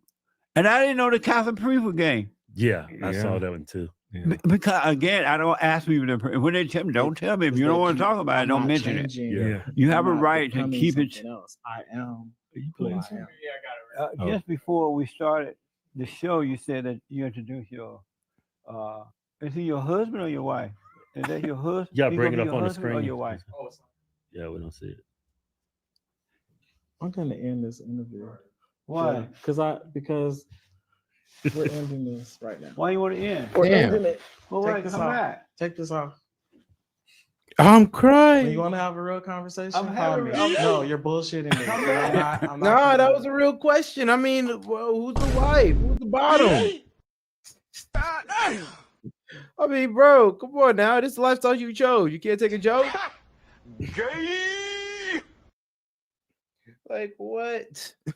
But that is wow. I'm not You can't take no criticism. be a part of that. Come take this off of me, or I'm gonna take it with me. But why are you running? Come take. You know, bro, I could kind of agree with you on that. Everything else is an excess and is about control. Now, in the Islamic faith, I'll give you that one. In Christian faith, I mean, there is a bit more freedom within that one, at least. A little bit more freedom and less control within that one. But both, and according to certain people, were erected as control or control mechanism or brainwashing, or in a way, brainwashing. Now, like I said, I don't personally believe that. But this is what I've heard some historians or some religious or some people who don't like religion too much say. And try to prove with historical facts. I'll tell you that right now. Get this off of me, or I'm gonna take it with me. Please take it off of me. Really? Because Come take it you're off. disrespecting me. But no, So- man, you really. Please take it off. Am or I I'm gonna asking take him it real with serious me. question? That's the husband talking. Please take it off, or I'm gonna go ahead and take it with me. I'm like, bro, you ain't gonna do a damn thing. Like, not with that voice, not with that tone. You ain't doing nothing. Yeah. Oh, the That's boyfriend. He's got to be the wife. No, that's not okay. And so the only way I knew about that, he told me. And so you know how the gay people love to proudly talk about that stuff, right? Right. So I thought he was going to be proud to talk about it too. And he'll be saying, "Oh, we're getting married. I'm doing this." But he got mad, and I was surprised. Honestly, I think he said that as a way to try to anger him because, like strong, like, hardcore Christians do not like gay people getting married and making it, like, I ain't gonna lie, a Christian celebration. Like, yeah, they don't like that. So to bring that up in front of him, I ain't gonna lie, he probably was trying to poke him too. When he got poked back, he couldn't take the heat, so he just left up out of there. It is a bit funny. Like, this man Jesse is a hardcore Christian, and you brought that up to him. Okay. And I was surprised when he left. Really, I still And don't then- understand what Bible he read. Then we had a gay preacher come. Priest, you saw that, right? Yeah. I didn't know the priest was gay. You know how I notice when men are gay? How? Look him in the eyes. Yeah, now you can tell. Their eyes are glowing. Yeah, you can tell. Yeah. And so I didn't know until the gay priest said, on the show, I'm gay. I'm like, what? Yeah. Why are you telling me this? Yeah. Because what does it have to do with anything, right? Right. Yeah. But I know now they're proud of that because they think that that's who they are. They'll believe that the trauma of the spirit of the mother are them. They really hate their mothers, and because they really hate her, they have her total identity. So they really do feel like a woman. When they say they feel like a woman, they do. Yeah. Because they have the spirit of their mother, and then the world tell them that's you. That's who you are. They don't tell you to forgive. that's not you, God would take it away from you. Mm-hmm. They tell them that's who they are, and then they organize and start an organization, and they suffer. Yeah, for eternity. Yeah, they're lonely, they're lost, they're empty, they're alcoholics and drug addicts because they're still lost. Yeah. How you feel about like gay couples adopting kids? No. Yeah, I'm totally against it. Yeah, I'm not for that at all. That should not happen. Right. Yeah. It should not happen at all. But that's the world we live. This world is hell on earth. Because of women. Majority of things is wrong is women. Yeah, it is. They bring hell into the earth. The gates of hell comes through the woman. So you know how these and I want to say though, it's not her. Yeah. It's that spirit in her. Right. Yeah. That's why they can overcome it too. Yeah. That's why our forefathers didn't want women voting. Right. Yeah. People like to paint our forefathers as these racist, misogynistic men, but the reason why they don't want women is because what we got going on today. And in all honesty, in the good old days with boys were boys and men were men, the women would say, women are not supposed to lead. Women would never work for another woman. They didn't want to work for a woman. They didn't want a woman boss because they knew how nasty they can be. They thought that women they still don't. I mean, they trust me. Y'all still don't. Shouldn't vote. And they were right about that because women vote in due to emotions. They vote in all the wrong things. Right. Daycare, health centers, abortion, transgender. Yeah, right. Men and women's sports. Absolutely. Yeah. And then they say that women shouldn't be leading because it's not in their nature. Women used to say that out loud all the time. It wasn't like something they hid and said. They said it out loud. Bro, I remember they gave a poll to women asking, hey, do you want to vote? And they said, no, I don't want to vote. What? Women back in the day didn't want to vote? Yeah, believe it or not, they didn't want to work either. They was like, who sold y'all this idea? We're like, women back in the day are going like, yo, we had it good. How'd y'all F that up? The men buying everything, the men taking care of everything. Yo, you can use your man's credit card and not be held liable for it. Y'all fucked up something great. I don't know why. Y'all ever choose this.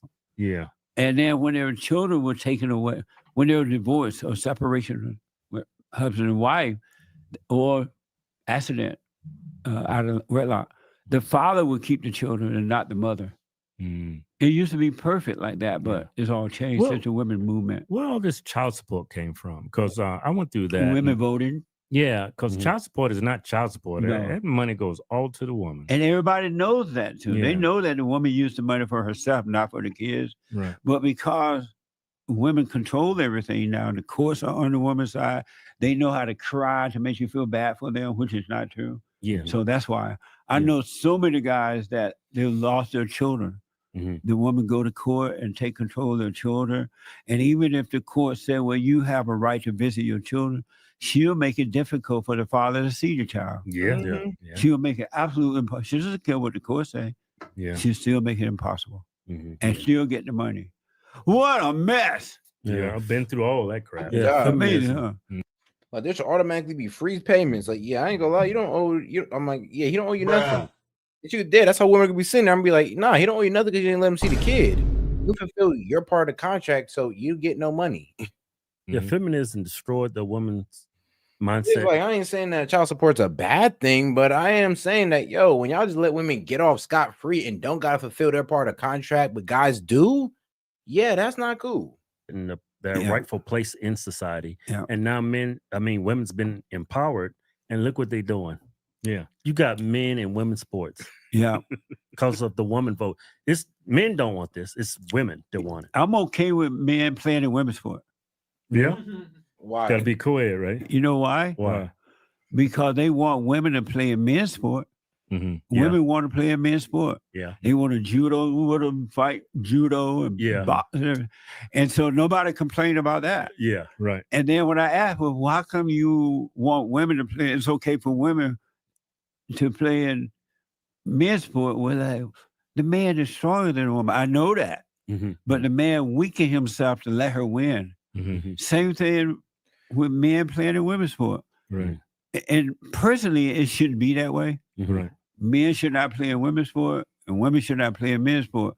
But if it's wrong for the man to play in the women's sport, it should be wrong for women to play in men's sport. Right. Women don't make it men's sport because they can't make it. Right. The They man don't has to even weaken try. himself. Yeah. Yeah. And they have destroyed everything that's all men. Private clubs where men see and smoke cigars and just talk. Golf course where men would go and play golf. Yeah. And do business talk together. Yeah. Boy Scouts. Yeah, Boy Scouts. They literally got rid of the Boy Scout. Yeah. And they have gotten rid of everything that's all. All right, guys, we got to call a time on tonight. Time, guys. Woo, we've been going 8 hours strong, man, and I got to go back. All right.